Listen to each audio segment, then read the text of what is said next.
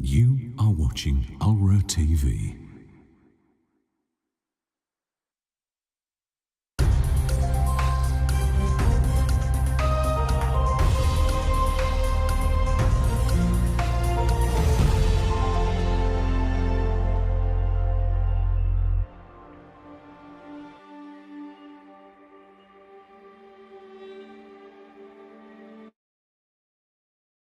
Kaushal Marhaba. Assalamu alaikum to all the viewers of ALRA TV online program. Today, as usual, I'm going to speak about a speech that was given by Saidi ji in Phoenix, Arizona. And here he's talking about the concept of how religion has changed over the years and the fact that people have lost the ability to follow religion. And when we talk about religion, how religion has instead of making people come closer to one another, has in fact brought people, brought out the differences amongst the people and made them hate one another instead of loving one another.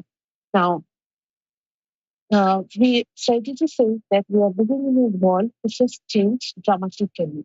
And this dramatic change has been brought about by the fact that the purpose of religion has been lost. Earlier, religion was meant to be, to act like a bridge. It was a connecting force between man and God. It was a force through which man felt himself connected to God, or man felt himself that religion will act as a connecting force between man and God. But now what has happened is that religion has lost its ability. Why religion has lost its ability is that religions have also lost their glory. Uh, when we talk about a religion, uh, religious people, according to Saidiji, are allegedly not in pursuit of divine love or finding God. One of the primary or most important aspects of religion is that we should find God. And not necessarily one of the primary aspects, but probably the most important aspect of religion is to find God. Without finding God, what we found without finding God, all our association with religion, or whatever we say that we are pursuing a religion, is lost. There is no reason behind it. Whether we are religious, whether we follow all the rituals of religion, whatever we are doing, if we are unable to find God, if we are unable to be one with God, the our primary or or most important aspect of religion is lost. And Sadhiji says that religion today, instead of uniting people, it's actually all religious people are entangled in differences, in religious differences. And uh, the most, say, the most unimportant part and the saddest part of probably religion, or the worst part of probably all religions in the world, is that religions are constantly in a race. All religions are constantly in a race to prove them that we are better than you, or we are the best. So if we just consider even the Abrahamic religions, or even if we consider Hinduism, or say Sikhism or Jainism, Buddhism, etc., whatever religion we consider, all these religions are more concerned about proving that we are better than you, that our aspects of religion, our tenets in the religion are better than you.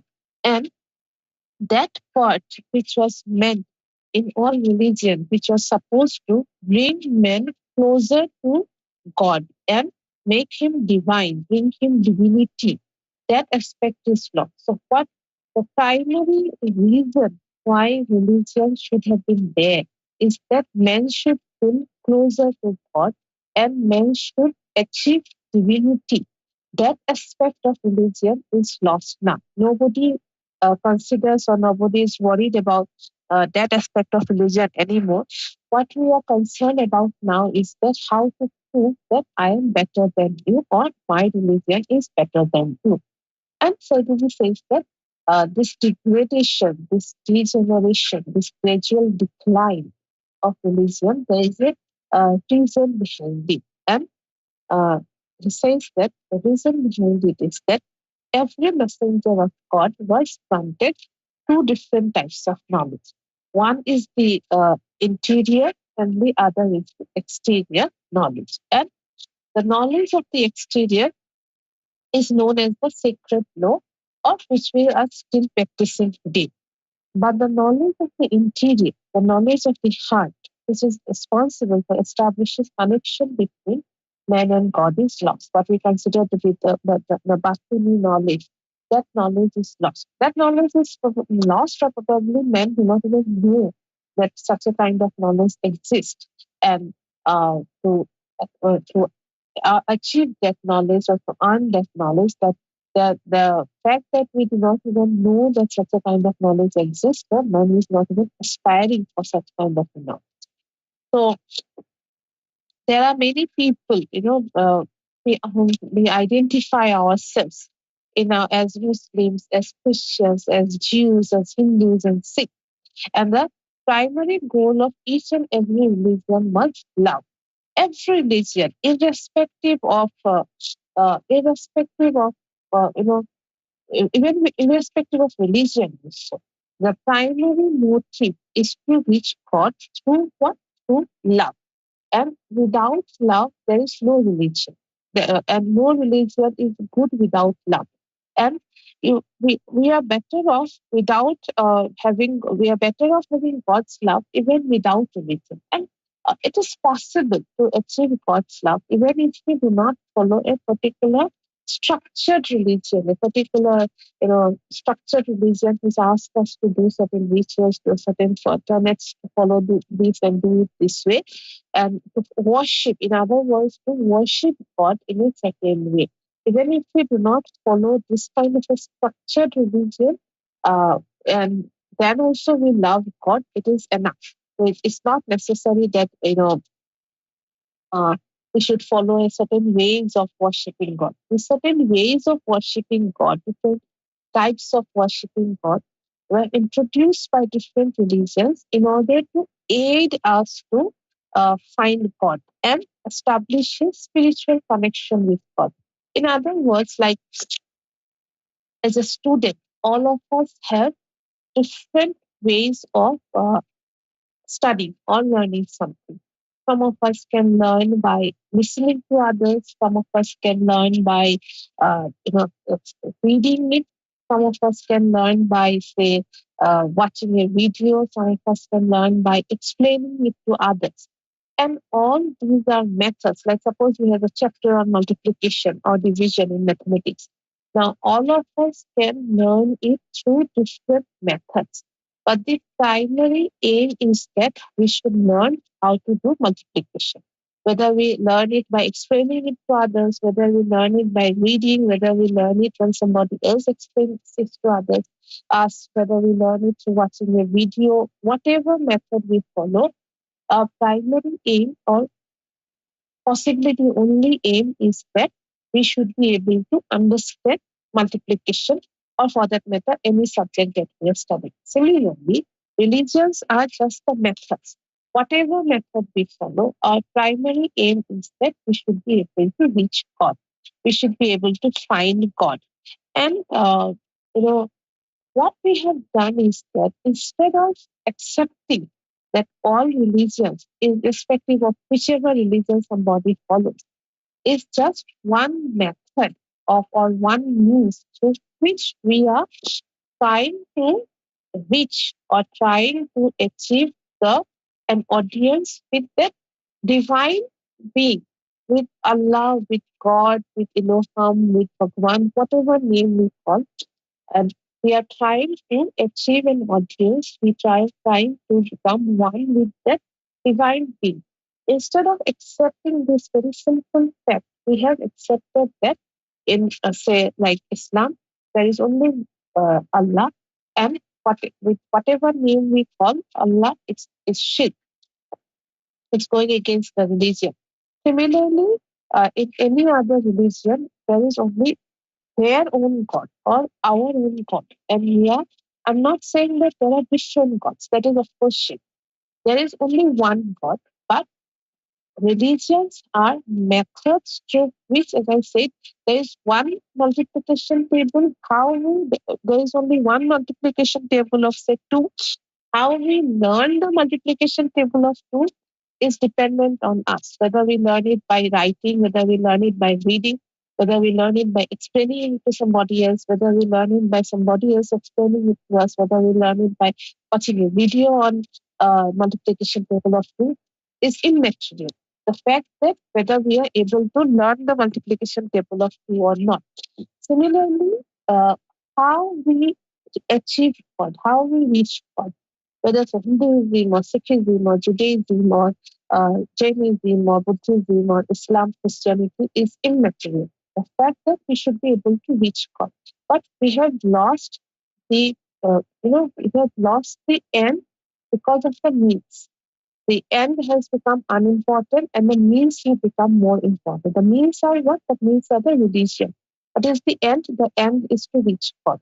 We have lost connection, we have lost sight of the end because we are fully engrossed with the means. And there are numerous mosques and temples in India and Pakistan. And then within Islam also, there are 73 different sects or divisions. And in all these divisions, in all these different parts and groups of religion, the original concept of religion is lost. And what we are seeing now today in the name of religion is nothing but division. The original idea that this is religion is lost. Religion is nothing but a method through which we are able to achieve our audience with God, our connection with God to achieve divinity, become one with God. Religion is nothing but a method. But as I said earlier, that we should not be more concerned about the method. I need to go from, say, Delhi to Hyderabad, or I need to go from my native place, Chandigarh, to say Delhi. Now, whether I go by air, whether I go by plane, whether I go by bus, whether I go by any other means, it is unimportant. My most important necessity, my reason is that I should be able to reach Delhi on through on a certain day. Like suppose I need to reach Delhi by 10. Now, if I have to reach Delhi by 10, I will have to find out. Today is 5th. So if I have to reach Delhi by 10, okay, what method will I use? Will I go by air? Will I go by train? There is no direct bus connection. Of course, I will have to change buses, so on and so forth. Now, whichever way I use to go to Delhi, whichever method I use, I go by flight, I go by train, I go by bus, whatever method I go, is immaterial. My most important necessity, my goal is that I should reach Delhi, say suppose by 10. So if I am able to reach Delhi by 10, the flight I have used, train I have used, bus I have used, whatever I have used, I've gone by a car, becomes immaterial. If I am not able to reach Delhi by 10, even if I use a private plane or a private helicopter, it is immaterial because I have lost the reason, I have lost the important aspect that I have not been able to reach Delhi by 10. Similarly, how we reach God? We reach God through Islam, we reach God through Christianity, we reach God through Hinduism, Sikhism, Judaism is immaterial. What is necessary is that we reach God. And whether if instead of reaching God, if we are more concerned that I am following Islam or I am following Sikhism or I am following Hinduism is immaterial. As I say, unless and until I reach Delhi by 10, my methods of travel are unimportant. If I'm unable to reach Delhi by 10, even if I use the best possible uh, vehicle, even if I use the best possible means of reaching Delhi, They are all irrelevant, unimportant. Similarly, here, what is most important is that we should be able to reach God. Love of God is most important. But in our pursuit, in our mad pursuit of achieving one upmanship, one apex, my religion is better than yours. My religion is the best. In that mad pursuit, what we have lost is that the love of God has become extinct. We are no longer concerned about the fact that there is a that we should love God. What it has reduced is that it has reduced religion to a certain set of practices. You follow these certain rituals, and by this we believe that we are able to reach God, where we are able to we are following our religion properly, and we are restricted. I will reach Jannah or heaven or whatever with the name of heaven in any religion. Now, this happens in any religion because the spiritual system is lost. It's destroyed. The heart, and when the spiritual system is destroyed, the heart becomes corrupted. The heart becomes, corrupted. There is no connection between the heart and God, or there is no connection between the heart and the actual end of religion, that is achieving God. And the corruption of the heart is more severe than the corruption of the mind. When the mind, when the mind is corrupt, one may become like a bad politician, or a bad teacher, or a bad engineer or doctor. But when the heart is corrupt, we turn religion into extremism and fanaticism. Now, this is the worst part about religion. If you consider any religion all over the world, what we see is that when somebody is too religious, at one point of time, when somebody was too religious, that person is considered to be a good person, because he or she is following his religion very, very, to the word with all his sincere attempts. But now, when we say somebody is religious, too religious, especially in Islam, it is always believed that that person has become an extremist or a fanaticist, a fundamentalist or a fanaticist. And it results only in terrorism, especially in the case of Islam. Okay? But it is not necessarily only with the case of Islam, but especially in the case of Islam, it has resulted in that.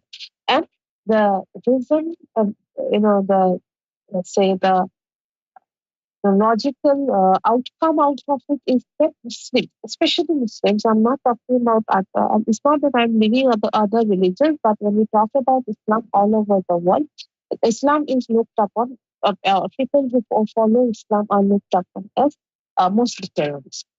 Uh, any terrorism, any terrorist act, anywhere in the world, the first thought that comes to the mind is that it is an attack by Islamic terrorists. The names of the groups are innumerable. Any number of names are there. There are so many Islamic terrorist outfits are there. So, but then it's not necessarily only Islam. All religions all over the world will be subject to this kind of corruption.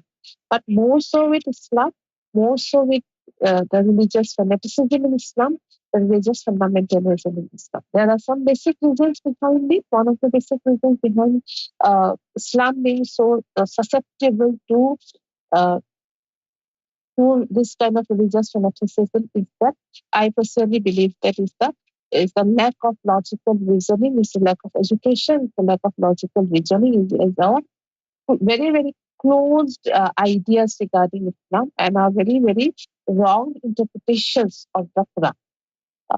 And so it is says that this happened when spiritual knowledge was shunned by its practitioners or overlooked. When we are completely dissociated ourselves with our spiritual side, or probably religion has deviated from the path of spirituality by the so-called pandits and the Maulavis and the priest and the religious leader. Simply because, as I said, simply because they have not enlightened themselves. If I just consider, Quran itself, we read the Quran and we gather a very, very restricted and constricted idea of the Quran and try to apply it on anyone. what the Quran actually says, what is the main idea behind the Quran. Similarly, with any religious text that are supposed to be a few days ago, there was some kind of a students program held in our college, and one of the you know, one of the teachers in our college, she gave a very fine lecture on various aspects of the Gita, especially how the Gita can be associated with the daily living. What Gita says about daily living, how the various teachings of Gita can be applied to the daily living. I don't have much idea about the Gita. I have read a very vague in a very vague manner, very disjointed manner, some portions of the Gita here and there, not exactly the actual text, and I've got very vague idea. So I decided to attend this lecture because I have a lot of respect for the person who is delivering the lecture, and I also wanted to know what exactly does the Gita say. And when I went and heard her delivering the lecture, I was amazed. I was amazed because many of the things that she's saying, it is already there in our hadith, it is already there in our Quran. And it's just that the words or the situations are different, but the main idea, the main concept of the main concept that is there explained in in the Gita is already there in the Quran, is already there in our this is already in fact is already there in many of the religious texts. And now, then sitting there while I was listening to her, it was not a very long lecture, but then even then, while I was listening to her, I realized that if you can interpret the religious text properly, and one thing that she said, I liked it very much. One thing that she said is that the Gita has always been looked upon as but the term that she used was a dharma grantha as a religious book. But the Gita is not necessarily a dharma granth, but a karma granth. That means a book which you interpret in order to do the real works of your life. How you live your life and how you go through the various aspects of life through the teachings of the Gita. And I really like this idea first because I felt that if we can really associate this idea with many of the ideas that are there in the Quran, in the Hadith, etc. So I realized that this unnecessary feuds amongst people, is unnecessary divisions among people. Our religion is the best. This is our religious book. This is different from your religious book. So on and so forth. So many different things are there. The main reason is that nobody reads these books properly, nobody tries to interpret these books properly and try to find out what exactly are they saying. Which religious book in the world will tell us that go and kill somebody? Which religious, where in the Quran is it written that go and kill somebody? One can only kill somebody. Just because he or she belongs to a different religion, go and kill them. Go and shun that person. Go and make that person, move away from that person. Nowhere. Neither is it written in any of the religious texts, whichever religion we are talking. But it is because, as I said, and especially in Islam, lack, we lack a logical reasoning, we lack a in-depth analysis and understanding of the Quran. And more importantly, we are not willing to engage in any kind of a discussion with say people of other religion and try to find out whether there are similarities among the religion. Because from the very beginning, we have started with the idea, that we are different from you. It is anti. Islam is anti-Hinduism. Hinduism is anti-Islam. Islam is anti-Christianity. Christianity is anti-Islam. When we work with this kind of in fact, before going into a dialogue with somebody, if I suppose enter a room and before entering the room, I see that there are 5 persons sitting there, and even before knowing the names of the person, if I inculcate this idea within myself that all these people sitting there are my enemies. they are they are there to do something or some sort of harm to me, I will never be able to engage in any kind of discussion with them or any kind of understanding with them. I have closed myself. I've closed my mind and my heart even before entering into any kind of discussion with them.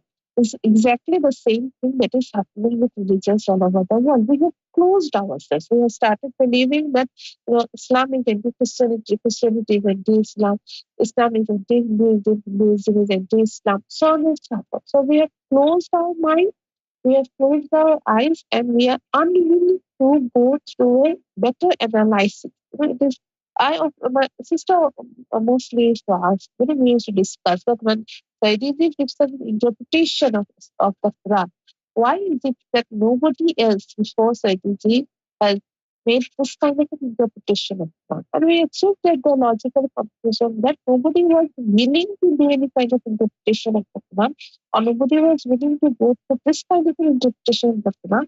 The interpretation of the Quran was done according to one's own necessities and one's own the way in which one can derive some kind of benefit from it. And that is why the teachings of the Quran were interpreted in a very wrong manner in order to teach very wrong ideas to people of the followers of Islam.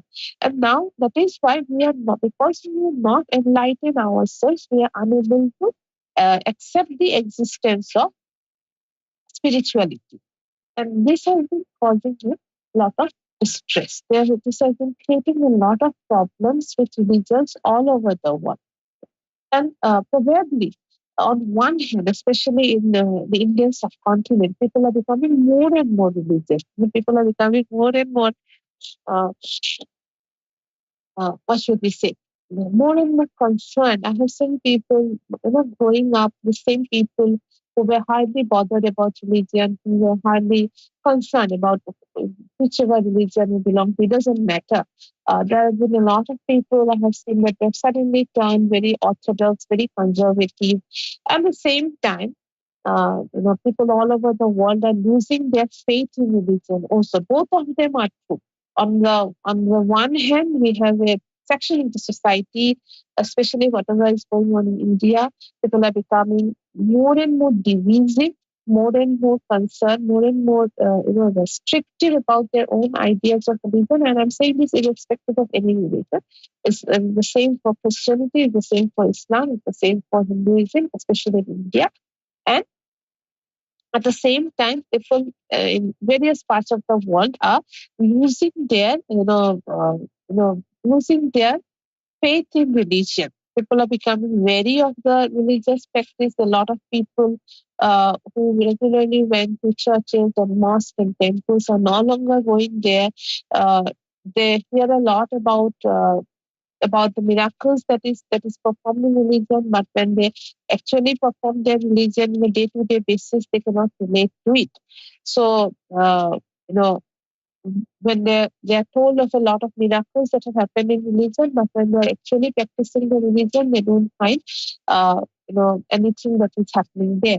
So there are two aspects of it. One is the militant aspect of religion, where people are becoming more and more restrictive, more and more fanatic in their uh, you know their in the following of the religion, and on the other hand, there are a large number of people who have just completely lost touch with religion, completely lost faith in religion. They have become atheist or whatever, given up on religion on the other. And within all religion, every single religion, there is this concept of the awaited one. For example, Christians are waiting for the second coming of Lord Jesus Christ. Uh, the second coming of Lord Jesus Christ is something which is described not necessarily only in Christianity, but is also accepted in Islam. In Islam, we also believe that the second coming of Jesus Christ will take place. And even according to the hadith also, it is stated hadith of Prophet Muhammad sallallahu alaihi wasallam that Isa alayhi salam is going to come back. And when Jesus Christ is going to do so, when he comes, what he is going to do so when he comes back is going to depend upon circumstances. Various circumstances. When Jesus Christ came 2000 years back, uh, you know, he talked about love. And certainly said that as a student, he has studied about you know, various religions, various prophets and messengers of God. However, the most appealing message that he found was the message of Lord Jesus Christ. So sublime is his word and so sublime is his character. It is almost impossible to visualize what kind of a to even visualize what kind of a character Lord Jesus Christ would be. He said, "Love your enemy and love your neighbor. If somebody slaps you on your right cheek, turn your left cheek as well." So, uh, this kind of, this kind of a concept of love that Jesus Christ described is a complete submission. Annihilation of the ego, complete submission of the self. That even if you love, not necessarily you love your neighbor, but you should also love your enemy. And if somebody slaps you on the right cheek, you give him the left cheek. So that that person, or the same kind of an idea was used by Mahatma Gandhi in the concept of Satyagraha also, like complete non-violence. And this was successful to a very large extent. Was successful in ousting the British from India. Even if somebody uses violence against you, you don't retaliate it with violence, but you retaliate it with non-violence. In other words, you are addressing that part of the soul in the opponent which realizes that that violence is unnecessary, that we should replace violence or hatred with love. Now, Reddy says that uh, he has been practicing Sufism for the past so many years, and he constantly asks himself that, can I do what Lord Jesus Christ has asked me to do? That means if somebody slaps me on the left cheek, can I turn my right cheek and say that, okay, slap me there also? And he says that I find it difficult. I find it difficult, why? Because there is an ego within us. The moment somebody says something bad about us, the moment somebody makes a go at us, we all immediately turn hostile. And when I hear somebody speaking, you know, somebody speaking bad again about me, somebody bad mouthing me, somebody criticizing me, I will immediately develop a hostility towards that person. I will immediately start feeling that, in retaliation, I might also start bad mouthing that person. No, no, so I get to say this, that person said this, etc., etc. So what we are doing is that we are going away more and more farther away from the teachings of Lord Jesus Christ. So now to vanish or diminish that hostility which is natural in our character immediately. Even not necessarily somebody uses violence on it. Even if somebody says loudly, "Why are you doing this?" Immediately we start developing hostility. Why should shout at me? Why should you use a loud voice when you are asking this? You could have just asked it, why are you doing this? Why did you raise your voice? So immediately develop a hostility, and this hostility is very innate in our character. This is something which is very, very uh, spontaneous. It comes voluntarily to us. Hate, hostility comes voluntarily to us, and love comes. Love should be developed, and this is how human nature has evolved. Love should have come voluntarily, and hate should have been there. Hate should have been developed, but we would move in the opposite direction. Hate comes voluntarily to us, and love should be developed. So to diminish, to vanish, and diminish that natural hostility which is there, this is the path of Sufism, or this is the path of spirituality. No, we should completely annihilate, let go of our ego. A few days ago, almost a week or so ago, there was a video where Saidiji, was asked to go through various humiliating circumstances by Sarkar Gohar, and after going through those various humiliating circumstances, Saidiji said that I have realized that there's something which has broken free inside me. And that which has broken free inside me is the ego. And once the ego has been broken, free, or once the ego has broken free, or once the ego has been completely eliminated, means there's nothing left, no hostility left. You will not feel hostility, you will not feel any kind of reactionary sentiments towards other person when we let go of our ego. To discipline our emotions and our desires, to discipline what we want. It will so dramatically increase our spiritual endurance and forbearance. That increase in endurance and forbearance is not going to come just by speaking about it. Okay, so it is very necessary that we discipline our emotions and desires. We discipline what we want. I want a new dress. I want a new pair of shoes. I want a new bag. I want to go and eat in the newly opened restaurant, the best restaurant. I want to go on a holiday to some exotic place. These are all what? These are all our wants and desires. These are things that we want. These are things that we aspire to. These are things that we constantly keep on reminding ourselves. I want this. I want this. I want that. I want that. And now, when we, in order to on the path of spirituality, we need uh, to control these desires. We need to ask ourselves not to be so much, a slave of our desires and wants. Once our nafs, this is our loss that which tells us it will, we should ask ourselves not to. If that, and that is why scientists say that if we like Prophet Muhammad Sallallahu Alaihi Wasallam, if we are constantly in a stage of fasting, so we deny ourselves our food, we deny ourselves certain food which it feel like that I want to eat this, but because I'm in the stage of fasting, I will not eat this. So when we are denying ourselves, what are we denying ourselves? We are denying our lower self, our enough. So um, it is to dramatically increase our spiritual endurance and forbearance. So food is just one aspect of it. Controlling our mouth also. And mouth here, not necessarily mouth, controlling our tongue. Like I want to speak ill about somebody, I want to speak something bad about somebody. I need to control myself. I need to zip my lips. I will not speak about it. Okay?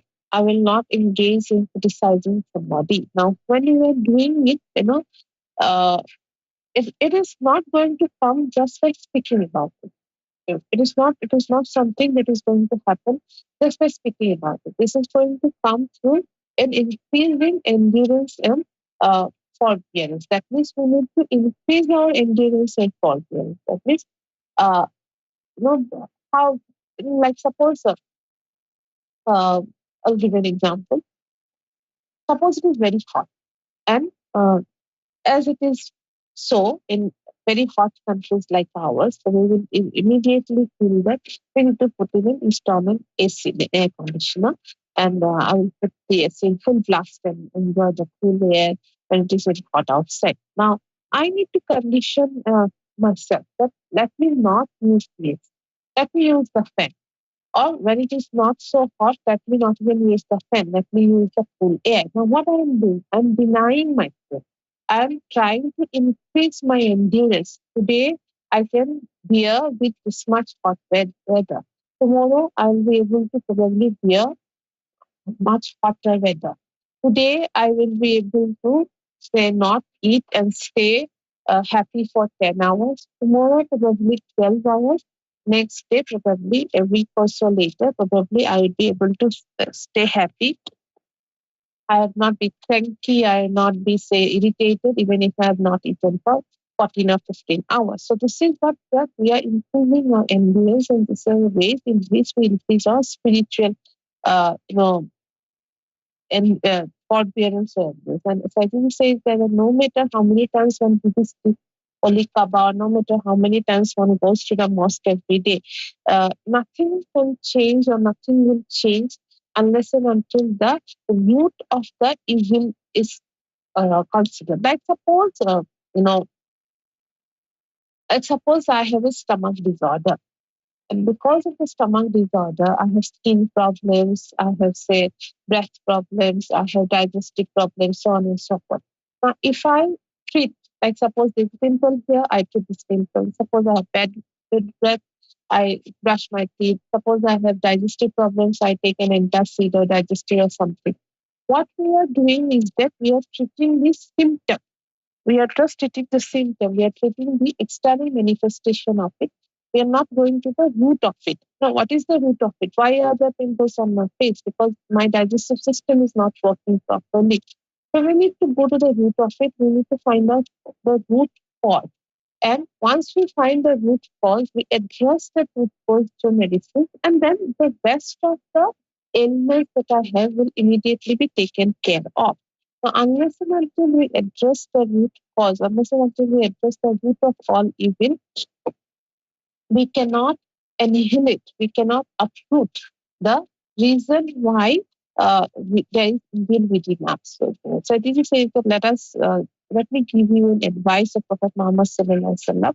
And this Prophet, it is message of Prophet Muhammad Sallallahu Alaihi Wasallam is that he's not addressing only Muslims. It is addressing the entire humanity. He's talking about the Prophet Muhammad Sallallahu Alaihi Wasallam is talking about the entire humanity when he's giving this message.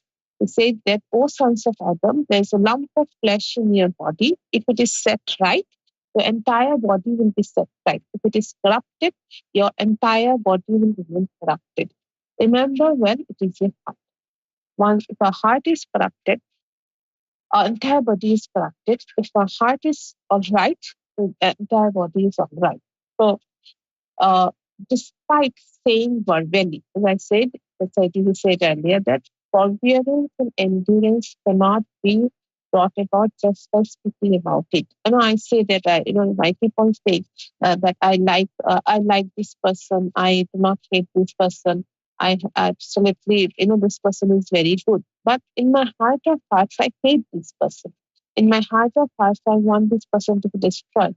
In my heart of hearts, I'm not a very good person. In my heart of hearts, I'm a very jealous, lustful, greedy person. So whatever mask that I put on over my face, my heart is corrupted. On the other hand, if my heart is all right, if within my heart of hearts I do not hate anybody, I do not lust after anything, I do not read about anything.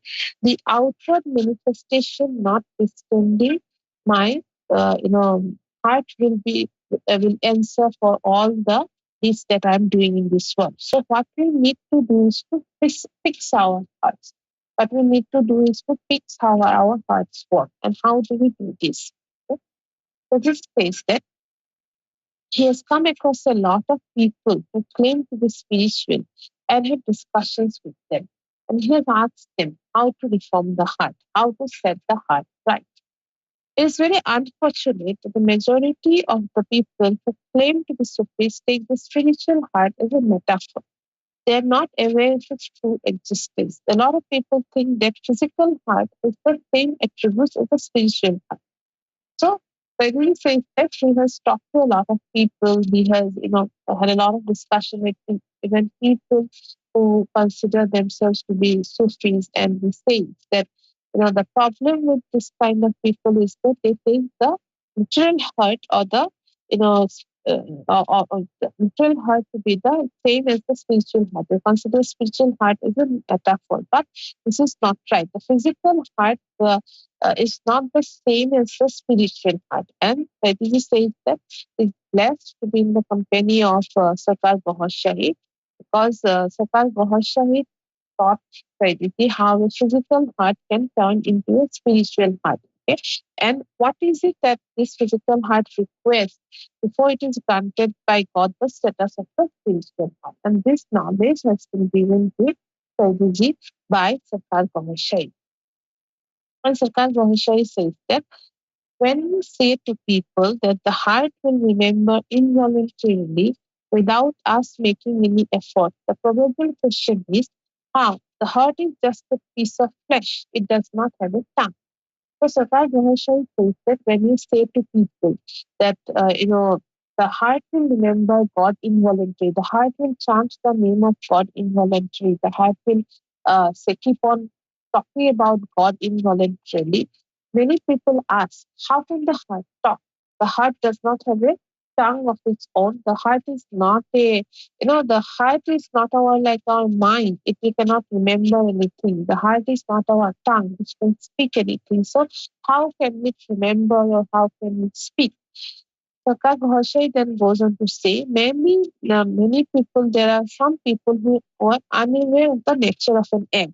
If you tell them that there's a hen inside it, maybe they will say, we break every day eggs, we never see any hen inside it. So, Saka Ghosai gives the example of an egg. He says that if you tell people that there is a hen inside it, the egg, many people will say that we break eggs every day. We eat eggs every day. We have never seen a hen inside it. But Saka Mahasaya says that in order to retrieve the hen, in order to find the hen, in order for the hen to hatch out, okay, you need another hen that will keep the egg under her wing. So, in order that we are able to hatch the egg. That in order that the egg will give rise to a chicken inside it, we need what? We need another hen who will hatch the eggs, will keep the eggs under the wings, keep them warm, and the wings will produce heat. And there are three layers on the egg, and the heat will remove that layers. And once that layers are removed, the egg will come up. Out of the egg, the hen will come up. Our heart is exactly like that. There are layers over it. There are various layers over it. Okay, the heart is the similitude of an egg. The Tagamashai says that the heart is the similitude of an egg. It's similar to an egg. There are layers over it, and uh, no, only difference is that the egg has only three layers, where the heart has many more layers. And in order for the heart to be activated, like from the egg, in order for the hen to be extracted, the layers of the egg should be removed with what? The layers of the egg should be removed through the heat that is developed, that is emanated, that is exuded from the eggs or from the wings of the hen, which sits down over the eggs, which hatches through which the eggs hatch, which sits down over the egg, and so the warmth that is released from the wings of the hen or from the body of the hen, the eggs are hatched and the layers are broken down by the food. Similarly, okay, similarly, these layers of the heart should be removed. So the act of remembrance of God, and the heart is activated, and the constant remembrance of God is taking place. It becomes so enlightened that it starts to attract God's presence. So once the heart is activated through what? The constant remembrance of God. So the constant remembrance of God is taking place inside the heart. It becomes so enlightened that it starts to attract God's presence. So I think we have earlier given an example that if in a very dark place, if we are asked to look, if we are asked to find something, we will of course be attracted towards those things which are glittering. Similarly with our heart, when God looks down on the heart, on the heart that is activated is the one which is glittering. And of course, God will choose the glittering heart. The moment the divine energies are emanating from the spiritual heart, it will be caught by the divine glimpse of God. God starts looking at such hearts with the so the moment the heart is activated and the divine energies start emanating, start spreading from the heart, from the spiritual heart, it is caught by the divine glimpse of God, and God starts looking at such hearts with the enlightened. And when the heart is fully enlightened, it becomes a generator of divine energy. The divine energy is generated in the heart, and the heart is responsible for oxygenating the blood. Impure blood comes into the heart, and the heart oxygenates it. With the purification of the heart, divine energy is mingled with the blood. The blood becomes entwined with divine energy. So, the heart is just a pump. The heart acts like a pump. You know, impure blood reaches the heart purifies it, not like a refinery, not necessarily a pump. It's like a refinery. Like crude oil goes into the refinery when it is refined and brought for us. Similarly, when impure blood reaches the heart purifies it and sends it to the whole body. Now, when the heart is the heart becomes a source of divine light and energy, and impure blood reaches the heart. The heart replaces the impure blood with pure blood, which is mixed with divine love and energy, because the heart itself is constantly emanating, exuding divine love and energy. So when the blood is mixed with divine love and energy, and it goes to every cell of our body, so naturally our body also becomes obedient to this divine light. Our body is also filled up with, so naturally our body is also filled up with this divine light or the divine energy. And this is the first step towards submission to God. This is the first step through which submission to God takes place. Okay. Now, Saidini says that, forbearance, regarding forbearance and endurance. How do we, you know, how do we bring ourselves to do this? We cannot force ourselves. Okay? We cannot force ourselves. We cannot say that, I won't do it. So suppose at night we say that, no, I won't do it. I'm not going to do it. I'm not going to do anything from tomorrow. Anything that's from tomorrow. But in the morning, we feel like this is not possible. We again give in to our desires. We again give in to our wants. We again give in to our nafs. It is not something, uh, you know, it is very easy. Sometimes we can tame our desires and we do not do bad things. But sometimes it is so overwhelming that we succumb to our desires at any moment. As I think it is not easy. Today night, while I'm sleeping, while I'm about to sleep, I might say that, from tomorrow onwards, I'm not going to do it, except in one particular thing. It might seem very easy at night, that when I'm not doing it, as it is so very true for human beings, when I'm not doing it, like as students, when we were students, we often used to say that tomorrow and from tomorrow onwards, I'm going to study. I'm not going to lose any time. I'm going to study from tomorrow. And it seems very good today that tomorrow morning I will get up and start studying. And sometimes it's not that always we are not doing it, but sometimes we do act according to our resolutions. Like suppose New Year resolutions, that this New Year I'm not going to do certain things, I'm going to do certain things. Okay?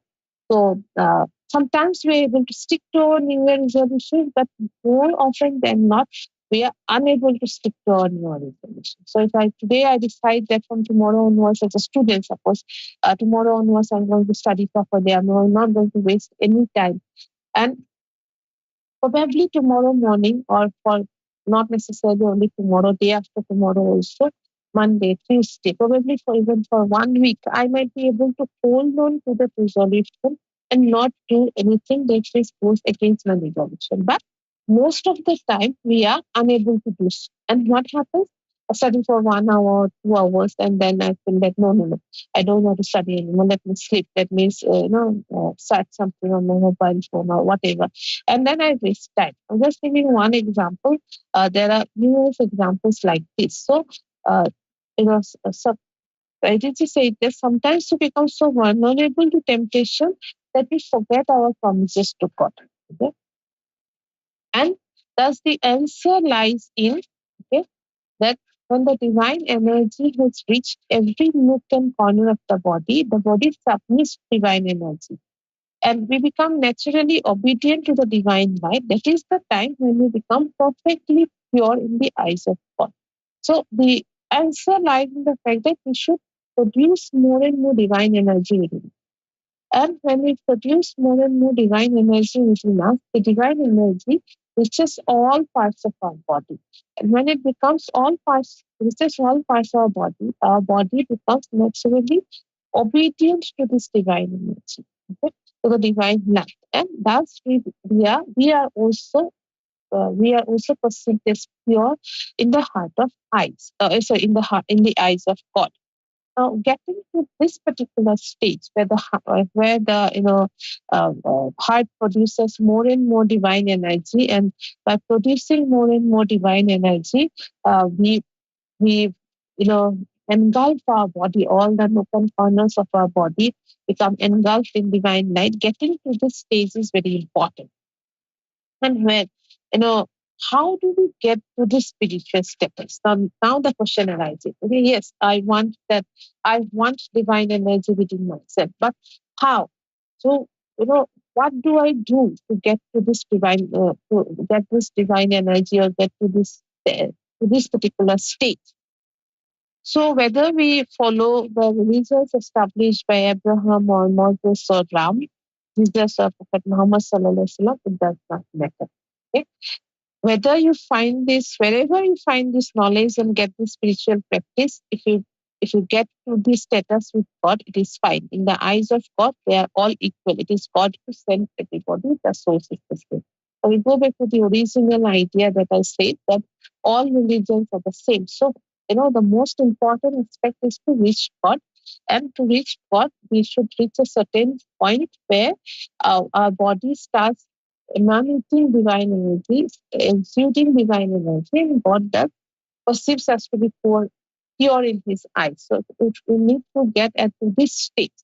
In order to get to this stage, whatever religion we follow, spread by whichever prophet in this world, it is immaterial, because God made them, God made everyone, and they are all equal in the eyes of God. Whether it is Prophet Muhammad sallallahu alaihi wasallam, Ibrahim alaihi salam, Musa alaihi salam, uh, Guru Nanak Dev Ji or Ram, all are equal in the eyes of God, because all have been made by God, and the source is the same. So now the question arises that why should we differentiate us? We're all brothers and sisters. We are all equal in the eyes of God, and we should not fall for this petty differences. So the message of Sarkar Bahashai and the message that Saidiji is spreading of Sarkar Bahashai is so unique and it's so beautiful. Is that all religions, especially in today's world, all religions spread differences and teach differences, that we are different from others, that we should not follow them, that we are different. And in other words, when different necessarily means here that we are better than others. And because we are better than others, we should always maintain this difference. The message of Sarkar Bahashai is that nobody is better than others. We are all same. And it is only the message of Sarkar Bahashai which unifies people. It is this idea of religion that unifies people. This particular idea of religion is Sarkar Bahashai is spreading. All the other ideas of religions are dividing people, is increasing the gap, the schism between people, is trying to make people divided, is trying to make people go away from one another. There is a message of Sarkar Bahashai who is just bringing people together, that there is no difference. Whether you are a follower of Ram or a follower of Musa alayhi salam or a follower of Hazrat Muhammad sallallahu alaihi wasallam, it does not matter. All of them were created by God, and all of them spread the same idea regarding God. What is necessary is that the only thing that is necessary is that whether you are able to reach God or not. Whichever method, whichever road you take, it is immaterial. So they are all good sources. Okay? God has forever been generous with God. It's not the case that He gave His spiritual knowledge to Abraham or more to some other. Spiritual power and message are granted equally to all messengers and all the prophets. They are all prophets. God has always been generous. It's not that He has granted more to one prophet and less to another prophet. He has granted equally to all people and all the messengers, and all of them are good sources through which we can reach God, through which we are able to reach God. It is just necessary that you come to one and try to find God uh, through that messenger, through that religion. And instead of saying that I am better than you or he or she is better than us, we should be more concerned about how I am better than myself. I am better than a previous version of myself. How I can better my heart, how I can activate my heart more than somebody else. Sadhguru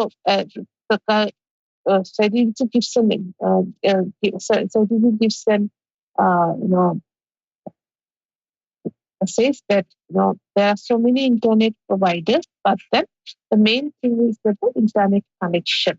Okay, uh, you know, there can be various providers, but the most important thing is that whether we are able to have who is the provider is not important. What is more important is that whether we are able to have the internet connection or not. So that is the most important message that we need to take from here today. That when we are following a certain religion, whether how we follow the religion, what we do about the religion, is not so important. What is important is that when we are following the religion, whether by following the particular religion, whether we are able to reach our ultimate goal. And what is our ultimate goal? Our ultimate goal is to find God. Our ultimate goal is to become one with God. And whichever spiritual dignitary we follow is immaterial. Everyone has been provided, everyone, everyone has been provided by God, and we are given the spiritual dignitary so that we can reach God at the appointed time. So the path or the method that we follow is immaterial. It is necessary just that we follow it and reach God. So this is the message that Saidiji, this is the message that Sufi Master is trying to spread throughout the world. Let us wait for the imminent coming of Sufi Master. Remember me in your prayers and hope to see you soon. Sufi Master.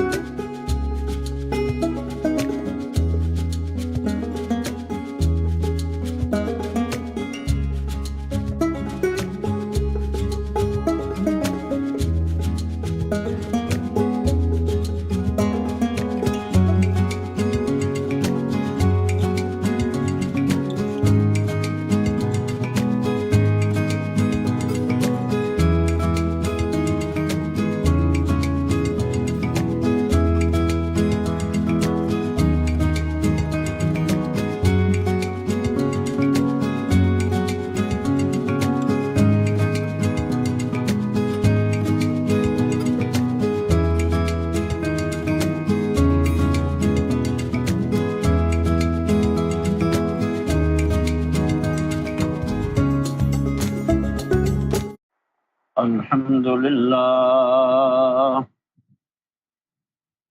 الحمد لله حمد الشاكرين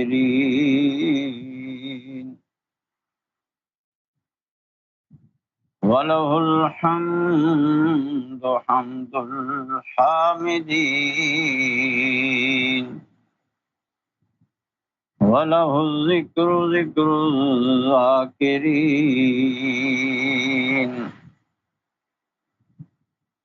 رب الموجودين والمعدومين خالق الأولين والآخرين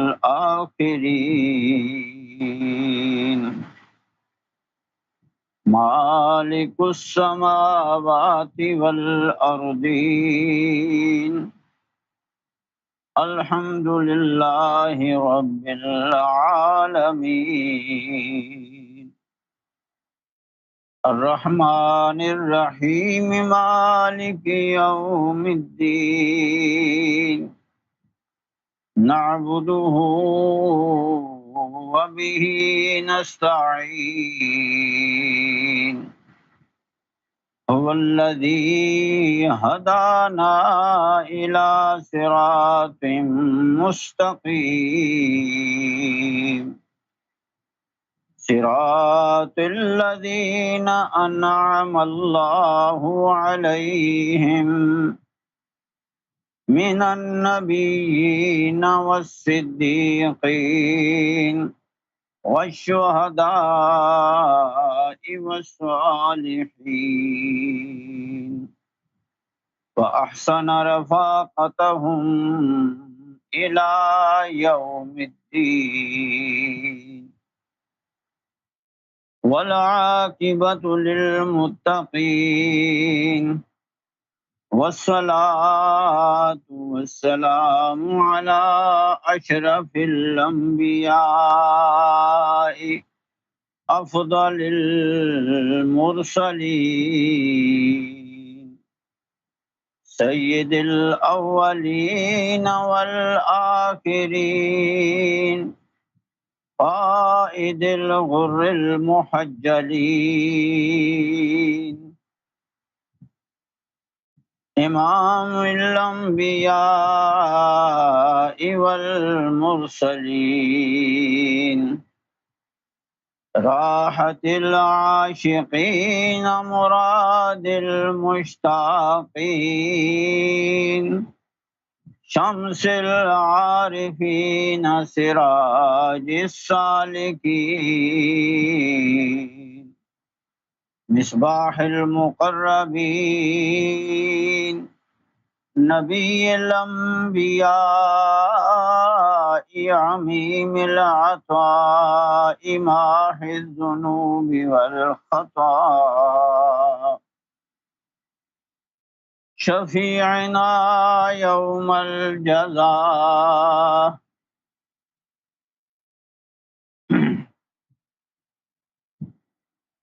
در الله المكنون سر الله المخزون نور الأفئدة والعيون سرور القلب المحزون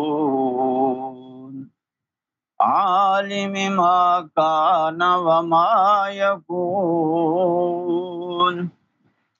الذي كان نبيا وآدم بين الماء والطين وعلى آله الطيبين الطاهرين الزاهدين العابدين القائمين الراكعين الساجدين القانتين الموقنين المتيقنين وأصحابه الهاديين المهديين الراشدين المرشدين الصادقين الصديقين المصدقين وعترته والعلماء الراسخين الربانيين الحقانيين والأولياء الكاملين الأكملين المكملين في أمته والفقراء الواصلين العاشقين العارفين المعارفين في ملته أجمعين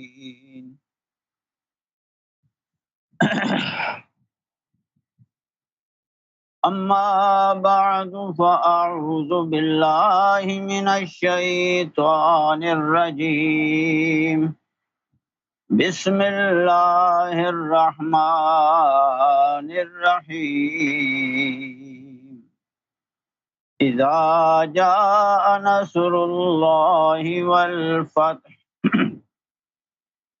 ورأيت الناس يدخلون في دين الله أفواجا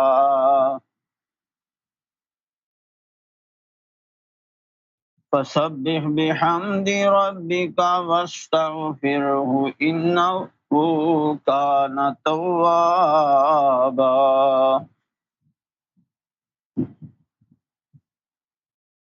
آمنت بالله وصدق الله مولانا خالقنا ومالكنا ورازقنا ومعبودنا ومحبوبنا ومطلوبنا ومقصودنا وموجودنا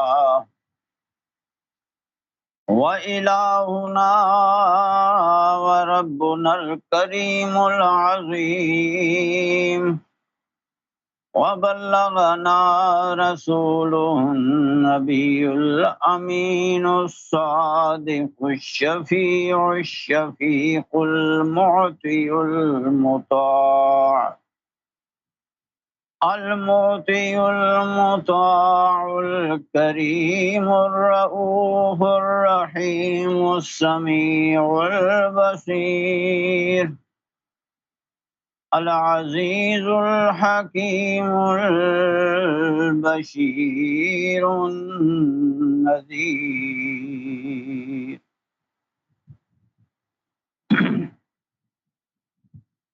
لقد جاءكم رسول من أنفسكم عزيز عليه ما عنتم حريص عليكم بالمؤمنين رؤوف رحيم فإن تولوا فقل حسبي الله لا إله إلا هو عليه توكلت وهو رب العرش العظيم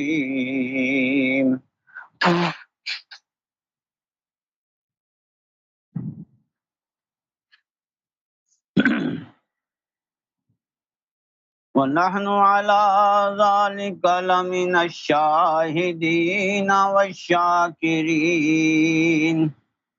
والحمد لله رب العالمين قد قال الله تبارك وتعالى جل جلاله وعم نواله في شان حبيبه مخبرا وآمرا إن الله وملائكته يصلون على النبي يا أيها الذين آمنوا صلوا عليه وسلموا تسليما اللهم صل على محمد وعلى آل محمد كما صليت على إبراهيم وعلى آل إبراهيم إنك حميد مجيد اللهم بارك على محمد وعلى آل محمد كما باركت على إبراهيم وعلى آل إبراهيم إنك حميد مجيد. صلى الله على محمد صلى الله عليه وسلم. صلى الله على محمد صلى الله عليه وسلم. صلى الله على محمد صلى الله عليه وسلم. يا رسول الله يا حبيب الله يا رسول الله يا حبيب الله يا نبي الله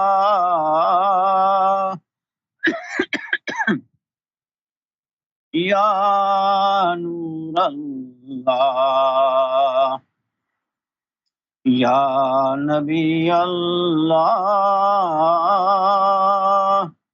يا نور الله يا حامد يا محمود يا حامد يا محمود يا أحمد يا محمد. صلى الله على محمد صلى الله عليه وسلم. صلى الله على محمد صلى الله عليه وسلم. اللهم صل على سيدنا ومولانا محمد وعلى آل سيدنا ومولانا محمد وبارك وسلم وصل عليه. الصلاة والسلام عليك يا سيدي يا حبيبي يا رسول الله. وسلم عليك وعلى آلك وأصحابك يا سيدي يا حبيبي يا حبيب الله. الصلاة والسلام عليك يا سيدي يا سيد الأنبياء والمرسلين.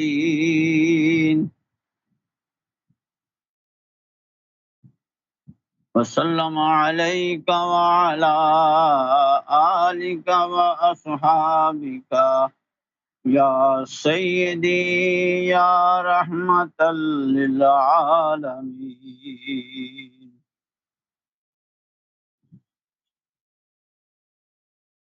اللہ تعالیٰ کی حمد و ثنا، تعریف و توصیف، مدح و ستائش، شکر و امتنان اور آقا حضور پر نور شافع یوم النشور، سرور کائنات، بدر موجودات، معدن تخیلات، مرکز انوار، منبع انوار، سید السادات، سند السعادات، احمد مختار، حبیب کردگار، سید الابرار والاخیار، آقا نامدار، مدنی تاجدار، سرکار مدینہ، سرور قلب و سینہ، احمد مجتبی، نور خدا، حبیب کبریا، فخر الانبیاء، بدر الدجا، صدر العلا، نور الہدا، کہف الورا، جناب محمد مصطفیٰ صلی اللہ تعالی علیہ وآلہ وسلم کی بارگاہ بے کس پناہ حضور عالی جناب بندہ نواز میں ہدیہ محبت و عقیدت، ہدیہ درود و سلام پیش کرنے کے بعد حضرات ذی وقار سامعین و ناظرین، السلام علیکم ورحمۃ اللہ وبرکاتہ۔ سرکار امام مہدی سیدنا ریاض احمد گوہر شاہی کی ذات معظم، ہستی مکرم، بارگاہ محتشم حضور والا کرم سے تعلق و نسبت، محبت و عقیدت رکھنے والے احباب گرامی کی خدمت میں گوہر شاہی مرحبا۔ خصوصاً بالخصوص آقا و مولا، مالک و سرور، ہادی و رہبر، والی و وارث، سیدی و مولائی، ملجائی و مأوائی، مالک و مولا سیدی یونس الگوہر،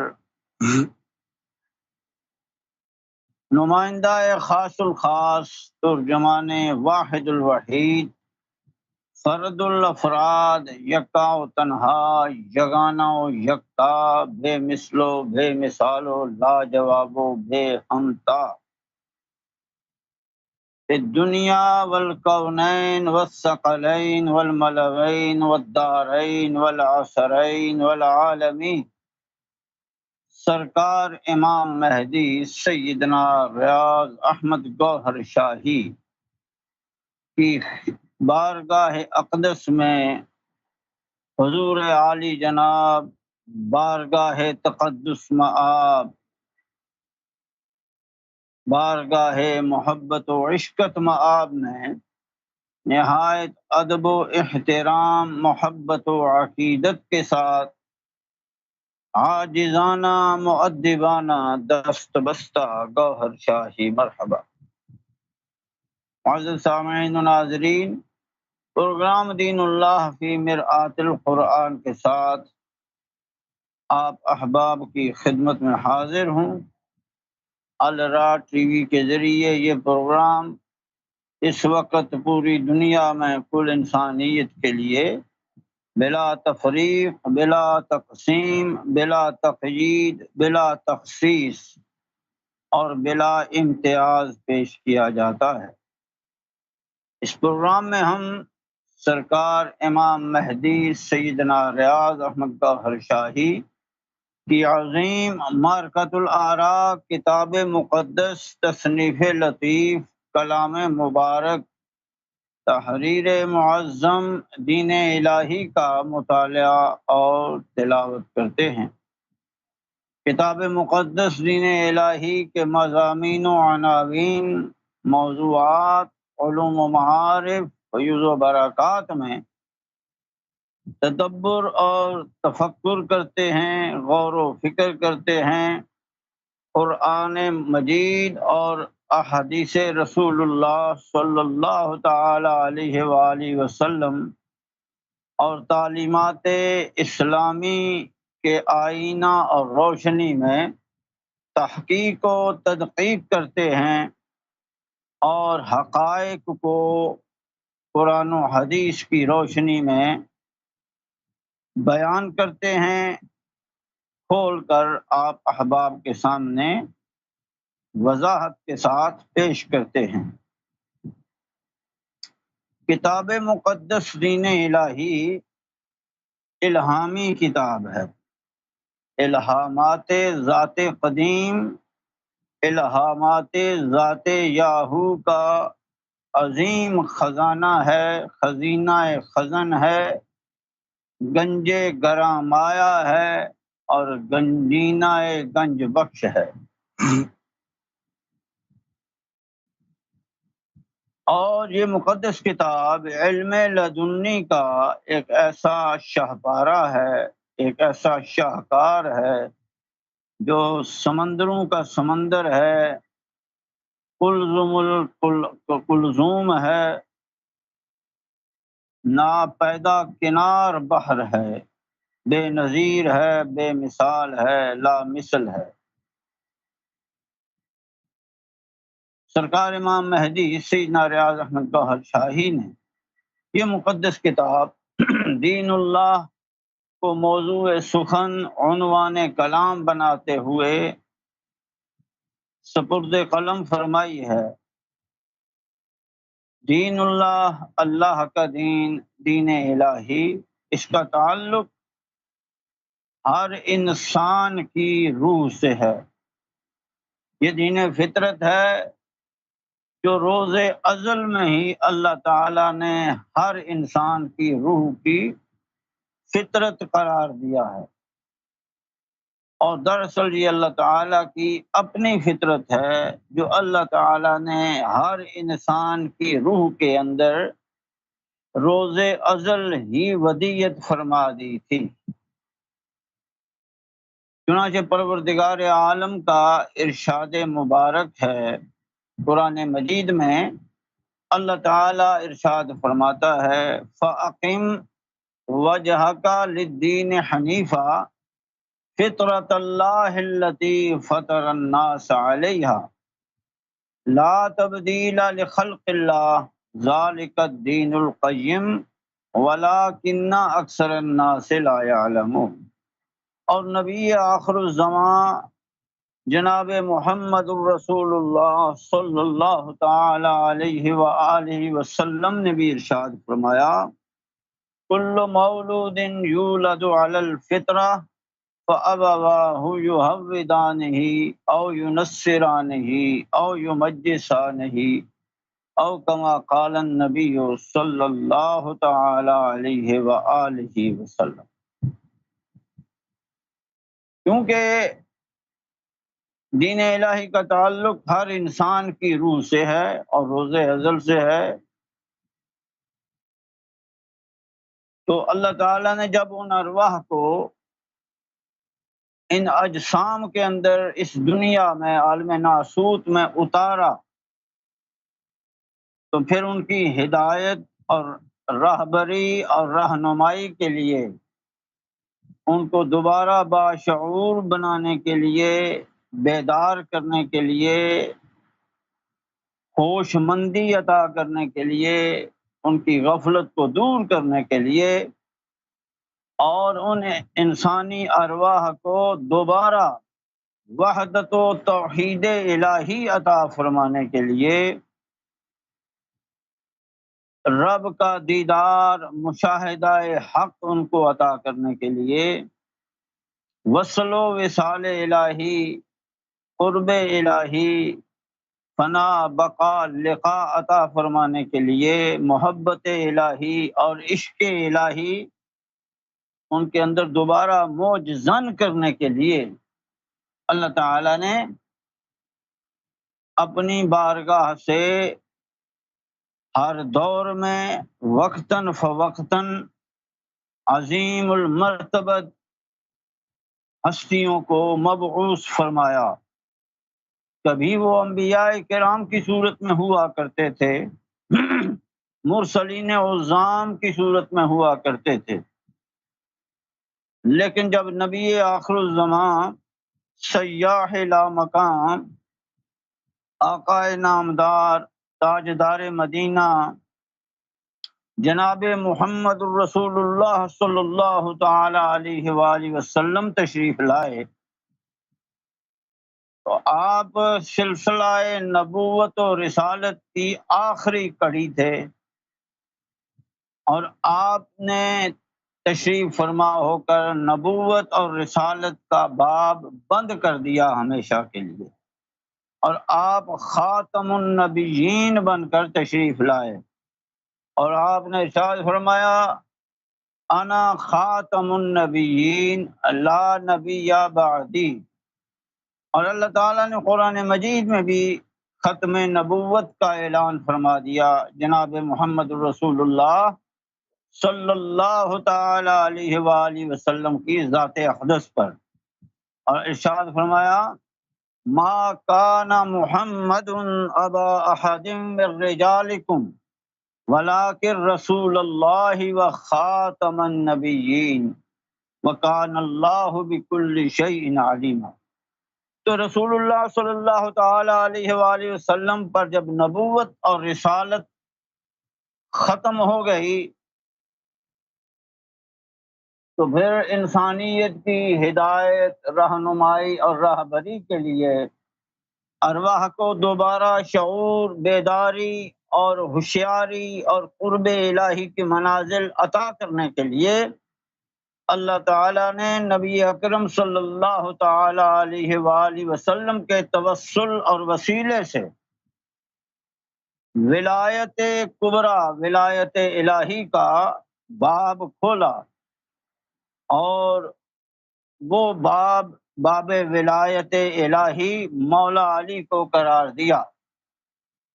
چنانچہ نبی کریم صلی اللہ تعالی علیہ وآلہ وسلم نے اس چیز کا اعلان خم غدیر کے موقع پر فرمایا، اور آپ نے فرمایا من کنت مولاہ فعلی مولا، اور یہ بھی ارشاد فرمایا کہ انا مدینۃ العلم وعلی بابھا۔ تو یہ دراصل اس بات کا اعلان تھا کہ نبوت اور رسالت ختم ہوئی اور ولایت کبریٰ کا اب دروازہ ہم نے کھول دیا ہے، اور وہ دروازہ مولا علی کرم اللہ تعالی وجہ الکریم کا قلب منور ہے، جو کہ قلب رسول اللہ صلی اللہ تعالی علیہ وآلہ وسلم کے ساتھ جڑا ہوا ہے، متصل ہے، پیوست ہے، اور سینہ محمد صلی اللہ تعالی علیہ وآلہ وسلم، صدر پاک مصطفیٰ صلی اللہ تعالی علیہ وآلہ وسلم، وہ علم ولایت الہی، ولایت کبریٰ کے علم کا ایک شہر ہے، اتنا بڑا متمدن شہر ہے کہ اس میں ولایت کی ہر قسم کے جلوے آباد ہیں،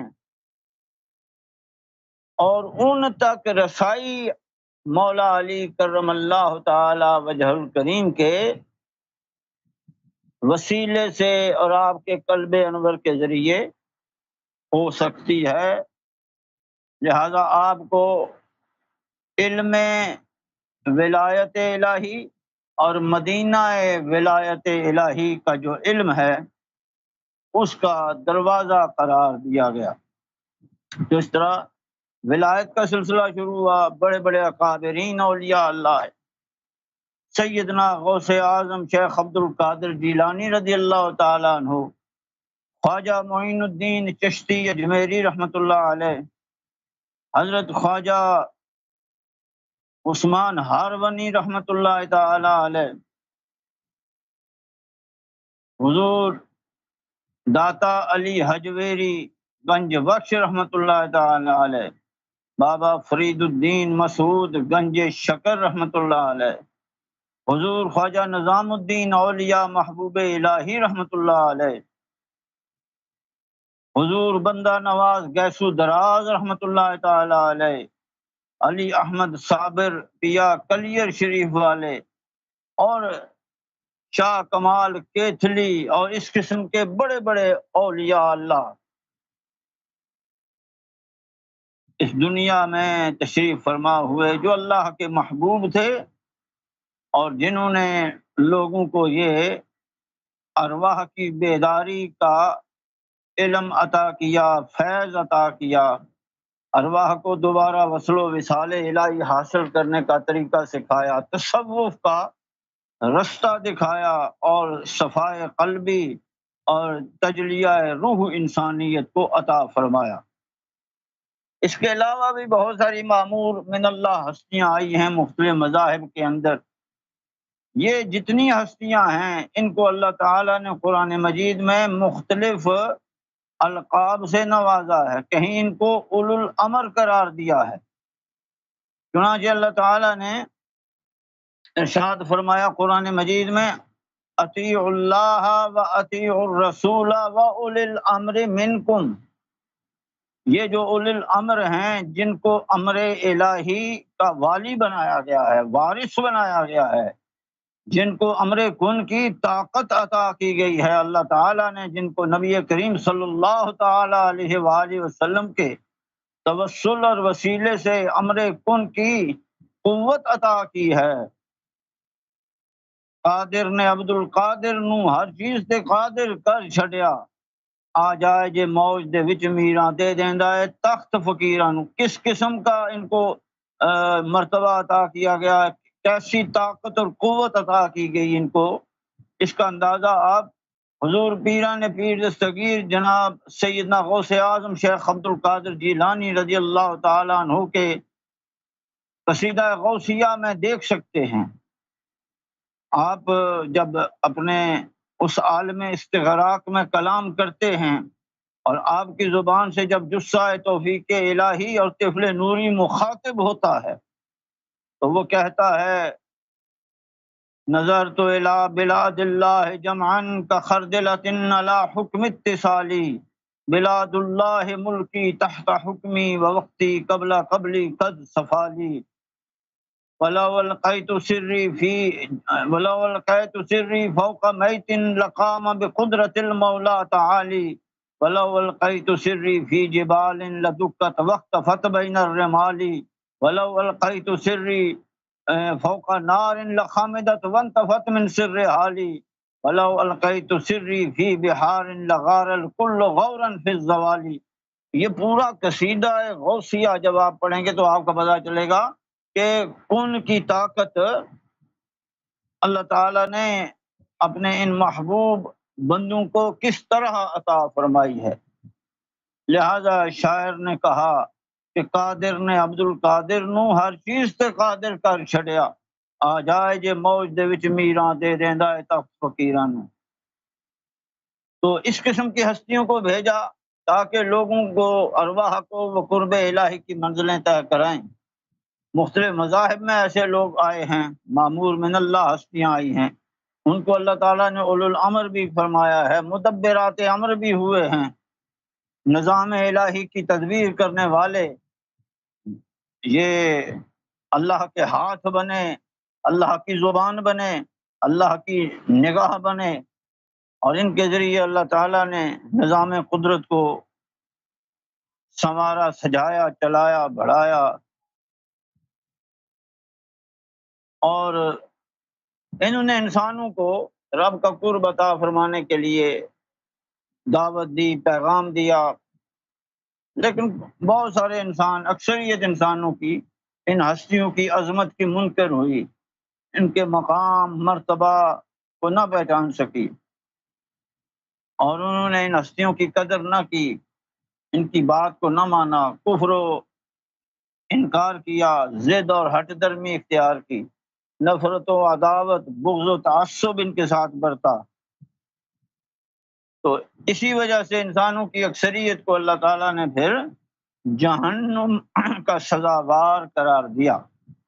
اللہ تعالیٰ ارشاد فرماتا ہے وَلَقَدْ ذَرَأْنَا لِجَهَنَّمَ كَثِيرًا مِنَ الْجِنِّ وَالْإِنسِ لَهُمْ آذَانٌ وَلَهُمْ قُلُوبٌ وَلَكِنْ لَا يَفْقَهُونَ بِهَا وَلَهُمْ أَعْيُنٌ وَلَكِنْ لَا يُبْصِرُونَ بِهَا وَلَهُمْ آذَانٌ وَلَكِنْ لَا يَسْمَعُونَ بِهَا أُولَئِكَ كَالْأَنْعَامِ بَلْ هُمْ أَضَلُّ أُولَئِكَ هُمُ الْغَافِلُونَ۔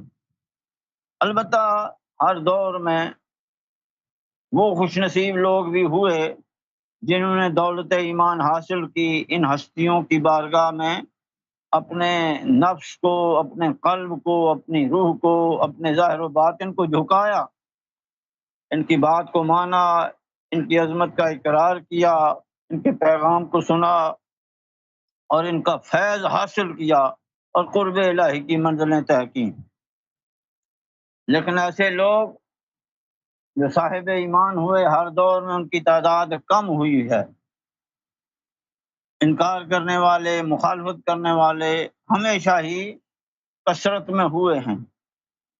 لیکن یہ بات اللہ تعالیٰ نے قرآن مجید میں واضح طور پر ارشاد فرما دی کہ حق پر ہونے کا معیار قلت تعداد یا کثرت تعداد پر نہیں ہے، بلکہ اکثر اوقات ایسا ہوا ہے، اللہ تعالیٰ ارشاد فرماتا ہے کم من فئۃ قلیلۃ غلبت فئۃ کثیرۃ باذن اللہ، کہ کتنے ہی ایسے چھوٹے چھوٹے گروہ ہیں، چھوٹی چھوٹی جماعتیں ہیں جو بڑی بڑی جماعتوں پر اللہ کی اجازت سے غالب آ گئیں، یعنی کہ جو اہل حق ہوتے ہیں وہ غالب ہوتے ہیں اور وہ قلیل تعداد میں ہوتے ہیں۔ ایک اور جگہ ارشاد فرمایا وَقَلِيلٌ مِّنْ عِبَادِيَ الشُّكُورُ، میری دوستی کا رستہ اختیار کرنے والے میرے بندوں میں سے بڑے تھوڑے ہوتے ہیں، ان کی تعداد کم ہی ہوتی ہے۔ تو ہر دور میں یہ لوگ کم ہوئے ہیں، لیکن اللہ تعالیٰ نے ارشاد فرمایا اذا جاء نصر اللہ والفتح، جب امام مہدی علیہ السلام اللہ کے مددگار بن کر تشریف لائیں گے تو پھر کوئی راز نہیں رہے گا، کوئی دروازہ بند نہیں رہے گا، کوئی راستہ انجان نہیں رہے گا، رب کی طرف جانے والے سارے راستے کھول دیے جائیں گے، رب کا دیدار عام ہو جائے گا، ہر انسان قرب الہی کی منازل طے کر سکے گا، ہر انسان کو شرع صدر کا علم نصیب ہوگا، فیض نصیب ہوگا، باطنی روحانی لطائف کی صورت میں اپنے قرب اپنے وصل کے خزانے رکھے ہیں، ان کی حقیقت سے ہر انسان آگاہ اور آشنا ہو جائے گا۔ وَرَأَيْتَ النَّاسَ يَدْخُلُونَ فِي دِينِ اللَّهِ أَفْوَاجًا، اور یا رسول اللہ صلی اللہ تعالی علیہ وسلم آپ بھی ملاحظہ و مشاہدہ فرمائیں گے، آپ بھی بڑے انہماک سے دیکھیں گے، نگاہیں گاڑ کے دیکھیں گے، غور سے دیکھیں گے، رویت کہتے ہیں بہت توجہ کے ساتھ، توجہ مرکوز کر کے دیکھنے کو۔ آپ بھی دیکھیں گے الناس يدخلون فی دین اللہ افواجا، ایک کل انسانیت، اولین و آخرین، ہر قسم کے اور خاص تمام انسان اللہ کے دین میں داخل ہو جائیں گے، فوج در فوج، جوق در جوق۔ تو یہ امام مہدی علیہ السلام کے دور کے حوالے سے ہے، اور امام مہدی علیہ السلام کی ذات مقدسہ کے حوالے سے ہے، آپ کے علوم و معارف، تعلیم و تربیت اور فیض و برکات کے حوالے سے یہ بات ہے کہ جب آپ کا دور ہوگا، جب آپ کی ذات کی تشریف آوری ہوگی، ظہور ہوگا، تو پھر یہ سارے علوم و معارف، یہ ساری تعلیم و تربیت، یہ سارے فیض و برکات ہر انسان کو عطا ہو جائیں گے۔ تو احباب گرامی،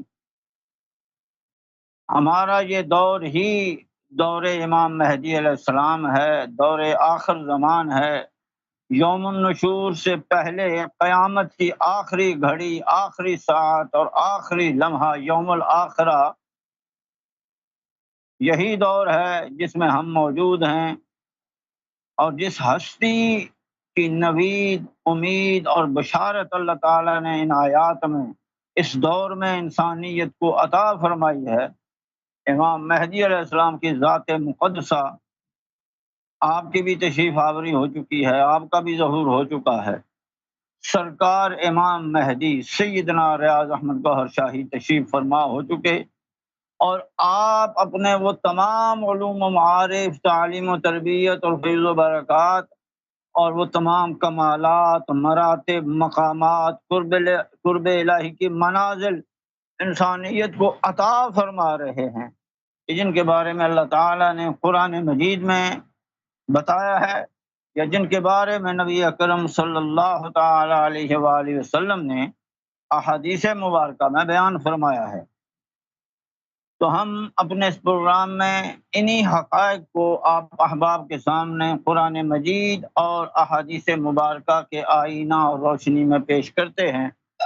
مفسرین کرام، محدثین عظام کی تفاسیر اور تشریحات کی روشنی میں بات کرتے ہیں، علماء ربانی، علماء راسخین، علماء حقانی کا کلام پیش کرتے ہیں، اولیاء کاملین، اکملین، مکملین، فقراء واصلین، عاشقین، عارفین، معارفین نے اس حوالے سے جو کچھ ارشادات و فرمودات ارشاد فرمائے ہیں وہ ہم پیش کرتے ہیں۔ صحابہ کرام، اہل بیت اطہار، ائمہ طاہرین، تابعین، تبع تابعین، سلف صالحین، اکابرین امت، جو بھی اسلاف امت ہوئے ہیں، انہوں نے اس بارے میں جو کچھ بھی امت کی ہدایت اور راہبری اور رہنمائی کی ہے، ہم اس کو بطور دلیل و استدلال آپ احباب کے سامنے رکھتے ہیں، پوری تحقیق، پوری تدقیق کے ساتھ بات کرتے ہیں، ذمہ داری کے ساتھ بات کرتے ہیں، اسلامی تعلیمات کے ہر پہلو کو مد نظر رکھتے ہوئے اسلامی تعلیمات کے ہر پہلو کی روشنی میں گفتگو کرتے ہیں تاکہ سرکار امام مہدی سیدنا ریاض احمد گوہر شاہی اور سیدی یونس الگوہر کی ذات مقدسہ کا حق، آپ کے علوم و معارف، تعلیم و تربیت، فیوز و برکات کا حق کل انسانیت پر بالعموم اور خاص کر اہل اسلام مسلمانوں پر قرآن مجید اور رسول اللہ صلی اللہ تعالی علیہ وآلہ وسلم کی احادیث کے آئینہ روشنی میں، اسلامی تعلیمات کے ہر پہلو کی روشنی میں بالکل واضح، بین اور ظاہر ہو جائے، اور لوگ پورے یقین اور اطمینان کے ساتھ، صدق قلبی کے ساتھ، قلب صادق لیے ہوئے سرکار امام مہدی سیدنا ریاض احمد گوہر شاہی اور سیدی یونس الگوہر کی بارگاہ میں رجوع کریں، آپ کے علوم و معارف حاصل کریں، تعلیم و تربیت حاصل کریں، آپ سے اسرار الہی اور رموز باطن حاصل کریں، اور محبت الہی، عشق الہی حاصل کریں، آپ کے فیوز و برکات حاصل کر کے لوگ قرب الہی کی منزلیں طے کریں، مشاہدہ حق، دیدار الہی، رؤیت باری تعالی لوگوں کو نصیب ہو، وصل و وصال الہی، مقامات فنا و بقا و لقاء انسانیت کو نصیب ہوں، مقامات فقر انسان طے کرے، اور محبت الہی، عشق الہی ہر روح کا، ہر قلب کا مقدر بن جائے، کیونکہ یہ سرکار امام مہدی سیدنا ریاض احمد گوہر شاہی اور سید یونس الگوہر کا بنیادی فیض ہے جو آپ کل انسانیت کو اس دور میں عطا فرما رہے ہیں، اور جس کی وجہ سے انسانیت آج جوق در جوق اور فوج در فوج اللہ کے دین میں داخل ہو رہی ہے، اور انسانیت امت واحدہ اور ملت واحدہ کی صورت اختیار کر رہی ہے۔ ایک وقت آیا کہ سرکار امام مہدی سیدنا ریاض احمد گوہر شاہی نے غیبت اختیار فرمائی، جسمانی طور پر آپ لوگوں کی نظروں سے غائب ہو گئے، نظروں سے اوجھل ہو گئے، گوشہ نشین ہو گئے، کنج تنہائی میں چلے گئے، حالانکہ آپ موجود ہیں، ظاہر میں سب لوگوں کے سامنے آپ تشریف فرما ہیں،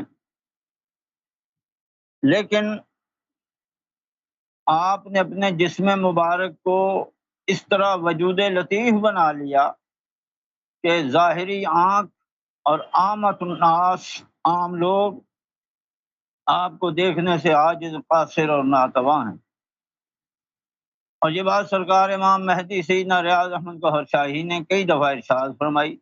ایک وقت آئے گا ہم لوگوں کی نظروں سے غائب ہو جائیں گے، غیبت اختیار کریں گے، حالانکہ ہم موجود ہوں گے، ہم لوگوں کو دیکھ رہے ہوں گے، ان کے احوال کا مشاہدہ کر رہے ہوں گے، لیکن لوگ ہم کو نہ دیکھ سکیں گے، اور وقت مناسب پر ہم اپنی اصلی صورت میں، اپنے اصلی جسم کے ساتھ دوبارہ لوگوں کے سامنے ظاہر ہو جائیں گے۔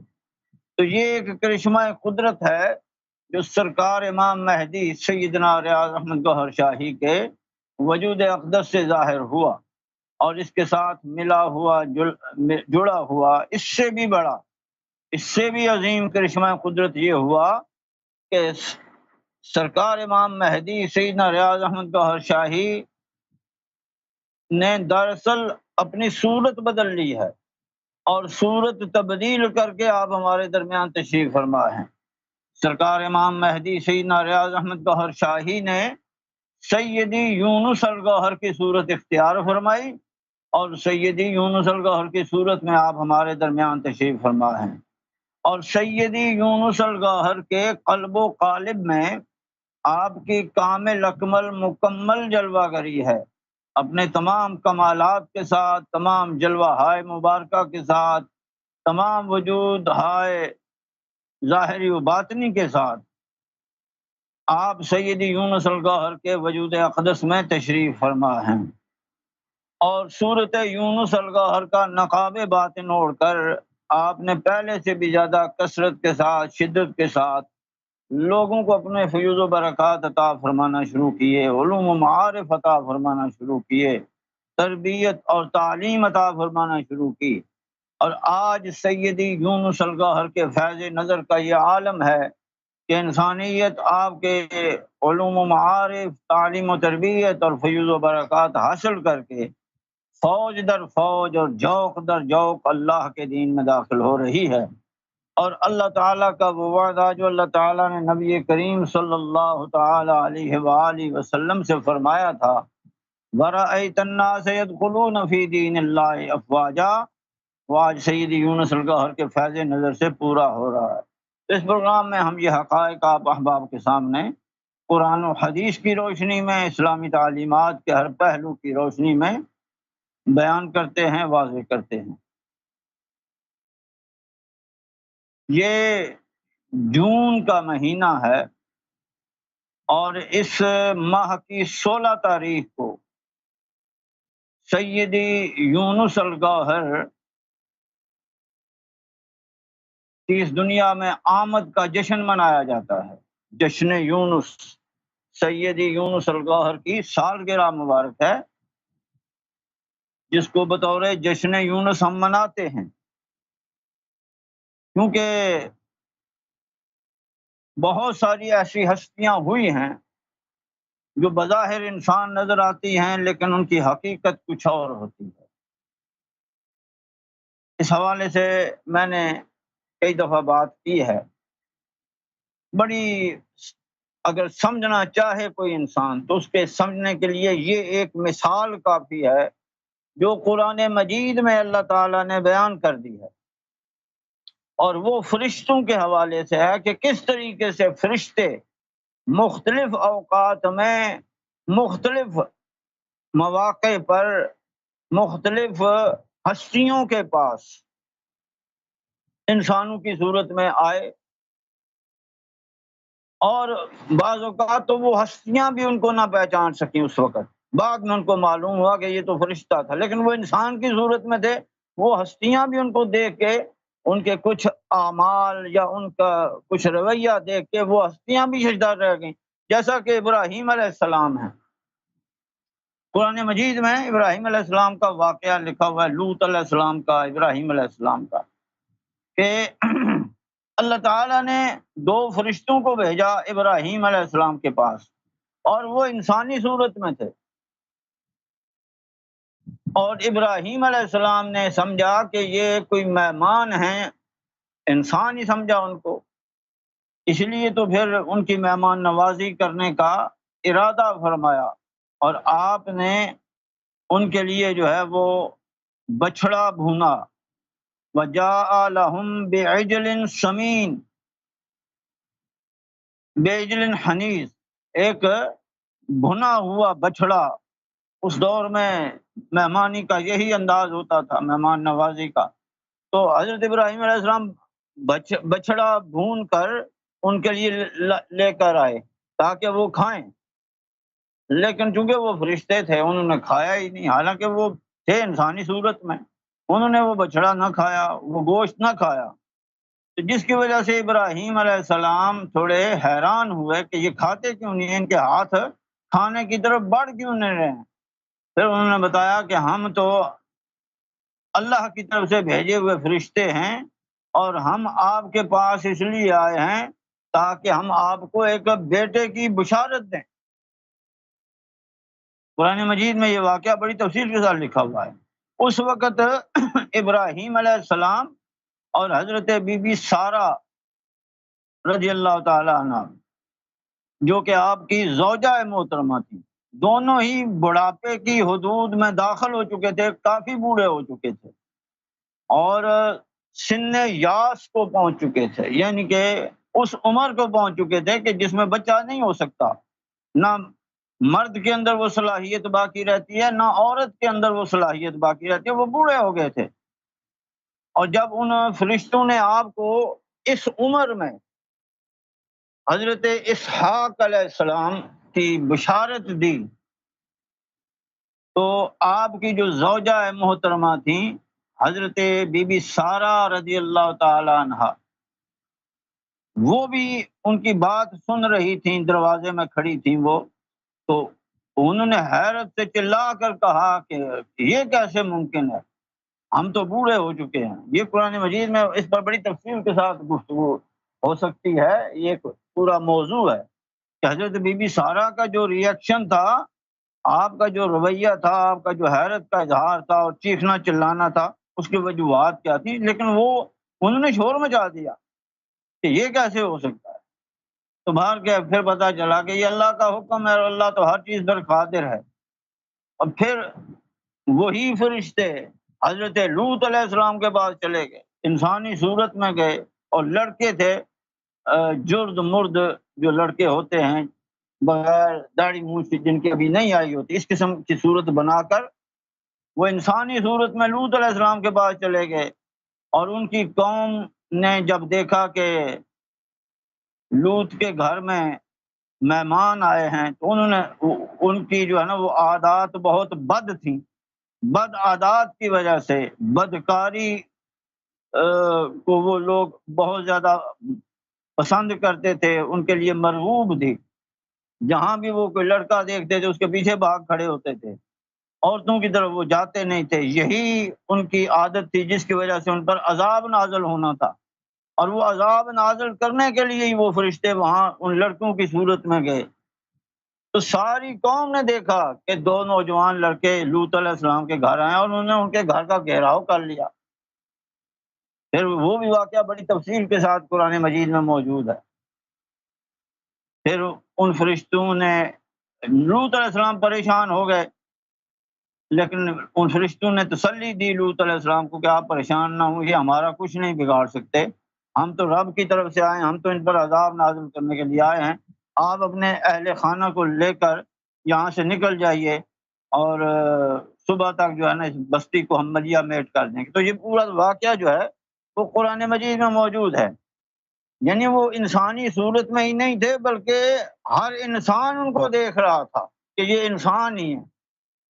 تو یہ ایک بہت اہم مثال ہے۔ پھر حضرت مریم علیہ السلام کے پاس جبریل امین کا مکمل بشر بن کے آنا، فتمثل لها بشرا سویا، قرآن مجید میں اللہ تعالیٰ فرماتا ہے کہ جبرائیل علیہ السلام ایک مکمل بشر کی صورت میں مریم علیہ السلام کے پاس آئے۔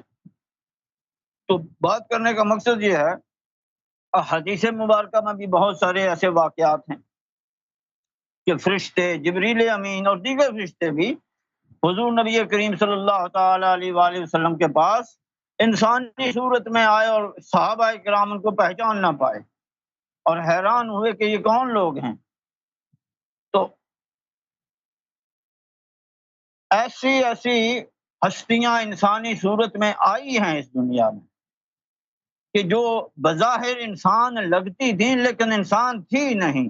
اب کوئی بھی یہ نہیں کہہ سکتا کہ یہ جو فرشتے تھے یہ فرشتے نہیں تھے، انسان تھے۔ ہاروت و ماروت حالانکہ اب تک بابل کے کنویں کے اندر ان کو سزا کے لیے الٹا لٹکایا گیا ہے، لیکن وہ ان کو آج بھی قرآن مجید کہتا ہے کہ وہ ہیں فرشتے ہی لیکن ان کو اللہ تعالیٰ نے نفس ان کے ساتھ لگا دیا تھا، اور پھر یہاں آ کر انہوں نے جادو جو سکھایا لوگوں کو، تو اس کی وجہ سے ان کو سزا ملی تھی دنیا میں اور ان کو لٹکا دیا گیا. یہ بھی ایک واقعہ قرآن مجید میں موجود ہے، ہاروت اور ماروت کا. تو فرشتے اگر انسانی صورت میں آ سکتے ہیں تو پھر رب کا کوئی بھی جلوہ انسانی صورت میں آ سکتا ہے. اب وہ جلوہ جب ہمارے درمیان ہوتا ہے تو جیسا ہمارا اس کے بارے میں گمان ہوگا، اس جلوے سے ہمیں ویسا ہی فیض ملے گا، ویسا ہی رویہ ملے گا. وہ جلوہ ایسا ہی اپنے کردار کا، اپنے کلام کا یا اپنے عمل کا اظہار کرے گا جیسا کوئی اس کے بارے میں سوچے گا. اب یہ تو میں ایک مختصراً بات عرض کر رہا ہوں. سیدی یونس الگوہر انسانی صورت میں ہمارے درمیان تشریف فرما ہیں، لیکن جو اب تک مجھے سمجھ آئی، یہ میں اپنی بات ہی کرتا ہوں، ہر انسان کو جتنا شعور عطا کیا جاتا ہے اس کے مطابق ہی اس کو سمجھ ہوتی ہے.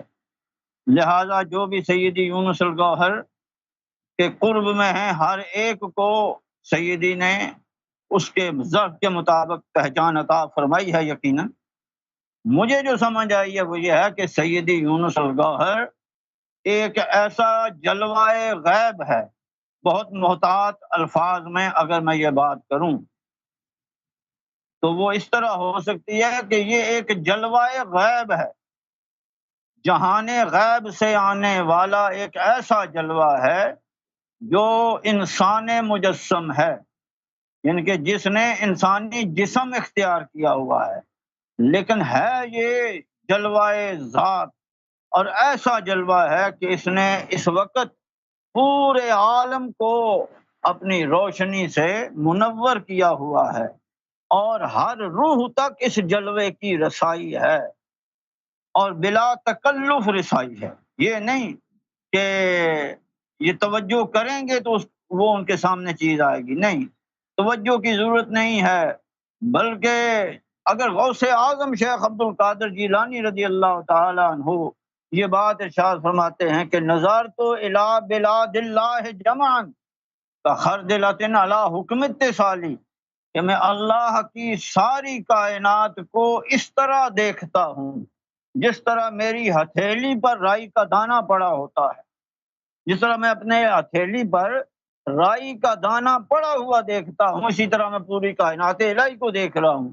اور ساتھ یہ بھی بتا دیا کہ صرف دیکھنے کی بات نہیں ہے کہ میں دیکھ رہا ہوں کل کائنات کو، بلکہ فرمایا بلاد اللہ ملکی تحت حکمی، یہ جتنی کائنات الہی ہے یہ میرا حکم ہے اور میرا ملک ہے اور یہ میرے حکم کے تابع ہے. یعنی کہ قادر نے عبد القادر نو ہر چیز تے قادر کر چھڈیا. قل اللہم مالک الملک تؤتی الملک من تشاء وتنزع الملک ممن تشاء وتعز من تشاء وتذل من تشاء بیدک الخیر انک علی کل شیء قدیر تولج اللیل فی النہار وتولج النہار فی اللیل وتخرج الحی من المیت وتخرج المیت من الحی وترزق من تشاء بغیر حساب.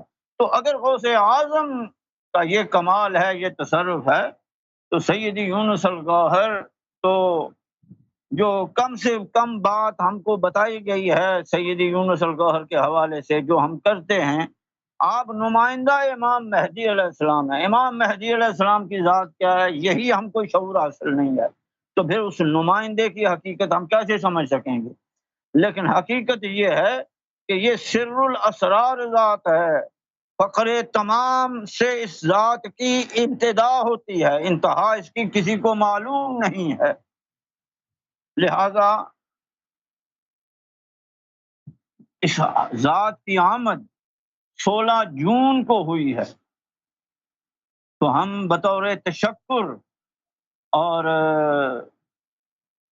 سرکار کا شکریہ ادا کرنے کے لیے ہم جشن یونس 16 جون کو مناتے ہیں.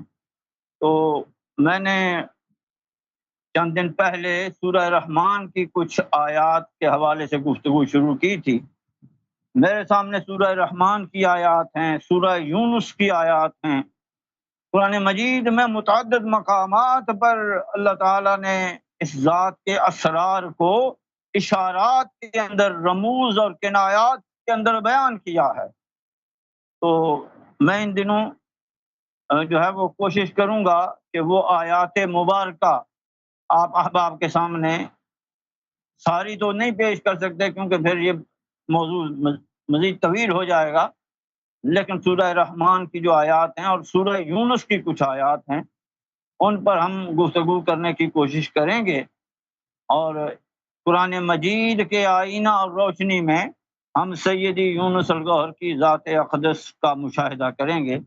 اللہ تعالی ہم کو اس ہستی کی قدر کرنے کی توفیق عطا فرمائے، پہچان عطا فرمائے، اور اس ہستی کا فیض حاصل کرنے کی توفیق عطا فرمائے، محبت اور عشق نصیب ہو۔ یہی ہماری روح کی معراج ہے۔ اب وقت ختم ہو گیا ہے، اب میں اجازت چاہوں گا۔ وما علینا الا البلاغ۔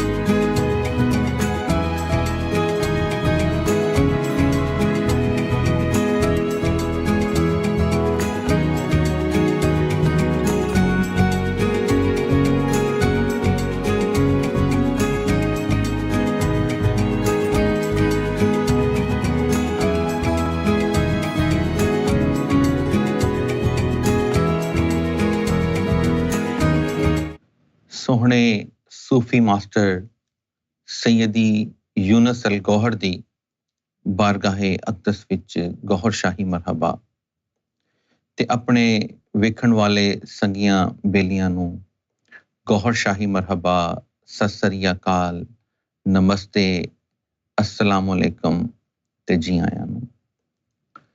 ست سنگ دا یہ پروگرام لے کے تہاڈی خدمت چ حاضر ہونے ہاں ہر اتوار نوں، اور اسی ایدے اتے گل کردے ہاں روحانیت دی، اور اسی گل کردے ہاں دین اسلام اور او دے نال نال باقی مذہباں دے وچ بھی جڑے روحانیت تو اج لوگ منکر ہوندے پے نے، منکران روحانیت ہوندے پے نے، اور اس نیاری تعلیم نوں لوکی چٹلاندے نے۔ چٹلان دی بہت ساری وجوہات ہیں۔ او وجوہات دا اگر اسی تفصیلی ایک جائزہ لئیے یا اور تے ایک نظر دوڑائیے تے پتہ کی چلدا ہے کہ دین اسلام دی جدوں بنیاد رکھی جا رہی سی، جدوں نبی کریم صلی اللہ علیہ وآلہ وسلم آپ دی ہی ذات مبارک تو جدوں ویکھیا جائے تے آپ سب تو پہلے ہجے اسلام بھی نہیں سی آیا، نمازاں بھی نہیں سی اتریاں، روزے بھی نہیں سی آئے، حج زکوٰۃ انہاں چیزاں دا کوئی تعارف نہیں سی پیش کیتا گیا، تے آپ غار ہرا دے اندر جاندے سن، اوتھے بیٹھتے ذکر الہی کردے سن، رب دی یاد وچ رہندے سن، ایک سکونت اختیار کر کے پوری دنیا تو کٹ کے ایک غار دے اندر جتھے خاموشی ہوئے، جتھے بالکل ایک پرسکون جہا ماحول ہوئے، ایک وجدانی جہا، ایک روحانی پرسکون، پرسرور، پرکیف، تے اوتھے بیٹھ کے جدوں آپ یاد الہی دے اندر مصروف رہندے تے پھر اوتھے ہی آپ دے اوپر وحی آئی، جدوں جبریل علیہ السلام آئے اور جبریل علیہ السلام نے آپ نے فرمایا کہ پڑھو اقرا بسم ربک الذی خلق، یعنی کہ اتھوں آغاز ہوندا ہے جڑا کہ سانو کتاباں تو یہ گلاں ملدیاں نے، جبکہ حقیقی طور تے اگر ویکھا جائے تے آپ نے تے اس دنیا تو آن تو پہلے ہی نبی سن، لیکن جو ساڑے سامنے ایک طریقہ رکھیا، ایک واضح گل رکھی جتوں پتہ چل سکے کہ اسی امت نے کس طرح راہ سکھنی ہے، کس طرح راہ ہدایت نو طرف آنا ہے۔ پھر وہ دے اگے اگے چلدے چلدے پھر ایک موقع ایسا بھی آیا جدوں آپ دی شرح صدر کیتی گئی۔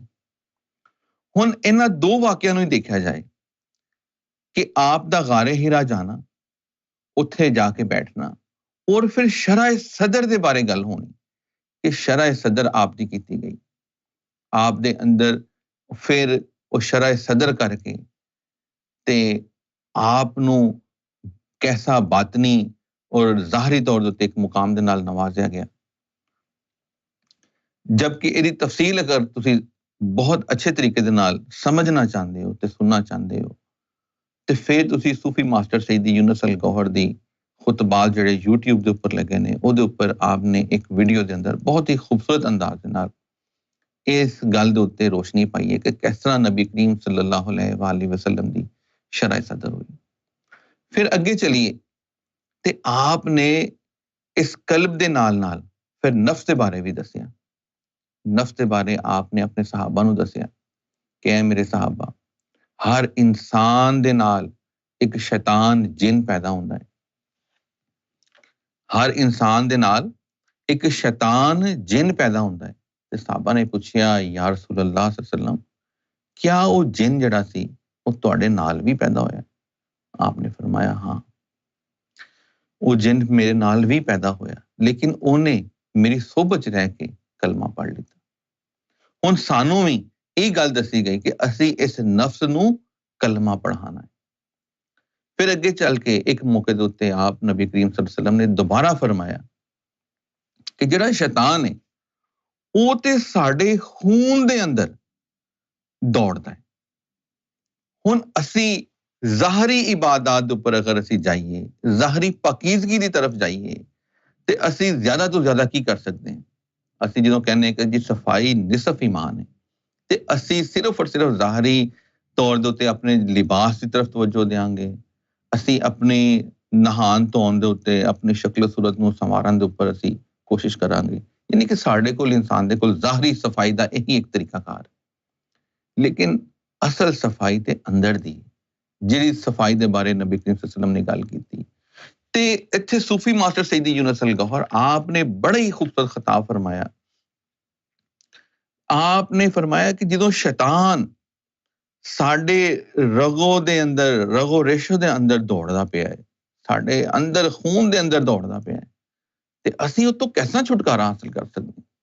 اور دوسرے موقع دے اوتے نبی کریم صلی اللہ علیہ وسلم فرما رہے ہیں کہ ہر انسان دے نال تے او پیدا ہوندا ہے شیطان جن، ہن اسی اونوں کلمہ پڑھان واسطے پھر اسی تصوف دی طرف آنے ہیں، روحانیت دی طرف آنے ہیں، کیونکہ یہ ظاہری تعلیم جڑی ہے، نماز، روزہ، حج، زکوٰۃ، قرآن دی تلاوت، سارا کچھ کر کے بھی اسی اپنے اندر، اپنے خون دے اندر وہ جڑا شیطان بیٹھا ہے، وسیا رگ رگ دے اندر وسیا، خون دے پورے جسم دے نال ذریعے دوڑدا ہے، اسی انہوں نہیں کٹ سکتے۔ اگر انہوں کٹ سکتے ہوندے تے پھر اے نماز دے اندر جڑے وسوسے آندے، نماز تے اوئے ان الصلاۃ تنہا عن الفحشاء والمنکر، کہ نماز تے بے حیائی اور برائی تو روک دی ہے، لیکن اج ویکھو جڑے سانوں نمازاں پڑھان والے نے انہاں دا کردار کی ہے، وہ کی کردے پے نے؟ کسے تو ٹکیاں لکیاں چھپیاں یہ گلاں نہیں رہ گئیاں، پوری دنیا نو پتہ چل چکیا ہے کہ ਇਹ ਲੋਕ ਜਿਹੜੇ ਨੇ ਮਜ਼ਹਬ ਦੀ ਆੜ ਵਿੱਚ ਮਜ਼ਹਬ ਦਾ ਲਿਬਾਸ ਓੜ ਕੇ ਇਹ ਜਿਹੜੇ ਉਲਮਾ ਬਣੇ ਬੈਠੇ ਨੇ, ਇਹ ਜਿਹੜੇ ਸੂਫੀ ਸਕਾਲਰ ਬਣੇ ਬੈਠੇ ਨੇ, ਇਹ ਜਿਹੜੇ ਮਸ਼ਾਇਖ ਬਣੇ ਬੈਠੇ ਨੇ, ਇਹ ਸਾਰੇ 2 ਨੰਬਰ ਕਿਸਮ ਦੇ ਲੋਕ ਨੇ ਔਰ ਐਸੀ 2 ਨੰਬਰੀ ਕਰ ਰਹੇ ਨੇ ਜਿਸ ਤਰ੍ਹਾਂ ਇਹਨਾਂ ਨੇ ਦੁਨੀਆ ਦੇ ਅੰਦਰ ਜਿਸ ਤਰ੍ਹਾਂ ਦੀਨ ਨੂੰ ਪੂਰਾ ਵਿਗਾੜ ਦਿੱਤਾ। ਇਸ ਤਰ੍ਹਾਂ ਜਿਹੜਾ ਸੂਫੀ ਮਤ ਸੀ, ਸੂਫੀਜ਼ਮ ਸੀ, ਜਿਹੜੀ ਕਿ ਸੂਫੀ ਦਾ ਮਤਲਬ ਇਹੀ ਹੈ ਕਿ ਆਪਣੇ ਅੰਦਰ ਨੂੰ ਪਾਕ ਔਰ ਸਾਫ਼ ਕਰ ਲੈਣਾ, ਪਾਕੀਜ਼ਾ ਕਰਨਾ, ਅੰਦਰ ਦੀ ਪਾਕੀਜ਼ਗੀ ਦੀ ਤਰਫ ਇਹਦੀ ਜਿਹੜੀ ਤਸ਼ਰੀਹ ਆਂਦੀ ਹੈ ਇਹਦੇ ਬਾਰੇ ਗੱਲ ਹੈ। ਲੇਕਿਨ ਇਸ ਨੂੰ ਵੀ ਨਾਪਾਕ ਕਰ ਦਿੱਤਾ ਗਿਆ, ਇਸ ਨੂੰ ਵੀ ਮਿਲਾਵਟ ਸ਼ੁਦਾ ਕਰ ਦਿੱਤਾ ਗਿਆ।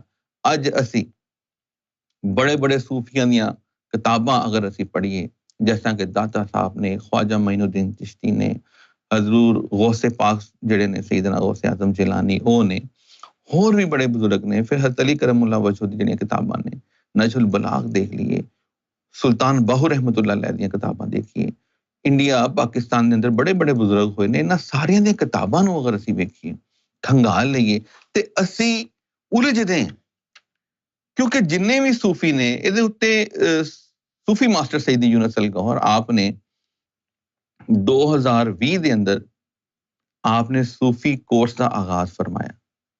ਜਦੋਂ ਉਹ ਆਗਾਜ਼ ਫਰਮਾਇਆ ਤੇ ਉਸ ਦੇ ਅੰਦਰ ਉਹ ਜਿਹੜਾ ਆਗਾਜ਼ ਫਰਮਾਇਆ ਤੇ ਉਸ ਦਿਨ ਯਾਨੀ ਕਿ ਜਸ਼ਨ ਰਿਆਜ਼ ਵਾਲੇ ਦਿਨ ਆਪ ਨੇ ਕਰਮ ਫਰਮਾਇਆ ਕਿ ਉਸ ਦਿਨ ਤੋਂ ਔਰ ਆਪ ਨੇ ਤਹਈਆ ਕੀਤਾ ਕਿ ਅਸੀਂ ਹੁਣ ਇਹ ਜਿਹੜੀ ਤਾਲੀਮ ਹੈ ਸੂਫੀ ਮਤ ਦੀ ਅਸਲ ਤਾਲੀਮ, ਇਹ ਅਸੀਂ ਪੂਰੀ ਇਨਸਾਨੀਅਤ ਦੇ ਅੰਦਰ ਹਰ ਇੱਕ ਇਨਸਾਨ ਤੱਕ ਇਹ ਤਾਲੀਮ ਪਹੁੰਚਾਣਾ ਚਾਹੁੰਦੇ ਹਾਂ।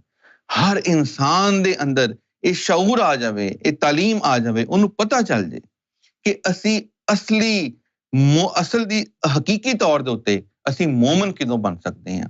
ਅਸੀਂ ਇਸ ਜ਼ੁਬਾਨ ਦੇ ਨਾਲ ਕਲਮਾ ਪੜ੍ਹ ਕੇ ਮੁਸਲਮਾਨ ਹੋ ਗਏ ਹਾਂ, ਹੁਣ ਅਸੀਂ ਅਗਲਾ ਕੰਮ ਕੀ ਕਰਨਾ? ਕਿਉਂਕਿ ਇਹ ਸਾਰੀਆਂ ਗੱਲਾਂ ਜਿਹੜੀਆਂ ਨੇ, ਨਮਾਜ਼ ਤੁਹਾਨੂੰ ਤੁਹਾਡੇ ਮੁਹੱਲੇ ਦਾ, ਤੁਹਾਡੇ ਯਾਨੀ ਕਿ ਇਲਾਕੇ ਦਾ ਮੌਲਵੀ ਸਾਹਿਬ ਜਿਹੜੇ ਨੇ, ਖਤੀਬ ਸਾਹਿਬ ਜਿਹੜੇ ਨੇ, ਘਰ ਦੇ ਅੰਦਰ ਮਾਂ ਬਾਪ ਜਿਹੜੇ ਨੇ, ਬੜੇ ਭੈਣ ਭਰਾ ਜਿਹੜੇ ਹੁੰਦੇ ਨੇ, ਉਹ ਤੁਹਾਨੂੰ ਨਮਾਜ਼ ਰੋਜ਼ਾ ਦੇ ਬਾਰੇ ਦੱਸ ਦੇਣਗੇ, ਸਿਖਾ ਦੇਣਗੇ। ਕੁਰਾਨ ਦੀਆਂ ਆਇਤਾਂ ਵੀ ਤੁਸੀਂ ਸਿੱਖ ਲੋਗੇ, ਯਾਦ ਕਰ ਲੋਗੇ, ਰੱਟਾ ਲਾ ਲੋਗੇ, ਜ਼ੁਬਾਨੀ ਤੁਹਾਨੂੰ ਹਿਫਜ਼ ਹੋ ਜਾਣਗੀਆਂ, ਸਾਰਾ ਕੁਝ ਹੋ ਜਾਏਗਾ। ਲੇਕਿਨ ਉਹ ਜਿਹੜਾ ਅਸਲ ਅੰਦਰ ਰੱਬ ਦਾ ਨਾਮ ਗੂੰਜਣਾ ਹੈ, ਜਿਹਦੇ ਬਾਰੇ ਕੁਰਾਨ ਪਾਕ ਦੇ ਅੰਦਰ ਇੱਥੇ ਤੱਕ ਆਇਆ ਕਿ ਵਹ ਹੁਸਿਲਾ ਮਾਫਿਸ ਸਦੂਰ, ਕਿ ਇਹਨਾਂ ਦੇ ਸੀਨਿਆਂ ਦੇ ਅੰਦਰ ਜੋ ਛੁਪਿਆ ਹੈ ਉਹ ਕੱਢ ਕੇ ਲੈ ਕੇ ਆਓ, ਇਹਨਾਂ ਦੇ ਅੰਦਰ ਕੀ ਬੈਠਾ ਹੈ।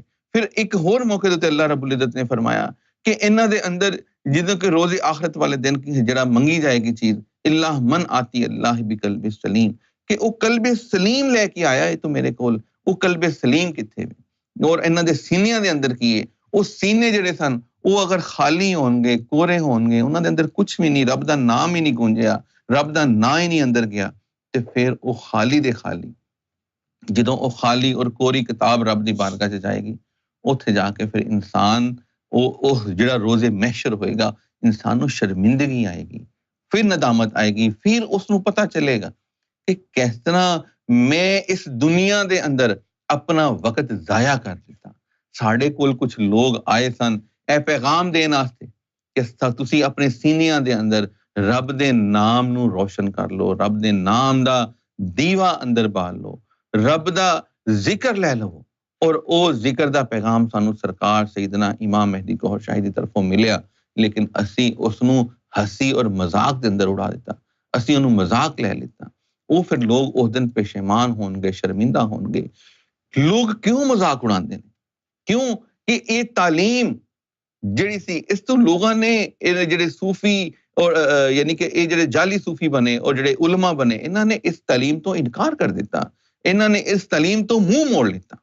ਜਦੋਂ ਨਾ ਕਿ ਸਿਰਫ ਮੁਸਲਮਾਨਾਂ ਦੇ ਅੰਦਰ ਬਲਕਿ तमाम ਮਜ਼ਾਹਬ ਦੇ ਅੰਦਰ 3 ਵੱਡੇ ਜਿਹੜੇ ਮਜ਼ਾਹਬ ਨੇ, ਯਾਨੀ ਕਿ ਯਹੂਦੀ ਜਿਹੜੇ ਨੇ, ਜਿਊਸ਼, ਉਹਨਾਂ ਨੂੰ ਦੇਖ ਲਓ, ਉਹਨਾਂ ਦੀਆਂ ਕਿਤਾਬਾਂ ਦੇਖ ਲਓ, ਉਹਨਾਂ ਦੇ ਅੰਦਰ, ਈਸਾਈਆਂ ਦੇ ਅੰਦਰ, ਮੁਸਲਮਾਨਾਂ ਦੇ ਅੰਦਰ, ਈਵਨ ਕਿ ਇਸ ਤੋਂ ਪਹਿਲੇ ਜਿਹੜੇ ਹਜ਼ਰਤ ਆਦਮ ਅਲੈਹਿਸਲਾਮ ਜਿਹੜੀ ਤਾਲੀਮ ਲੈ ਕੇ ਆਏ ਸੀ, ਉਹਨਾਂ ਦੀ ਤਾਂ ਤਾਲੀਮ ਇਹੀ ਸੀ। ਯਾਨੀ ਕਿ ਹਿੰਦੂਇਜ਼ਮ ਦੇ ਅੰਦਰ ਵੀ ਇਹ ਚੀਜ਼ਾਂ ਮੌਜੂਦ ਨੇ ਕਿ ਅਸਲ ਜਿਹੜੀ ਦੀਨ ਦਾ ਜਿਹੜੀ ਯਾਨੀ ਕਿ ਨਿਚੋੜ ਕਹਿ ਲਓ, ਅਸਾਸ ਕਹਿ ਲਓ ਜਾਂ ਜੜ ਕਹਿ ਲਓ, ਉਹ ਕੀ ਸੀ? ਉਹ ਇਹੀ ਸੀ ਕਿ ਰੂਹਾਨੀਅਤ ਦੇ ਜ਼ਰੀਏ ਕਿ ਅਸੀਂ ਰੱਬ ਤੱਕ ਆਪਣੀ ਰਸਾਈ ਹਾਸਲ ਕਰੀਏ, اللہ رب العزت دی ذات تک اسی اپنا آپ تک پہنچ جائیے اور اسی اس جسم دے نال نہیں اسی اپنے اس باطنی جڑا انسان دے اندر پورا ایک نظام موجود ہے اس باطنی طریقے کار دے ذریعے اسی رب دی بارگاہ تک پہنچے. سرکار سیدنا امام مہدی گوہر شاہی آپ نے فرمایا کہ نبی کریم صلی اللہ علیہ وآلہ وسلم جسم مبارک دے نال معراج حاصل ہوئی جبکہ انہاں دے طفیل انہاں دے صدقے انہاں دی جڑی امت ہے یہ ساڈے اندر ایک مخلوق ہے دماغ دے اوپر جہدا نام لطیفہ آنا ہے. وہ پھر جدوں انسان دا قلب تو آغاز ہوندا ہے جدوں قلب تو آغاز ہوئے گا پھر او دا لطیفہ انا دے ذریعے پھر او رب دی بارگاہ چ یعنی کہ دیدار دیاں منزلاں بھی طے کرتے ہیں. یعنی کہ یہ چیزاں نے ہن ایک عام آدمی جدوں او صوفیزم دی گل نوں سمجھن واسطے جاندا ہے تے او جڑے درباراں دے اوتے جان دی کوشش کردا ہے. درباراں دے اوتے او جڑے لوگ سن او ولی ضرور سن صاحب مزار جڑے سن لیکن ہن جڑے لوگ گدی نشین بن گئے کہ انہاں دی اولاداں آ گئیاں وہ جڑیاں اولاداں آئیاں وہ جڑے لوگ آئے انہاں دے کول ہن کچھ نہیں. جدوں انہاں دے کول کچھ نہیں جدوں انہاں نوں کچھ حاصل نہیں تے او پھر لوگاں نوں گمراہ کردے. او گمراہ کیسا کر لگا وہ یعنی کہ انہاں نوں بے شرع فقیر کیا گیا. صوفی ماسٹر سید یونس الگوہر آپ نے فرمایا کہ وہ بے شرع فقیر نے. وہ بے شرع فقیر کیسا نہیں انہاں نوں کوئی علم نہیں روحانیت دا تصوف دے بارے کہ اسی کس طرح اپنے اندر رب دا نام لے کے آنا ہے.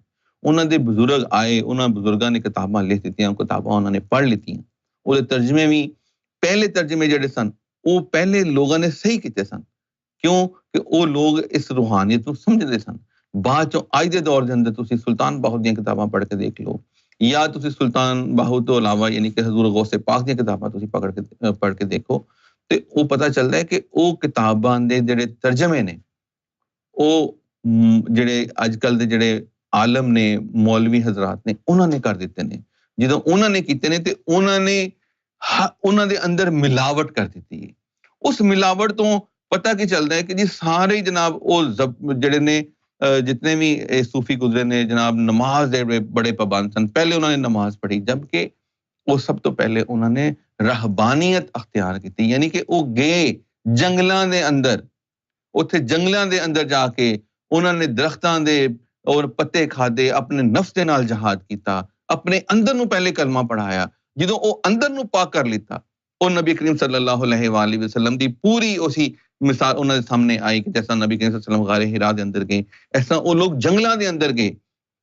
انہوں نے 12 سال دے چلے مجاہدے کیتے جتھے نہ کوئی پانی دا انتظام نہ کوئی وضو دا پراپر انتظام نہ کوئی جگہ دا صفائی دا ستھرائی دا انتظام. اج کل دی جیسے مسجداں جنگلاں دے اندر کیسا مل سکدیاں نے تے انہوں نے او اج تو کنے 100 سال پہلے اپنے نفس دے نال جہاد کر کے اپنے نفس نو پاک کر کے اپنے نفس دا تصفیہ کر کے پھر وہ اس دنیا دے اوپر آئے. جدوں رب دی طرفوں انہاں دی ڈیوٹی لگی پھر انہوں نے چند لوگاں تک یہ جڑا اسم ذات دا پیغام سی او دتا چند لوگاں نو کامیاب و کامران کر سکے چند لوگاں نو رب دا اسم انہاں دے دلاں دے اندر اتار سکے کیونکہ یہ مخصوص کوٹا ہر ایک نو نہیں ملدا. یہ یعنی کہ مخصوص ہوندا ہے کسے ولی تک زیادہ 2 لوگاں نو او اپنی اگے کامیاب کر سکتا ہے یعنی کہ رب دی کولوں پرمیشن لے کے انہاں نو ذکر قلب دی توفیق حاصل ہوندی ہے.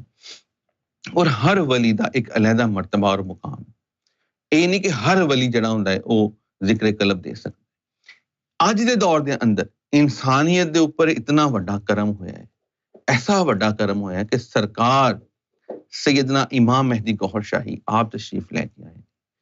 آپ نے یہ نہیں دسیا کہ فلانی کتاب چاہے لکھی ہے فلانے طریقے کار چاہے لکھے ہے. آپ نے فرمایا کہ ساڈے کولے طریقہ کار ہے سانو رب نے طاقت دیتی ہے سانو ساڈے اس علم دے مطابق ساڈے علم لدنی دے مطابق اسی تواڈے اندر اے رب دا نام روشن کر سکتے ہیں اور تسی صرف اپنی قسمت آزما کے ویکھو. ہو سکتا ہے تسی ہی خوش قسمت ہو کہ تواڈے دل دے اندر رب دا نام روشن ہو جائے تواڈے اندر بھی اللہ اللہ شروع ہو جائے تواڈا تعلق بھی نبی کریم صلی اللہ علیہ وآلہ وسلم دے غلاماں وچ شمار ہو جائے تواڈی نسبت بھی نبی کریم صلی اللہ علیہ وسلم دی ذات دے نال جڑ جائے تواڈے سینہ بھی مدینہ بن جائے. اور اگر تسی غیر مذہب دے اندر ہو تے انہاں مذہباں دے اندر رہ کے بھی تسی اگر جڑا بھی رب دا اسم دا ذکر کردے ہو کوئی رام کہندا ہے کوئی رحیم کہندا ہے کوئی ایشور کہندا ہے کوئی جو بھی نام پکاردا ہے اس نام دا اسم دا ذکر لے کے دیکھے اس نام انسان دے قلباں دے اندر سینیاں دے اندر جدوں گونجے گا تے انہوں حق اور سچ دی ਪਹਿਚਾਨ ਆ ਜਾਏਗੀ, ਉਹਦੇ ਅੰਦਰ ਉਹ ਰੱਬ ਦੀ ਨਿਸ਼ਾਨੀ ਆ ਜਾਏਗੀ, ਫਿਰ ਉਹ ਗੱਲ ਪੂਰੀ ਹੋ ਜਾਏਗੀ ਕਿ ਹੁਸਲਾ ਮਾਫੀ ਸਦੂਰ, ਕਿ ਇਹਨਾਂ ਦੇ ਸੀਨਿਆਂ ਦੇ ਅੰਦਰ ਜੋ ਹੈਗਾ ਹੈ, ਇਹਨਾਂ ਦੇ ਸੀਨਿਆਂ ਦੇ ਅੰਦਰ ਜਿਹੜਾ ਰੱਬ ਦਾ ਨੂਰ ਆ ਗਿਆ, ਜਿਹੜਾ ਉਹਨਾਂ ਦੇ ਅੰਦਰ ਕਰਮ ਆ ਗਿਆ, ਜਿਹੜਾ ਉਹਨਾਂ ਨੂੰ ਨੂਰ عطا ਹੋ ਗਿਆ, ਹੁਣ ਇਹਨਾਂ ਦੇ ਸੀਨਿਆਂ ਦੇ ਅੰਦਰ ਉਸ ਨੂਰ ਨੂੰ ਕੱਢੋ, ਦੱਸੋ, ਦਿਖਾਓ, ਉਹ ਨਿਸ਼ਾਨੀ ਸਾਹਮਣੇ ਆਏਗੀ, ਉਹ ਨਿਸ਼ਾਨੀ ਫਿਰ ਇਨਸਾਨ ਦੇ ਸੀਨਿਆਂ ਦੇ ਅੰਦਰ ਆਏਗੀ। ਅੱਜ ਜਦੋਂ ਲੋਕਾਂ ਕੋਲੋਂ ਇਹ ਤਾਲੀਮ ਨਹੀਂ, ਅਸੀਂ ਉਹਨਾਂ ਨੂੰ ਦੱਸਦੇ ਕਿ ਸਾਡੇ ਸੀਨੇ, ਸਾਡੇ ਦਿਲ ਜਿਹੜੇ ਨੇ ਉਹ ਇਸਮੇ ਜ਼ਾਤ ਅੱਲਾ ਦਾ ਜ਼ਿਕਰ ਕਰਦੇ ਨੇ, ਸਾਡੇ ਸੀਨੇ ਤੇ ਇਸਮੇ ਮੁਹੰਮਦ ਸੱਲੱਲਾਹੁ ਅਲੈਹਿ ਵਸੱਲਮ ਲਿਖਿਆ ਸਾਨੂੰ ਨਜ਼ਰ ਆਉਂਦਾ ਹੈ, ਸਾਡੇ ਲਿਖਿਆ ਹੈ, ਤੇ ਲੋਕ ਮਜ਼ਾਕ ਉਡਾਉਂਦੇ ਨੇ, ਕਹਿੰਦੇ ਦੇਖੋ ਜੀ ਇਹਨੇ ਤੇ ਦਾੜੀ ਨਹੀਂ ਪੂਰੀ ਰੱਖੀ, ਇਹਦੀ ਸ਼ਕਲ ਦੇਖੋ, ਇਹਦੀਆਂ ਹਰਕਤਾਂ ਦੇਖੋ, ਇਹਦੇ ਅਮਲ ਦੇਖੋ, ਇਹਦਾ ਫਲਾਨ ਦੇਖੋ, ਲੋਕ ਮਜ਼ਾਕ ਉਡਾਉਂਦੇ। ਕਿਉਂ? ਕਿ ਉਹ ਇਸ ਇਲਮ ਤੋਂ ਨਾ ਵਾਕਿਫ ਨੇ, ਕਿਉਂਕਿ ਇਸ ਇਲਮ ਤੋਂ ਅਗਰ ਵਾਕਿਫ ਹੁੰਦੇ, ਕਿਉਂਕਿ ਇਹ ਜਿਸਮ ਦੇ ਬਾਰੇ ਸਰਕਾਰ ਨੇ ਫਰਮਾਇਆ ਕਿ ਅਸੀਂ ਤੇ ਆਏ ਗੁਨਾਹਗਾਰਾਂ ਵਾਸਤੇ, ਜਦੋਂ ਇਹ ਗੱਲ ਸਰਕਾਰ ਦਾ ਫਰਮਾਨੇ ਦੀ ਸ਼ਾਨ ਤੁਹਾਡੇ ਸਾਹਮਣੇ ਆਉਂਦਾ ਤੇ ਫਿਰ ਇਨਸਾਨ ਕਹਿੰਦਾ ਕਿ ਯਾਰ ਕਿਤਨੀ ਕਰਮ ਨਵਾਜ਼ੀ ਦੀ ਗੱਲ ਹੈ, ਕੈਸੀ ਅਜ਼ੀਮ ਜ਼ਾਤ ਇਸ ਦੁਨੀਆ ਦੇ ਉੱਤੇ ਆਈ ਹੈ, ਕਿਉਂਕਿ ਜਿਹੜੀ ਆਈ ਹੀ ਗੁਨਾਹਗਾਰਾਂ ਵਾਸਤੇ, ਜਿਹੜੇ ਜਿਸਮਾਂ ਦੀ ਇਹਨਾਂ ਜ਼ਾਹਰੀ ਗੁਨਾਹਾਂ ਨੂੰ ਨਹੀਂ ਦੇਖਦੀ, ਉਹ ਅੰਦਰ ਦੀਆਂ ਰੂਹਾਂ ਨੂੰ ਦੇਖਦੀ ਹੈ, ਔਰ ਅੰਦਰ ਦੀਆਂ ਰੂਹਾਂ ਨੂੰ ਪਾਕ ਕਰਕੇ ਰੱਬ ਦੀ ਰੂਬਰੂ ਲੈ ਕੇ ਜਾਂਦੀ ਹੈ। ਜਿਸਮ ਇਨਸਾਨ ਦਾ ਇਸ ਦੁਨੀਆ ਦੇ ਉੱਤੇ, ਔਰ ਇਸ ਦੁਨੀਆ ਦੇ ਉੱਤੇ ਰਹਿ ਜਾਣਾ, ਇਸ ਜਿਸਮ ਨੂੰ ਇਬਾਦਤ ਸਿਖਾਉਣ ਦਾ, ਨਮਾਜ਼ ਸਿਖਾਉਣ ਦਾ, ਤਿਲਾਵਤ ਸਿਖਾਉਣ ਦਾ, ਕਿਰਤ ਸਿਖਾਉਣ ਦਾ, ਹਿਫਜ਼ ਕਰ ਲੈਣ ਦਾ ਕੋਈ ਫਾਇਦਾ ਨਹੀਂ। ਜਿਤਨੀ ਮਰਜ਼ੀ ਹਦੀਸ, ਫਿਕਾ, ਮੰਤਕ ਸਭ ਕੁਝ ਯਾਦ ਕਰ ਲਿੱਤਾ ਜਾਏ, ਉਹ ਸਿਰਫ ਔਰ ਸਿਰਫ ਸਾਡੀ ਜ਼ੁਬਾਨ ਤੱਕ ਹੈ, ਸਾਡੇ ਦਿਮਾਗ ਤੱਕ ਉਹ ਇਲਮ ਹੈ, ਸਾਡੇ ਅੰਦਰ ਨਹੀਂ ਹੈ। ਸੀਨਿਆਂ ਦੇ ਅੰਦਰ ਇਲਮ ਉਦੋਂ ਆਉਂਦਾ ਹੈ ਜਦੋਂ ਰੱਬ ਤੌਫੀਕ ਦਿੰਦਾ ਹੈ, ਜਦੋਂ ਰੱਬ ਇਨਸਾਨ ਨੂੰ ਹਦਾਇਤ ਦੇ ਦਿੰਦਾ ਹੈ। ਉਹ ਹਦਾਇਤ ਜਦੋਂ ਆਉਂਦੀ ਹੈ, ਫਿਰ ਉਹ ਹਦਾਇਤ ਦੇ ਨਾਲ ਨਾਲ ਫਿਰ ਉਹਨੂੰ ਇਲਮ ਵੀ عطا ਹੁੰਦਾ ਹੈ। ਅਗਰ ਉਸ ਬੰਦੇ ਨੂੰ ਰੱਬ ਨੇ ਕੋਈ ਡਿਊਟੀ ਲਾਣੀ ਹੋਵੇ ਦੁਨੀਆ ਦੇ ਉੱਤੇ, ਇਹ ਇਲਮ ਦੱਸਣਾ ਹੋਵੇ ਕਿ ਉਹਦੇ ਕੋਲੋਂ ਅੱਗੇ ਕੰਮ ਲਿੱਤਾ ਜਾਏ, ਤੇ ਫਿਰ ਉਹ ਇਲਮ ਇਨਸਾਨ ਦੇ ਦਿਮਾਗ 'ਚ ਨਹੀਂ, ਉਹਦੇ ਅੰਦਰ ਉਤਰਦਾ ਹੈ। ਉਹਦੇ ਅੰਦਰੋਂ ਫਿਰ ਐਸੇ ਐਸੇ ਰਾਜ਼ ਆਉਂਦੇ, ਜਿਸ ਤਰ੍ਹਾਂ ਸੂਫੀ ਮਾਸਟਰ ਸੈਯਦ ਯੂਨਸ ਅਲਗੋਹਰ, ਆਪ ਦੀ ਕਰਮ ਨਵਾਜ਼ੀ ਦੇਖੋ, ਆਪ ਦਾ ਯਾਨੀ ਕਿ ਸਰਕਾਰ ਨੇ ਇਮਾਮ ਮਹਿਦੀ ਗੌਹਰ ਸ਼ਾਹੀ ਸਰਕਾਰ, ਆਪ ਦੇ ਨੁਮਾਇੰਦਾ ਸੂਫੀ ਮਾਸਟਰ ਸੈਯਦ ਯੂਨਸ ਅਲਗੋਹਰ, ਆਪ ਰੋਜ਼ਾਨਾ ਜਦੋਂ ਆਪ ਖਿਤਾਬ ਫਰਮਾਉਂਦੇ ਤੇ ਆਪ ਦੀ ਹਰ ਗੁਫ਼ਤਗੂ ਦੇ ਅੰਦਰ ਇੱਕ ਨया ਰਾਜ਼, ਇੱਕ ਐਸੀ ਗੁਫ਼ਤਗੂ ਖੁੱਲਦੀ ਹੈ ਕਿ ਕੁਰਾਨ ਪਾਕ ਦੀਆਂ ਉਹਨਾਂ ਆਇਤ ਨੂੰ ਅਸੀਂ ਇਸ ਤੋਂ ਪਹਿਲੇ ਹਜ਼ਾਰਾਂ ਦਫਾ ਪੜ੍ਹ ਚੁੱਕੇ, ਬਹੁਤ ਪੜ੍ਹ ਚੁੱਕੇ, ਲੇਕਿਨ ਉਸ ਦਾ ਤਰਜਮਾ, ਉਸ ਦੀ ਤਸ਼ਰੀਹ ਐਸੀ ਆਪ ਪੇਸ਼ ਕਰਦੇ ਕਿ ਹਰ ਦਫਾ ਉਹਦੀ ਇੱਕ ਨਈ ਗੁਫ਼ਤਗੂ ਸਾਹਮਣੇ ਆਉਂਦੀ। ਫਿਰ ਆਪ ਦੱਸਦੇ ਕਿ ਯਾਰ ਇਹ ਜਿਹੜੀ ਤਸ਼ਰੀਹ ਹੋ ਰਹੀ ਹੈ, ਇਹ ਮਲਕੂਤ ਦੀ ਹੈ, ਇਹ ਨਾਸੂਤ ਦੀ ਹੈ, ਇਹ ਤਸ਼ਰੀਹ ਹੁਣ ਜਬਰੂਤ ਦੀ ਹੈ, ਯਾਨੀ ਕਿ ਹਰ ਮਰਤਬਾ ਔਰ ਮੁਕਾਮ ਦੀ ਮੁਖਤਲਿਫ ਤਸ਼ਰੀਹ ਹੈ। ਯਾਨੀ ਕਿ ਇਨਸਾਨ ਦੇ ਅੰਦਰ ਕਲਬ, ਰੂਹ, ਸਿਰੀ, ਖਫੀ, ਅਖਫਾ ਲਤਾਇਫ ਨੇ, ਇਹ 7 ਲਤਾਇਫ ਨੇ, ਔਰ ਇਸੇ ਤਰ੍ਹਾਂ ਹੀ ਫਿਰ ਇਸੇ ਲਤਾਇਫ ਦਾ ਤਾਲੁਕ ਮੁਖਤਲਿਫ ਜਹਾਨਾਂ ਦੇ ਨਾਲ ਹੈ। ਇਸ ਦੁਨੀਆ ਦੇ ਅੰਦਰ ਜਦੋਂ ਇਨਸਾਨ ਦਾ ਤਾਲੁਕ, ਫਿਰ ਜਦੋਂ ਇਹਨਾਂ ਲਤਾਇਫ ਨੂੰ ਇਨਸਾਨ ਰੋਸ਼ਨ ਕਰ ਲੈਂਦਾ ਹੈ, ਜਦੋਂ ਇਹਨਾਂ ਦੀ ਸ਼ਰਹ ਸਦਰ ਕਰ ਲੈਂਦਾ ਹੈ। ਸ਼ਰਹ ਸਦਰ ਦਾ ਵੀ ਆਪਨੇ ਮਤਲਬ ਸਮਝਾਇਆ ਕਿ ਸ਼ਰਹ ਸਦਰ ਹੁੰਦੀ ਕੀ ਹੈ। ਆਪਨੇ ਫਰਮਾਇਆ ਕਿ ਜਦੋਂ ਮੁਰਸ਼ਦ ਕਾਮਿਲ ਯਾਨੀ ਕਿ ਸਰਕਾਰ ਇਮਾਮ ਮਹਿਦੀ ਗੌਹਰ ਸ਼ਾਹੀ ਦੀ ਤਰਫੋਂ ਜਦੋਂ ਤੁਸੀਂ ਇਜਾਜ਼ਤ ਜ਼ਿਕਰ ਕਲਬ ਹਾਸਿਲ ਕਰਦੇ ਹੋ, ਉਹ ਇਜਾਜ਼ਤ ਜ਼ਿਕਰ ਕਲਬ ਕਿਸ ਤਰ੍ਹਾਂ ਆਉਂਦੀ ਹੈ।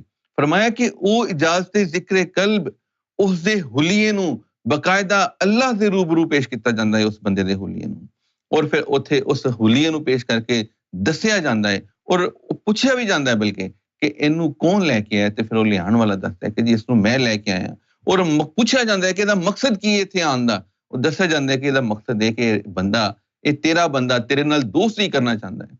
ਤੇ ਫਿਰ ਉੱਥੇ ਪੁੱਛਿਆ ਜਾਂਦਾ ਹੈ ਕਿ ਹਾਂ, ਕਿ ਕਿਆ ਇਹ ਦੌੜ ਤੇ ਨਹੀਂ ਜਾਏਗਾ, ਨਸ ਤੇ ਨਹੀਂ ਜਾਏਗਾ, ਇਹ ਇਸ ਰਾਹ ਦੇ ਅੰਦਰ ਜਿਹੜੀਆਂ ਮੁਸ਼ਕਲਾਤ ਆਣਗੀਆਂ ਉਹਨਾਂ ਨੂੰ ਖੁਸ਼ ਅਸਲੂਬੀ ਦੇ ਨਾਲ ਤਸਲੀਮ ਕਰੇਗਾ, ਇਹ ਦੌੜੇਗਾ ਨਹੀਂ ਆਉਣ ਵਾਲੇ ਵਕਤ ਦੇ ਅੰਦਰ।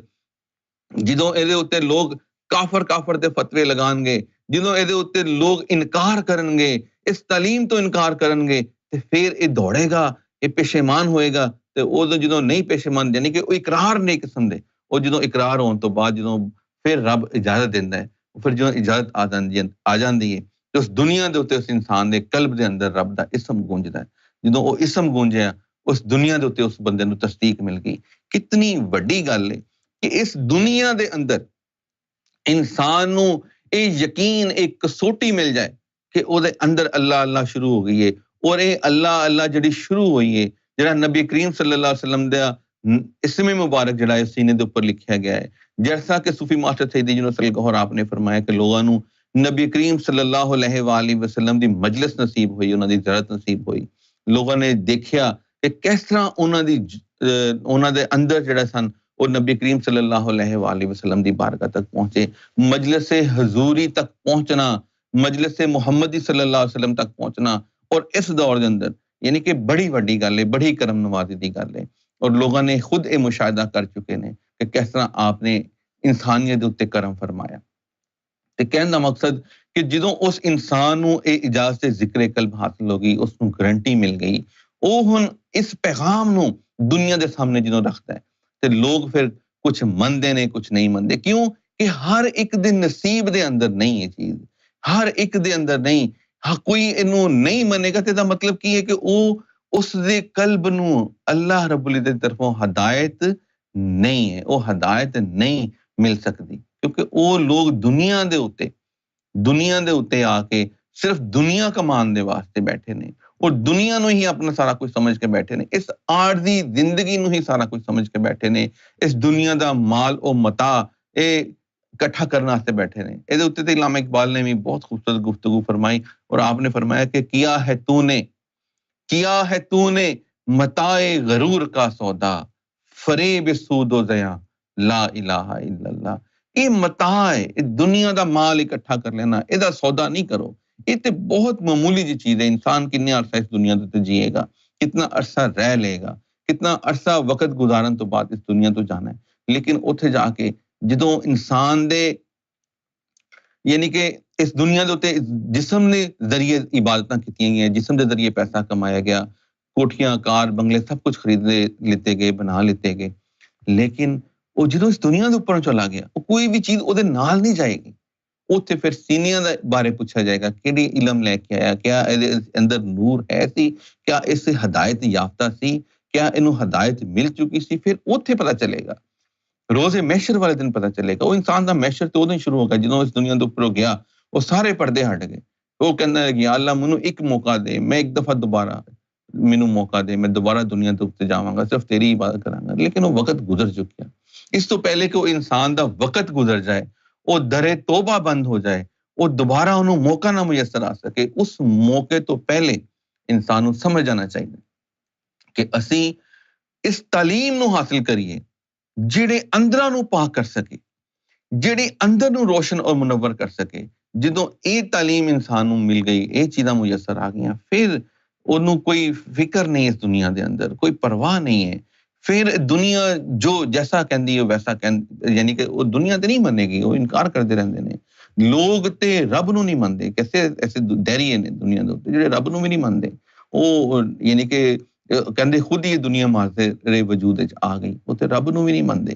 تے انہاں دا کی کیتا جا سکتا ہے؟ کیونکہ انہاں لوگاں دے تے پکیاں موہراں لگ چکیاں نے، انہاں دا سم مکمن ہو چکے نے، انہاں دے کفر لگ چکے نے، انہاں دے قلباں نو بند کر دیتا گیا۔ لہٰذا انہاں دے اندر انہاں دے بارے دے کان ہے نے لیکن سن نہیں سکدے، انہاں دیاں اکھاں ہیگیاں نے لیکن انہاں نو روشنی میسر نہیں ہے، وہ ویکھ نہیں سکدے، کیونکہ دل دی روشنائی ہو رہے اور اکھاں دی روشنائی ہو رہے، اندر دا دیوا، اندر دا دیکھنا کچھ ہو رہے، باہر دیاں اکھاں نال دیکھنا کچھ ہو رہے۔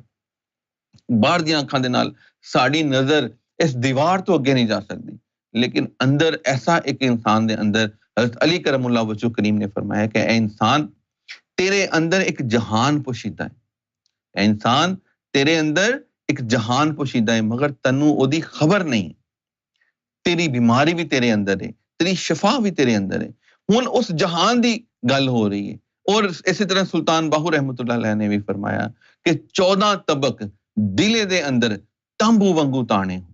وہ 14 طبق انسان دے اندر، یعنی کہ اتنیاں وڈیاں گلاں، 14 طبق یعنی کہ 14 جہان، کیونکہ ہر لطائف دا تعلق جڑا ہے وہ ایک جہان دے نال ہے۔ کتنی خوبصورت تعلیم جڑی کہ وہ تشریح اگیوں، یعنی کہ انہیں صوفیاں نے آ کے جڑی گفتگو جڑی کیتی سی وہ اشعار دے اندر، شاعری دے اندر ایسی کیتی کہ لوگ سمجھ نہیں سکے۔ پھر ایسی انہاں دا کلام جڑا سی وہ فارسی دے اندر سی، اس دور دے اندر فارسی زیادہ بولی جاندی سی، اور کچھ کسی نے مطلب عربی دے اندر لکھن دی کوشش کیتی۔ لوگاں نوں اج دے جڑے اسی پنجاب دے اندر اور اسی انڈیا پنجاب یعنی کہ پاکستان انڈیا بنگلہ دیش انہاں علاقیاں دے اندر اسی جڑے رہنے انہاں ملکاں دے اندر اتھے یہ زباناں نہیں بولیاں جاندیاں۔ اتھے پھر جڑے ترجمے ساڈے ہتھ لگے، وہ ترجمے بھی پھر مولویاں نے کیتے گئے ترجمے سن، پھر وہ دے اندر بھی ترمیم ہو گئی۔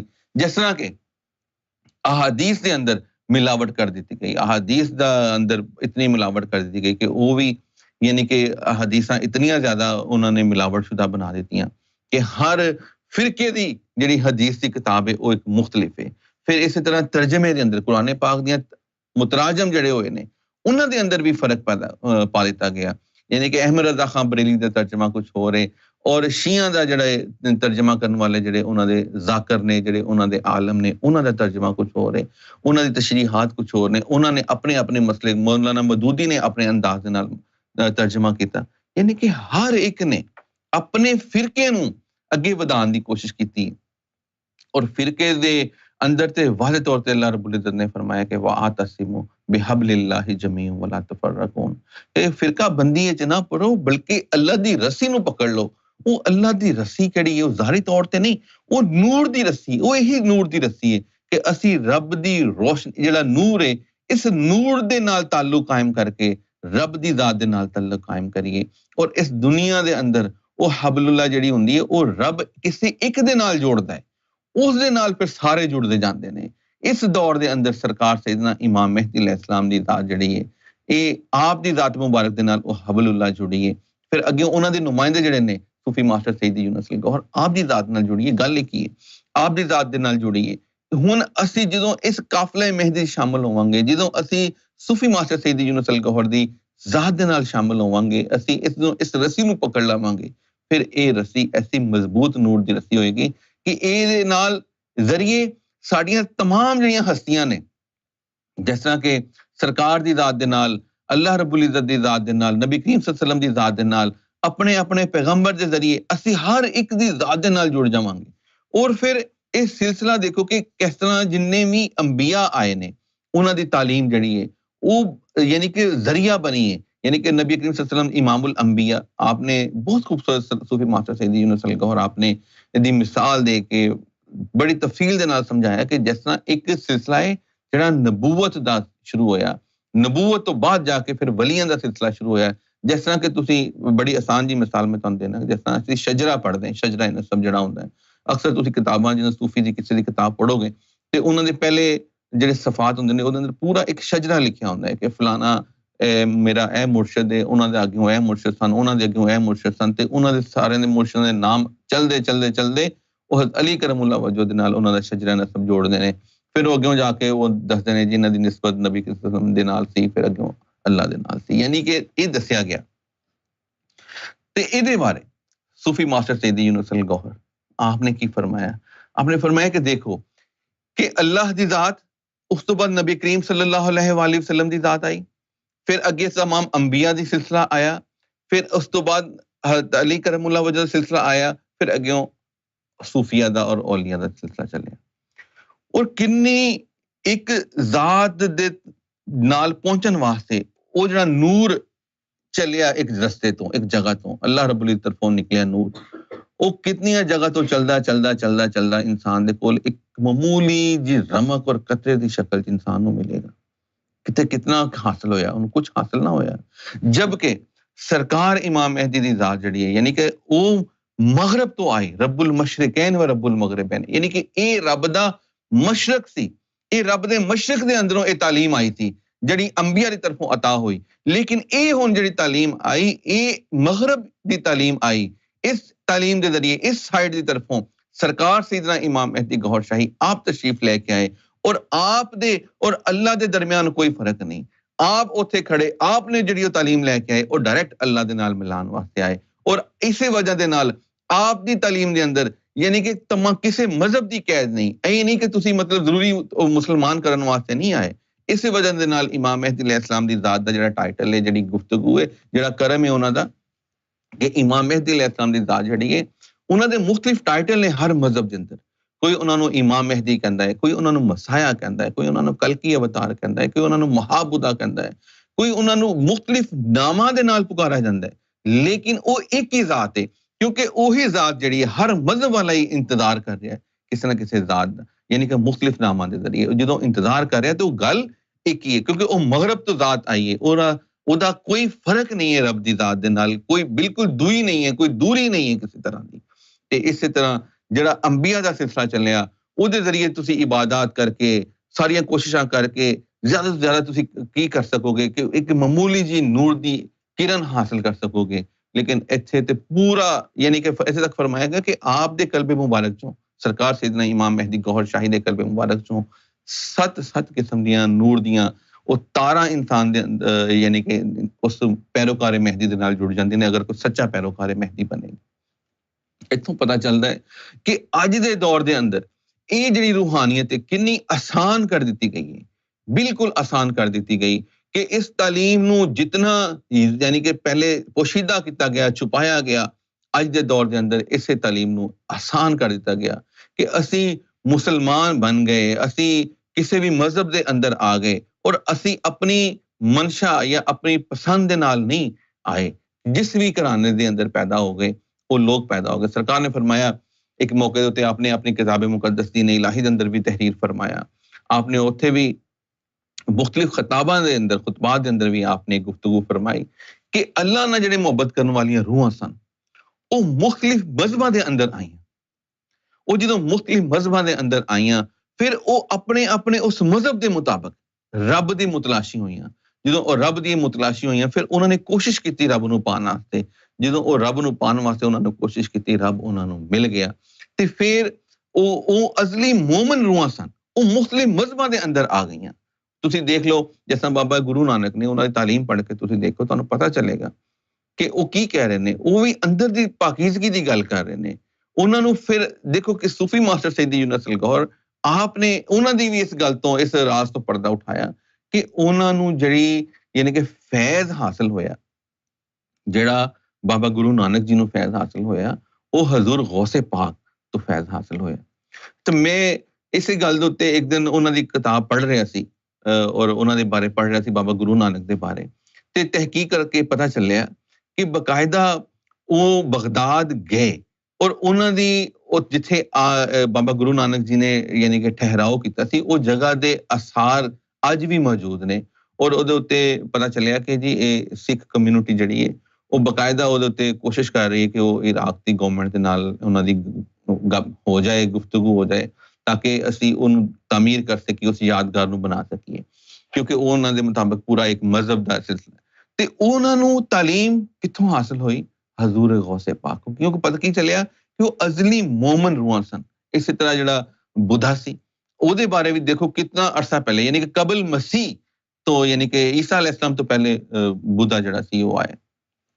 ਔਰ ਉਹਦੇ ਬਾਰੇ ਕੀ ਪਤਾ ਚੱਲਿਆ ਕਿ ਜੀ ਉਹ ਸੂਫੀ ਮਾਸਟਰ ਸੈਯਦ ਯੂਨਸ ਅਲਗੋਹਰ ਨੇ ਫਰਮਾਇਆ ਕਿ ਉਹ ਕੌਣ ਸੀ? ਉਹ ਵੀ ਅਜ਼ਲੀ ਮੋਮਨ ਸੀ।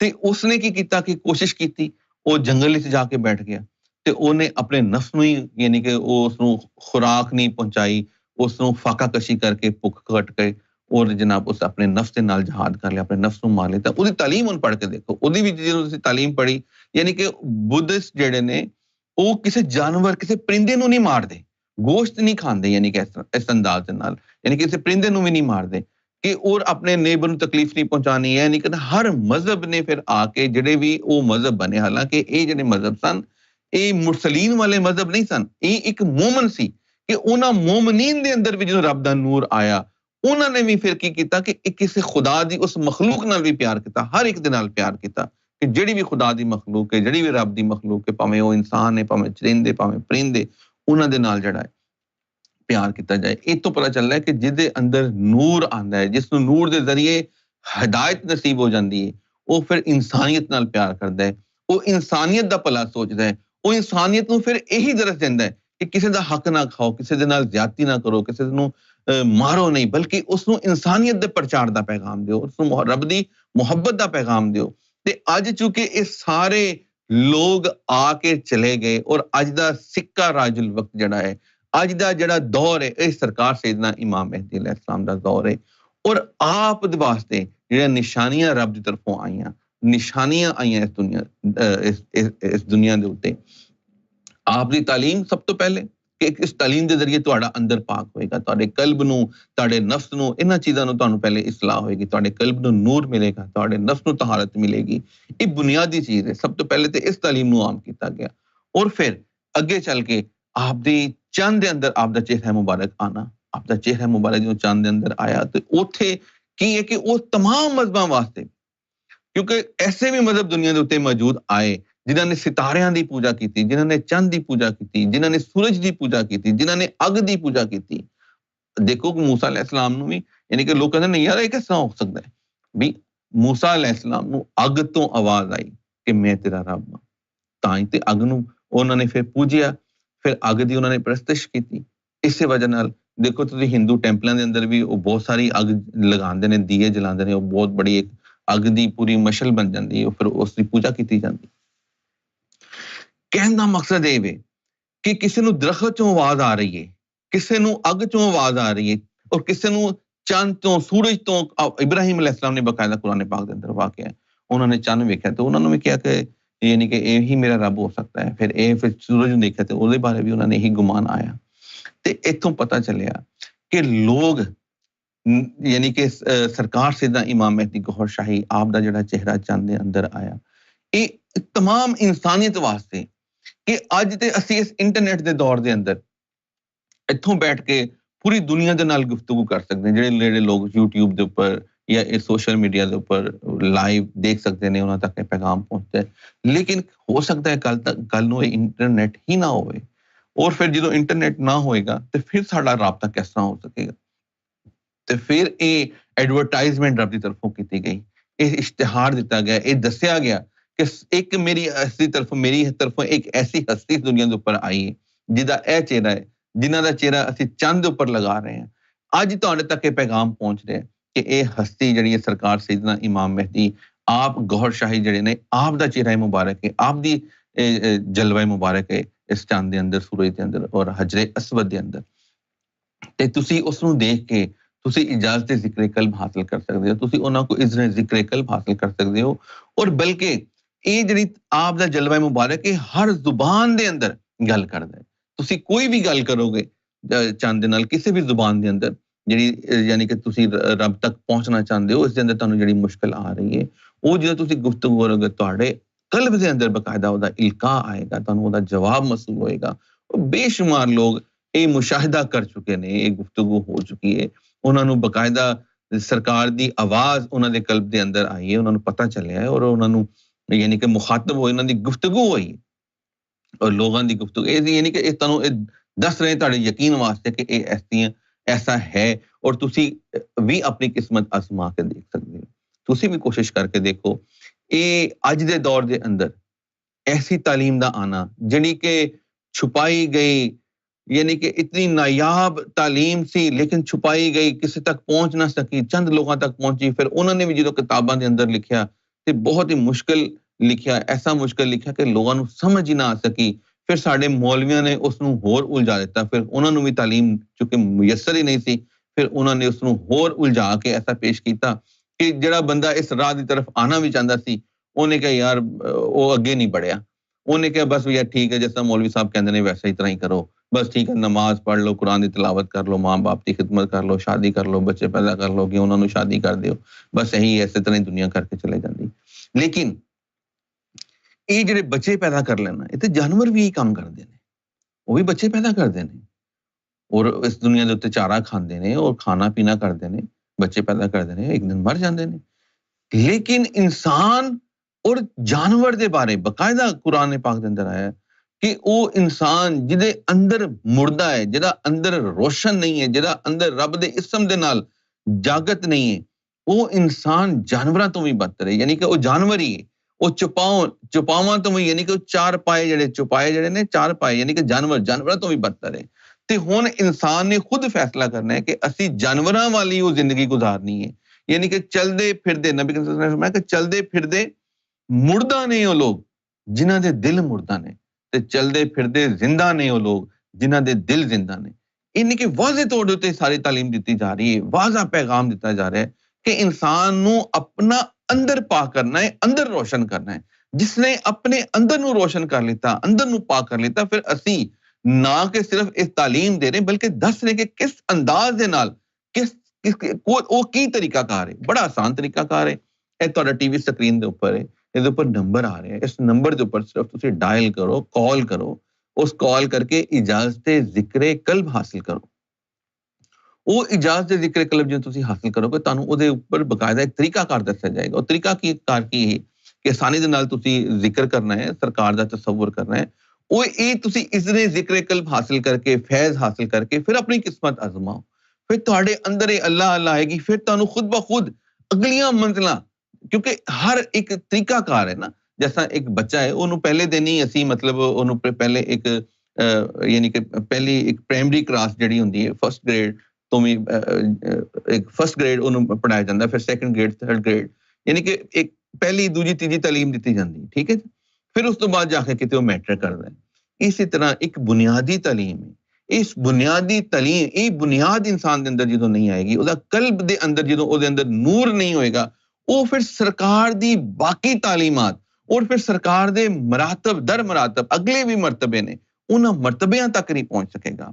ਉਸਨੂੰ ਇਹ ਰੋਸ਼ਨਾਸ ਯਾਨੀ ਕਿ ਰੋਸ਼ਨਾਸ ਨਹੀਂ ਹੋ ਸਕੇਗਾ, ਉਸਨੂੰ ਸ਼ਨਾਸਾਈ ਨਹੀਂ ਹੋ ਸਕੇਗੀ। ਉਸਨੂੰ ਅਗਰ ਕੀਤਾ ਜਾਏਗਾ, ਜੈਸਾ ਆਪਨੇ ਸੂਫੀ ਮਾਸਟਰ ਸਈਦੀ यूनुस अलगोहर आपने एक मौके उत्ते बड़ी खूबसूरत मिसाल अता फरमाई कि जैसा एक बच्चा है वो बालग नहीं होया, वो बलूगत विच नहीं है, और उसनू शादी ਦੀਆਂ ਗੱਲਾਂ ਦੱਸੀਆਂ ਜਾਣ ਕਿ ਤੇਰੀ ਐਸਾ शादी होएगी और सुहाग रात होएगी, ਉਹਦੇ ਬਾਰੇ ਐਸਾ ਤਰ੍ਹਾਂ ਹੋਏਗਾ, ਤੇ ਉਹ ਬੱਚੇ ਨੂੰ ਕੁਝ ਸਮਝ ਨਹੀਂ ਆਏਗੀ ਕਿਉਂਕਿ ਉਹ ਬਿਲਕੁਲ ਬੱਚਾ ਹੈ, ਛੋਟਾ ਹੈ, ਉਹਨੂੰ ਪਤਾ ਹੀ ਨਹੀਂ ਇਸ ਗੱਲ ਦਾ, ਠੀਕ ਹੈ ਨਾ। ਇਸੇ ਤਰ੍ਹਾਂ ਹੀ ਇਹ ਪਹਿਲੇ ਬੁਨਿਆਦੀ ਤਾਲੀਮ ਤੱਕ ਇਨਸਾਨ ਦੀ ਰਸਾਈ ਹਾਸਲ ਹੋ ਜਾਏ।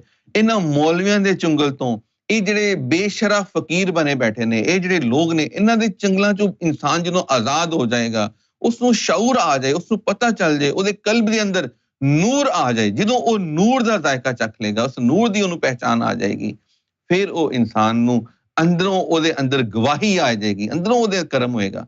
ਉਹ ਫਿਰ ਇਨਸਾਨ ਦੇ ਜਦੋਂ ਅੰਦਰੋਂ ਕਰਮ ਹੋਏਗਾ, ਉਸਨੂੰ ਪਤਾ ਚੱਲੇਗਾ ਕਿ ਯਾਰ ਵਾਕਈ ਇਹ ਜਿਹੜੀ ਜ਼ਾਤ ਹੈ, ਇਹਨਾਂ ਨੇ ਮੇਰੇ ਕਲਬ ਦੇ ਅੰਦਰ ਜਿਹੜਾ ਮੇਰਾ ਸੁੱਤਿਆ ਦਿਲ ਸੀ, ਉਹਦੇ ਅੰਦਰ ਰੱਬ ਦਾ ਨਾਮ ਆ ਗਿਆ, ਅੱਲਾਹ ਰੱਬੁਲ ਇਜ਼ਤ ਦਾ ਨਾਮ ਆ ਗਿਆ, ਉਹ ਪਾਕ ਜ਼ਾਤ ਦਾ ਨਾਮ ਆ ਗਿਆ। ਕਿਉਂਕਿ ਅੱਲਾਹ ਨੇ ਫਰਮਾਇਆ ਕਿ ਮੈਂ ਕੀ ਕਰਦਾ ਕਿ ਮੈਂ ਜਿਹੜੇ ਮੇਰੇ ਹੋ ਜਾਂਦੇ ਨੇ, ਜਿਹੜੇ ਲੋਕ ਮੇਰੇ ਹੋ ਜਾਂਦੇ ਨੇ, ਫਿਰ ਉਹਨਾਂ ਦੇ ਦਿਲਾਂ ਦੇ ਉੱਤੇ ਮੈਂ ਆਪਣਾ ਨਾਂ ਲਿਖ ਦੇਣਾ, ਤਹਿਰੀਰ ਕਰ ਦੇਣਾ।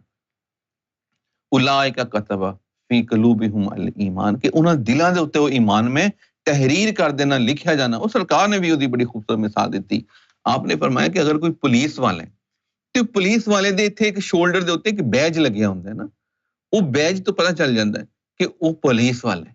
ਉਹ ਫਿਰ ਪੁਲਿਸ ਵਾਲਾ ਕਿਤੇ ਵੀ ਚਲਾ ਜਾਏ, ਉਹ ਸਿਨੇਮੇ ਦੇ ਅੰਦਰ ਚਲਾ ਜਾਏ, ਮਸਜਿਦ ਦੇ ਅੰਦਰ ਚਲਾ ਜਾਏ, ਕਿਤੇ ਵੀ ਚਲਾ ਜਾਏ, ਉਹ ਪੁਲਿਸ ਵਾਲਾ ਹੀ ਕਹਿਲਾਂਦਾ ਹੈ।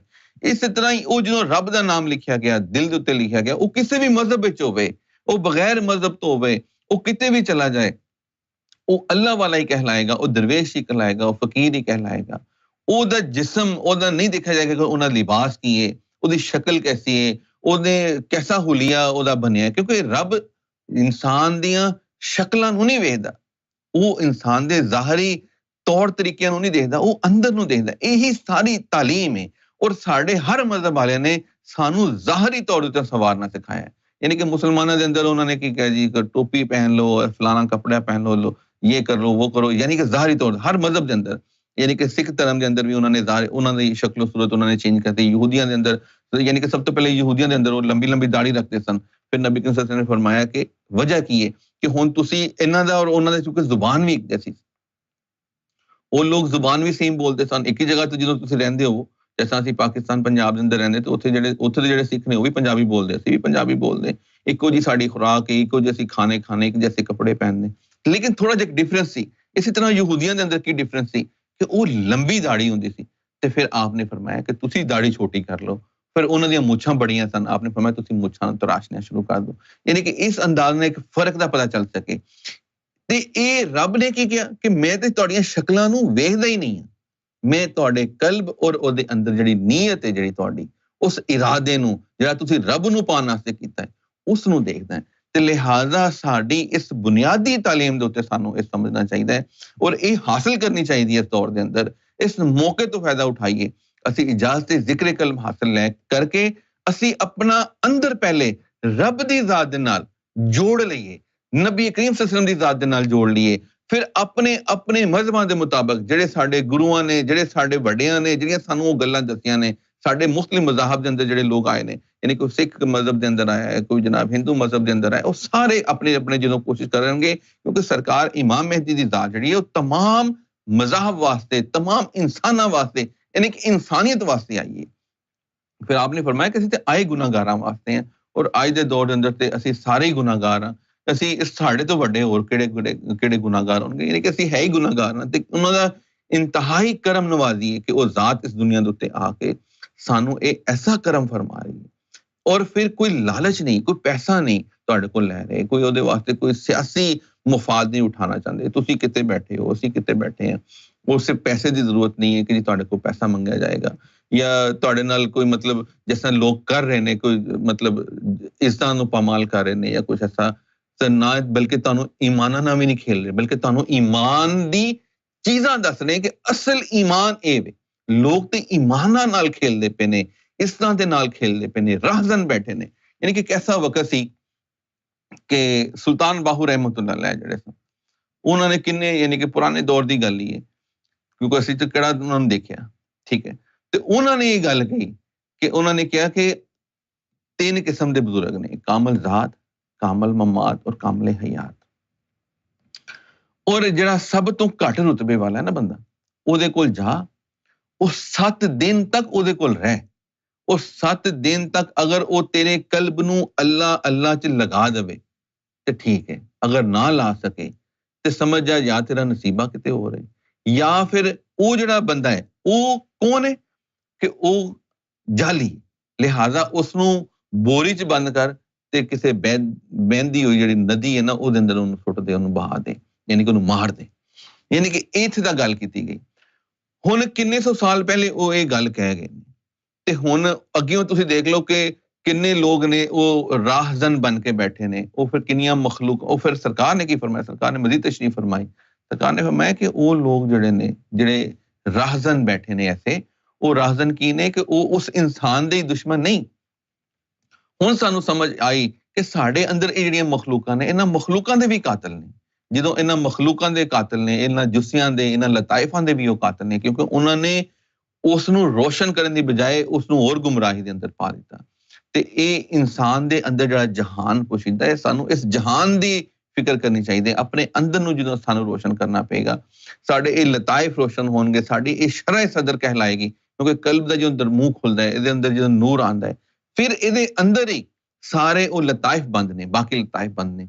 ਔਰ ਫਿਰ ਜਦੋਂ ਉਹ ਇਸਮੇ ਜ਼ਾਤ, ਯਾਨੀ ਕਿ ਸਰਕਾਰ ਦੀ ਨਜ਼ਰਾਂ ਦੇ ਨਾਲ, ਸਰਕਾਰ ਇਮਾਮ ਮਹਿਦੀ ਗੌਹਰ ਸ਼ਾਹੀ ਦੀ ਨਜ਼ਰੇ ਕਰਮ ਦੇ ਨਾਲ ਜਦੋਂ ਉਹ ਅੰਦਰ ਦਾ ਉਹ ਰੋਸ਼ਨੀ ਆਉਂਦੀ ਹੈ, ਅੰਦਰ ਦਾ ਨੂਰ ਆਉਂਦਾ ਹੈ, ਉਹ ਜਦੋਂ ਉਹ ਅੰਦਰ ਫਟਦਾ ਹੈ, ਯਾਨੀ ਕਿ ਕਲਬ ਦਾ ਮੂੰਹ ਖੁੱਲਦਾ ਹੈ, ਉਹ ਲਤਾਇਫ ਕੀ ਕਰਦੇ ਨੇ, ਆਪਣੀ ਆਪਣੀ ਜਗ੍ਹਾ ਦੇ ਉੱਤੇ ਚਲੇ ਜਾਂਦੇ ਨੇ। ਉਹ ਰੂਹ ਦਾ ਮੁਕਾਮ ਦਾਇਂ ਤਰਫ ਹੈ, ਫਿਰ ਸੀਰੀ ਦਾ ਮੁਕਾਮ ਜਿਹੜਾ ਕਲਬ ਦੇ ਨਾਲ ਹੈ, ਫਿਰ ਖਫੀ ਹੈ, ਅਖਫਾ ਅੰਨਾ, ਇਸੇ ਤਰ੍ਹਾਂ ਉਹ ਸਾਰੇ ਲਤਾਇਫ ਆਪਣੀ ਆਪਣੀ ਜਗ੍ਹਾ ਤੇ ਚਲੇ ਜਾਂਦੇ ਨੇ। ਫਿਰ ਇਸੇ ਤਰ੍ਹਾਂ ਜਦੋਂ ਉਹਨਾਂ ਨੂੰ ਮਜ਼ੀਦ ਨੂਰ ਮਿਲਦਾ ਜਾਂਦਾ ਹੈ, ਉਹ ਜਿਸ ਤਰ੍ਹਾਂ ਕਲਬ ਤੁਹਾਡਾ ਆਬਾਦ ਹੋਇਆ, ਉਹ ਕਲਬ ਦਾ ਤਾਲੁਕ ਮਲਕੂਤ ਦੇ ਨਾਲ ਹੋਇਆ, ਫਿਰ ਤੁਹਾਡੀ ਰੂਹ ਜਾਗੇਗੀ, ਰੂਹ ਦਾ ਤਾਲੁਕ ਅਗਲੇ ਜਹਾਨ ਦੇ ਨਾਲ ਆਏਗਾ। ਫਿਰ ਇਹਨਾਂ ਦੇ ਬਕਾਇਦਾ, ਇਹਨਾਂ ਦੇ ਮੁਹਰਕਾਤ ਨੇ ਸਾਡੀ ਜਿਸਮ ਦੇ ਉੱਪਰ, ਸਾਡੀ ਬਾਡੀ ਦੇ ਉੱਪਰ। ਅਸੀਂ ਇਹ ਜਿਹੜੇ ਹਵਾਸੇ ਖਮਸਾ ਜਿਹਨੂੰ ਅਸੀਂ ਕਹਿੰਦੇ ਕਿ ਚਖਣਾ ਕੀ ਹੈ, ਜ਼ਾਇਕੇ ਦਾ ਚਖਣਾ, ਸੁੰਘਣ ਦਾ ਜਿਹੜਾ ਕੰਮ ਹੈ, ਜਿਹੜਾ ਦੇਖਣ ਦਾ ਕੰਮ ਹੈ, ਜਿਹੜਾ ਸੁਣਨ ਦਾ ਕੰਮ ਹੈ, ਇਹ ਸਾਰੇ ਲਤਾਇਫਾਂ ਦਾ ਇਹਦੇ ਪਿੱਛੇ ਕਿਰਦਾਰ ਹੈ। ਕਿਸ ਤਰ੍ਹਾਂ ਕਿਰਦਾਰ ਹੈ, ਜਿਸ ਤਰ੍ਹਾਂ ਉਹਦੀ ਮਿਸਾਲ ਕਿੰਨੀ ਜ਼ਬਰਦਸਤ ਸਰਕਾਰ ਨੇ ਅਤਾ ਫਰਮਾਈ ਕਿ ਦੇਖੋ ਕਿ ਇੱਕ ਗੂੰਗਾ ਹੈ, ਉਹਦੀ ਜ਼ੁਬਾਨ ਹੁੰਦੀ ਹੈ ਲੇਕਿਨ ਉਹ ਬੋਲ ਨਹੀਂ ਸਕਦਾ। ਜਾਨਵਰ ਹੈ, ਯਾਨੀ ਕਿ ਮੱਝ ਲਾ ਲਓ, ਭੈਂਸ ਲਾ ਲਓ, ਗਾਂ ਲਾ ਲਓ, ਉਹਦੀ ਜ਼ੁਬਾਨ ਕਿੰਨੀ ਬੜੀ ਹੈ ਲੇਕਿਨ ਉਹ ਬੋਲ ਨਹੀਂ ਸਕਦੀ, ਉਹ ਸਾਡੇ ਤਰ੍ਹਾਂ ਗੱਲਾਂ ਨਹੀਂ ਕਰ ਸਕਦੀ। ਕਿਉਂ ਨਹੀਂ ਕਰ ਸਕਦੀ? ਕਿ ਉਹਦੇ ਅੰਦਰ ਉਹਨੂੰ ਬੁਲਾਉਣ ਵਾਲੀ ਇੱਕ ਮਖਲੂਕ ਹੈ ਜਿਹਦਾ ਨਾਮ ਲਤੀਫਾ ਅਖਫਾ ਹੈ, ਉਹ ਜਾਗਤ ਨਹੀਂ ਹੈ, ਉਹ ਪਿੱਛੇ ਹੈ ਹੀ ਨਹੀਂ ਮਖਲੂਕ। ਜਦੋਂ ਉਹ ਮਖਲੂਕ ਹੀ ਨਹੀਂ, ਜਿਸ ਤਰ੍ਹਾਂ ਇੱਕ ਟੂਟੀ ਹੈ ਉਹ ਲੱਗ ਗਈ ਹੈ ਲੇਕਿਨ ਪਿੱਛੋਂ ਪਾਣੀ ਦਾ ਕਨੈਕਸ਼ਨ ਨਹੀਂ ਕੱਟਿਆ, ਉਹਨੂੰ ਜਿਸ ਤਰ੍ਹਾਂ ਮਰਜ਼ੀ ਖੋਲਦੇ ਰਹੋ, ਤੋੜਦੇ ਰਹੋ, ਮਰੋੜੋ, ਸੱਜੇ ਖੱਬੇ, ਜਿਸ ਤਰ੍ਹਾਂ ਮਰਜ਼ੀ ਕਰ ਲਓ, ਲੇਕਿਨ ਉਹ ਚੋਂ ਪਾਣੀ ਨਹੀਂ ਨਿਕਲ ਸਕੇਗਾ। ਪਾਣੀ ਉਦੋਂ ਹੀ ਆਏਗਾ ਜਦੋਂ ਉਹਦਾ ਕਨੈਕਸ਼ਨ ਬਹਾਲ ਹੋਏਗਾ। ਇਸੇ ਤਰ੍ਹਾਂ ਹੀ ਉਹ ਇਨਸਾਨ ਦੇ ਜਿਹੜਾ ਪਿੱਛੇ ਮਖਲੂਕ ਹੈ ਲਤੀਫਾ ਅਖਫਾ, ਉਹ ਇਨਸਾਨ ਨੂੰ ਬੁਲਾਉਂਦੀ ਹੈ। ਇਸੇ ਤਰ੍ਹਾਂ ਹੀ ਫਿਰ ਇਹ ਹਰ ਮਖਲੂਕ ਦਾ ਤਾਲੁਕ ਹੈ ਕਿਸੇ ਦਾ ਸੁਣਨ ਦੇ ਨਾਲ, ਕਿਸੇ ਦਾ ਵੇਖਣ ਦੇ ਨਾਲ, ਕਿਸੇ ਦਾ ਬੋਲਣ ਦੇ ਨਾਲ। ਤੇ ਇਸ ਕਰਕੇ ਇਸ ਜਹਾਨ ਜਿਹੜਾ ਅਸਲ ਜਹਾਨ ਹੈ, ਜਿਹੜਾ ਬਾਤਨੀ ਜਹਾਨ ਹੈ, ਉਹ ਇਨਸਾਨ ਦੀ ਅਸਲ ਹੈ, ਉਹ ਇਨਸਾਨ ਦੀ ਜ਼ਾਹਰੀ ਅਸਲ ਹਕੀਕਤ ਹੈ। ਇਹ ਜਿਹੜਾ ਹੈ ਜ਼ਾਹਰੀ, ਇਹ ਜ਼ਾਹਰੀ ਧੋਖਾ ਹੈ, ਇਹ ਜ਼ਾਹਰੀ ਤੌਰ ਦੇ ਉੱਤੇ ਸਾਰੇ ਇਨਸਾਨ ਦਾ ਧੋਖਾ ਹੈ। ਸ਼ਕਲ ਸੂਰਤ ਵੀ ਧੋਖਾ ਹੈ।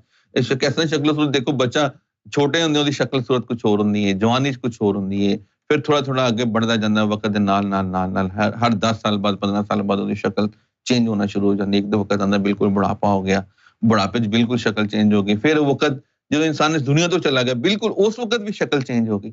ਯਾਨੀ ਕਿ ਇਹ ਤੇ ਇਨਸਾਨ ਦੀ ਮੁxtਲਿਫ ਯਾਨੀ ਕਿ ਇਹਦੇ ਉੱਤੇ ਵੀ ਇੱਕ ਪ੍ਰੋਸੈਸ ਹੈ, ਲੇਕਿਨ ਅਸਲ ਜਿਹੜੀ ਰੂਹ ਹੈ ਉਹ ਰੂਹ ਤੇ ਅਮਰ ਹੈ ਰੱਬ ਦਾ, ਉਹ ਉਸੇ ਤਰ੍ਹਾਂ ਹੀ ਹੈ। ਉਸ ਰੂਹ ਨੂੰ ਜਦੋਂ ਇਨਸਾਨ ਜ਼ਿੰਦਾ ਕਰ ਲੈਂਦਾ ਫਿਰ ਉਹ ਜਦੋਂ ਉਹ ਜ਼ਿੰਦਾ ਹੋ ਗਈ ਫਿਰ ਉਹਦੀ ਸ਼ਕਲ ਦੇ ਇਨਸਾਨ ਦੇ ਅੰਦਰ ਉਹ ਸਭ ਲਤਾਇਫ ਉਹਦੀ ਸ਼ਕਲ ਦੇ ਹੀ ਹੁੰਦੇ ਨੇ। ਇੱਕ ਸੂਫੀ ਮਾਸਟਰ ਸਈਦੀ ਯੂਨਸ ਅਲਗੋਹਰ ਆਪਨੇ ਤੁਰਕੀ ਦਾ ਇੱਕ ਡਰਾਮਾ ਸੀ ਯੂਨਸ ਅਲ ਅਮਰੇ ਦੇ ਨਾਮ ਤੇ, ਉਹਦੇ ਬਾਰੇ ਦੱਸਿਆ ਗਿਆ ਕਿ ਉਸ ਨੂੰ ਦੇਖਿਆ ਜਾਏ ਤਾਂ ਕਿ ਲੋਕ ਰੂਹਾਨੀਅਤ ਨੂੰ ਸਮਝ ਸਕਣ, ਰੂਹਾਨੀਅਤ ਤੋਂ ਸ਼ਨਾਸਾਈ ਹਾਸਲ ਹੋ ਸਕੇ। ਜਿਹੜੀ ਅਸੀਂ ਲਤਾਇਫਾਂ ਦੀ ਗੱਲ ਕਰਦੇ ਹਾਂ ਉਹਦੇ ਅੰਦਰ ਇੱਕ ਐਪੀਸੋਡ ਇੱਕ ਕਿਸ ਸੀ ਤੇ ਉਹਦੇ ਅੰਦਰ ਬਕਾਇਦਾ ਉਹ ਦਿਖਾਇਆ ਗਿਆ, ਬਹੁਤ ਅੱਛਾ ਉਹਨਾਂ ਨੇ ਦਿਖਾਇਆ ਕਿ ਉਹ ਬੰਦਾ ਜਦੋਂ ਜ਼ਿਕਰ ਕਰ ਰਿਹਾ ਸੀ ਤੇ ਉਹਦੇ ਅੰਦਰ ਉਹ ਲਤਾਇਫ ਨਿਕਲ ਕੇ ਉਹੀ ਹਮ ਸ਼ਕਲ ਜਿਹੜੇ ਸਨ ਉਹ ਇਨਸਾਨ ਦੇ ਉਹਦੇ ਨਿਕਲ ਕੇ ਉਹ ਸੂਫੀ ਦੇ ਉਹ ਬੈਠ ਕੇ ਉਹਦੇ ਨਾਲ ਜ਼ਿਕਰ ਕਰਨ ਲੱਗ ਗਏ। ਇਸੇ ਤਰ੍ਹਾਂ ਹੀ ਸਰਕਾਰ ਨੇ ਫਰਮਾਇਆ ਕਿ ਜਦੋਂ ਤੁਸੀਂ ਆਪਣੇ ਅੰਦਰ ਨੂੰ ਰੋਸ਼ਨ ਕਰ ਲਓਗੇ ਤੁਹਾਡੇ ਲਤਾਇਫ ਜਦੋਂ ਜਾਗ ਜਾਣਗੇ। ਇਹ ਆਪਨੇ ਆਪਣੀ ਕਿਤਾਬ ਦੇ ਅੰਦਰ ਲਿਖਿਆ ਸਰਕਾਰ ਸੈਯਦਨਾ ਇਮਾਮ ਮਹਿਦੀ ਗੌਹਰ ਸ਼ਾਹੀ ਨੇ ਕਿ ਫਿਰ ਉਹ ਤੁਸੀਂ ਜਦੋਂ ਇਕੱਲੇ ਵੀ ਨਮਾਜ਼ ਪੜ੍ਹੋਗੇ ਉਹ ਤੁਹਾਡੀ ਨਮਾਜ਼ ਬਾ ਜਮਾਤ ਨਮਾਜ਼ ਕਹਿਲਾਏਗੀ। ਫਿਰ ਤੁਸੀਂ ਤਿਲਾਵਤ ਕਰੋਗੇ, ਫਿਰ ਤੁਸੀਂ ਜ਼ੁਬਾਨ ਦੇ ਨਾਲ ਪੜਿਆ ਕੁਲ ਹੂ ਅੱਲਾਹੁ ਅਹਦ ਤੇ ਅੰਦਰ ਤੁਹਾਡਾ ਕਲਬ ਜਿਹੜਾ ਹੈ ਉਹ ਵੀ ਪੜੇਗਾ ਕੁਲ ਹੂ ਅੱਲਾਹੁ ਅਹਦ, ਉਹ ਵੀ ਗਵਾਹੀ ਦੇਗਾ, ਉਹ ਵੀ ਅੱਲਾ ਅੱਲਾ ਪੜੇਗਾ। ਜਿਸ ਤਰ੍ਹਾਂ ਅਸੀਂ ਬੱਚੇ ਨੂੰ ਅਸੀਂ ਕਲਮਾ ਪੜ੍ਹਾਉਂਦੇ ਯਾਨੀ ਕਿ ਬੱਚੇ ਨੂੰ ਅਸੀਂ ਬੋਲਣਾ ਸਿਖਾਉਂਦੇ ਤੇ ਉਹਦੀ ਕੋਸ਼ਿਸ਼ ਕਰਦੇ ਤੇ ਉਹ ਅਲਿਫ ਬੇ ਯਾਨੀ ਕਿ ਆਹਿਸਤਾ ਆਹਿਸਤਾ ਸਿੱਖਦਾ। ਇਸੇ ਤਰ੍ਹਾਂ ਇਹ ਜਿਹੜਾ ਕਲਬ ਹੈ ਇਹ ਵੀ ਪਹਿਲੇ ਅੱਲਾ ਅੱਲਾ ਸਿੱਖਦਾ ਫਿਰ ਅੱਲਾ ਅੱਲਾ ਅੱਲਾ ਤੋਂ ਬਾਅਦ ਫਿਰ ਇਹ ਕਲਮਾ ਤੈਯਬਾ ਦਾ ਪੂਰਾ ਜ਼ਿਕਰ ਸਿੱਖਦਾ। ਇਸੇ ਤਰ੍ਹਾਂ ਇਨਸਾਨ ਦਾ ਜਿਹੜਾ ਨਫਸ ਹੈ ਉਹ ਵੀ ਇਹ ਸਾਰੀਆਂ ਪੂਰੀਆਂ ਇਸੇ ਤਰ੍ਹਾਂ ਹੀ ਇਹ ਇਨਸਾਨ ਦਾ ਨਫਸ ਵੀ ਜਿਹੜਾ ਉਹ ਪੂਰੀਆਂ ਸਿੱਖਦਾ ਹੈ ਗੱਲਾਂ, ਯਾਨੀ ਕਿ ਉਹ ਕਲਮਾ ਪਹਿਲੇ ਪੜ੍ਹਨ ਲੱਗ ਜਾਏਗਾ। ਉਹ ਹਜੇ ਕੀ ਕਰੇਗਾ, ਮਜਬੂਰ ਹੋ ਜਾਏਗਾ। ਉਹ ਨਫਸ ਮਜਬੂਰ ਹੋ ਜਾਏਗਾ ਜਦੋਂ ਉਹਦੇ ਸਾਰੇ ਨਾਰ ਦੇ ਰਸਤੇ ਬੰਦ ਹੋ ਜਾਣਗੇ, ਨਾਰ ਦੀਆਂ ਖੁਰਾਕਾਂ ਬੰਦ ਹੋ ਜਾਣਗੀਆਂ। ਨਾਰ ਦੇ ਰਸਤੇ ਜਦੋਂ ਬੰਦ ਹੋ ਗਏ, ਨਾਰ ਦੀ ਖੁਰਾਕ ਇਨਸਾਨ ਦੀ ਜਦੋਂ ਬੰਦ ਹੋ ਗਈ ਤੇ ਫਿਰ ਉਹ ਕਲਬ ਕੀ ਕਰੇਗਾ, ਯਾਨੀ ਕਿ ਨਫਸ ਕੀ ਕਰੇਗਾ, ਮਜਬੂਰ ਹੋ ਜਾਏਗਾ। ਉਹ ਫਿਰ ਕਲਬ ਨੂੰ ਕਹੇਗਾ ਵੀ ਯਾਰ ਮੈਨੂੰ ਹੁਣ ਕੁਝ ਖੁਰਾਕ ਦੇ, ਮੈਨੂੰ ਕੁਝ ਖਾਣ ਨੂੰ ਕੁਝ ਦੇ, ਵੀ ਮੈਂ ਤਾਂ ਭੁੱਖਾ ਮਰਦਾ ਪਿਆ, ਠੀਕ ਹੈ ਨਾ। ਉਹ ਫਿਰ ਕਹੇਗਾ ਵੀ ਕਲਬ ਕੀ ਕਹੇਗਾ, ਕਲਬ ਕਹੇਗਾ ਵੀ ਮੇਰੇ ਕੋਲ ਤੇ ਨੂਰ ਹੈ, ਮੇਰੇ ਕੋਲ ਤੇ ਇਹੀ ਖੁਰਾਕ ਹੈ ਜੋ ਮੇਰੇ ਕੋਲ ਹੈ। ਤੇ ਲਿਹਾਜ਼ਾ ਜੈਸਾ ਕੋਈ ਵੈਜੀਟੇਰੀਅਨ ਨੂੰ ਕਹੇਗਾ ਵੀ ਮੇਰੇ ਕੋਲ ਤੇ ਸਬਜ਼ੀ ਹੈ, ਮੈਂ ਸਬਜ਼ੀ ਹੀ ਖਾਣਾ ਹੈ, ਉਹ ਕਹੇਗਾ ਜੀ ਠੀਕ ਹੈ ਜੀ ਬਈ ਹੁਣ ਸਬਜ਼ੀ ਦੇ ਦਿਓ, ਠੀਕ ਹੈ ਸਾਰੀ ਉਮਰ ਗੋਸ਼ਤ ਜ਼ਰੂਰ ਖਾਦਾ ਲੇਕਿਨ ਹੁਣ ਸਬਜ਼ੀ ਦੇ ਦਿਓ। ਇਸੇ ਤਰ੍ਹਾਂ ਫਿਰ ਉਹ ਨਫਸ ਕੀ ਕਹੇਗਾ, ਠੀਕ ਹੈ ਯਾਰ ਮੈਨੂੰ ਨੂਰ ਹੀ ਦੇ ਦੇ। ਉਸ ਨੂਰ ਦੇ ਜ਼ਰੀਏ ਉਹ ਕੀ ਬੋਲਣਾ ਸ਼ੁਰੂ, ਯਾਨੀ ਕਿ ਕਲਮਾ ਪੜਦਾ ਹੈ ਉਹ ਵਕਤੀ ਤੌਰ ਤੇ। ਉਹ ਫਿਰ ਕੀ ਕਹਦਾ ਕਿ ਤਾਂ ਹੀ ਤੇ ਕੁਝ ਲੋਕ ਜਦੋਂ ਉਸੇ ਉੱਪਰ ਹੀ ਖੁਸ਼ ਹੋ ਜਾਂਦੇ ਨੇ। ਉਹ ਨਫਸ ਦੀਆਂ ਹਾਲਤਾਂ ਨੇ, ਨਫਸ ਅਮਾਰਾ ਹੈ, ਲਵਾਮਾ ਹੈ, ਇਲਹਾਮਾ ਹੈ, ਫਿਰ ਜਾ ਕੇ ਮੁਤਮਿਨਾ ਹੈ, ਫਿਰ ਉਸ ਤੋਂ ਅੱਗੇ ਜਾ ਕੇ ਰਾਜ਼ੀਆਂ ਮਰਜ਼ੀਆਂ ਆਉਂਦੀ ਹੈ। ਉਹ ਫਿਰ ਨਫਸ ਅਮਾਰਾ ਜਿਹੜਾ ਹੈ ਉਹਦੀ ਕੀ ਸ਼ਕਲ ਹੈ, ਉਹਦੀ ਸ਼ਕਲ ਕੁੱਤੇ ਦੀ, ਉਹ ਕੁੱਤੇ ਦੀ ਸ਼ਕਲ ਦਾ ਹੈ। ਹੁਣ ਉਹ ਜਦੋਂ ਕੋਸ਼ਿਸ਼ ਕੀਤੀ ਉਹ ਇਨਸਾਨ ਨੇ ਉਹਨੇ ਨੂਰ ਮਿਲਿਆ, ਉਹਨੇ ਕਲਮਾ ਵੀ ਪੜ੍ਹਨਾ ਸ਼ੁਰੂ ਕਰਤਾ, ਠੀਕ ਹੈ ਨਾ, ਤੇ ਉਹ ਆਹਿਸਤਾ ਆਹਿਸਤਾ ਉਹਦੀ ਸ਼ਕਲ ਚੇਂਜ ਹੋਣਾ ਸ਼ੁਰੂ ਹੋ ਜਾਏਗੀ। ਕੁੱਤੇ ਤੋਂ ਉਹਦੀ ਸ਼ਕਲ ਹਰਾਮ ਜਾਨਵਰ ਤੋਂ ਹਲਾਲ ਦੀ ਤਰਫ ਆਣਾ ਹੋ ਜਾਏਗੀ। ਜਦੋਂ ਹਲਾਲ ਦੀ ਤਰਫ ਆਣਾ ਸ਼ੁਰੂ ਹੋ ਜਾਏਗੀ, ਕਦੀ ਉਹ ਘੋੜੇ ਦੀ ਤਰਫ ਆਏਗਾ, ਪਹਿਲੇ ਜਦੋਂ ਘੋੜੇ ਦੀ ਤਰਫ ਆਏਗਾ ਫਿਰ ਉਹ ਘੋੜੇ ਤੋਂ ਅੱਗੇ ਚੱਲਦਾ ਚੱਲਦਾ ਫਿਰ ਕੀ ਕਰੇਗਾ, ਫਿਰ ਉਹ ਆਹਿਸਤਾ ਆਹਿਸਤਾ ਜਾ ਕੇ ਬੱਕਰਾ ਬਣੇਗਾ ਜਾਂ ਹਲਾਲ ਜਾਨਵਰ ਦੀ ਤਰਫ ਆਏਗਾ। ਫਿਰ ਕਿਤੇ ਜਾ ਕੇ ਆਹਿਸਤਾ ਆਹਿਸਤਾ ਫਿਰ ਉਹਦੀ ਸ਼ਕਲ ਇਨਸਾਨ ਦਾ ਹੁਲੀਆ ਬਣੇਗਾ, ਉਸੇ ਇਨਸਾਨ ਦਾ ਹੁਲੀਆ ਅਖਤਿਆਰ ਕਰ ਜਾਏਗਾ। ਤੇ ਇਸੇ ਤਰ੍ਹਾਂ ਹੀ ਇਹ ਨਫਸ ਦੀ ਹਾਲਤਾਂ ਨੇ, ਇਸੇ ਤਰ੍ਹਾਂ ਹੀ ਕਲਬ ਦੀਆਂ ਹਾਲਤਾਂ ਨੇ। ਉਹਦੇ ਬਾਰੇ ਵੀ ਇਸੇ ਤਰ੍ਹਾਂ ਹੀ ਕੁਰਾਨ ਪਾਕ ਦੇ ਅੰਦਰ ਆਇਆ, ਕਲਬ ਸਲੀਮ, ਕਲਬ ਮੁਨੀਬ, ਕਲਬ ਸ਼ਹੀਦ, ਯਾਨੀ ਕਿ ਇਹ ਇਨਸਾਨ ਦੀਆਂ ਕੈਟਾਗਰੀਆਂ ਦੱਸੀਆਂ ਗਈਆਂ ਕਿ ਕਲਬਾਂ ਦੇ ਮੁਕਾਮ ਇਹ ਨੇ, ਨਫਸ ਦੇ ਇਹ ਮੁਕਾਮਾਤ ਨੇ। ਹੁਣ ਸਾਡੇ ਨਫਸਾਂ ਦੇ ਵੀ ਇਹ ਮੁਕਾਮ ਨੇ ਕਿ ਉਹਨਾਂ ਦੀਆਂ ਹਾਲਤਾਂ ਕੀ ਨੇ, ਔਰ ਇਸ ਤਰ੍ਹਾਂ ਕਲਬਾਂ ਦੇ ਮੁਕਾਮ ਨੇ। ਲਿਹਾਜ਼ਾ ਇਨਸਾਨ ਦੇ ਅੰਦਰ ਜਿਹੜੀ ਜੰਗ ਹੈ ਉਹ ਨਫਸ ਔਰ ਕਲਬ ਦੀ ਹੀ ਜੰਗ ਹੈ। ਔਰ ਇਸ ਨੂੰ ਪਾਰ ਕੌਣ ਲਗਾਉਂਦਾ ਹੈ, ਇਸ ਨੂੰ ਪਾਰ ਲਗਾਉਂਦਾ ਹੈ ਕਾਮਲ ਮੁਰਸ਼ਦ। ਔਰ ਅੱਜ ਦਾ ਮੁਰਸ਼ਦ, ਅੱਜ ਦੀ ਹਸਤੀ ਜਿਹੜੀ ਹੈ ਉਹ ਸੈਯਦਨਾ ਇਮਾਮ ਮਹਿਦੀ ਰਿਆਜ਼ ਅਹਿਮਦ ਗੌਹਰ ਸ਼ਾਹੀ ਔਰ ਉਹਨਾਂ ਦੇ ਨੁਮਾਇੰਦੇ ਸੂਫੀ ਮਾਸਟਰ ਸਈਦੀ ਯੂਨਸ ਅਲਗੋਹਰ ਨੇ। ਅਗਰ ਆਪਣੇ ਅੰਦਰ ਨੂੰ ਵਾਕਈ ਇਹਨਾਂ ਮੌਲਵੀਆਂ ਤੋਂ ਜਾਨ ਛੁਡਾਉਣਾ ਚਾਹੁੰਦੇ ਹੋ, ਇਹਨਾਂ ਬੇਸ਼ਰਾ ਫਕੀਰਾਂ ਤੋਂ ਜਾਨ ਛੁਡਾਉਣਾ ਚਾਹੁੰਦੇ ਹੋ, ਆਪਣੇ ਇਸਤਾਂ ਨੂੰ ਬਰਬਾਦ ਹੋਣ ਤੋਂ ਬਚਾਉਣਾ ਚਾਹੁੰਦੇ ਹੋ, ਆਪਣੇ ਈਮਾਨ ਨੂੰ ਬਚਾਉਣਾ ਚਾਹੁੰਦੇ ਹੋ, ਆਪਣੇ ਅੰਦਰ ਇਸ਼ਕ ਦੀ ਚੰਗਾਰੀ ਜਲਾਉਣਾ ਚਾਹੁੰਦੇ ਹੋ, ਤੇ ਫਿਰ ਤੁਸੀਂ ਕੋਸ਼ਿਸ਼ ਕਰੋ, ਫਿਰ ਤੁਸੀਂ ਅਲਰਾ ਟੀਵੀ ਨੂੰ ਜੁਆਇਨ ਕਰੋ, ਫਿਰ ਤੁਸੀਂ ਆਓ। ਅਗਰ ਤੁਹਾਨੂੰ ਇਸ ਮੁਸ਼ਕਲ ਆਵੇ, ਕੋਈ ਸਵਾਲ ਹੋਵੇ, ਤੁਸੀਂ ਡਾਇਰੈਕਟ ਤੁਸੀਂ ਅਲਰਾ ਟੀਵੀ ਚੈਨਲ ਤੋਂ ਪੁੱਛ ਸਕਦੇ ਹੋ, ਜਿਹਦਾ ਜਵਾਬ ਸੂਫੀ ਮਾਸਟਰ ਸਈਦੀ ਯੂਨਸ ਅਲਗੋਹਰ ਦਿੰਦੇ ਨੇ। ਤੁਹਾਨੂੰ ਉਹ ਤਫਸੀਲ ਦੇ ਨਾਲ ਦੱਸਣਗੇ। ਉਹ ਜਿਹੜਾ ਸਾਡਾ ਬੋਲਣਾ ਹੈ ਇਹ ਕੁਝ ਹੋਰ ਹੈ, ਜਿਹੜਾ ਆਪ ਦਾ ਕਲਾਮ ਕਰਨਾ ਹੈ, ਆਪ ਜਿਹੜਾ ਕਲਾਮ ਫਰਮਾਉਂਦੇ ਨੇ ਉਸ ਦੇ ਅੰਦਰ ਨੂਰੀ ਅਲਫਾਜ਼ ਨੇ, ਉਹ ਨੂਰ ਦੇ ਜ਼ਰੀਏ ਆਉਂਦਾ ਹੈ। ਉਹ ਜਦੋਂ ਆਪ ਗੁਫ਼ਤਗੂ ਫਰਮਾਉਂਦੇ ਨੇ, ਆਪ ਜੋ ਕਲਾਮ ਅਤਾ ਫਰਮਾਉਂਦੇ ਨੇ, ਉਹ ਰੂਹਾਂ ਨੂੰ ਸੈਰਾਬ ਕਰਦਾ ਹੈ। ਉਹ ਰੂਹਾਂ ਇਨਸਾਨ ਦੀਆਂ ਐਸੀਆਂ ਯਾਨੀ ਕਿ ਫੈਜ਼ਯਾਬ ਹੁੰਦੀਆਂ ਨੇ ਕਿ ਪਤਾ ਚੱਲਦਾ ਹੈ ਕਿ ਯਾਰ ਅੰਦਰ ਰੋਸ਼ਨ, ਇੱਕ ਜੁਮਲਾ ਹੀ ਆਪ ਦਾ ਆ ਕੇ ਫਰਮਾ ਦੇਣਾ ਔਰ ਉਸ ਇਨਸਾਨ ਵਾਸਤੇ ਜਿਹੜਾ ਕਿਸੇ ਦਾ ਨਾਮ ਲੈ ਕੇ ਪੁਕਾਰ ਦੇਣਾ ਜਾਂ ਕਿਸੇ ਦੇ ਬਾਰੇ ਗੁਫ਼ਤਗੂ ਕਰ ਦੇਣਾ, ਉਹ ਉਹਦੀ ਰੂਹ ਨੂੰ ਸੈਰਾਬ ਕਰ ਦੇਣਾ। ਉਹ ਇਨਸਾਨ ਦੇ ਅੰਦਰ ਰੂਹ ਤੱਕ ਉਹਦੀ ਤਾਸੀਰ ਜਾਂਦੀ ਉਸ ਜੁਮਲੇ ਦੀ, ਉਹਨਾਂ ਅਲਫਾਜ਼ਾਂ ਦੀ, ਉਸ ਕਲਾਮ ਦੀ, ਕਿਉਂਕਿ ਉਸ ਦੇ ਅੰਦਰ ਨੂਰ ਹੈ। ਉਸ ਨੂਰ ਦੇ ਜ਼ਰੀਏ ਫਿਰ ਇਨਸਾਨ ਨੂੰ ਹਦਾਇਤ ਮਿਲਦੀ ਹੈ। ਰੱਬ ਇਸ ਦੁਨੀਆ ਦੇ ਉੱਤੇ ਆਂਦਾ ਹੈ, ਲੇਕਿਨ ਸਾਡੀਆਂ ਯਾਨੀ ਕਹਿੰਦੇ ਰੋਸ਼ਨ ਨਹੀਂ ਨਾ, ਅੰਦਰ ਅੰਧੇਰਾ ਹੈ। ਫਰਮਾਇਆ ਕਿ ਰੱਬ ਤੇ ਇਸ ਦੁਨੀਆ ਦੇ ਅੰਦਰ ਹੀ ਘੁੰਮਦਾ ਫਿਰਦਾ ਹੈ, ਕਦੀ ਦਾਤਾ ਦੇ ਰੂਪ ਚ ਆ ਜਾਂਦਾ ਹੈ, ਕਦੀ ਖਵਾਜਾ ਦੇ ਰੂਪ ਚ ਆ ਜਾਂਦਾ ਹੈ। ਅੱਜ ਦਾ ਜਿਹੜਾ ਰੂਪ ਹੈ, ਜਿਹੜਾ ਧਾਰ ਕੇ ਆਇਆ, ਉਹ ਸਰਕਾਰ ਸੈਯਦਨਾ ਇਮਾਮ ਮਹਿਦੀ ਗੌਹਰ ਸ਼ਾਹੀ ਦਾ ਰੂਪ ਆਇਆ ਹੈ। ਅੱਜ ਦਾ ਜਿਹੜਾ ਰੂਪ ਆਇਆ ਹੈ, ਅੱਜ ਦਾ ਜਿਹੜਾ ਵਕਤ ਆਇਆ ਹੈ, ਉਹ ਸਰਕਾਰ ਸੈਯਦਨਾ ਇਮਾਮ ਮਹਿਦੀ ਗੌਹਰ ਸ਼ਾਹੀ ਦੇ ਨੁਮਾਇੰਦੇ ਸੂਫੀ ਮਾਸਟਰ ਸੈਯਦ ਯੂਨਸ ਅਲਗੋਹਰ ਆਏ ਨੇ। ਜਦੋਂ ਤੁਸੀਂ ਇਹਨਾਂ ਦੀ ਬਾਰਗਾਹ 'ਚ ਜਾਓਗੇ, ਇਹਨਾਂ ਨੂੰ ਮਿਲੋਗੇ, ਜਦੋਂ ਤੁਸੀਂ ਉਹਨਾਂ ਦੀ ਗੁਫ਼ਤਗੂ ਸੁਣਦੇ, ਦੇਖੋ ਐਸੇ ਲੋਕ ਨੇ ਜਿਹੜੇ ਦੂਰ ਦਰਾਜ਼ ਬੈਠੇ ਨੇ, ਜਿਹੜਾ ਮਤਲਬ ਕੋਈ ਇੰਡੀਆ ਬੈਠਾ ਹੈ, ਕੋਈ ਬੰਗਲਾਦੇਸ਼ ਬੈਠਾ ਹੈ, ਕੋਈ ਕਿਤੇ ਬੈਠਾ ਹੈ, ਕੋਈ ਪਾਕਿਸਤਾਨ ਬੈਠਾ ਹੈ, ਕਦੀ ਉਹਨਾਂ ਨੇ ਮਿਲਿਆ ਨਹੀਂ, ਸਿਰਫ YouTube ਦੇ ਉੱਪਰ ਉਹਨਾਂ ਨੇ ਵੀਡੀਓਜ਼ ਦੇਖੀਆਂ ਨੇ ਸੂਫੀ ਮਾਸਟਰ ਸੈਯਦ ਯੂਨਸ ਅਲਗੋਹਰ ਦੀਆਂ, ਜਾਣਦੇ ਨਹੀਂ ਹੈ ਪੂਰਾ, ਤਾਰੁਫ ਨਹੀਂ ਹੈ ਪੂਰਾ, ਲੇਕਿਨ ਆਵਾਜ਼ ਸੁਣ ਕੇ, ਇਸ ਪੈਗਾਮ ਨੂੰ ਸੁਣ ਕੇ ਉਹਨਾਂ ਨੇ ਜ਼ਿਕਰ ਲੈ ਲਿੱਤਾ, ਇਜਾਜ਼ਤ ਜ਼ਿਕਰ ਕਲਮ ਲੈ ਲਿੱਤੀ, ਉਹ ਜ਼ਿਕਰ ਲੈ ਲਿੱਤਾ, ਫਿਰ ਉਹ ਸੋ ਗਏ ਜ਼ਿਕਰ ਕਰਦੇ ਕਰਦੇ ਤਸੱਵੁਰ ਨਾਲ। ਉਹ ਜਦੋਂ ख्वाबां ਦੇ ਅੰਦਰ ਉਹਨਾਂ ਦੀਆਂ ਮੁਲਾਕਾਤਾਂ ਹੋਈਆਂ, ਉਹਨਾਂ ਨੂੰ ਪਤਾ ਚੱਲਿਆ ਕਿ ਯਾਰ ਸਰਕਾਰ ਉਹਨਾਂ ਦੇ ख्वाबां 'ਚ ਆ ਗਏ। ਕਿੰਨੀ ਬੜੀ ਗੱਲ ਹੈ, ਬਹੁਤ ਕਰਮ ਨਵਾਜ਼ੀ ਦੀ ਗੱਲ ਹੈ ਕਿ ਉਹ ਪਤਾ ਕੀ ਚੱਲਿਆ ਕਿ ਉਹ ਇਨਸਾਨ ਦਾ ਅੰਦਰ ਪਾਕ ਹੋਣਾ ਸ਼ੁਰੂ ਹੋ ਗਿਆ ਹੈ, ਉਸ ਨੂੰ ਪਾਕੀਜ਼ਗੀ ਮਿਲਣਾ ਸ਼ੁਰੂ ਹੋ ਗਈ ਹੈ, ਉਸ ਤਹਾਰਤ ਦੀ ਤਰਫ ਚਲਾ ਗਿਆ ਔਰ ਇਹ ਉਹਦੇ ਉੱਪਰ ਕਰਮ ਹੋ ਗਿਆ।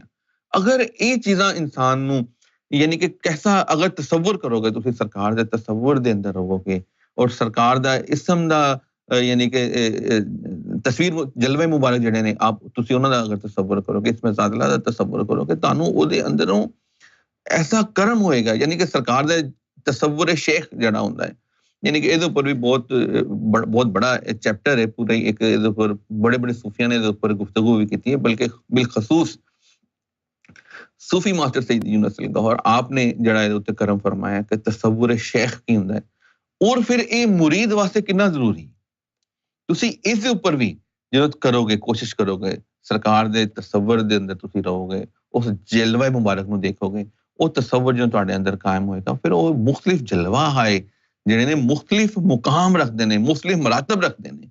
ਉਹ ਫਿਰ ਤੁਹਾਨੂੰ ਉਹਦੇ ਨਾਲ ਸ਼ਨਾਸਾਈ ਜਦੋਂ ਹੋ ਜਾਏਗੀ, ਉਹ ਜਲਵਿਆਂ ਦੇ ਨਾਲ ਜਦੋਂ ਤੁਹਾਨੂੰ ਮਾਮਲਾ ਤੁਹਾਡਾ ਸ਼ੁਰੂ ਹੋਏਗਾ, ਫਿਰ ਇੱਕ ਨਵਾਂ ਸਫ਼ਰ ਸ਼ੁਰੂ ਹੋਏਗਾ ਤੁਹਾਡੇ ਵਾਸਤੇ, ਉਹ ਇੱਕ ਨਵਾਂ ਰਸਤਾ ਸ਼ੁਰੂ ਹੋਏਗਾ। ਲੇਕਿਨ ਇਹਦੇ ਨਾਲ ਤੁਹਾਡੀ ਤਰੱਕੀ ਬਹੁਤ ਜ਼ਿਆਦਾ ਹੋਏਗੀ ਜਦੋਂ ਤੁਹਾਡੀਆਂ ਅੱਖਾਂ ਦੇ ਅੰਦਰ ਸਰਕਾਰ ਦੇ ਜਲਵੇ ਰਹਿਣਗੇ, ਤੁਹਾਡੀਆਂ ਨਿਗਾਹਾਂ ਜਿਹੜੀਆਂ ਨੇ ਪਾਕ ਹੋ ਜਾਣਗੀਆਂ। ਤੁਸੀਂ ਅਕਸਰ ਦੇਖਿਆ ਹੋਏਗਾ, ਮੈਂ ਤੇ ਦੇਖਿਆ ਪਾਕਿਸਤਾਨ ਦੇ ਅੰਦਰ ਅਕਸਰ ਬੱਸਾਂ ਦੇ ਪਿੱਛੇ ਔਰ ਟਰੱਕਾਂ ਦੇ ਪਿੱਛੇ ਲਿਖਿਆ ਹੁੰਦਾ ਸੀ ਇੱਕ ਜੁਮਲਾ, ਤੇ ਬੜਾ ਮਜ਼ਾ ਆਉਂਦਾ ਸੀ ਪੜ੍ਹ ਕੇ ਕਿ ਨੇਕ ਨਿਗਾਹਾਂ ਨੂੰ ਸਲਾਮ, ਕਿ ਨੇਕ ਨਿਗਾਹਾਂ ਨੂੰ ਸਲਾਮ।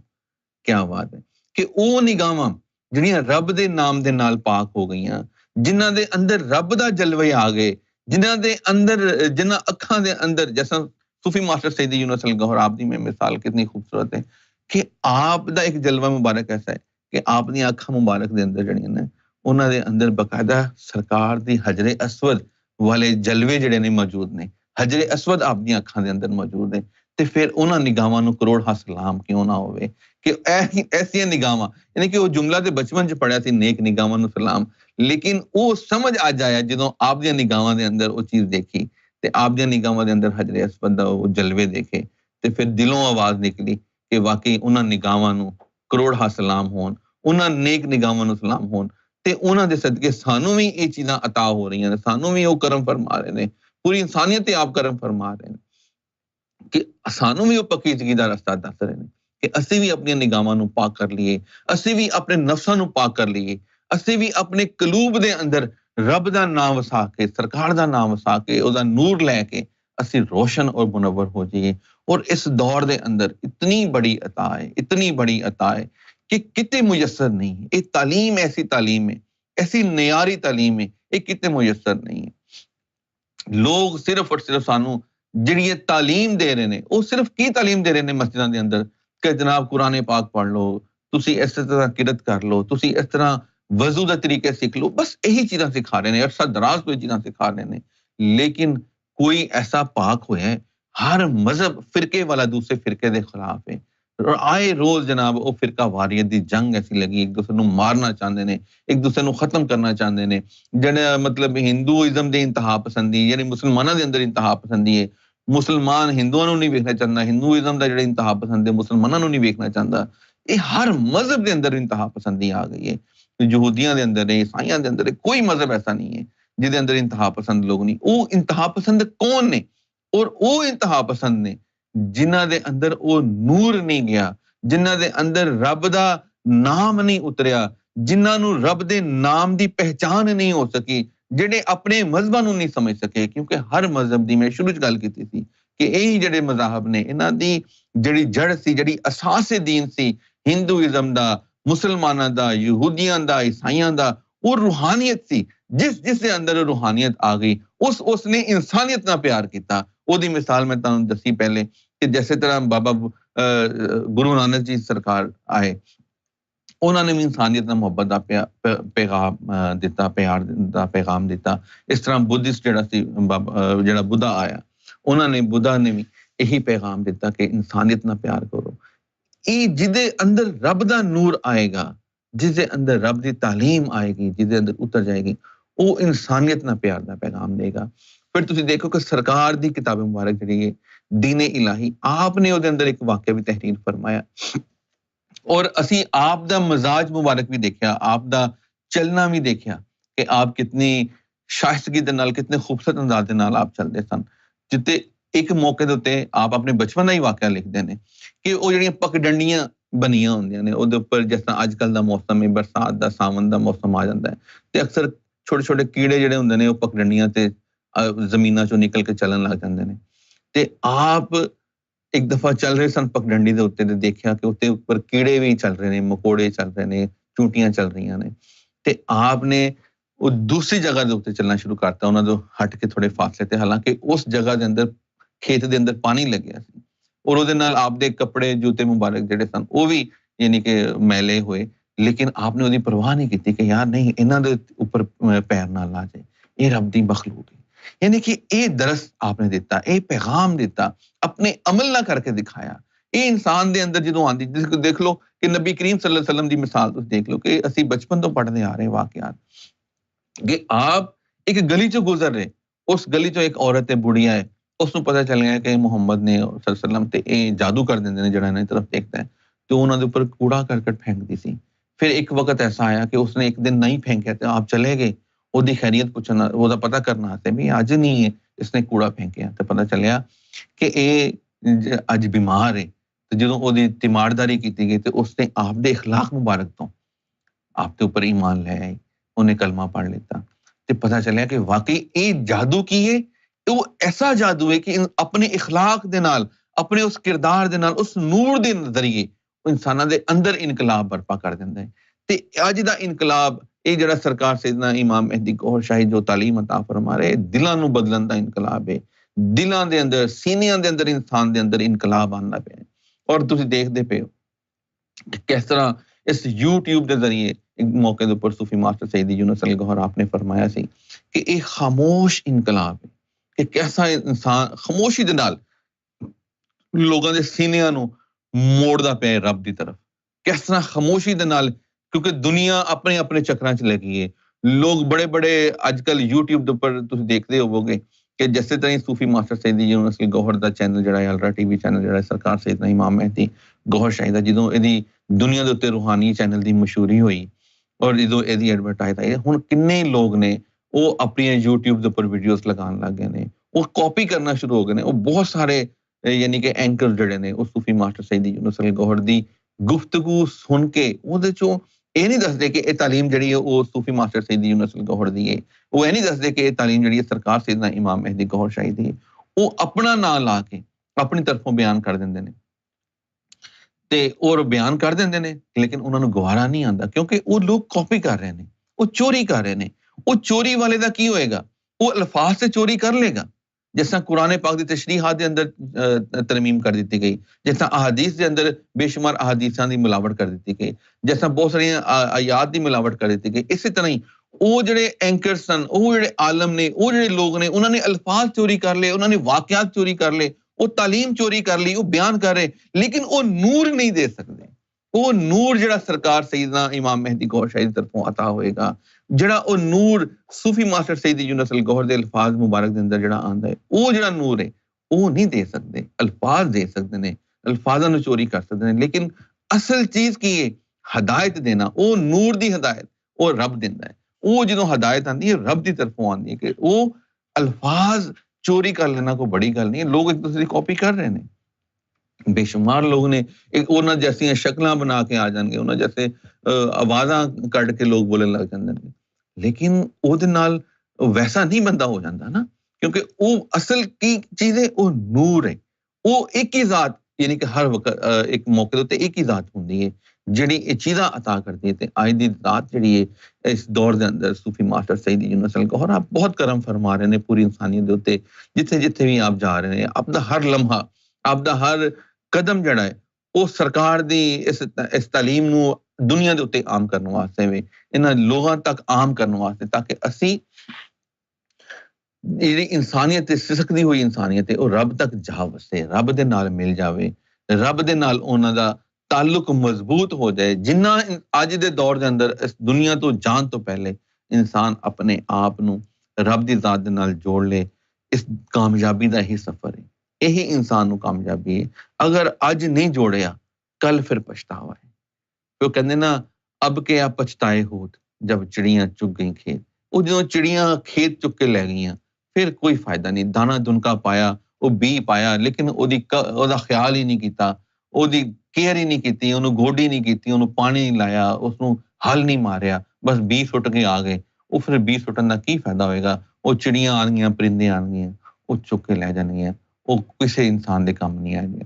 اس تو پہلے کہ اسی اپنا وقت ضائع کر لیے اس دنیا تے جڑے آن دا مقصد ہے اس نو کھو بیٹھیے، اسی کیوں نہ آج ہی اذن ذکر قلب حاصل کر کے رب دی ذات دے نال اپنے تعلق نو مضبوط کریے، اور اپنے سینیاں نو نبی کریم صلی اللہ علیہ وآلہ وسلم دی ذات دے نال جوڑ کے اپنے اندر نو روشن اور منور کریے۔ اے دے نال ہی مینوں اجازت دیو، اگلے ہفتے دوبارہ ایک نویں موضوع نال تہاڈی خدمت چ حاضر ہوواں گے۔ اپنا بہت سارا خیال رکھنا، گوہر حافظ۔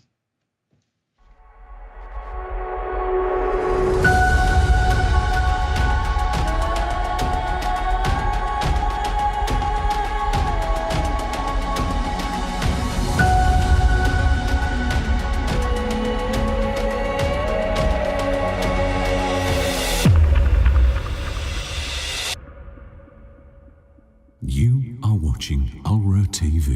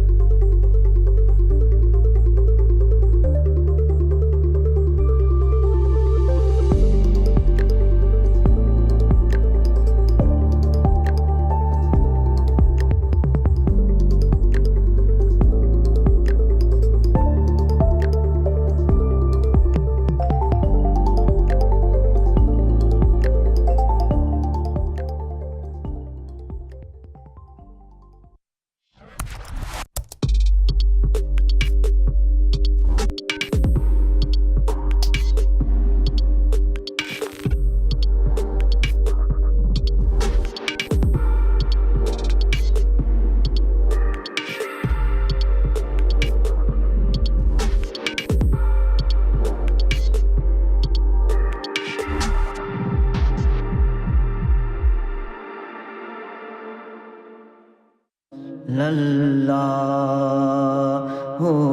علیکہ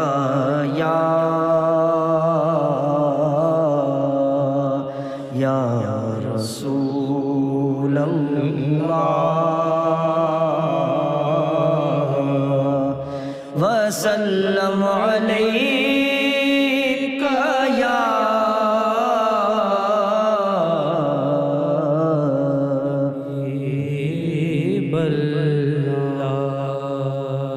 منگتے خالی ہاتھ نہ لوٹے منگتے خالی ہاتھ نہ لوٹے کتنی ملی خیرات نہ پوچھو منگتے خالی ہاتھ نہ لوٹے کتنی ملی خیرات نہ پوچھو ان کا کرم پھر ان کا کرم ہے ان کا کرم پھر ان کا کرم ہے ان کے کرم کی بات نہ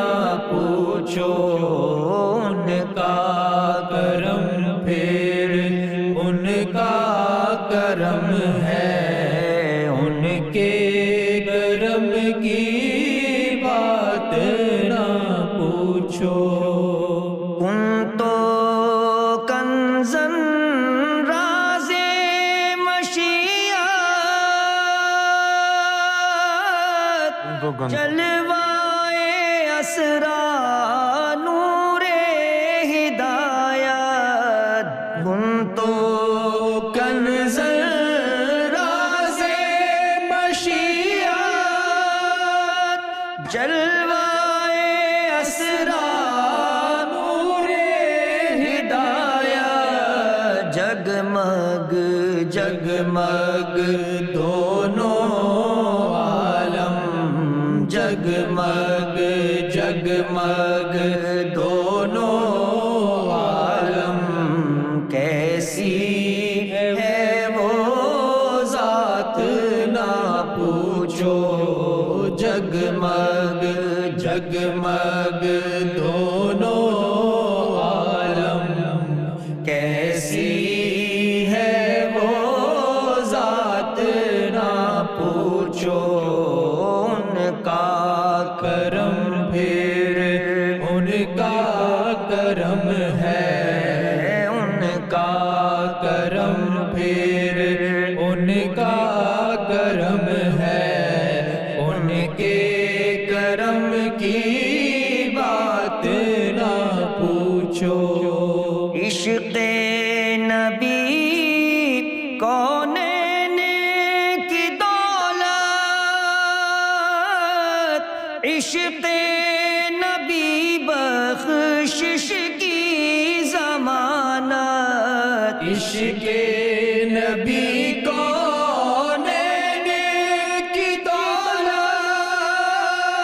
عشق نبی بخشش کی ضمانت اس سے بڑھ کر دستے طلب میں اس سے بڑھ کر دستے طلب میں ہے بھی کوئی سوغات نہ پوچھو اس سے بڑھ کر دستے طلب میں اس سے بڑھ کر دستے طلب میں ہے بھی کوئی سوغات نہ پوچھو ان کا کرم پھر ان کا کرم ہے ان کا کرم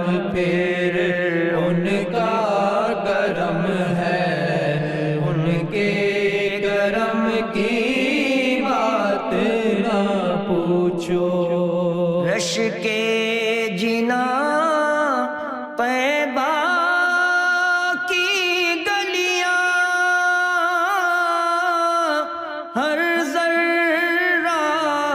فردوس بدامہ رش کے جنا طیبہ کی گلیاں ہر ذرہ فردوس بدامہ چاروں طرف انوار کا عالم چاروں طرف انوار کا عالم رحمت کی برسات نہ پوچھو چاروں طرف انوار کا عالم چاروں طرف انوار کا عالم رحمت کی برسات نہ پوچھو ان کا کرم پھر ان کا کرم ہے ان کا کرم پھر ان کا کرم ہے ان کے کرم کی بات نہ پوچھو ظاہر میں تسکین دل و جان باطن میں معراج دل و جان ظاہر میں تسکین دل و جان باطن میں معراج دل و جان نام نبی پھر نام نبی ہے نام نبی پھر نام نبی ہے نام نبی کی بات نہ پوچھو نام نبی پھر نام نبی ہے نام نبی پھر نام نبی ہے نام نبی کی بات نہ پوچھو ان کا کرم پھر ان کا کرم ہے ان کا کرم پھر ان کا کرم ہے ان کے کرم کی بات نہ پوچھو تاج شفاعت سر پر پہنے حشر کا دولہا آ پہنچا ہے تاج شفاعت سر پر پہنے حشر کا دولہا پہنچا ہے آنکھیں کھولو غور سے دیکھو آنکھیں کھولو غور سے دیکھو کس کی ہے بارات نہ پوچھو آنکھیں کھولو غور سے دیکھو کس کی ہے بارات نہ پوچھو ان کا کرم پھر ان کا کرم ہے ان کا کرم پھر ان کا کرم ہے ان کے کرم کی بات نہ پوچھو میں کیا اور کیا میری حقیقت سب کچھ ہے سرکار کی نسبت میں کیا اور کیا میری حقیقت سب کچھ کچھ ہے سرکار کی نسبت، میں تو برا ہوں لیکن میری، میں تو برا ہوں لیکن میری لاج ہے کس کے ہاتھ نہ پوچھو، میں تو برا ہوں لیکن میری لاج ہے کس کے ہاتھ نہ پوچھو، ان کا کرم پھر ان کا کرم ہے، ان کا کرم پھر ان کا کرم ہے، ان کے کرم کی بات نہ پوچھو۔ خالد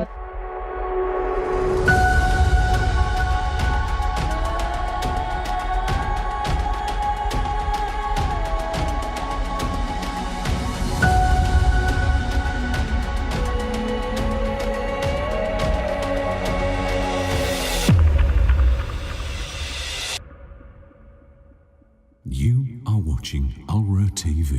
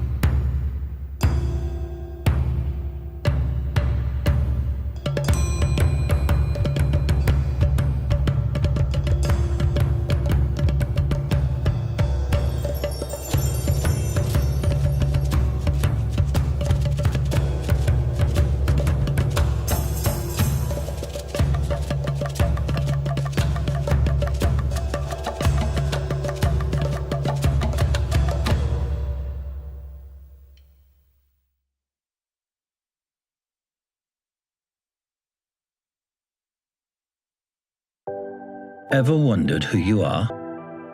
What are you here for? What are you supposed to achieve? Do you suffer from a lack of inner satisfaction and tranquility? The thirst of answers to those peculiar questions is finally being quenched. Here at ALRA TV, we are proud to offer aspirants the chance to ask questions directly to the Sufi Master Younus AlGohar, who will answer them with unique insight and utmost care. To send in your question, you can follow the link to send a message via Facebook Messenger. Alternatively, you can call, text, or message our WhatsApp number at +44 7472 540 642. Once your question is queued in our system, it will be presented live on ALRA TV's live show. If you miss it, don't worry. A recording of the reply will be sent to you after the show for you to keep for future reference.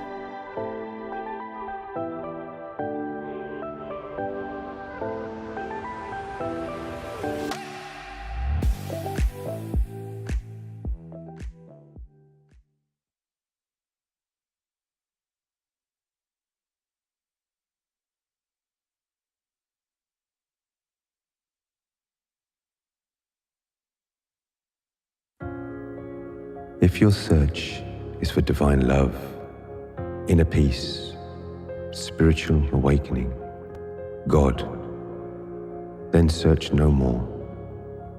Illuminate your spiritual heart so that God may find you. And through the divine sciences and spiritual powers of His Divine Eminence, Gohar Shahi, let's synchronize the name of God inside the beating system of our hearts. For the place of love is the heart. The dwelling place of God is the heart. And God looks at the shiny hearts. Let's share this mystical experience together. Some say that seeing is believing. His Divine Eminence says that feeling is believing. Let's make our hearts a pumping station of divine light. With the divine technique of implanting spiritually the mystical formula within our heartbeats, then divine energy pumps into the bloodstream, mingling with the blood cells, reawakening our souls and regenerating our bodies with divine energy. The mystical formulas recommended are the original, untranslated, pure names relating to the very essence of God, the Creator. And these formulas are Ram, Allah, Yahweh, and Isa, the true name of Jesus. And for the formula to enter the heart and articulate in the tick-tock beating of the heart, it requires 2 syllables. They are added to the name to make the perfect formula. So please look at this divine image of His Divine Eminence, Gohar Shahi. Then close your eyes, and as you start to become aware of your heartbeats, you may place your hand on your heart or feel the beats through your pulse. And please, with me and under the spiritual glance of His Divine Eminence, let's repeat these mystical formulas. All names alluding to God are worthy of respect and directs one to God. And if you would like to chant the name that you call upon God after these formulas, then please do so. So please, with your eyes closed, repeat the formulas with me. Ra Ram, Ra Ram, Ra Ram, Ra Ram, Ra Ram, Ra Ram. Allahu, Allahu, Allahu, Allahu, Allahu, Allahu. Yahweh, Yahweh, Yahweh, Yahweh, Yahweh, Yahweh.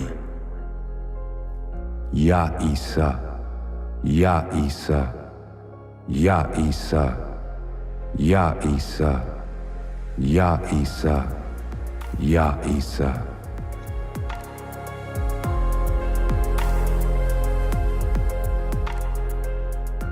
The mystical formula has entered your heart, producing divine energy. And to increase the production of this divine energy, please repeat this heart meditation as much as you possibly can over these next 7 days. 7 days and you will feel the difference. You will experience the difference. So congratulations to you. Much love, light, and blessings.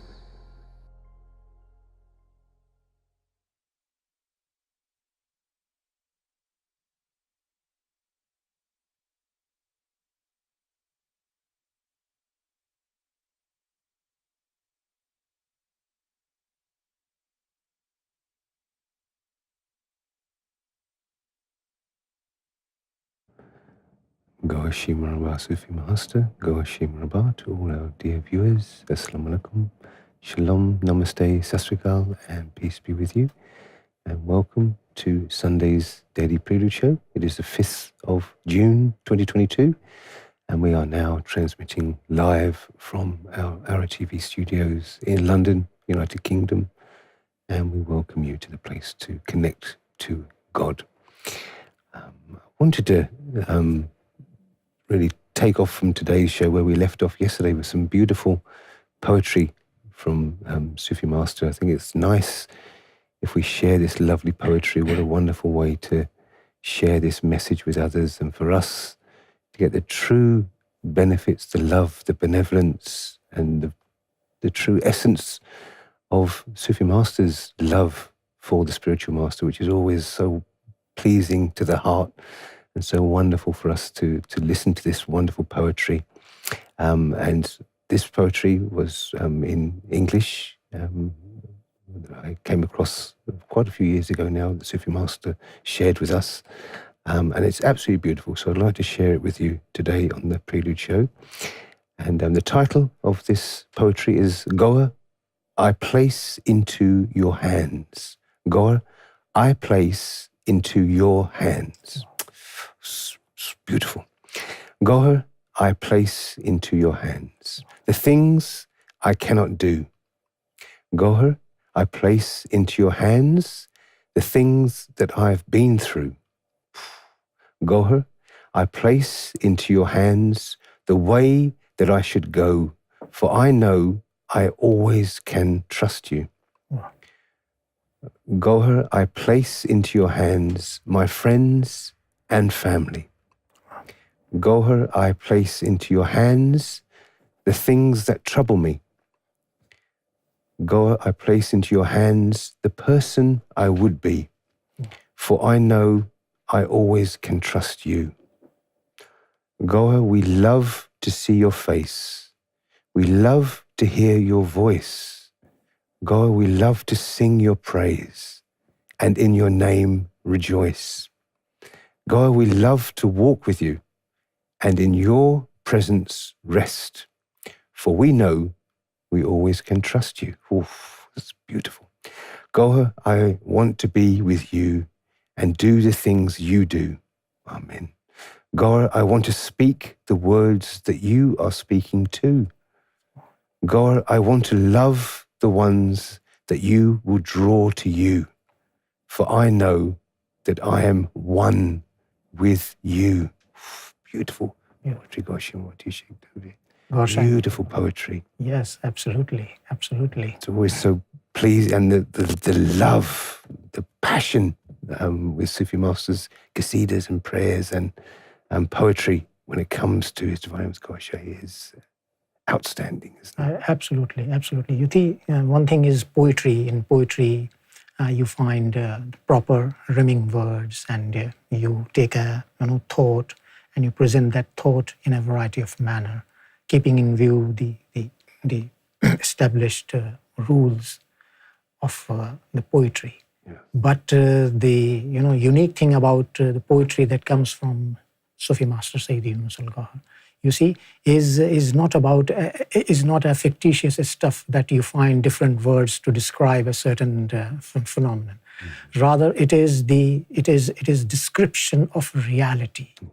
And in one stanza, in one line, Sufi Master says that when I want to see you, let me be you, so you see you. Wow. You see? Yes. So it means with the eyes of Gohar, you see Gohar. And only the eyes of Gohar can see Gohar, Yes. can perceive the beauty of Gohar.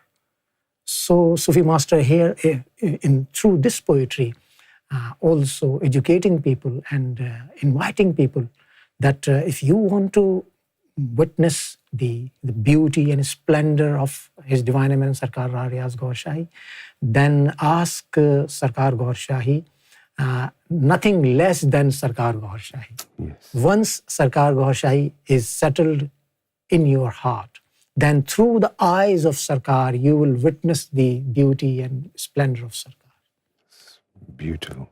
Thank you, Shaitan. So that is the poetry called Gohar, I place into your hands. I place into your hands. Beautiful.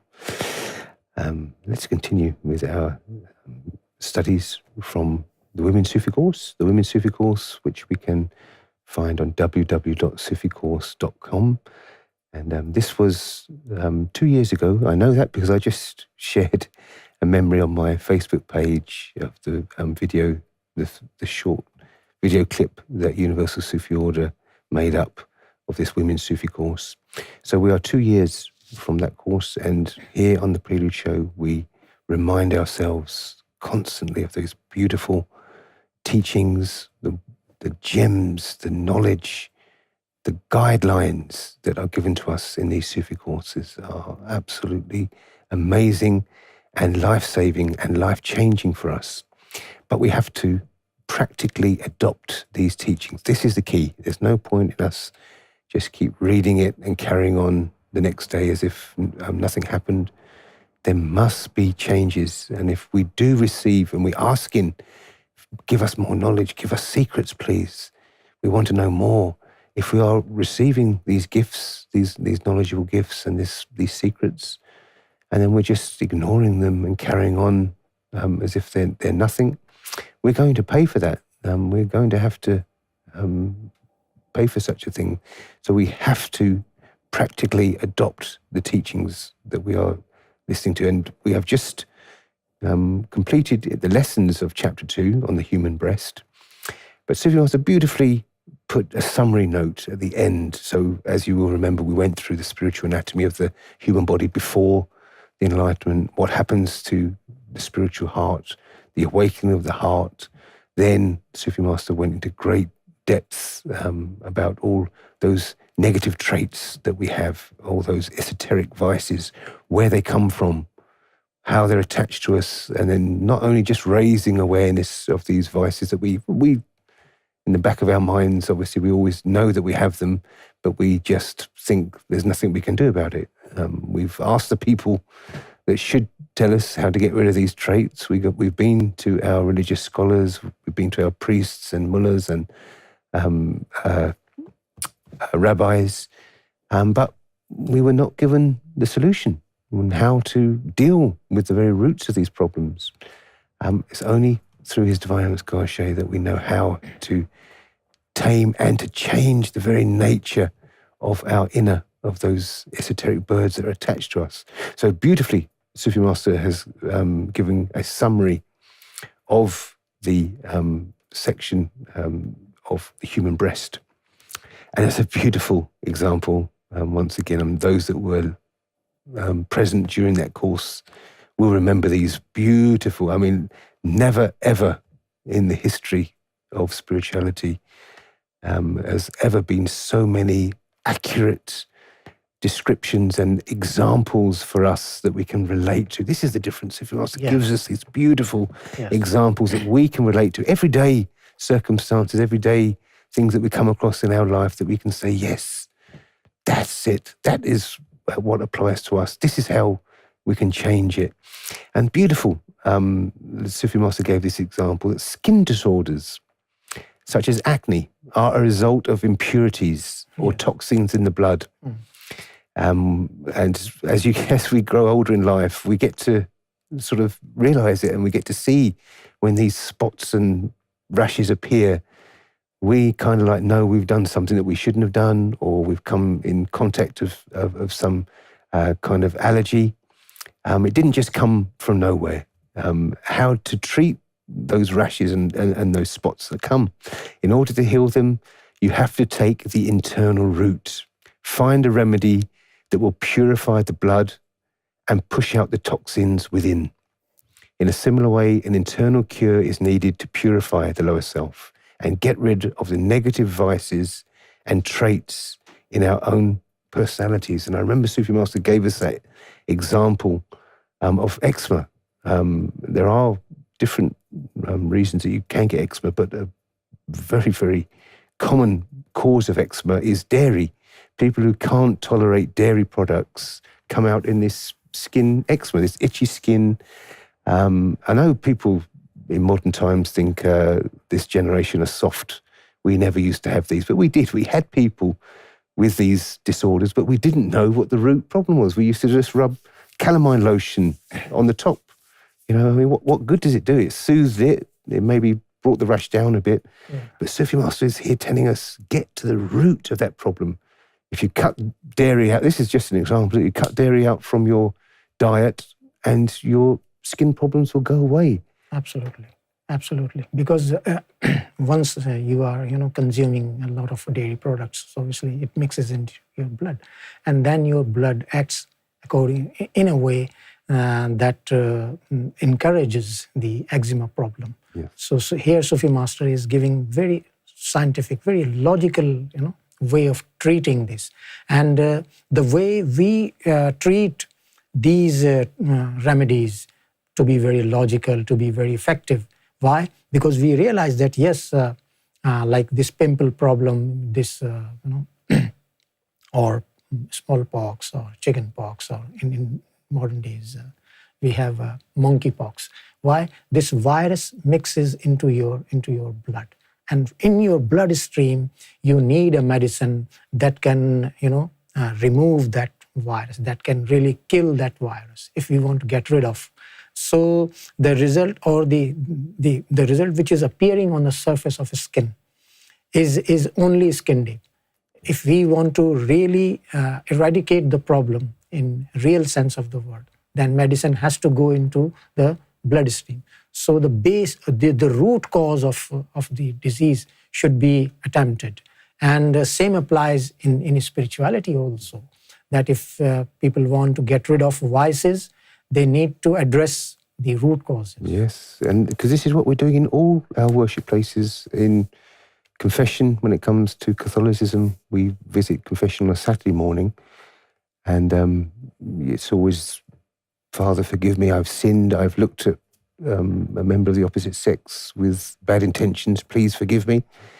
And then you will be forgiven, you will be told to say so many Hail Marys, to make so many prayers and ask for forgiveness. And it will work, it will definitely work. You will feel very, very guilty about what you've done, especially that you've let it known to your priest as well. But it will come back, just like a rash. If you just keep on feeding the problem, is going to keep coming back. So if that bird that's related to lust is still active and alive in you, it's going to come back again. This is spiritual sciences. So skin disorders such as acne are a result of impurities of toxins in the blood, and to heal them, you've got to go for that internal route. Find the remedy, purify the blood, and push out the toxins from within. And in a similar way, internal cure is needed to purify the lower self and get rid of the negative vices and traits in our personalities. Wow, beautiful. We possess these evil vices because our souls are being held hostage by the devil. Absolutely. And are in a dormant position. Yes. All our characteristics and human instincts have been imprisoned. Thus, we behave like animals and develop an evil character. In spirituality, you must first examine your personality traits. Why do you feel jealousy? Why are you arrogant? Why are you involved in backbiting, slandering? Suffer from these internal diseases? Why? If you are involved in backbiting, it is not because your tongue is dirty. The tongue just expresses what's inside you. Yes. This happens due to the evil occupation in the heart. It will not allow you to stop backbiting, slandering, or feeling jealous. No matter how hard you try, you need spiritual, medicinal help, and that is enlightenment. And it's an old, the mothers always said that if you do cuss, you use bad language, often you hear your mother say, you'll have your tongue cut out for saying such things. It's not the tongue that's saying these things. Or if you are slandering somebody, insulting somebody, it's not that bit of flesh in there. Something is in control of that flesh. Yes. And you see, these sort of advices or sayings are effective only to kids, not grown up, so that a fear is instilled in them and they discipline themselves of saying any bad stuff from their tongue. But when you grow up, then obviously everyone realizes that it is the main culprit is not the tongue. Tongue is just executing the command that it is being given. Yes. Now the command is coming from the lower self. It is the lower self that needs to be purified. If lower self is there, enlightened and purified, obviously it will give you command and you will utter good things, good words. So in spirituality, in real, genuine spirituality, Sufi Master always advises that go for the root causes and address those root causes. Yes. And once those poisonous elements are taken care, then rest of the things are very much okay. Yes, yep. And it's moving very slowly in medicine, isn't it? But there has been improvements. As we said, everything was always treat the skin, wasn't it? The calamine lotion used to come out for absolutely everything for us as kids. I don't think you can even see it much in pharmacies or chemists anymore. Yes. But that used to be always applied to everything. Yeah. Nowadays we have dermaweight lotion and creams. So nowadays that's been improved, but there is also this that was never even spoken about: the diet, what kind of diet you're having, what are you allergic to, do you have any allergies, which were never spoken of before. So there has been some improvements, but very, very slowly in improvements. In spirituality, obviously everything is sped up, everything is quick, and in spirituality you will not go for that, just brush it over, just clean the outs. Look at that, that's exactly what we say to children. I'm going to wash your mouth out with soap and water for saying such a thing. Why not wash where that certain thing came from? Yes. Wash the inside. In medicines, we've come to that stage where it's not enough for us. Look at the things like if you have a disorder in your nails, say, in your toenail. It happened to me some time ago. We used to apply all sorts of things, file it down. But going to a good doctor, a good GP, and they won't even look at the nail. That's a fungal infection. They'll give you antibiotics. It will work from inside. Yes. All that time you've been working on that nail, cutting it down, filing it, applying all sorts of lotions to it, the nail keeps coming back and back and back. Antibiotics will go inside, fight that fungal infection. In no time at all, that nail will be back to how it originally was. We're accepting it in medicine. Why don't we expect in our everyday life? Why are we accepting that we are jealous all the time? We're arrogant all the time. We speak badly about people. We slander people. And why don't we think, where is it coming from and how we can deal with that? So in spirituality, you must first examine your personality traits, why you feel such things. And this is because the evil occupation in the heart. And in phase 1 of opening of the heart, the souls are freed from the dormant spiritual heart by the spiritual master. In phase 2, the spiritual master will obtain God's permission to grant you the medicinal remedy, the mystical formula. He will initiate the heart and make sure the heart is duly provided with a spiritual diet. He will work on increasing your spiritual appetite. This great favor is provided for you by the spiritual master. And thank you so much, Sufi Master, for sharing this with us. The lower self can only be purified by that spiritual master. But at the same time, the seeker of the spiritual path has to take some responsibility.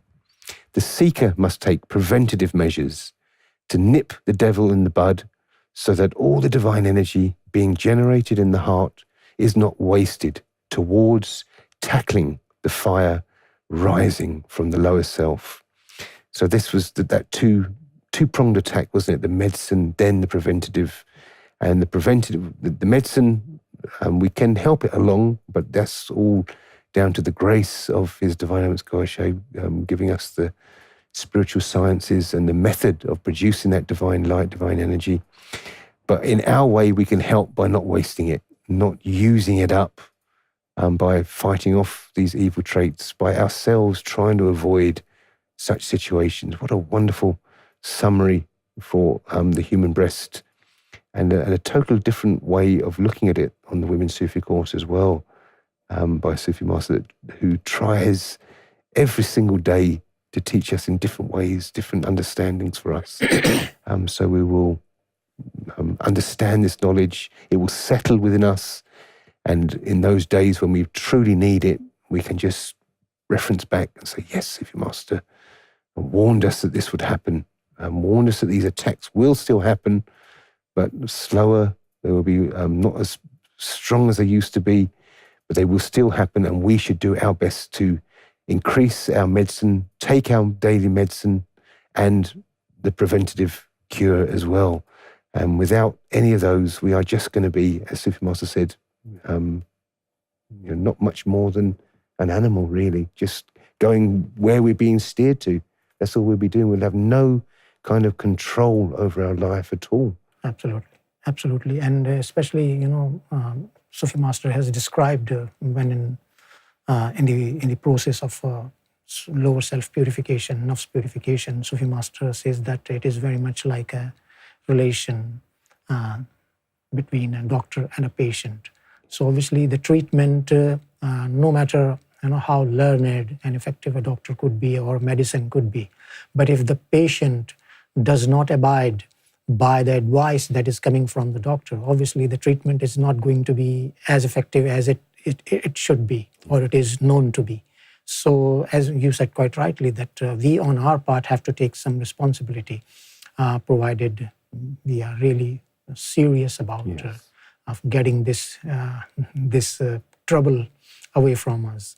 And the best strategy is to refrain from such things which can waste a whole lot of divine energy, which is obviously in turn utilized in purification of the lower self and then further spiritual progress. Yes, absolutely. So that's the conclusion of chapter 2 on the human breast.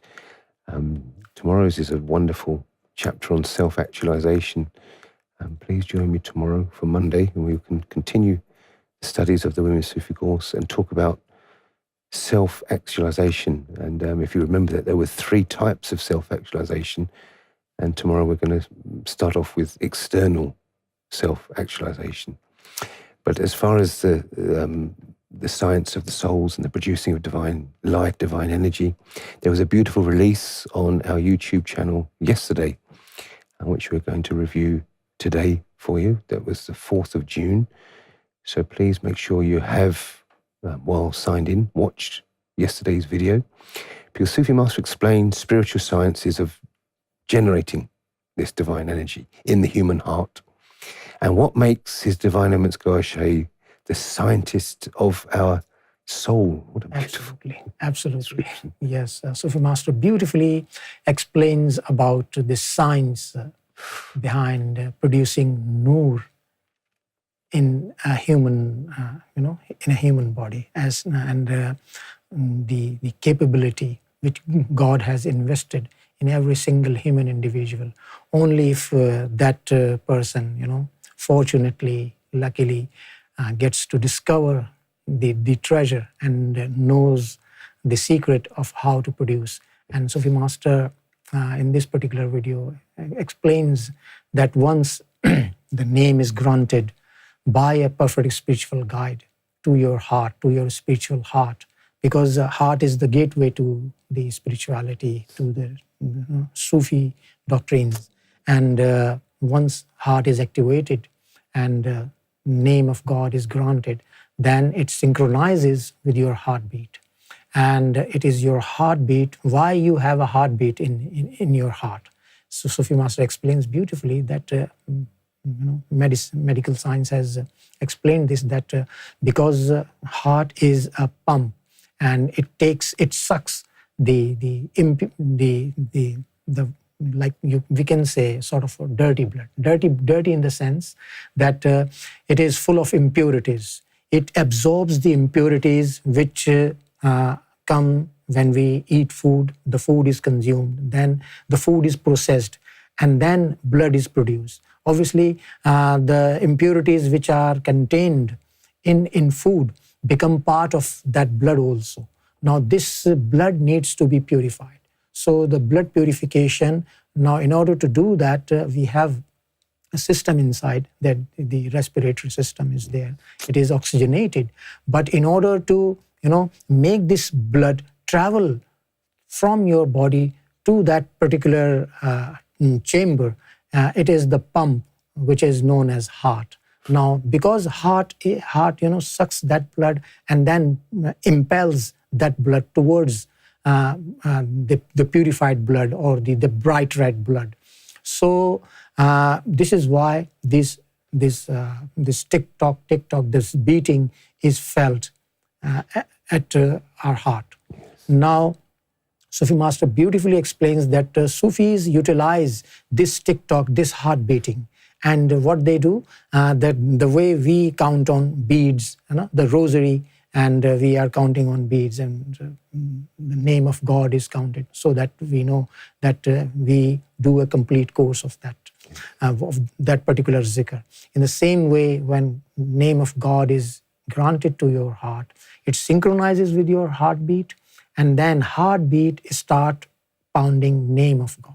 And as a result, Sufi Master explains that we have been explained earlier also many times that when you strike two stones together, it creates a spark, or when clouds thunder, it creates electricity because of that friction.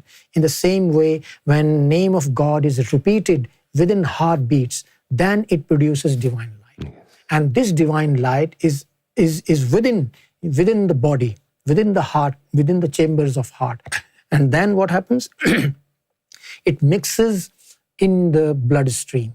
And then the rest of the souls, rest of the four souls in your breast, they also get enlightened and spiritually matured.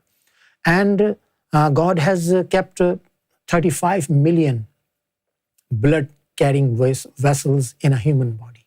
So just imagine the blood which is purified, which is bright red, oxygenated, and at the same time, that blood is mixed with divine light.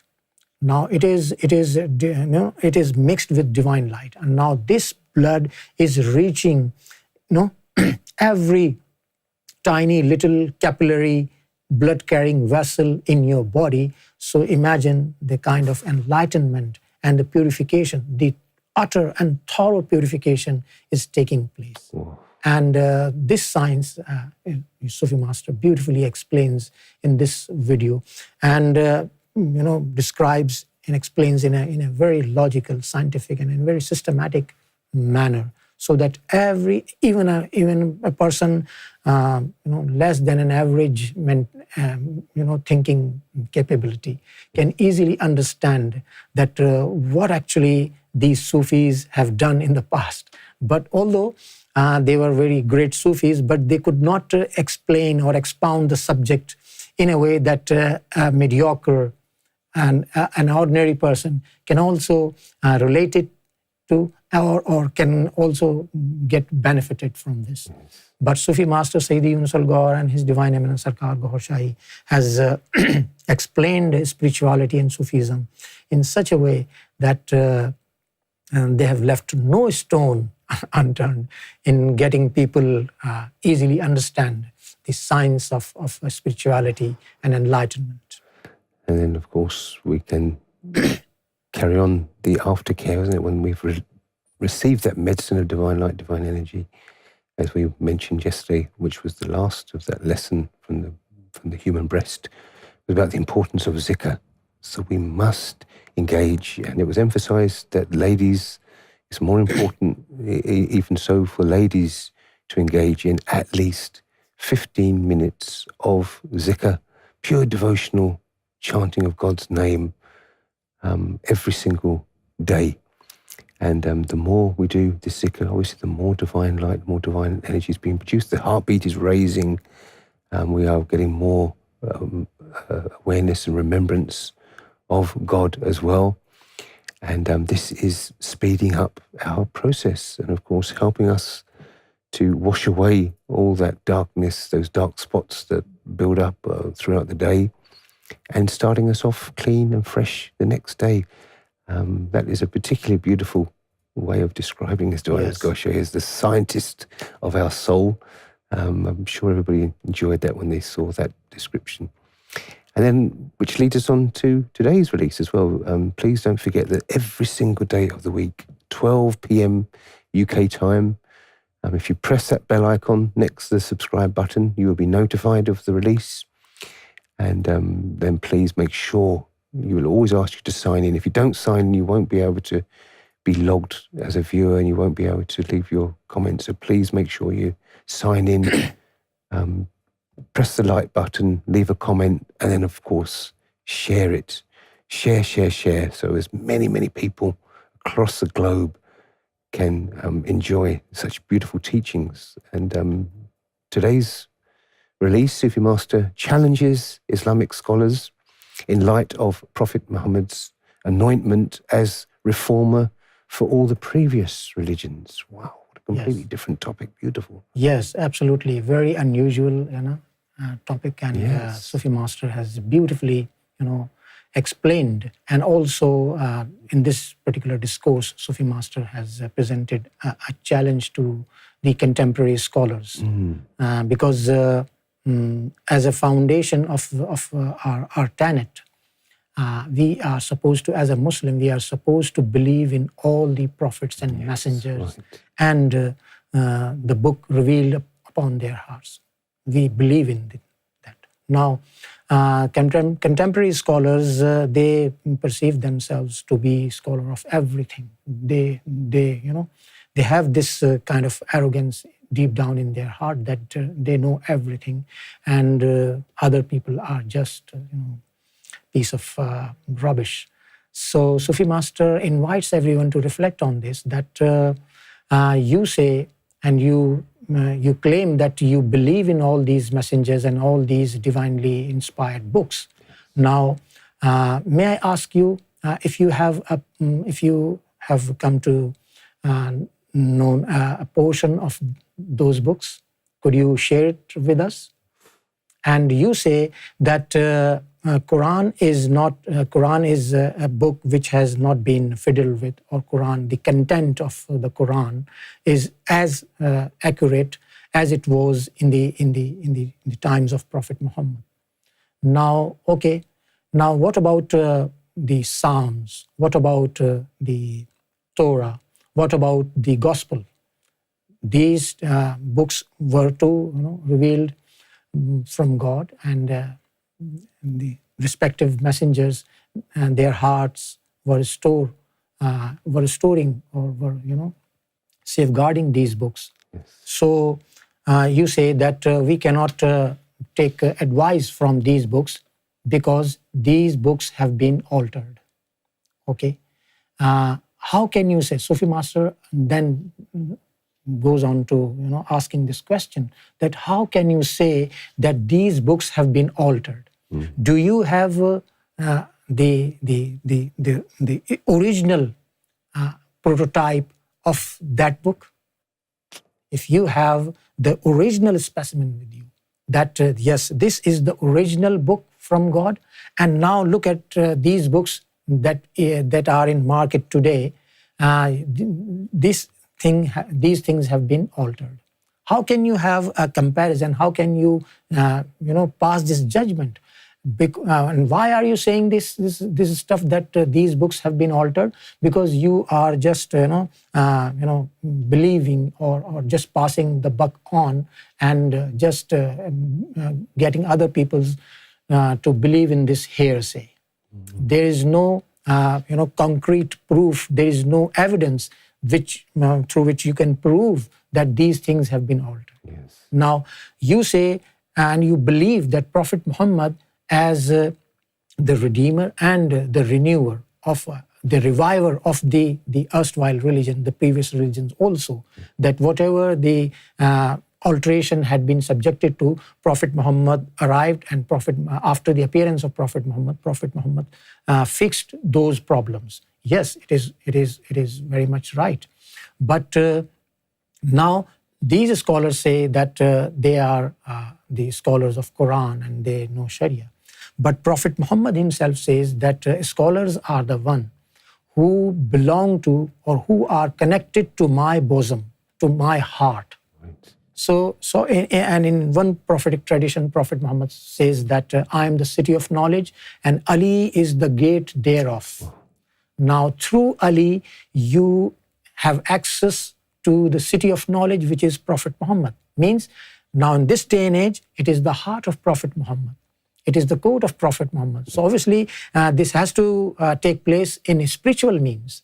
No, people do go and they visit the shrine in Medina, in Mecca, and all they do is they go there, they say their salutations, they offer their prayers, and they come back. Nothing is very unusual. But here, Prophet Muhammad himself says that I am the city of knowledge and Ali is the gateway thereof. And the scholars are the ones, the scholars of my nations are the ones who are connected to my heart, who are connected to my bosom. Now, you people do not speak about this subject. How can you be a scholar? Yes, because you have found Quran in written form. This is why, on the basis of this, you say that you are a scholar. But if you had been really blessed with this knowledge from the heart of Prophet Muhammad, then you must have known the portions of Psalms and Torah and Gospel which Prophet Muhammad has in him. And because these books too have been revealed from by God, Yes. So they are word of God. So Sufi Master poses this challenge that if you are a real scholar and if you have left a smidgen of honor and integrity in you, then you must come with your rejoinder that what knowledge of Torah and Psalms and Gospel can you share with us? And you can tell that, yes, this portion is right and this portion is altered. So we are waiting to listen from these contemporary scholars. But obviously, as nobody, they do spy on us. They send in their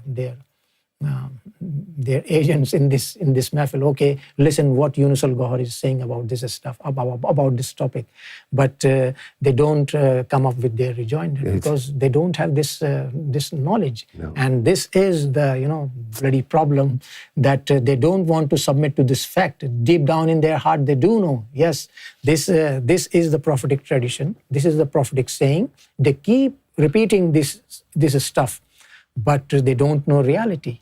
And when Sufi Master invite them to, okay, come on, discuss it in a live session, they don't go take for up the this. invite. Well, thank you so much, Sheikh Tanvir. That's today's video release. So that's yesterday and today's times. Please make sure that you are ready for tomorrow's. It's a brand new week, Monday. Let's promise ourselves next week we are going to devote our time as much as we possibly can to our mission work. We will hopefully be able to share with you a mission report tomorrow. It is Mission Report Monday tomorrow.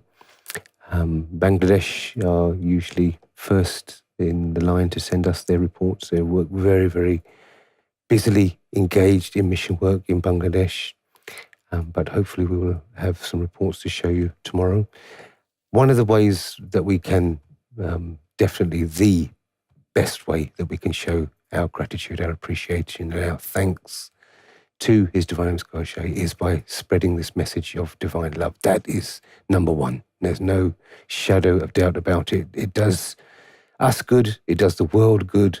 And it's so such a constructive way of spending your time that it also works as something that, as we were discussing a bit earlier, about preventative measures, to prevent yourself falling into traps, to prevent the devil making our empty minds and our empty lives a workshop for his evil works. Keep busy, and there's no other and better way of keeping busy than being engaged in mission work. If we're not engaged in mission work, look at the images of His Divine Eminence Goshe, Lord Jesus, as much as we possibly can. Do our zikr, as Sufi Master has also said, but we can also, by our verbal word of mouth, we can give thanks as well. And we always like to, on a Sunday, at the end of the week, do our prayers of thanksgiving and our prayers of gratitude for where we are. And we should always remember, see that, again, that curbs and kicks into touch any jealousy. If we ever start to think jealous of what somebody else has got or what we should think we should have, we can always just remember what we have got, what we used to be, how much we have improved. Even if it's a slow and steady improvement in our eyes, then you can imagine in somebody else's eyes, it's going to be a vast improvement.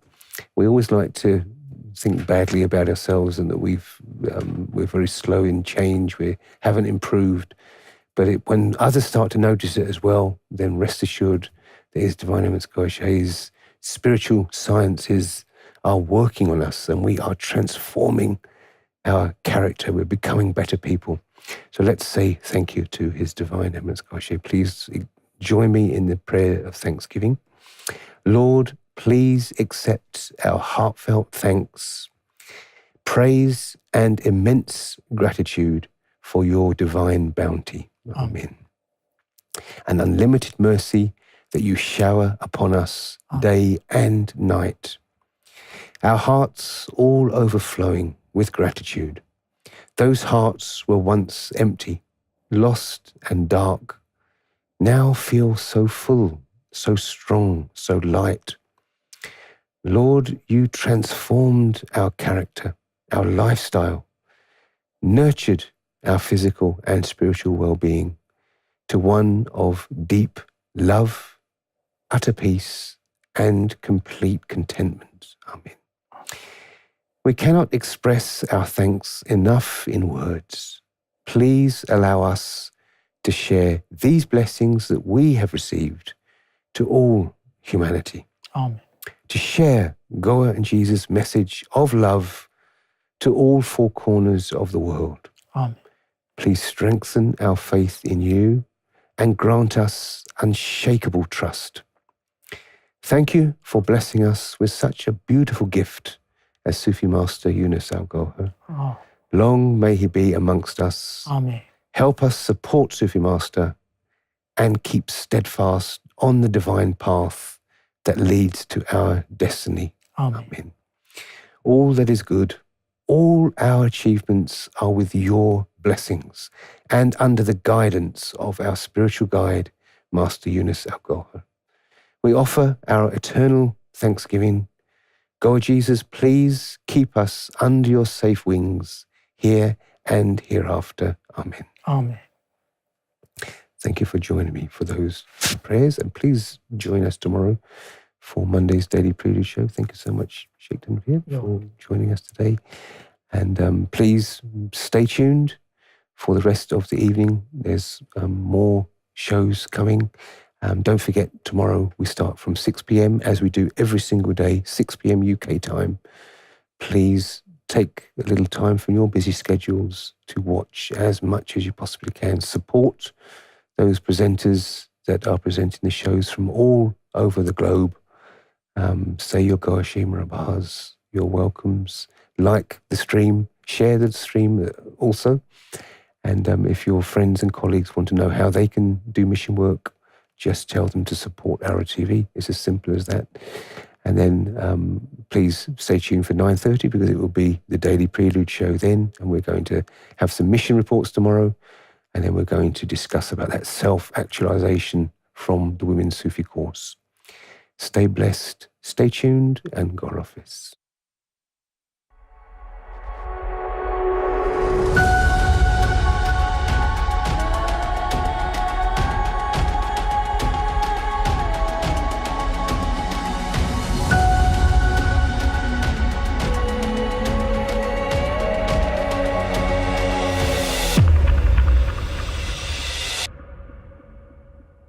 You are watching ALRA TV.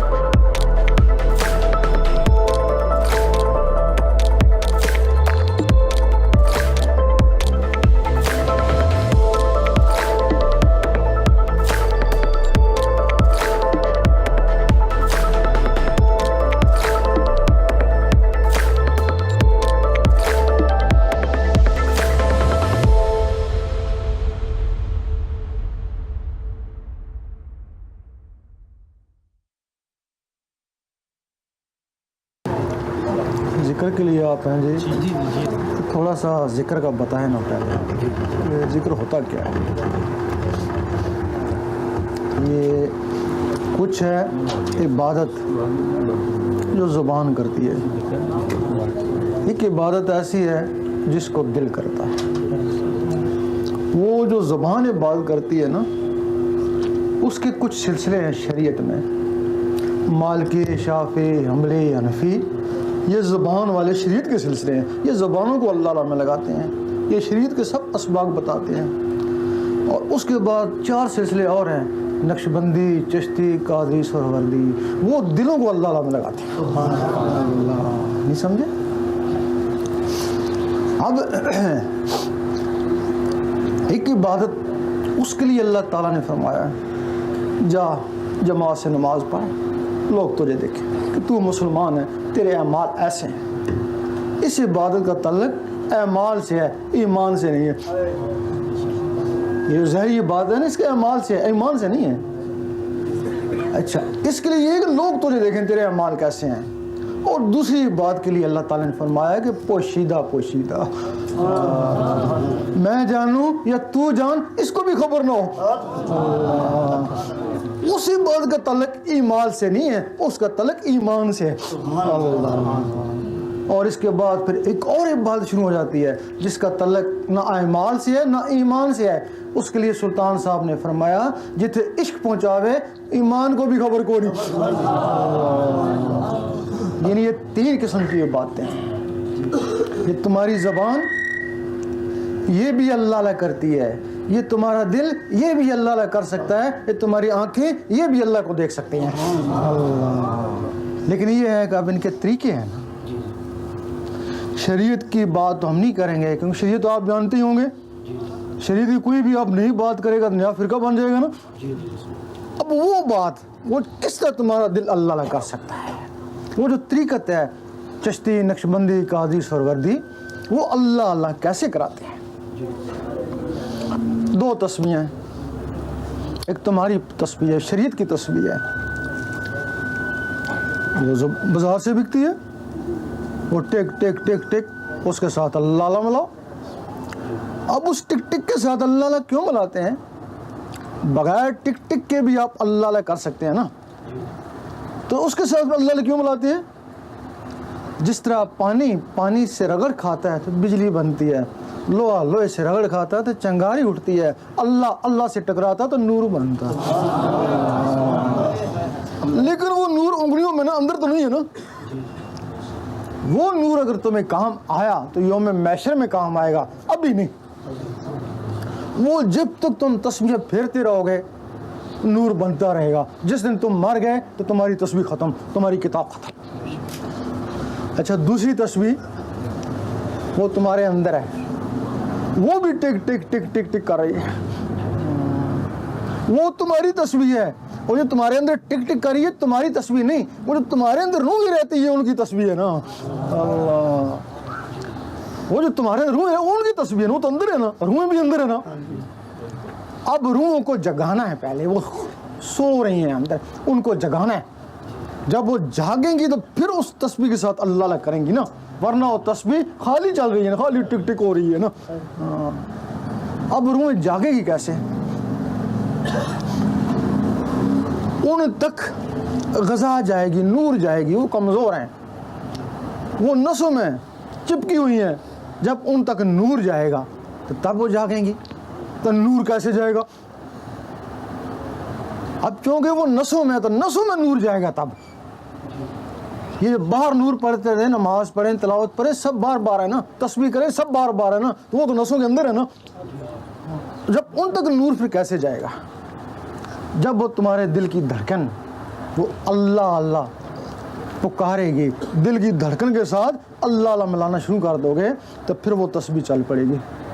تو پھر وہ دھڑکن خون کو آگے دھکیلتی ہے، پھر آگے دھکیلتی ہے، اب پھر اللہ اللہ اس دل کی دھڑکن کے ذریعے خون میں چلا جائے گا۔ جب خون میں چلا جائے گا تو پھر نسوں میں چلا جائے گا، نسوں سے تمہاری روحوں تک چلا جائے گا۔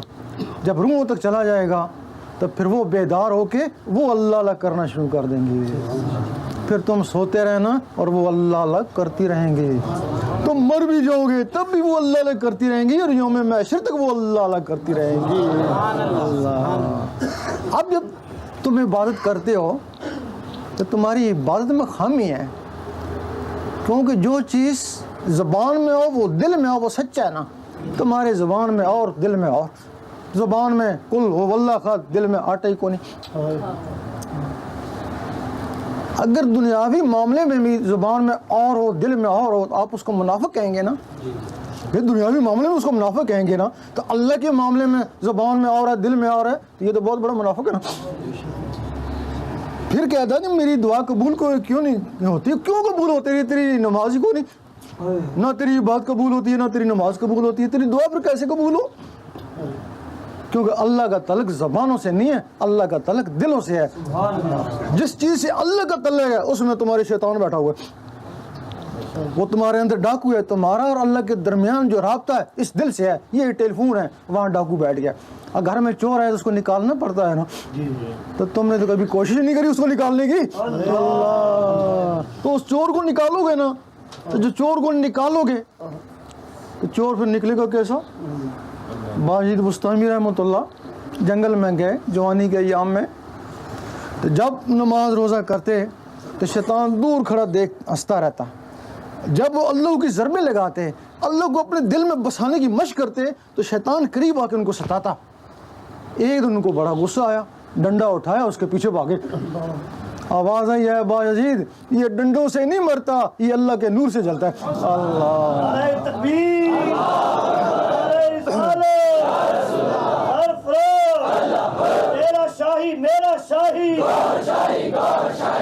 تو اتنا ذکر کر کہ تو نور علی نور ہو جائے. اور جب باجید بستانی رحمۃ اللہ نور علی نور ہو گئے تو شہر بستان سے جادوگر ہی چلے گئے. اب ہمارا عمل اثر نہیں کرتا. اب اس تمہارے دل میں بجلی ہے، تمہارے اندر بجلی ہے. یہ تمہارے اندر جو صورت ہے نا یہ بجلی کے ذریعے، جو تمہارے حواس خمسہ ہے نا اس سے بجلی کے ذریعے ہیں. اور اس کا انگریز نے ایک بتی بنائی ہے، جب جاندار انسان اس کے سامنے جاتا ہے تو وہ بتی جل جاتی ہے. اس کا مطلب اس کے اندر بجلی ہے نا. اس دنیا میں نظام بجلی کا ہے، اس دنیا میں نظام نور کا ہے. اب تمہارے اندر نور نہیں ہے، تمہارا رابطہ امریکہ سے ہو سکتا ہے، اللہ سے نہیں ہو سکتا. جب تمہارے اندر وہ اللہ کا رگڑا لگے گا، دودھ ہے، جب رگڑا لگتا ہے مکھن بن جاتا ہے. وہی دودھ. ذکر ہی ہے، ثواب ہے، روحانیت نہیں ہے ذکر. جب تک رگڑا نہیں لگے تو وہ نور نہیں بنتا ہے. اسی طرح ساری عمر ذکر کرے ثواب ہے، لیکن رگڑا لگاؤ گے تو اس سے نور بنے گا نا. تو پھر جب اللہ کا رگڑا لگے گا اندر تو وہ جو نور بنے گا وہ تمہارے دل میں جا کے اکٹھا ہو جائے گا نا.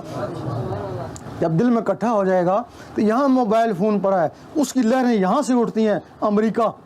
اگر بجلی کی لہریں یہاں سے اٹھتی ہیں تو امریکہ جاتی ہیں. تو جہاں نور ہو گیا اس کی لہریں اٹھیں گی تو کہاں جائیں گی؟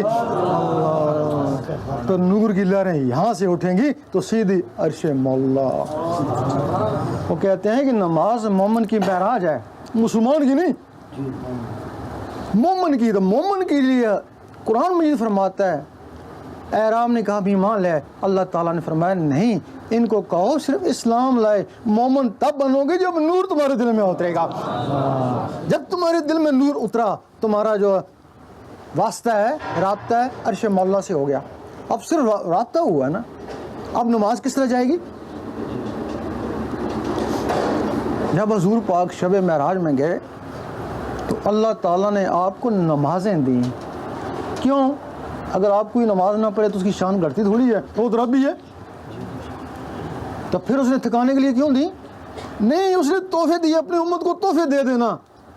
وہ مجھے بھیجیں گے، میں ان کو یاد رہوں گا، وہ مجھے یاد رہیں گے.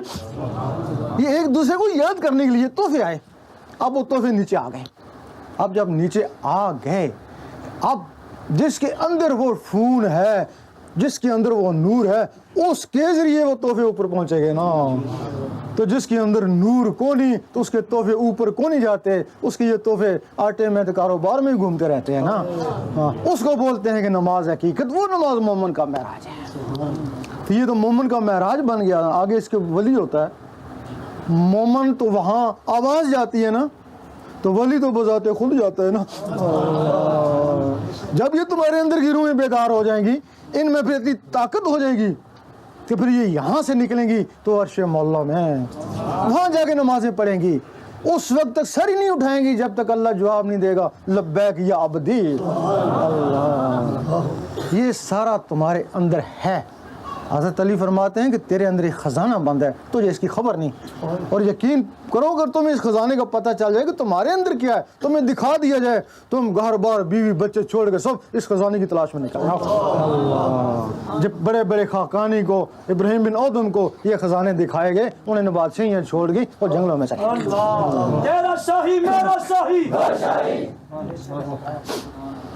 اب یہ ہے کہ ہر چیز کا طریقہ ہوتا ہے.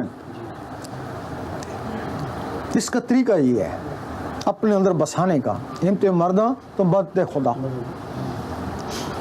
آپ کہتے ہیں کہ اگر قسمت میں ہوا ہے تو گھر میں بیٹھے ہی مل جائے گا, یہی کہتے ہیں نا. تو بھائی اگر قسمت میں رزق ہوتا ہے تو گھر میں مل جاتا نا, یہاں کیوں آئے ہو, کراچی کیوں آئے ہو؟ اس کے لیے تم نے کیوں نہیں کہا کہ قسمت میں رزق ہوا تو گھر میں مل جائے گا؟ اس کے لیے کیا ہے قسمت میں ہوا تو مل جائے گا. اس کے لیے دوڑ لگائی نا, تو اس کے لیے بھی دوڑ لگانی پڑتی ہے. مخدوم جہانیہ سے کسی نے پوچھا کہ جب یہ رزق مقدر میں لکھ دیا تو اس کے لیے پھر گھومنا پھرنا کیا؟ انہوں نے کہا وہ گھومنا پھرنا بھی مقدر میں لکھ دیا. اب اس کا طریقہ روزانہ 66 مرتبہ کاغذ کے اوپر اللہ لکھو, باوضو, کوفت سے نہیں, پیار سے. ہو سکتا ہے آپ پیار سے لکھ رہے ہوں تو اس وقت اللہ بھی دنیا کو دیکھ رہا ہو, اسی میں کام ہو جائے, کوئی پتہ ہے, وہ تو نقطہ نواز ہے. دن میں بھلے کئی بار لکھو, 2 دفعہ 4 دفعہ 5 دفعہ, لیکن جب بھی لکھو پیار سے باوضو 66 مرتبہ. یہ 66 ایک عمل بن جائے گا. آپ تھوڑے دن لکھیں گے, جو آپ کاغذ پہ لکھتے تھے ایک دن وہ تمہاری آنکھوں میں تیرنا شروع ہو جائے گا. جب آنکھوں میں تیرنا شروع ہو جائے پھر لکھنا بند کر دیں. آنکھوں سے پھر توجہ سے اس کو دل کے اوپر اتاریں.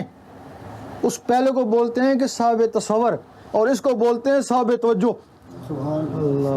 توجہ سے اس کو پھر دل کے اوپر اتاریں, تو پھر وہ کیا کرے گا؟ جس طرح آنکھوں میں کشش ہے, کاغذ سے آنکھوں نے کھینچ لیا نا, تو دل میں آنکھوں سے زیادہ کشش ہے نا, وہ دل آنکھوں سے کھینچ لیتا ہے نا. پھر ایک دن آئے گا کہ وہ جو کاغذ پہ لکھتے تھے دل پہ لکھا نظر آئے گا. اے پولیس کی مور لگی, پولیس والا, پوچھنے کی ضرورت نہیں ہے, وہ اللہ لکھا گیا, اللہ والا. اس وقت تمہارے دل کی دھڑکن تیز ہو جائے گی, ٹک ٹک ٹک ٹک. اس ٹک ٹک کے ساتھ اللہ ملائیں, ایک کے ساتھ اللہ, ایک کے ساتھ گھڑی گھڑی اس طرح کریں. اللہ نے چاہ تو دل کی دھڑکنیں اللہ میں تبدیل ہو جائیں گی. رات کو سونے لگیں, انگلی کو قلم خیال کریں, تصور سے دل کے اوپر اللہ لکھتے لکھتے سو جائیں, اسی میں نیند آ جائے. وضو ہے یا نہیں پرواہ نہیں, دل کا وضو پانی سے نہیں ہوتا. آپ سارا دن پانی میں پڑے رہیں تو پانی دل میں جائے گا نہیں, تو وضو کیسے ہوگا؟ جب ہی اللہ کا نور اس دل میں اکٹھا ہوگا, وہ اس دل کو دھوئے گا, اس کو بولتے ہیں وضو کر لے شوق شراب. اللہ. پھر اس کے لیے کچھ لوگ ہیں جن کے دل کی دھڑکنیں ہیں, وہ تو ہاتھ رکھیں گے ملا لیں گے. تو کچھ لوگ ہیں جن کی دھڑکنیں محسوس ہی نہیں ہوتی ہیں, تو ان کے لیے بزرگوں نے کئی طریقے ان کے مزاج کے مطابق ایجاد کیے. امیر کلال کبڈی کھلایا کرتے تھے. لوگ آتے چلو کبڈی کھیلیں, کہ ہم تو فیض کے لیے ہے کہ ہمارا فیض کبڈی میں. ایک دن کبڈی کھیل رہے تھے, بہاؤالدین نقشبند رحمۃ اللہ وہاں پہنچ گئے. سلسلہ نقشبندیہ کے بہت بڑے بزرگ ہیں, وہ عالم قسم کے تھے. پہنچ گئے, پوچھا امیر کلال کدھر ہیں؟ ان کا وہ تو کبڈی کھیل رہا. تو کہنے لگے ولی کا کیا کام کبڈی سے؟ واپس جانے لگے, زمین نے ان کو روک لیا. بعد میں وہی خواجہ بہاؤالدین نقشبند رحمۃ اللہ ان کے ساتھ کبڈی کھیلے, اتنے بڑے ولی بنے. وہ کبڈی میں کیا راز تھا؟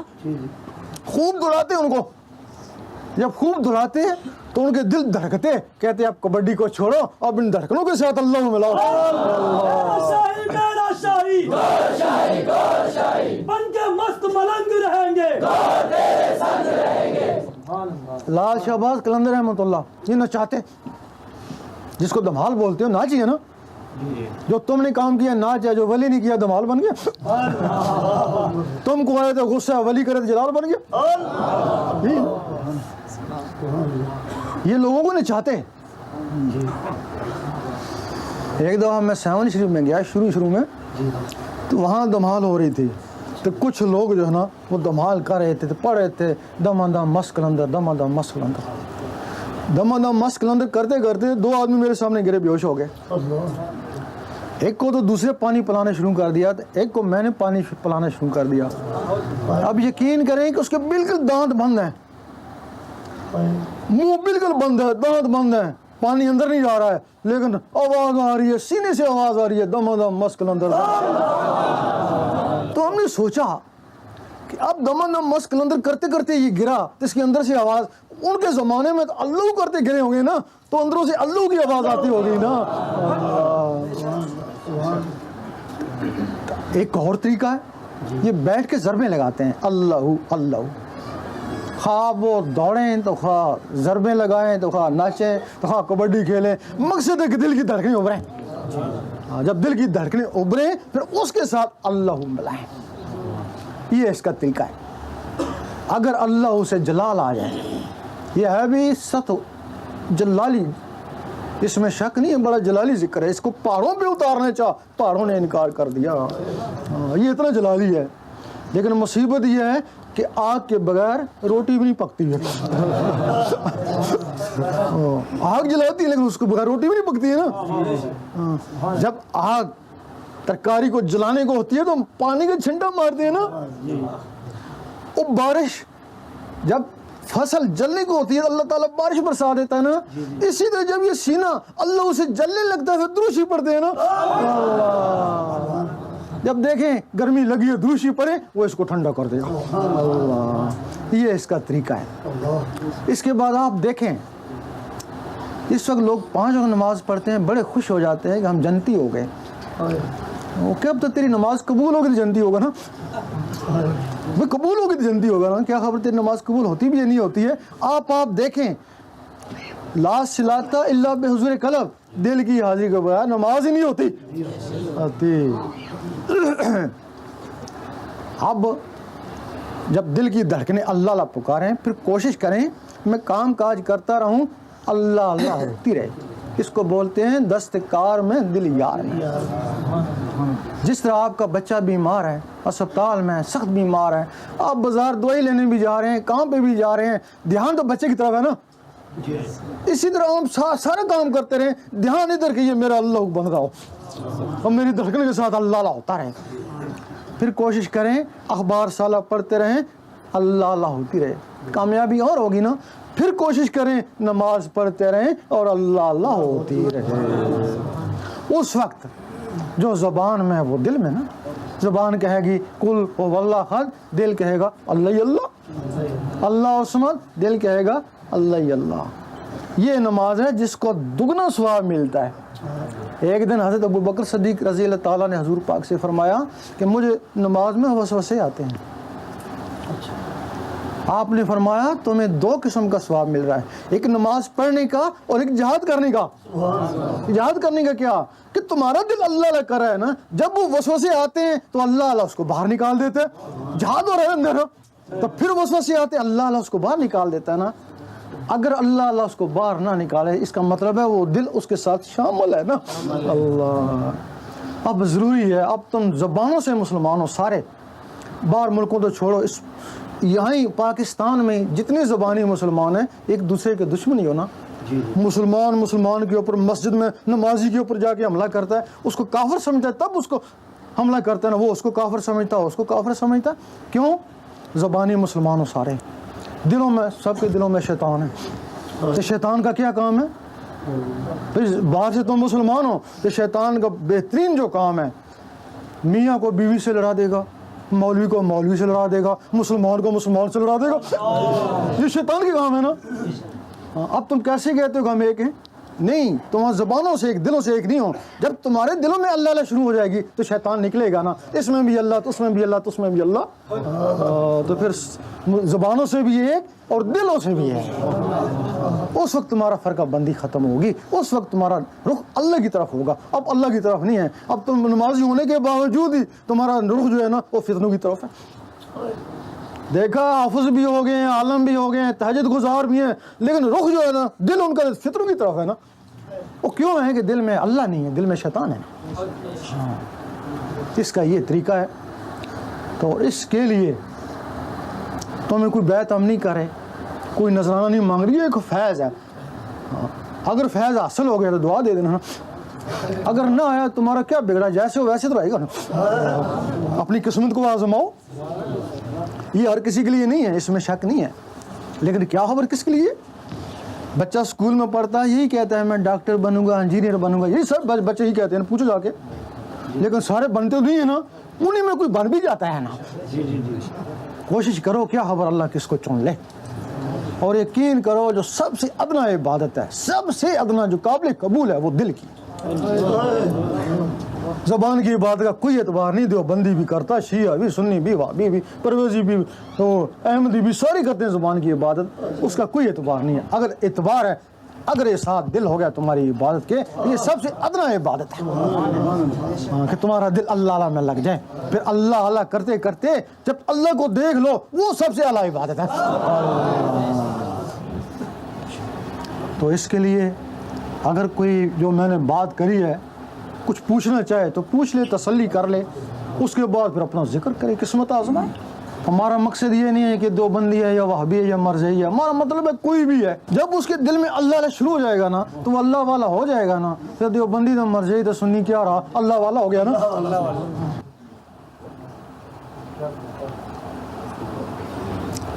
یہ تو بے تکا سا سوال ہے جی. قرآن کی ایک آیت میں ہے کہ محمد تم میں سے کسی آدمی کے باپ نہیں.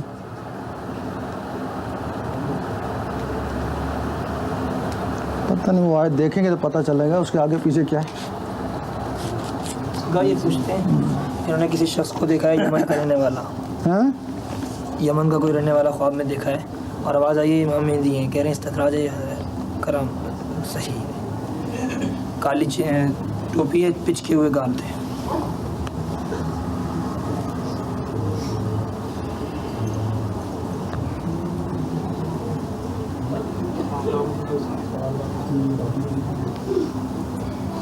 یہ استدراج ہے, استدراج غلط ہے خواب. سرکار کچھ لوگ یہ کہتے ہیں کہ اس دور میں اللہ کا دیدار ہو ہی نہیں سکتا. ان کو نہیں ہوتا تب کہتے ہیں نا, جن کو ہوتا وہ تو نہیں کہتے. کیوں بھائی؟ نسخہ نہیں ہوگا نا ان کے پاس.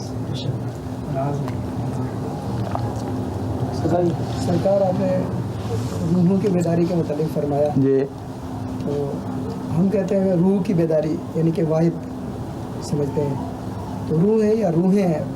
روح نہیں ہے, روح ہیں انسان کے اندر, روح ہیں. کتنی روحیں؟ 7 روحیں ہیں, ان کے باقاعدہ نام ہیں روح, قلب, روح, سری, خفی, اخفا, اندھا, نفس. یہ 7 مخلوقیں ہیں تمہارے اندر. ان کی بیداری کا مطلب کیا طریقہ کار؟ بیداری کا یہ ہے کہ ایک روح ہے جس کو نفس بولتے ہیں, وہ شیطانی روح ہے. اب بچہ پیدا ہوا نا, اس نار میں شیطان ہے, غذا ہے, روٹی میں نار ہے, یہ کھاتا رہے گا نا تو اس کو غذا ملتی رہے گی نا تو وہ طاقتور ہو جائے گی. تو پھر وہ طاقتور ہوتی ہے تو خواب میں جو تم گھومتے ہو آگے پیچھے, وہ تمہارا نفس گھومتا ہے نا, کیونکہ اس کو غذا ملتی رہی ہے نا. باقی جو روح ہیں ان کو نور کی غذا چاہیے نا, نور کی غذا دی نہیں نا آپ کو, وہ اندر سکڑی ہوئی ہے نا. جب آپ ان کو نور کی غذا دیں گے تو جس طرح یہ نفس نکل کے باہر گھومتا, اس طرح وہ نکل کے وہ بھی باہر گھومیں گے نا. یہ نفس شیطانوں میں جاتا ہے نا تو وہ نوریوں میں جائیں گی نا, تو پھر وہ تو حضور پاک کے قدموں میں پہنچیں گی. اس کے لیے ہندو بھی اپنے کام کرتے ہیں, اس کو غذا دیتے ہیں وہ, لیکن وہ ناری غذا دیتے ہیں, وہ ناری غذا سے ان میں طاقت آ جاتی ہے. مسلمان اس کو نوری غذا دیتے ہیں, نوری غذا سے ولی بن جاتے ہیں. یہ جسم تمہارا مکان ہے, سب کچھ اس کے اندر ہے. سرکار یہ جو روح جو جسم میں ڈالی جاتی ہے اس کے علاوہ مزید یہ زائد روح ہیں, یہ والی جو آپ بیان کر رہے ہیں, قلب, روح, سری وغیرہ؟ ہاں, یہ بلکہ اس کے علاوہ 9 اور ہیں, ان کو جسے بولتے ہیں. ان کے قرآن مجید میں نام ہے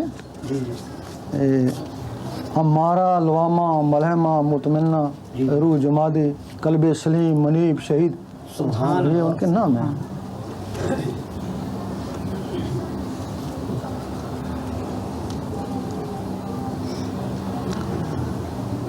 آپ کو لوگ کہتے ہیں آپ کی چاند پر تصویر ہے.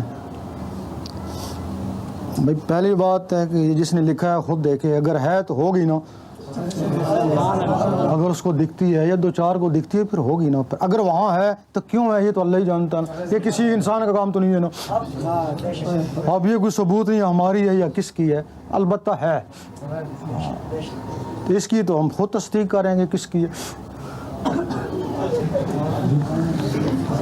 سرکار یہ جو باطنی لطائف ہیں کیا اللہ رسول حضور پاک غوث پاک کو پہچاننے کے لیے اپنا کردار ادا کرتے ہیں یا ایسے ظاہری جسم سے بھی ہم کسی کو پہچان سکیں گے؟ نہیں, ظاہری نہیں. جب وہ تمہارے اندر کی روح, کوئی روح نکلے گی تو سیدھے حضور پاک کے قدموں میں پہلے جائے گی, تو پھر تم پہچان لوگو نا حضور پاک کو. نور کا رخ نور کی طرف ہے نا. اسی کی بلے شاہ نے فرمایا نا کہ لوکی پنج ویلے تو عاشق ہر ویلے, لوکی مسجد ہی عاشق قدمہ. تو تمہارا جسم مسجد میں جائے گا نا زیادہ سے زیادہ, اور وہ اگر بیدار ہوئی تو وہ قدموں میں پہنچے گی نا. تو جب قدموں میں پہنچ گئی پھر آپ آیات النبی کیسے منکر ہوں گے؟ آپ تو دیکھ کے آئے ہیں نا. اس کا مطلب ہے جھوٹے مہندی پیدا ہوتے ہیں اور جھوٹے نبوت کا قادی مرزا غلام نے دعویٰ کیا, تو جو لوگ گمراہ ہو رہے ہیں وہ ان چیزوں سے خالی ہیں یقیناً. اور مجھے یہ بتاؤ, کوئی ایسا فرقہ جو اپنے آپ کو امتی کہتا ہو, کوئی ہے؟ کوئی نہیں. کوئی کہتا ہے میں سنی شیعہ وہابی, امتی تو کوئی نہیں کہتا. کوئی ہے امتی کا فرقہ کہ جس نے لکھا ہو کہ میں امتی ہوں؟ آپ نے لکھا ہے؟ نہیں. ہماری نظروں میں سنی شیعہ وہابی جو بھی فرقہ صحیح نہیں ہے. صحیح وہ ہے جس میں نور ہے, جس میں نور ہے وہ اللہ, وہ امتی ہے بس. جس میں بھی نور آ جائے وہ امتی ہے. تو جب تمہارے میں نور آ گیا تو تم کیوں پڑھو گے سنی شیعہ وہابی کے چکروں میں امتی ہوں تمہارا یا رسول اللہ. جن سے ہم نے نعمت پائی. تو یقین کرو اگر نور آ جائے تمہارے دل کے اندر, نور آ جائے, جب نور آتا ہے تو محبت بھی آ جاتی ہے, جب محبت آتا ہے تو عشق بھی آ جاتا ہے. جب عشق آ گیا تو پھر علامہ اقبال نے صحیح فرمایا نا, اگر ہے عشق تو کافری بھی مسلمانی. اگر کافر کے اندر عشق آ جائے تو وہ بھی مسلمانی ہے نا. اگر یہ نہیں ہے تو مسلمان بھی زندگی, پھر مسلمانی وہ بھی زندگی ہے اگر تمہارے اندر اللہ کا عشق نہیں ہے. اللہ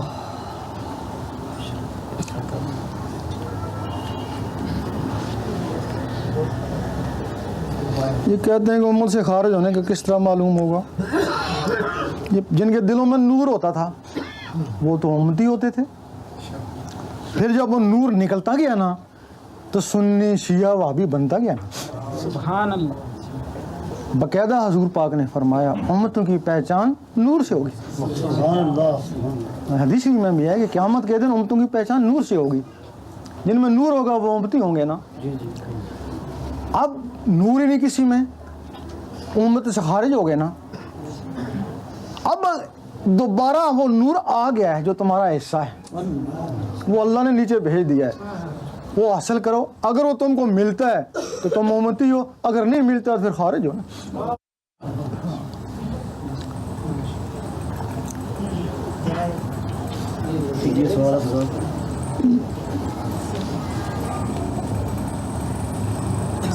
خواب میں مرنا یہ, اور اس کو حکم ہوتا ہے کہ اٹھ اپنے آپ کو غسل.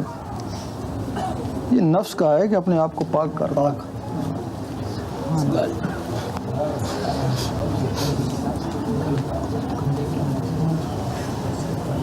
کیا شیطان کو اختیار ہے کہ وہ چاند پر کسی دجال کی تصویر استدراج کے ذریعے دکھا دیں؟ اور کئی اولیاء کے مطابق حقیقی چاند پر جو تصویر ہوگی وہ امام مہدی کی ہوگی. وہ تو اللہ ہی جانتا ہے. بہرحال چاند کے اوپر جو ہے نا دجال کی تصویر یا استدراج نہیں ہو سکتا ہے. جب حضور پاک نے چاند 2 ٹکڑے کیے تھے تو کچھ لوگوں نے کہا تھا یہ جادو ہے. آپ نے فرمایا تھا جادو چاند پہ نہیں ہو سکتا. آج متفق علماء کا فیصلہ ہے کہ چاند پہ جادو نہیں ہو سکتا. اگر استدراج آج ہم کہیں گے کہ جادو ہے تو پھر وہ کہیں گے پھر وہ بھی جادو تھا. اس وجہ سے کوئی عالم بھی نہیں کہہ سکتا کہ چاند پہ جادو ہو سکتا ہے.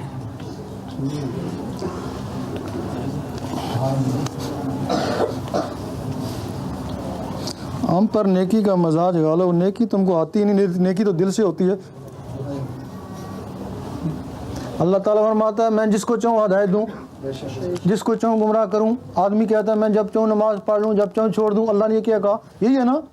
نہیں, اور ہدایت کا تعلق داڑیوں سے نہیں ہے, ہدایت کا تعلق نمازوں سے نہیں ہے, ہدایت کا تعلق دلوں سے ہے. اللہ, اگر تمہارے کو اللہ نے ہدایت دینا چاہیے تو تمہارے دل اللہ میں لگ جائیں گے نا. اگر تمہارے دل اللہ میں نہیں لگتے تو تمہارے کو کوئی ہدایت کو نہیں. پوچھتے ہیں ذکر لینے کے بعد بھی گناہ ہوتے ہیں, یہ کیسے چھوٹیں گے؟ نہیں, یہ ذکر تو ایک دوائی ہے نا. جتنا بیمار زیادہ ہوتا ہے اتنا زیادہ عرصہ اس کو دوائی لینی پڑتی ہے نا. جتنے تمہارے گناہ ہیں ذکر کرو گے, یہ دوائی کی طرح ہے نا. یہ تمہارے گناہوں کو نکالے گا نا. زیادہ گناہ ہے تو ذرا ٹائم لگ جائے گا. بہرحال یہ ایک دوائی ہے جو گناہوں کو جسم سے نکالتی ہے, پاک صاف کرتی ہے. اس کے لیے لیتا رہے, دعا لیتا رہے جب تک پاک صاف نہیں ہو جاتا ہے. نور کی کیا پہچان ہے؟ میں نے اب خواب میں نور تھوڑی آتا ہے. خواب تو جب اللہ اللہ شروع ہوتا ہے, رگڑا لگتا ہے, پھر اس کو پتہ لگتا ہے میرے کچھ اندر کچھ آ رہے ہیں.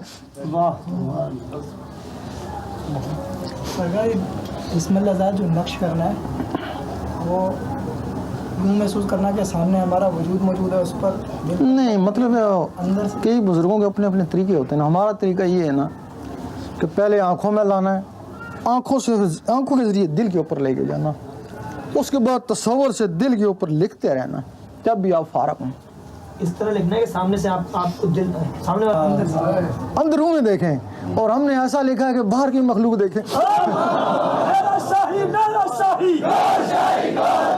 دین نبی کا سچا دائی, جن سے ہم نے نعمت پائی. وہ بھی صحیح ہے, یہ بھی صحیح ہے. انہوں نے سانس کی مشقوں پر بھی بڑا زور دیا کہ سانس کا یہ ہے نا, انہوں نے مشق زور دیا کہ پہلے سانس کا ذکر کرو, اس کے بعد تم پھر دل کی طرف جاؤ گے. ہم کہتے ہیں جتنا عرصہ تم اس سانس میں گزارو گے, وقت ضائع کرو گے, وہ دل کی طرف ہی آ جاؤ نا. سانس کے ذکر میں یہ ہے کہ اگر آپ کے 24 گھنٹے آپ اللہ سانس سے کرتے رہیں تو 24 گھنٹے میں 24,000 سانس آتے ہیں نا. آپ نے 24 گھنٹے میں 24,000 دفعہ اللہ کیا نا. اگر آپ کے دل کی دھڑکن اللہ میں لگ جائے تو یہ تو 24 گھنٹے میں 1.25 لاکھ سے بھی بڑھ جاتی ہے.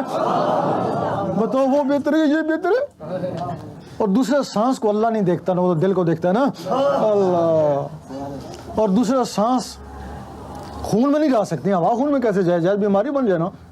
تو وہ دل سے جب دھڑکن کے ساتھ اللہ ملے گا تو وہ خون میں جائے گا نا, پھر نسوں میں جائے گا, تمہارے مساموں میں جائے گا, تو تمہاری روح تک پہنچے گا. وہ بھی صحیح ہے. سلطان صاحب نے ایک جگہ لکھا اب سے دم اور یہ سانس کا ذکر بہت اچھی چیز ہے. اسی کتاب میں آگے جا کے لکھا تھا یہ بیکار ہے. لوگ اعتراض کرتے ہیں 2 باتیں کیوں لکھی. ان نئے آدمی کو کہا کہ بڑی اچھی چیز ہے, جب اس کا پورا ہو گیا اسے کہا بیکار ہے. اب ذکر قلب اچھی چیز ہے. نور الہدا. تو سانس کا ذکر تمہارے اختیار میں ہے, یہ عمل میں عطا نہیں ہے. ابھی بچے کو بولو کر لے گا نا, ہاں یہ تمہارے عمل میں. یہ جو عمل میں اللہ تعالیٰ فرماتا ہے میں عملوں کو دیکھتے ہی نہیں ہوں, نہ شکلوں کو دیکھتا ہوں. یہ جو قلب کا ذکر ہے یہ تمہارے اختیار میں نہیں ہے, یہ عطا ہے. اللہ عطا کرے گا تب تمہارا قلب اللہ کرے گا نا. بے شک ٹرائی کر کے دیکھیں آپ, کبھی بھی اللہ نہیں کرے گا, دھڑکنیں اللہ قبول ہی نہیں کرے گی جب تک وہ نہیں چاہے گا. تب جس کام کے ساتھ اس نے چاہ لیا تو پھر علامہ اقبال نے بھی فرمایا تو بھی تو ہار جائے گی. اب وہ بھی ساتھ ہو گیا نا.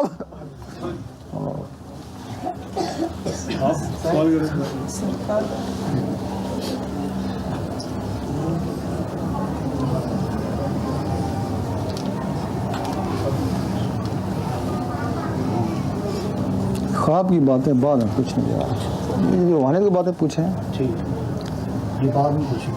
اللہ کی اجازت کیوں ضروری ہے؟ کوئی بھی آپ عمل کریں، صورت مزمل کا یا صورت جن کا، آپ کو کوئی عمل تو چاہیے نا، کیونکہ صورت مزمل کا کریں گے تو موکل آپ کے تابع میں آئیں گے نا، صورت جن کا کریں جن آپ کے تابع میں آئیں گے نا، تو وہ ایک دم آپ کے تابع کیسے ہوں گے؟ پہلے تو آپ کو ستائیں گے نا وہ. کوئی اپنے آپ کو محکوم کیسے کرے گا؟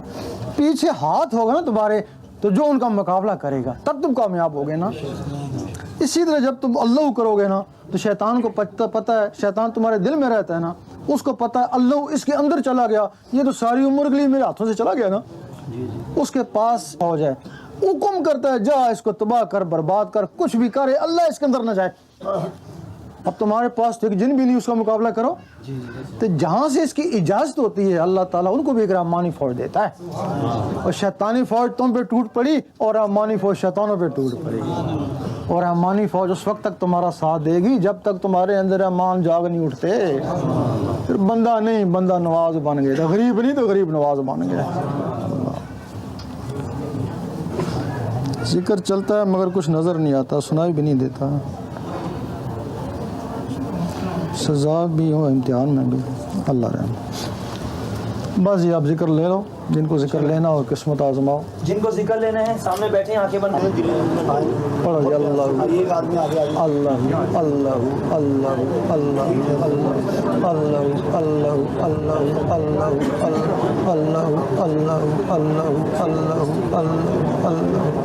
اللہ اللہ اللہ. چلو جی.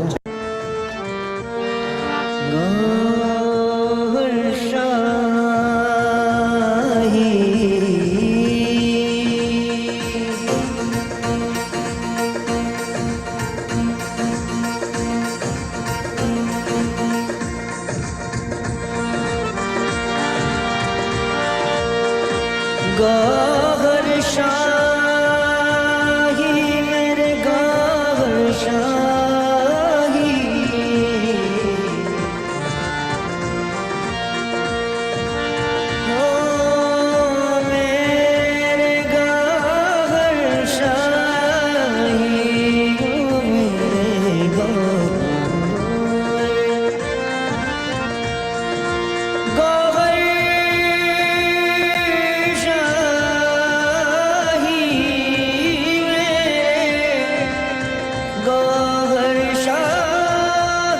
میرے گوہر شاہی، میرے مست مست گوہر، مست مست گوہر، مست مست گوہر، مست مست گوہر، مست مست گوہر، مست مست گوہر، مست مست گوہر، مست مست گوہر، مست مست گوہر، مست مست گوہر، مست مست گوہر. دامن لگ گیا گوہر میں تو تیریاں، مست مست گوہر، مست مست گوہر، مست مست گوہر. دامن لگ گیا گوہر میں تو تیریاں، مست مست گوہر شاہ میں تو تیریاں. دامن دی صدقار گوہر شاہ لجپال، دامن دی صدقار گوہر شاہ لجپال. میں تو تیریاں، میں تو تیریاں. دامن لگ گیا گوہر میں تو تیریاں، مست مست گوہر شاہ میں تو تیریاں. مست مست گوہر، مست مست گوہر، مست مست گوہر، مست مست گوہر، مست مست گوہر، مست مست گوہر، مست مست گوہر، مست مست گوہر، مست مست گوہر.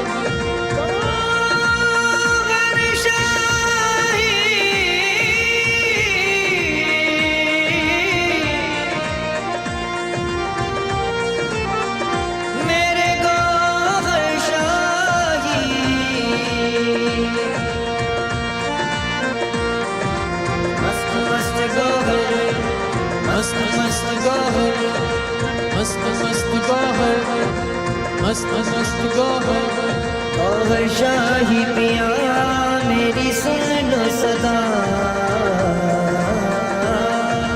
मस्त मस्त गौहर मस्त मस्त गौहर मस्त मस्त गौहर गौहर शाही पिया मेरी सुन लो सदा मस्त गौहर मस्त मस्त गौहर गौहर शाही पिया मेरी सुन लो सदा हो के तेरा रहूं ना हो तुझसे जुदा हो के तेरा रहूं ना हो तुझसे जुदा तू है मेरा सदा तू है मेरा सदा मस्त गौहर मस्त मस्त गौहर दामन लग गया गौहर मैं तो तेरिया मस्त मस्त गौहर शाह मैं तो तेरिया दामन दी सरकार गौहर शाह लगपाल दामन दी सरकार गौहर शाह लगपाल मैं तो तेरिया मैं तो तेरिया दामन लग गया गौहर मैं तो तेरिया दामन लग गया गौहर मैं तो तेरिया मस्त गौहर मस्त मस्त गौहर मस्त मस्त गौहर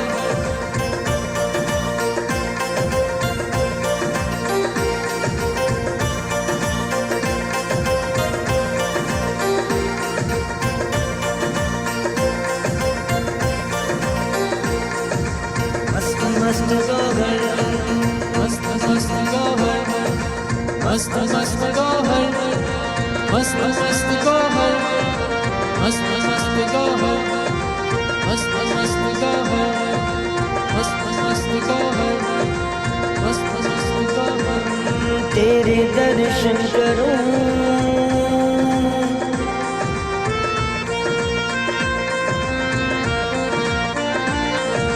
या गौहर शाही तेरे दर्शन करूं दिल को रोशन करूं मस्त मस्त गौहर मस्त मस्त गौहर मस्त मस्त गौहर तेरे दर्शन करूं दिल को रोशन करूं मस्त मस्त गौहर मस्त मस्त गौहर तेरे दर्शन करूं दिल को रोशन मस्त तेरा जमाल गौहर शाही बा कमाल मस्त तेरा जमाल मुर्शिदे बा कमाल मस्त तेरा जमाल मुर्शिदे बा कमाल मैं तो तेरिया मैं तो तेरिया दामन लग गया गौहर मैं तो तेरिया मस्त मस्त गौहर शाह मैं तो तेरिया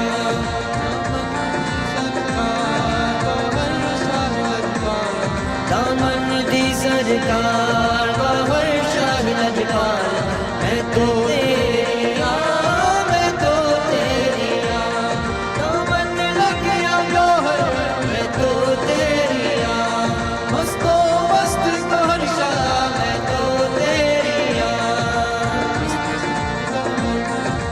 मस्त मस्त गौहर मस्त मस्त गौहर मस्त मस्त गौहर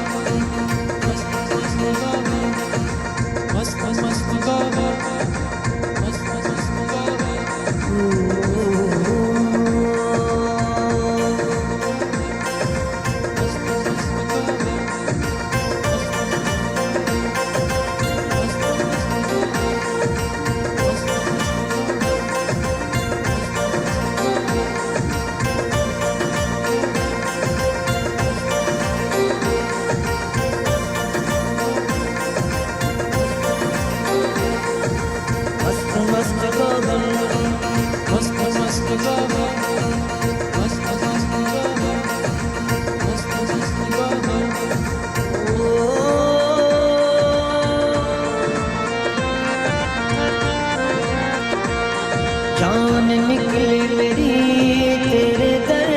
गोहर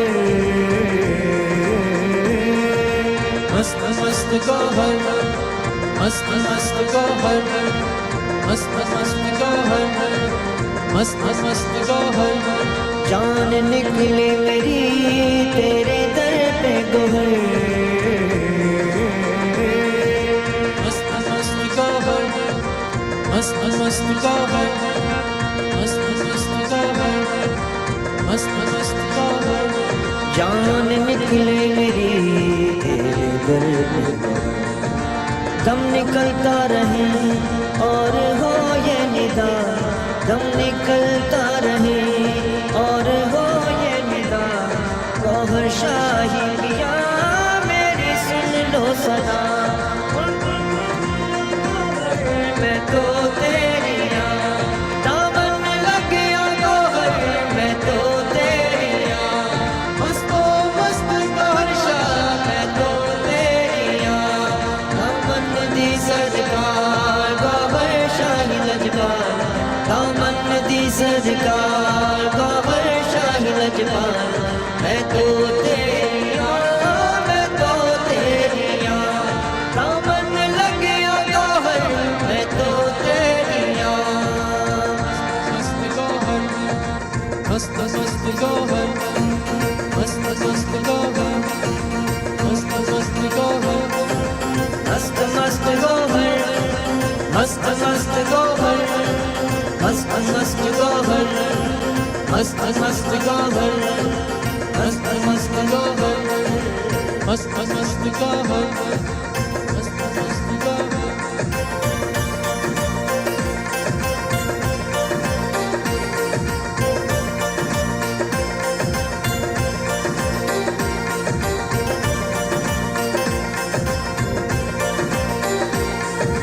मस्त मस्त गौहर मस्त मस्त गौहर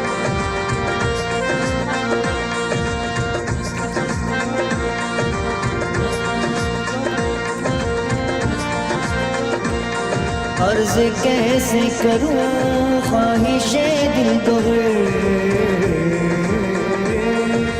मस्त मस्त गौहर मस्त मस्त गौहर मस्त मस्त गौहर अर्ज कैसे करूं ख्वाहिशे दिल गोहर मस्त मस्त गौहर मस्त मस्त गौहर अर्ज कैसे करूं ख्वाहिशे तू ही ख्वाहिश मेरी तू मेरा मुद्दा तू ही ख्वाहिश मेरी तू मेरा मुद्दा गौहर शाही पिया मेरे सुन लो सदा मस्त मस्त गौहर शाह मैं तो तेरी दामन लग गया गौहर मैं तो तेरी दामन लग गया गौहर मैं तो तेरी मस्तो मस्त गौहर शाह मैं तो तेरी सरकार गौहर शाही लजकार दामन दी सरकार गौहर शाही लजकार मैं तो तेरी मैं तो तेरी दामन लग गया गौहर मैं तो तेरी मस्त गौहर मस्त मस्त गौहर मस्त मस्त गौहर मस्त मस्त गौहर मस्त मस्त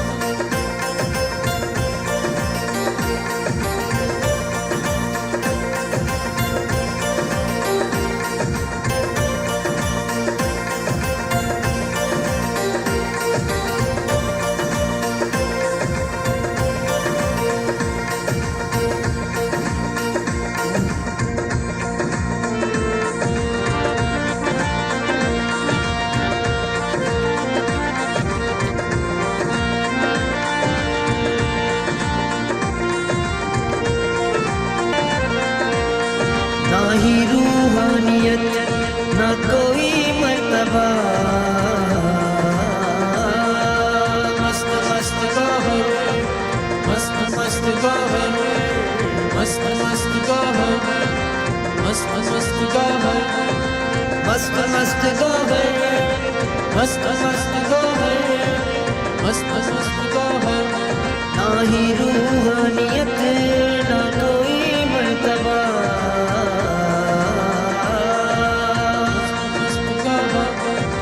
मस्त मस्त गौहर ना ही रूहानियत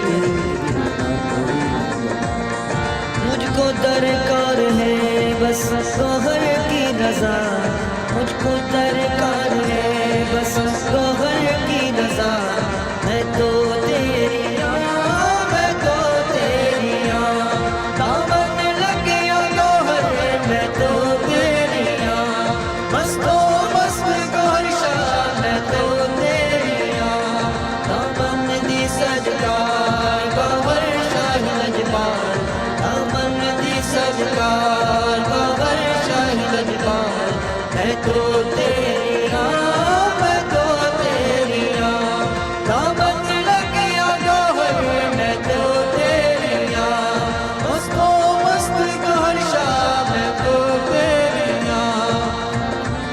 सजकार गौहर शाह लजपाल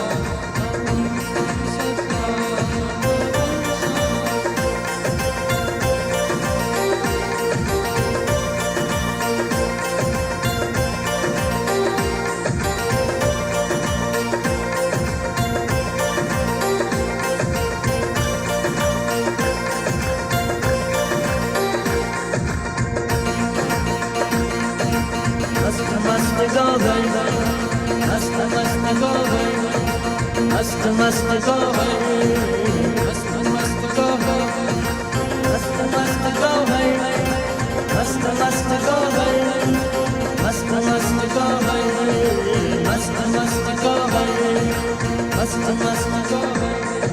मस्त मस्त गौहर मस्त मस्त गौहर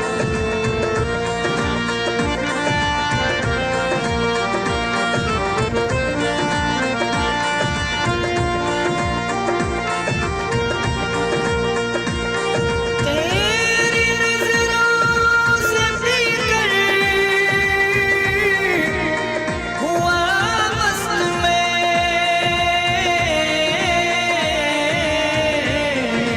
मस्त मस्त गौहर मस्त मस्त गौहर मस्त मस्त गौहर मस्त मस्त गौहर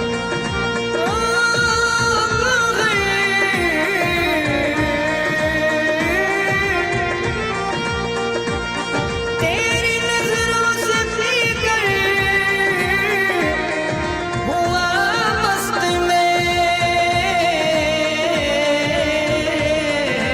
मस्त मस्त गौहर मस्त मस्त गौहर मस्त मस्त गौहर मस्त मस्त गौहर मस्त मस्त गौहर मस्त मस्त गौहर मस्त मस्त गौहर मस्त मस्त गौहर मस्त मस्त गौहर मस्त मस्त गौहर तेरी नजरों से पीकर हुआ मस्त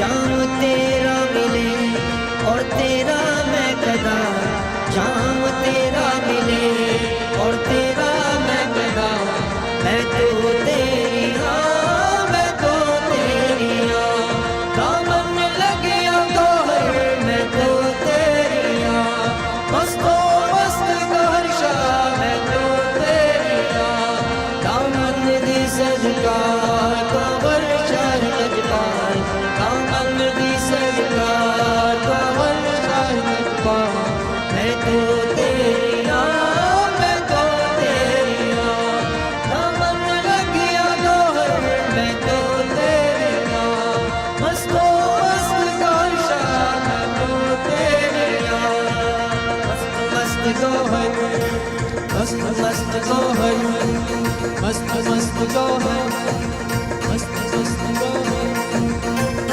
मस्त गौहर मस्त मस्त गौहर मस्त मस्त गौहर मस्त मस्त गौहर मस्त मस्त गौहर मस्त मस्त गौहर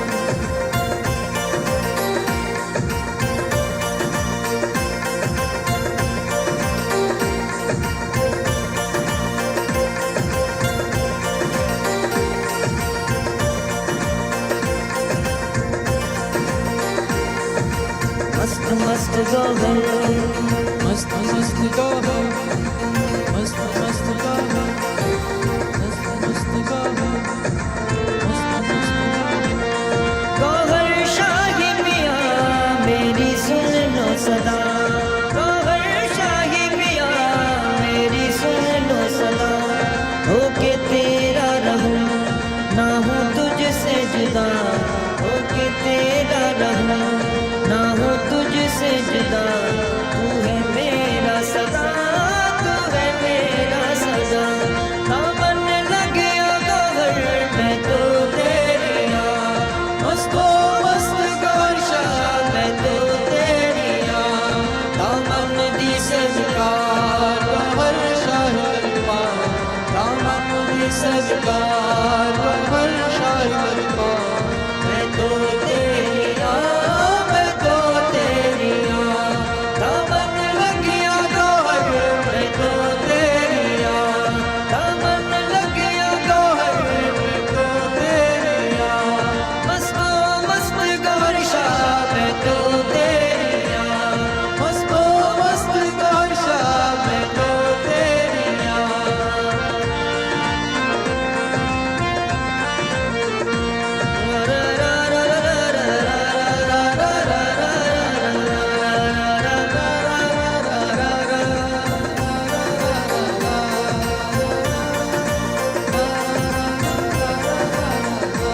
मस्त गौहर मस्त मस्त गौहर मस्त मस्त गौहर मस्त मस्त गौहर मस्त मस्त गौहर मस्त मस्त गौहर मस्त मस्त गौहर मस्त मस्त गौहर मस्त मस्त गौहर दामन लग गया गौहर मैं तो तेरिया मस्तो मस्त गौहर शाह मैं तो तेरिया दामन दी सरकार गौहर शाही लजपाल दामन दी सरकार गौहर शाही लजपाल मैं तो तेरिया मैं तो तेरिया दामन लग गया गौहर मैं तो तेरिया मस्तो मस्त गौहर शाह मैं तो तेरिया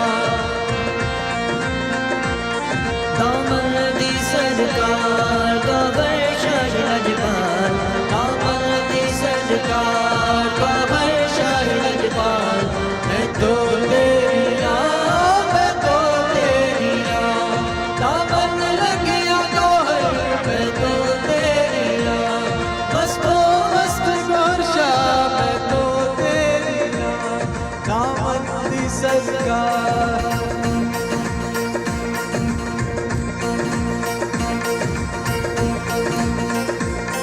दामन दी सरकार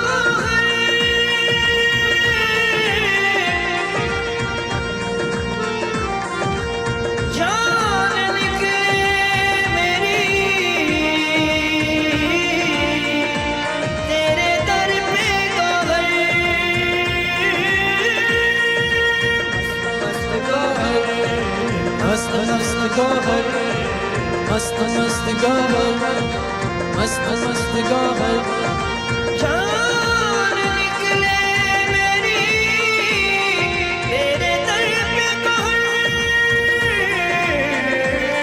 दम निकलता रहे और हो ये निदा दम निकलता रहे और हो ये निदा गौहर शाही पिया सुन लो मेरी सदा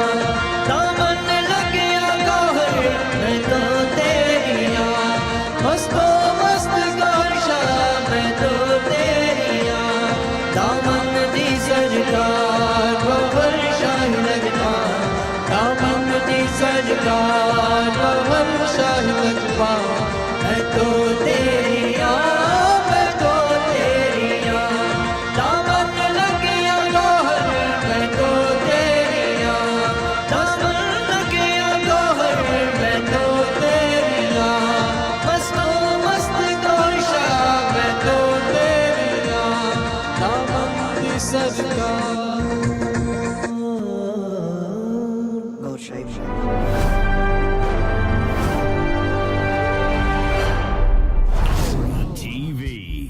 bringing light, love, and peace in your life. اعوذ باللہ من الشیطان الرجیم بسم اللہ الرحمن الرحیم السلام علیکم ورحمۃ اللہ وبرکاتہ۔ تمام ناظرین محترم کو اور سرکار سیدنا امام مہدی سرکار گوھر شاہی کے تمام محبان گوھر شاہی کی خدمت میں گوھر شاہی مرحبا، سیدی کی بارگاہ میں بھی گوھر شاہی مرحبا دل و جان سے قبول فرمائے مالک۔ سیدی یونس الگوہر کی بارگاہ میں گوھر شاہی مرحبا۔ تمام حاضرین محفل کو سرکار گوھر شاہی امام مہدی علیہ السلام کی اس محفل میں تہہ دل سے خوش آمدید۔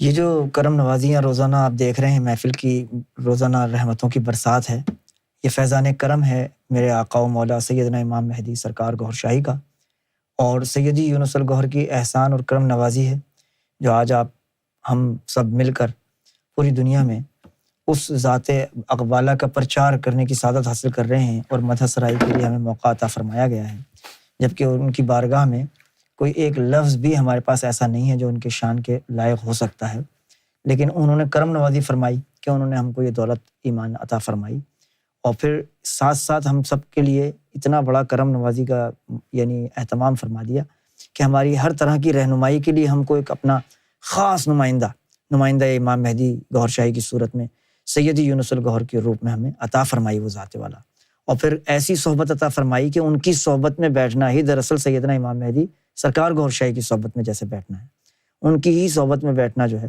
کیونکہ جب یہ ہستیاں ایسی آتی ہیں جو کہ اس مرتبے کی ہوں جن کو رب اپنا نمائندہ بنا کر اگر کسی جگہ مقرر فرماتا ہے، تو پھر اللہ تبارک و تعالیٰ جیسے فرماتا ہے نا کہ کچھ لوگ میرے قرب میں اس طرح سے داخل ہو جاتے ہیں کہ پھر ان کا بولنا میرا بولنا، ان کا پکڑنا میرا پکڑنا، ان کا چلنا میرا چلنا ہو جاتا ہے۔ اسی طرح یہ جو ولایت کی شاخیں ہوئی ہیں، یہ روحانی ہستیوں کا تعلق رہا ہے اپنے خاص لوگوں سے، جیسے من کنت مولا فہذا علی مولا، کہ جس کا محمد رسول اللہ صلی اللہ علیہ وسلم مولا ہے، اسی کا علی کرم اللہ تعالیٰ وجہ الکریم بھی مولا ہوا۔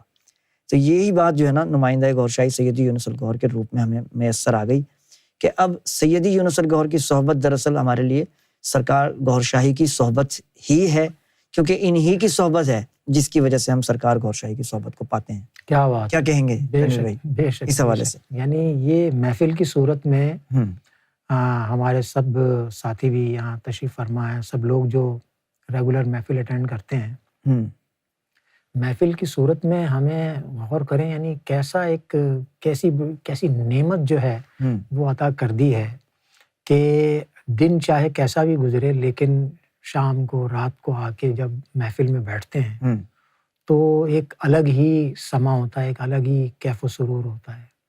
اور کسی دن اگر کسی وجہ سے کوئی محفل سے لیٹ ہو جائے یا محفل جو ہے اس کی کوئی مس ہو جائے، تو پھر اس شخص کو ایسا لگتا ہے کہ بس جیسے آج جو ہے نا وہ کوئی میں نے یعنی کھانا نہ کھا کے بھی وہ فیلنگ نہیں ہوتی ہے، یعنی جیسے کوئی بہت ہی اہم چیز ہے، یہ احسان ہے، وہ مس ہو رہی ہے، یہ کرم ہے۔ اور یہ کرم یعنی اگر کسی کے دل میں یہ احساس ہوتا ہے کہ یار میری محفل مس ہو گئی، اور پھر وہ بندہ سوچتا ہے کہ یار کبھی تو نفس سلا دیتا ہے، نفس وہ کرتا ہے، پھر اس کو ملامت ہوتی ہے، پھر وہ کہتا ہے کہ یار میرے سے یہ لمحات مس ہو گئے، اور یعنی یہ جو ایک بے قراری کی جو کیفیت ہوتی ہے، یہ بے چینی، بے قراری، یہ بھی بہت خاص کرم ہے، بہت خاص عطا ہے۔ بالکل، ورنہ یعنی ایک عام سا کوئی یعنی ٹی وی پروگرام نہیں ہے کہ بھائی وہ ٹی وی پروگرام مس ہو جاتا ہے تو کوئی بات نہیں، آپ بعد میں بھی دیکھ سکتے ہیں، ڈرامہ مس ہو گیا آپ کا، آپ کی نیوز مس ہو گئی، یا کوئی میچ آپ نے نہیں دیکھا، کوئی بات نہیں، وہ بعد میں بھی دیکھ لیتے ہیں۔ لیکن اس محفل میں سیدی نے اتنی زبردست کرم نوازی فرمائی ہوئی ہے، وہ کیا ہے کہ وہ دلوں کو، روحوں کو ایک خاص غذا جو ہے نا وہ دی ہے، اور وہ ایک یعنی جسے کہتے ہیں نا عام سا ایک انداز میں کہ ایک لت لگ جانا، یعنی دلوں کو روحوں کو جو ہے نا وہ لت لگ گئی ہے. کیا کرم ایک یہ کرم نوازی میں سے ایک، یعنی جہاں بے شمار کرم نوازیاں ہیں وہ یہ بھی ہے، اور لوگ جو ہیں وہ انتظار میں رہتے ہیں. اچھا، اب لت لگ جانے پہ وہ بات یاد آ گئی کہ سرکار نے ایک مثال دی ایک دفعہ. اچھا. کہ ایک شخص آیا اچھا اور اس نے اپنے بیٹے کے لیے کہا، نوجوان تھا، کہ اس کا واقعہ بتا رہا تھا تو سرکار سے علاج کے لیے کہ سرکار یہ بچہ جو ہے میرا نشائیوں میں چلا گیا، اچھا، ہیروئن وغیرہ کے اس میں پڑ گیا، اور اب اس کا علاج جو ہے نا وہ ہو نہیں پا رہا. میں نے لاکھوں روپے خرچ کیے، بہت پیسے والا آدمی تھا، تو اس کا کوئی علاج اب ممکن نہیں رہا. تو اب آپ کے پاس میں لایا ہوں کہ تو دم دروس سے کچھ ہو سکتا ہو کچھ. لیکن سرکار نے وہ مثال اپنے ارشادات میں، خطبات میں شامل فرمائی کہ بھئی اس کی رپورٹس طلب کی گئی تھیں، جو اس کی ڈیٹیل تھی وہ بتائی سرکار نے لوگوں کو کہ ہوا کیا کہ اس کے خون میں وہ نشہ چلا گیا.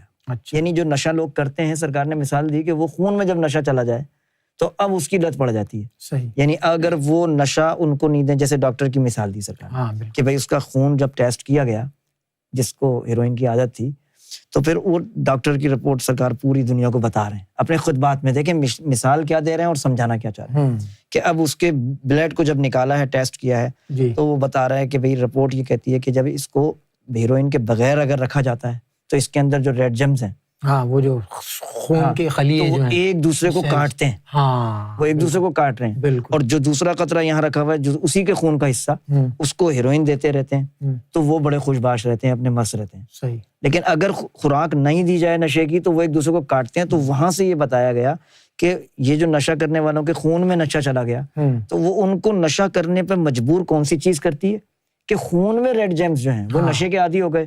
اگر نہیں ملے گا نشہ تو وہ کاٹیں گے ایک دوسرے کو، یعنی اور آپ بے چین ہو جائیں گے کہ میں مار دوں اپنے آپ کو ورنہ مجھے نشہ مل جائے. یہی حالت ہوتی ہے نا. صحیح. بالکل. اب سرکار یہاں سے دیکھے روحانی مثال عطا فرما رہے ہیں کہ یہ جو ہم تم کو اس میں ذات دے رہے ہیں یہ زبانی ذکر نہیں ہے، یہ دل کی دھڑکنوں میں اس لطیفہ قلب جب اللہ اللہ اللہ اللہ کا ہوگا تو اب دل کی دھڑکن میں خون جو ہے نا پمپ ہو کے پورے جسم میں جائے گا، تو وہ تمہارے خون میں ریڈ جیمز میں جا کر نور چلا جائے گا. کیا بات ہے. اب جب تمہارا خون اس کا عادی ہو گیا تو اب وہ تمہیں بے چین کرے گا کہ مجھے نور چاہیے، نوری محفلوں کی طرف، نوری ہستیوں کی طرف. کیا بات. تو یہ محفل جن کے اوپر یہ کرم ہوا نا، جو آپ کہہ رہے تھے کہ جیسے لت سی لگ گئی، تو وہ دراصل ہوا یہ ہے کہ سیدی کی نظروں میں جب کوئی آ گیا اور سیدی کی نظر کرم میں جب آیا بندہ، اس کو باطنی طور پر اپنی وہ محبت، وہ نطفہ نور عطا فرما دیا کہ جس کی وجہ سے اگر اس کو محفل نہ ملے، سیدی کی صحبت نہ ملے، سیدی کی ویڈیو نہ دیکھے، جب تک ان کی محفل میں نہ آئے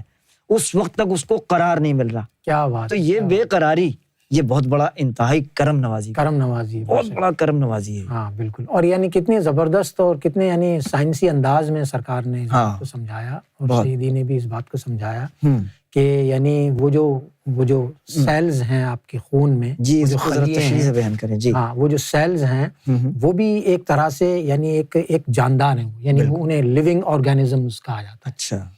تو وہ یعنی ظاہر ہے کہ ان کی خوراک ہے. اب جب وہ ایک چیز سے مانوس ہو گئے ہیں تو وہ اندر پھر وہ کریونگ پیدا کر رہے ہیں، وہ اندر جو ہے نا اس کے اندر طلب ان کے اندر آ رہی ہے اور وہ چیز نہیں مل رہی ہے. بالکل یہی چیز جو ہے سرکار نے، سیدی نے روحانی طور پر جو ہے وہ بہت کرم فرما دیا. اب دیکھیں آپ کے یعنی جہاں پر یہ بات ہے تو دوسری طرف یعنی کانوں کو جو ہے، سماعت کو جو ہے وہ سیدی کی آواز مبارک، سرکار کی آواز مبارک سننے کا جو ہے نا وہ شغف عطا کرتا ہے. آنکھوں کو جو ہے لوگ جو ہیں محفل میں بیٹھے ہوتے ہیں اور جیسے ہی بس سیدی تشریف لاتے ہیں، سیدی کو دیکھتے ہیں تو دلوں کی اور روحوں کی جو کیفیت ہوتی ہے وہ بالکل بدل جاتی ہے. اور سیدی جس طرح سے کرم نوازی فرماتے ہیں، اور آپ یعنی ایک ایک آئی ڈی کو، یعنی جو اسکرین پر آئی ڈی چل رہی ہوتی ہے، آپ ایک ایک آئی ڈی کو جو ہے وہ ملاحظہ فرماتے ہیں. بس آپ کا وہ جو ملاحظہ فرمانا ہے، اور جس لمحے آپ لکھتے ہیں گوہر شاہی مرحبا آل ویورز اینڈ آل جو ہے نا یعنی جو حاضرین ہوتے ہیں سب کو، تو ہاں بالکل، ہاں بے شک بالکل یہ بڑا دلکش نشہ ہے یہ.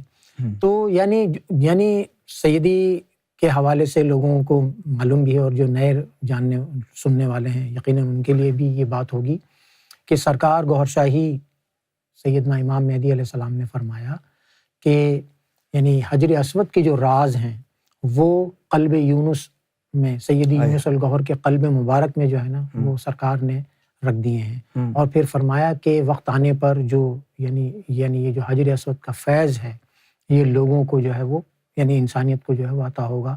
اور آپ دیکھیں کہ سیدی یونس الگوہر جب خطاب فرماتے ہیں تو یعنی کسی بھی بات کو لے لیں آپ، ایک عام سی بات کو لے لیں، یعنی روحانی تصوف کا بات ہو، کوئی عشق و محبت کی، کوئی عالم بالا کی بات ہو، وہ تو ایک یقیناً اپنی جگہ پر ہے، لیکن سیدی اگر کسی عام سے موضوع کے اوپر بھی گفتگو فرماتے ہیں تو ہر دفعہ ایک نئی جہت اس کی جو ہے نا وہ اس طرح کھولتے ہیں، اور اس سے ریلیٹڈ یعنی آپ دیکھیں کہ سیدی بعض اوقات کبھی کسی گانے کی ہی اس کی شاعری کی تشریح کرتے ہیں تو اس کے اندر بھی وہ کیا ٹچ ہوتا ہے کہ لوگوں کے عشق و محبت میں، رب کی محبت میں لوگوں کو اضافہ ہوتا ہے۔ بے شک، یعنی سن وہ گانا رہے ہیں، گانا سن رہے ہیں، کوئی فلمی گانا ہے لیکن اس میں کوئی حقیقت آمیز بات ہوگی، حقیقت ہاں کہ دیکھو کہ اس کے اندر کیا پہلو اجاگر اور اس سے وہ اپنی اور اس کی بات اس شاعری میں آپ اپنا یعنی نظر نور عطا کرتے ہیں، آپ اپنی توجہ عطا کرتے ہیں، اور جب وہ کانوں سے ٹکراتی ہے آواز تو پھر اس صوت مبارک کے ساتھ، اس آواز مبارک کے ساتھ وہ نور جو آتا ہے دوستو، وہ یعنی ہم اس کا ادراک نہیں کر سکتے۔ اور آپ نے بھی محسوس کیا ہوگا اور لوگ بھی، وہ گانے ہزاروں دفعہ آپ بعد میں بھی سن لیں، وہی والا گانا آپ سن لیں، لگائیں، لیکن وہ نور نہیں ملے گا، وہ کیفیت ہی قلب کی نہیں، بالکل بالکل، ہزاروں دفعہ پہلے بھی سنا ہوا ہوگا، بعد میں بھی سن سکتے ہیں، لیکن جو سیدی جب لگا کر سنا رہے ہیں تو اس کا مطلب صاف ہے نا کہ وہ جو نشہ اور وہ جو کیف سرور آ رہا ہے وہ گانے کا اور میوزک کا نہیں ہے، دراصل وہ ان کی نظر جو اس کے ساتھ ہے، اگر وہ کوئی بات کہیں تو اس بات میں نشہ ہے، اس بات میں لطف ہے۔ اس کی وجہ کیا ہے کہ ان ہستیوں کے ہر لفظ میں نور ہے، ہر فعل میں نور ہے، بالکل، یہاں تک کہ سرکار نے ارشاد فرمایا کہ ان کے قول میں، ان کے یعنی فعل میں، ان کی عصمت تک میں نور ہوتا ہے۔ کیا بات ہے! اسی لیے ولیوں کا ذکر کیوں کہا اللہ تبارک و تعالیٰ نے کہ تنزل ذکر عند ذکر صالحین، تنزل الرحمہ عند ذکر الرحمہ، جی، کہ ذکر صالحین سے اللہ کی رحمت کیوں ملے گی؟ کیونکہ ان کے نام میں اس اسم کے جلوے جو ہے نا وہ اللہ نے رکھ دیے۔ واہ واہ! ان کے کلام میں، اگر وہ گفتگو میں مذاق میں کسی کو اگر کوئی گانا کہہ رہے ہیں نا، اگر بظاہر وہی والی آپ کی بات آ گئی، لیکن اس میں نور ان کی نظر سے جا رہا ہے، بالکل، تو بات کیا ہوئی کہ ان کی صحبت، کیا بات، اصل چیز کیا ہو گئی؟ ان کی صحبت۔ اگر وہ اپنی صحبت میں قرآن پاک سنا رہے ہیں تو قرآن پاک آپ پہلے بھی پڑھتے رہیں اور بعد میں بھی ساری زندگی پڑھتے رہیں، لیکن اگر ایک آیت وہ پڑھتا ہے، وہ ہستی پڑھتی ہے، اس کا جو کیفیت ہوگی، اس کا جو نور ان کی لبہائے مبارک سے ادا ہوگا نا، اس کا کوئی بدل نہیں بن سکتا۔ کیا بات ہے! بالکل، یہاں تک کہ اگر وہ تلفظ ظاہری طور پہ مولویوں کے حساب سے تجوید کے مطابق نہ ہو، تلاوت قرآن کے اوپر بہت سے ظاہر پرست اعتراض بھی کر دیتے ہیں نا کہ بھئی یہ صحیح نہیں پڑھا یا غلط پڑھ دیا لفظ، تو اس کے اوپر میں معافی چاہتا ہوں، ذرا ایک بات یاد آ گئی مجھے۔ جی بالکل، داتا گنج بخش کتنی بڑی ہستی گزرے ہیں، جی بالکل، سارے علماء شریعت بھی اگر آپ دیکھیں اس وقت دنیا کے تو کہیں گے حضرت داتا صاحب کو سلام ہے، ہوں گے، ان کی کتاب ہے کشف المحجوب، اور اس میں واقعہ لکھا ہوا ہے کہ ولی اللہ کوئی تھا، اس کی شہرت سن کے ایک اللہ کا دوسرا ولی وہ ان کے دیدار کے لیے جاتا ہے، جب وہ وہاں پہنچتا ہے تو وہ مغرب کی نماز کا وقت ہوتا ہے، جی، تو جن کے پاس وہ پہنچتے ہیں فقیر صاحب کے پاس، وہ ولی، وہ اس وقت جو ہے وہ نماز کی امامت، اور 4-5 لوگ جو ان کے پاس تھے وہ نماز تکبیر کہہ کے تو یہ پیچھے جلدی سے جماعت میں شامل ہو جاتے ہیں جو گئے تھے بزرگ۔ اب جب یہ سنتے ہیں، جب انہوں نے تلاوت شروع کی نماز کی تو ان کی تو تلفظ ہی سے نہیں تھا، قرآن ہی غلط پڑھ رہے تھے وہ، تو ان کو وسوسہ آ جاتا ہے، جو اتنی دور سے سفر کر کے آئے تھے نا بزرگ، وسوسہ یہ آتا ہے کہ یار میرا سفر بیکار ہو گیا، جس کو قرآن پڑھنا صحیح نہیں آتا وہ کیا ولی اللہ ہوگا؟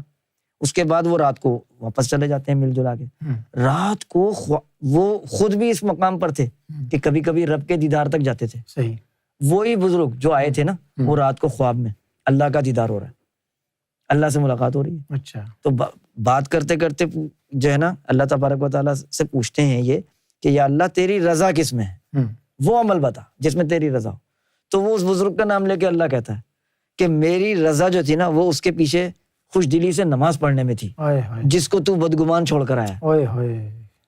تو یہ داتا صاحب نے واقعہ لکھا کہ جو اللہ کا ولی ہے نا، اس کے کسی فعل پر بھی اعتراض اگر تو نے کیا ہے تو میں اپنے الفاظ میں کہتا ہوں کہ یہ دین ہے، دین کی موت ہے، ایمان کی بھی موت ہے، جی، کیونکہ آپ اس اللہ والے پر اعتراض کر رہے ہیں کہ یار اس کا تلفظ صحیح نہیں ہے۔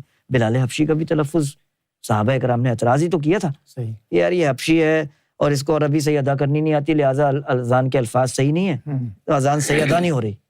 اور کیا دکھایا اللہ تبارک و تعالیٰ نے کہ وہ جو غلط پڑھتا تھا اذان، وہ اذان اللہ اور اس کے فرشتوں کو بھی پسند تھی، آسمان والوں کو بھی پسند تھی، یعنی دکھایا نا عمل کر کے کہ سورج نہ نکلا. تو ان کا کلام مجید پڑھنا، اس پر اگر تنقید آتی ہے یا دل میں کوئی وسوسہ آ جاتا ہے تو آپ کا ایمان تباہ ہو جائے گا.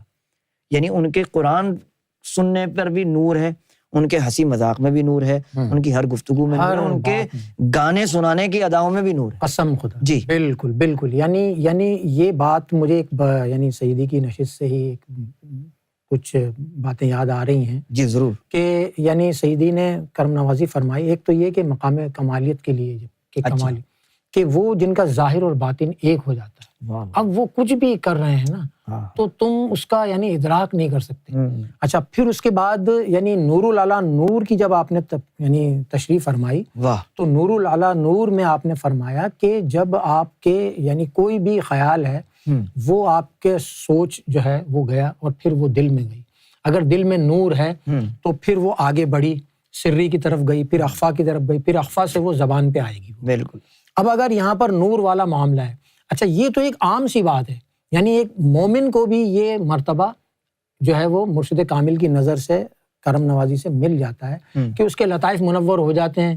پھر اس کے جو بھی سوچ آتی ہے وہ دل میں آتی ہے اور پھر دل سے ہوتی ہوئی وہ سوچ مزید نور لے کر کے وہ جب زبان سے الفاظ ادا ہوتے ہیں تو یعنی کہ زبان میں بھی نور آ جاتا ہے. ٹھیک ہے نا.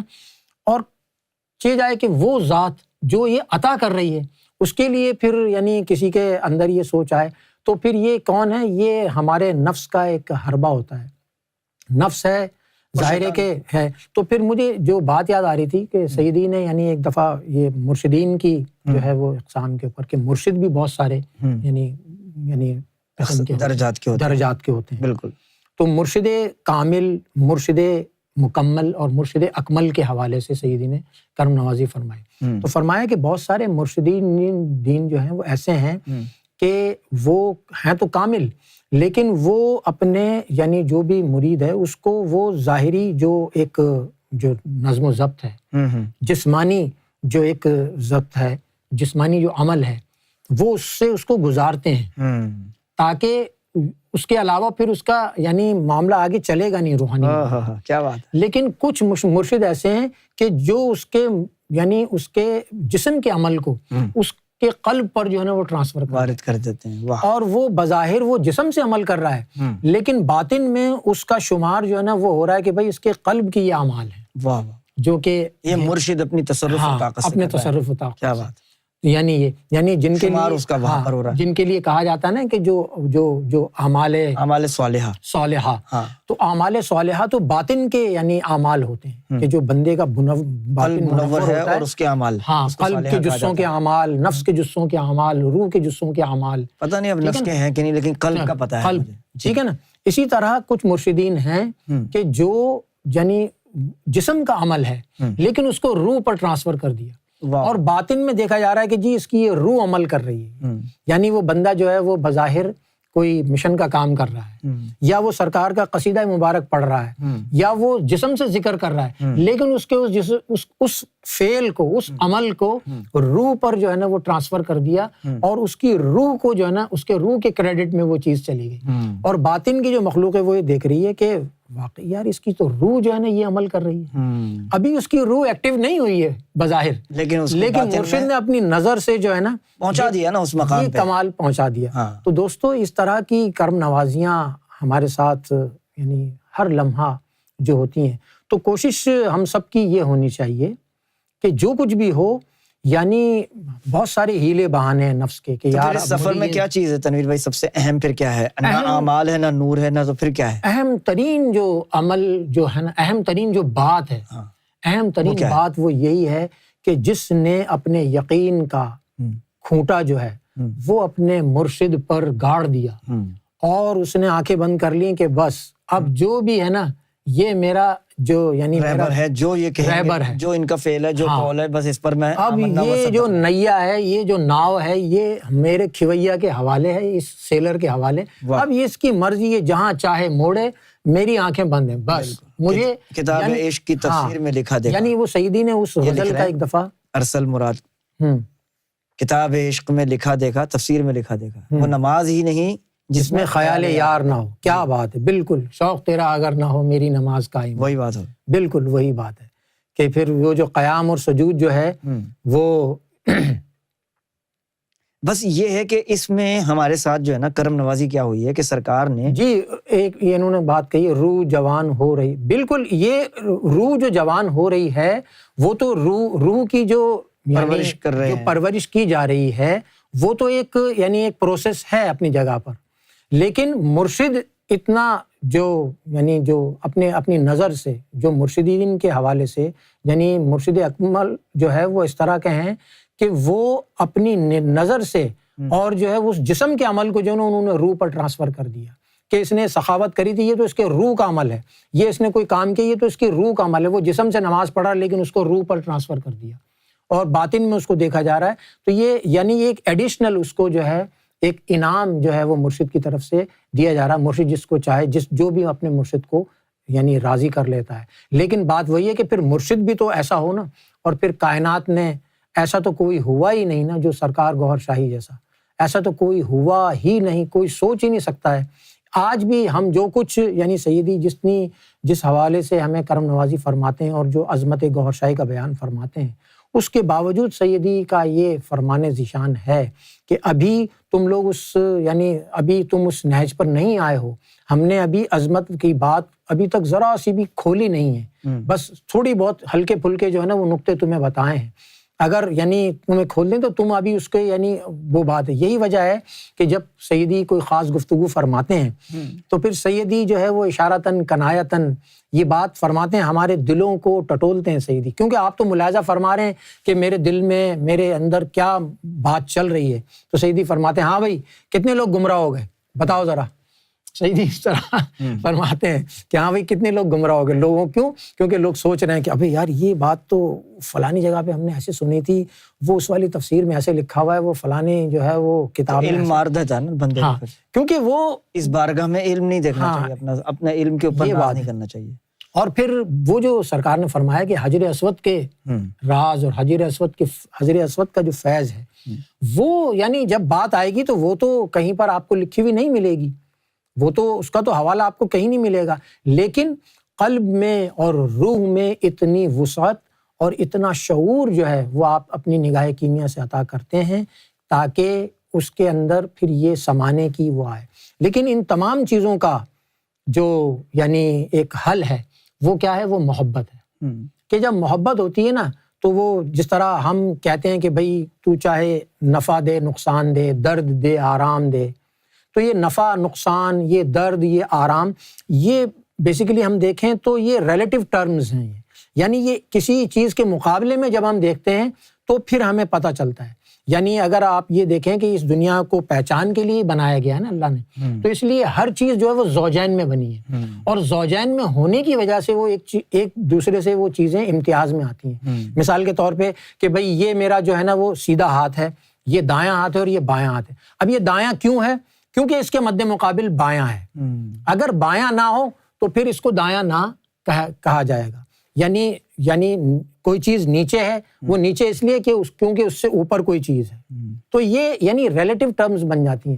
لیکن جب محبت آتی ہے تو پھر محبت میں یہ چیزیں وہ نہیں دیکھتا. وہ یعنی جیسے غالب نے کہا ہے نا کہ محبت میں نہیں ہے فرق جینے اور مرنے کا، اسی کو دیکھ کر جیتے ہیں کہ جس کافر پہ دم نکلے. دنیا اسے کافر کہتی ہے لیکن میرا تو دم میں تو اسی کو دیکھ کر کے جیتا ہوں جس کو دیکھنے سے میرا دم نکلتا ہے.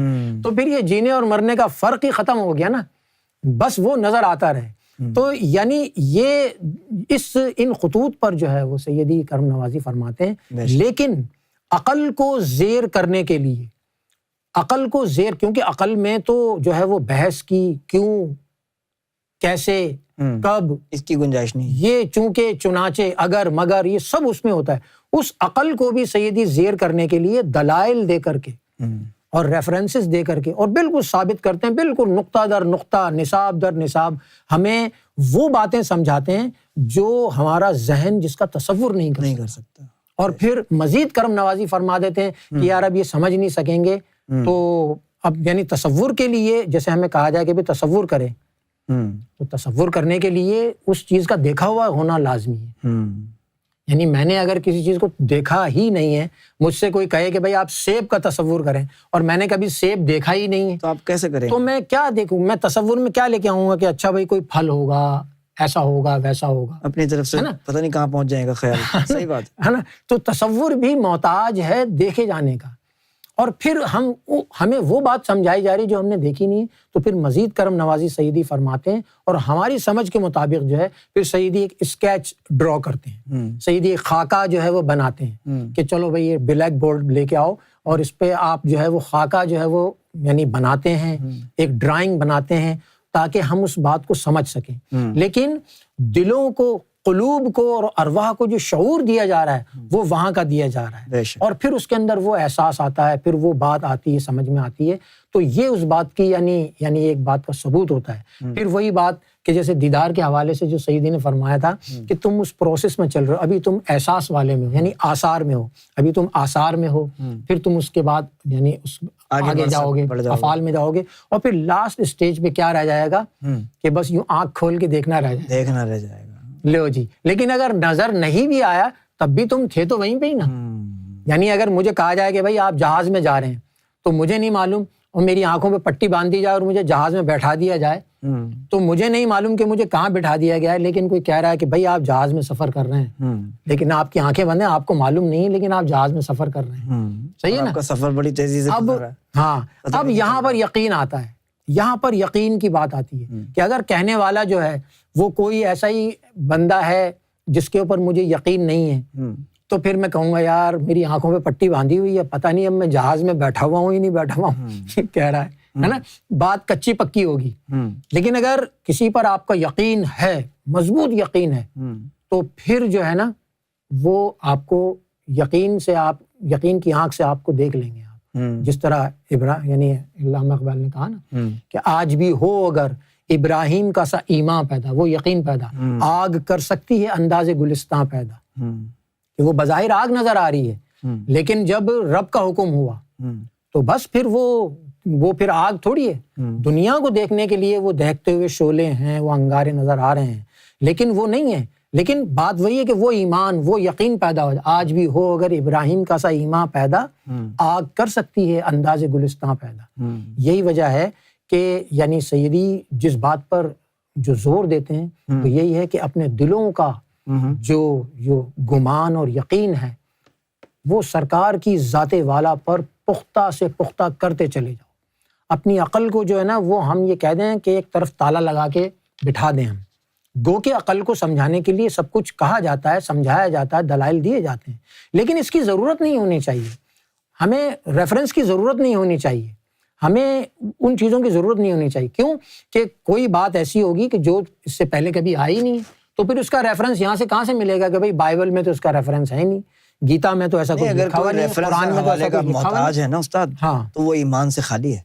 سب سے پہلی شرط ہے رہبر کے اوپر ایمان، رہبر کے اوپر ایمان نہیں۔ اگر آپ کا خضر علیہ السلام، موسیٰ علیہ السلام کا واقعہ دیکھیں، ایک جلیل القدر مرسلین میں سے ایک ہستی ہے حضرت موسیٰ علیہ السلام، اولو العزم مرسل، عام مرسلین میں بھی ایک اولو العزم مرسل میں، بالکل کیا عام نہیں ہے، رب کے کلام تک کلیم اللہ کہلانے والی ہستی، بالکل۔ لیکن اللہ نے ان کا اگزامپل کیوں قرآن میں پیش کیا ہے حضور اکرم صلی اللہ علیہ وسلم کے امتیوں کے لیے؟ قرآن میں کیوں آیا؟ جی، کہ ان کو بھی اپنے علم پہ جب ناز ہوا اور یہ خیال آیا کہ اب میرے جیسا مقرب تو رب کا کوئی بھی نہیں ہوگا اس دنیا میں، تو پھر اللہ تبارک و تعالیٰ نے اس پورے واقعے کو بیان بھی کیا کہ ان کو کہا نہیں بھائی تم سے بھی آگے بہت کچھ ہے، اور پھر انہوں نے طلب کی کہ کوئی ایسا ہے بندہ تو مجھے اس تک پہنچایا جائے، تو پھر اللہ قرآن میں واقعہ لکھا ہے خضر علیہ السلام کے پاس جب وہ گئے ہیں تو پہلی نظر جب ملاقات ہوئی ہے، سلام دعا، تو اسی لمحے خضر علیہ السلام کو پتا تھا، خضر علیہ السلام نے ان کو دیکھ کے یہ کہا کہ قالوا انک لن تستطیع معی صبرا، کہ تو میرے ساتھ صبر نہیں کر سکتا میرے افعال و اعمال پر۔ تمہارا علم اپنی جگہ صحیح ہے، تم اللہ کے برگزیدہ بندے ہو، رسول ہو، جو بھی صحیح ہے، لیکن تم میرے ساتھ جو صبر کہنا چاہ رہے ہو نا کہ میرے ساتھ صحبت میں وقت گزارنا چاہتے ہو، تو میں وہ علم رکھتا ہوں جو تم سے برداشت نہیں ہوگا، تو وہی والی بات ہو گئی ابو ہریرہ والی.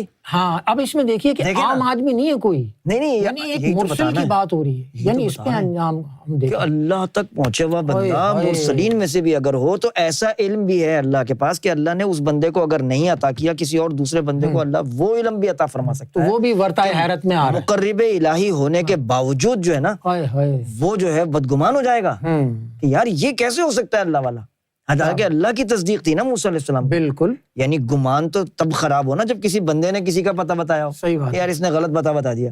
جب اللہ کا, ان کو یہ نہیں تھا کہ یہ غلط آدمی ہے, بلکہ ان کو یہ تھا کہ یار یہ افعال تو بالکل ہی غلط ہے, یہ آپ نے قتل کر دیا, یہ آپ نے غریبوں کی کشتی برباد کر دی, یہ آپ نے بچے کو قتل کر دیا.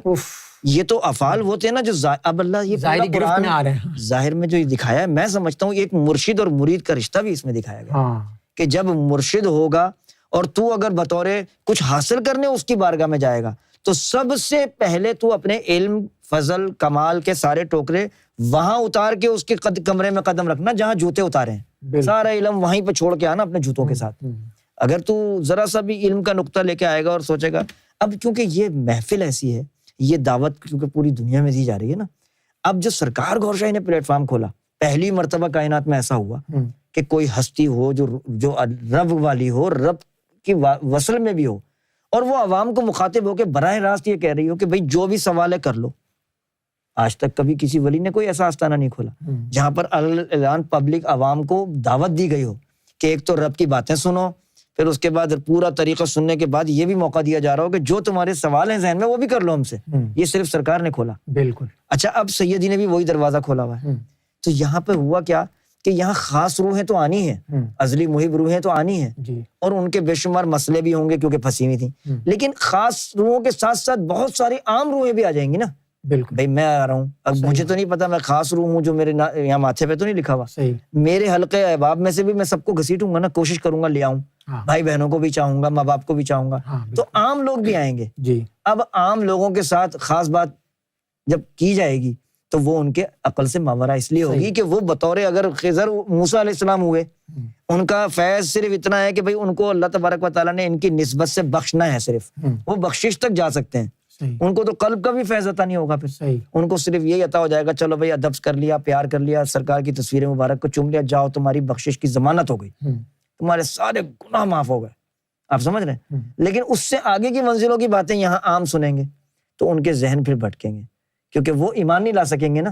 ان کے لیے پھر سرکار نے کیا اہتمام فرمایا, سیدی نے فرمایا بھی کہ یار تمہیں صرف جو ہے نا یہ جو چیز دی جا رہی ہے بس وہ کرو, جو تم کو کہا جا رہا ہے بس وہ کرو, اور راز بھی بتا دیا کہ اگر نظر گوھر شاہی میں آنا ہے نا تو پرچار کرتے رہو. اب اس میں اتنا بڑا راز پوشیدہ ہے, عام ہو یا خاص ہو, یہ تو نہیں کہا گیا نا کہ جن کو صرف ذکر دینے کا اذن ہے بس وہی پرچار کریں گے, ایسا نہیں. سب کو دعوت دی جا رہی ہے کہ بھئی اگر نظر گوھر شاہی میں آنا ہے پرچار کرو. تو اس سے ہوتا کیا ہے, نظر گوھر شاہی میں کوئی آ جائے نا تو وہاں یہ تمیز ختم ہو جاتی ہے کہ یہ ازلی محب روح تھی, یہ ازلی جہنمی روح تھی, یہ شقی القلب تھا یا سعید القلب تھا, نہیں ختم. کیونکہ نظر گوھر شاہی نے اگر مسکراتے ہوئے چہرے نے دیکھ لیا اس ذات نے کہ یار یہ رب کی محبت کا مشن پھیلا رہا ہے, کسی کو بتا رہا ہے, تو آپ کی تقدیر ازل رکھی کی رکھی رہ جائے گی, چاہے محب تھی چاہے وہ مردود تھی. اب سرکار کی نظروں میں آ گئے, اب تم کو اس کھاتے سے نہیں ملے گا جہاں تقدیر نے پہنچانا تھا, اب تم کو نظر گوھر شاہی کے کھاتے سے آتا ہوگا. تو پھر تم اس مقام کو پال جاؤ گے جو مقام بڑی بڑی ہستیاں جو ہے نا جس کی آرزو ہی کر سکیں اور ان کو نہ ملا, کیونکہ یہ دور گوھر شاہی ہے. اس میں صرف کمال یہی ہے کہ جب سیدی یونس الگوہر کی جو ذات والا اب ہمارے سامنے موجود ہے نا, ہم کو کون سا وسیلہ دیا سرکار نے, ظاہری آنکھوں کو جو نظر آنے والی ذات, ظاہری کانوں کو جن کی آواز سن سکے, جن کو ہم چھو سکیں, جن کو ہم مل سکیں, وہ دروازہ کھولا ہے یونس الگوہر کا. تو یہ بطور مرشد ہوئی نا ذات ہمارے لیے, بالکل رہبر ہے نا. بالکل بھائی ہماری باطنی تمام روحوں کی پرورش کون کر رہا ہے, بالکل ہمارے دلوں میں اس میں ذات کا وسیلہ کون بن رہا ہے, رشد اور ہدایت جو جہاں سے مل رہی ہے وہی ذات ہو گئی نا. تو اب جو سیدنا امام مہدی سرکار گوھر شاہی ہیں وہ تو اسی قالب اور قلب میں موجود ہے نا. ہماری رسائی سیدی یونس الگوہر سے ظاہر میں ہوئی, تو ان کے لیے بدگمان ہونا کیسا ہے, کفر سے بڑھ کر ہو گیا نا, تباہی ہو گیا, تباہی. ان کے کسی ایک فعل پر اگر ذہن میں کسی دل میں کوئی وسوسہ اعتراض آ رہا ہے اگر آپ کے, تو فائٹ کرنی ہے نا, تو نور سے فائٹ ہوگی. وسوسہ تو آئے گا, سرکار نے فرمایا کہ وسوسہ تو آنا اس بات کی حق کی دلیل ہوتی ہے کہ تو حق کے راستے پر ہے. اب وسوسہ آئے پھر تو یا گوہر المدد پکار، سیدی نے فرمایا نا یا گوہر المدد پکار، جب وہ تو یا گوہر المدد پکارے گا تو تجھے یہاں سے مدد جائے گی، جب جائے گی تو جواب دل میں باطن میں اس وسوسے کی کاٹ کا آ جائے گا. جیسے کہ کوئی بھی وسوسہ ہے تو یہ بھی آ سکتا ہے کہ چھوڑ ان باتوں کو، بس یا گوہر المدد کر، ذکر کر، سرکار جو چاہیں گے تجھے جواب عطا فرمائیں گے. اچھا ایک بات ندیم بھائی آپ نے بھی نوٹ کی ہوگی کہ لوگ یعنی سب کے ساتھ ہے، میں اپنی بتا رہا ہوں کہ جب کبھی یعنی پہلے اسٹوڈنٹ لائف میں شروع میں یعنی کبھی کسی مولوی کا خطاب سن رہے ہیں، کسی کی بات سن رہے ہیں، اس دوران جو ہے نا کوئی وسوسہ نہیں آتا تھا، بلکہ بڑے ہوتے تھے ارے واہ یار کیا بات کہہ رہے ہیں، جو ہے نا وہ چاہے سمجھ میں بھی نہیں آ رہی تو سمجھ رہے ہیں اور علمی بات ہے، بڑی اللہ رسول کی باتیں ہو رہی ہیں، واہ یار کتنا مزہ آ رہا، کتنا مزہ آ رہا ہے نا.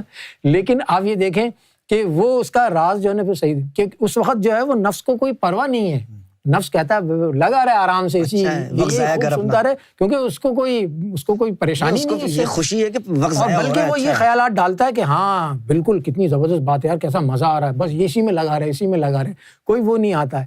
لوگ جو ہے نا وہ سینما میں بیٹھے ہوتے ہیں تب ان کو وسوسہ نہیں آتا ہے، لیکن یہاں جب بات ہوتی ہے کہ آپ کے دل کو ہدایت ملنے والی ہے یا اس ذات کی بات ہے کہ جس ذات سے آپ کے دل کو، آپ کی روح کو جو ہے وہ منور ہونا ہے، آپ کے نفس کو پاک ہونا ہے اور آپ نے شیطان کو ہمیشہ کے لیے شکست دینی ہے، اس ذات کے لیے، اس کی ہر بات کے لیے جو ہے نا وہ وسوسے آ رہے ہیں.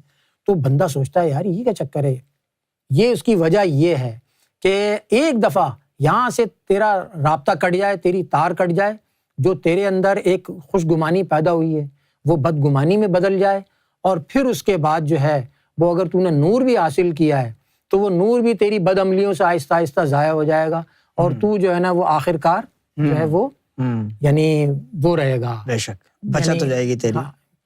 اچھا اس روز جو سیدی سرکار نے نفس کی اکڑ توڑنے والا واقعہ فرمایا، مجھ پر بھی ایسی ہی ذلت کا پیش آیا، واقعہ پر مجھے سیدی سرکار کی بات یاد آئی کہ صبر و تحمل اپنے مرشد کا حکم، بس یہ خیال. ہاں بے شک بالکل یہ تو یعنی کرم نوازی ہے نا، یہ تو خاص کرم نوازیاں ہیں یہ تو.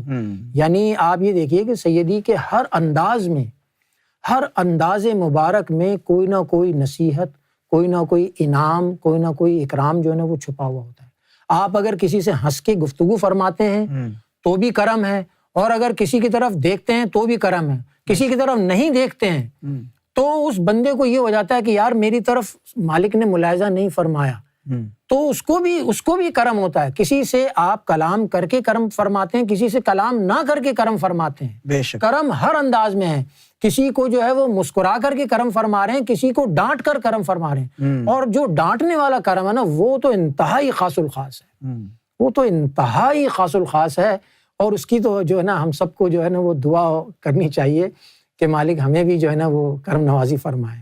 اور ڈانٹنے والی تو بہت ہی خاص کرم نوازی آپ کے اندر بڑی یعنی وہ تو، لیکن بات وہی ہوتی ہے کہ پیکنگ جو ہوتی ہے نا وہ کچھ اور ہوتی ہے، اندر جو تحفہ ہوتا ہے وہ کچھ اور نہیں. یہ تو ہمارے مالک کا لجپال کا ایسا انداز مبارک ہے، کون یہ راز بتاتا ہے کہ یار کسی کو اب یہ آ گیا ہے محفل میں، ایک شخص آتا ہے، میں نام نہیں لے سکتا، وہ ابھی کسی ملک سے سفر کر کے یہاں پہنچا ہے، کوئی اس نے ابھی یہاں دن نہیں گزارے ہیں، کوئی غلطیاں خطائیں ہوئی ہوں تو چلو آدمی بولتا ہے 8-10 دن ہو گئے، چلو اس نے کوئی غلط کام کر دیا یا کوئی نقصان، تو اب وہ پہلے دن کی ملاقات ہے اور اسی میں جناب اس کی ایسی زبردست کلاس ہو گئی شروع، ٹھیک ٹھاک جو آپ کہہ رہے ہیں نا کہ بھائی ہو جائے کرم بڑا زبردست.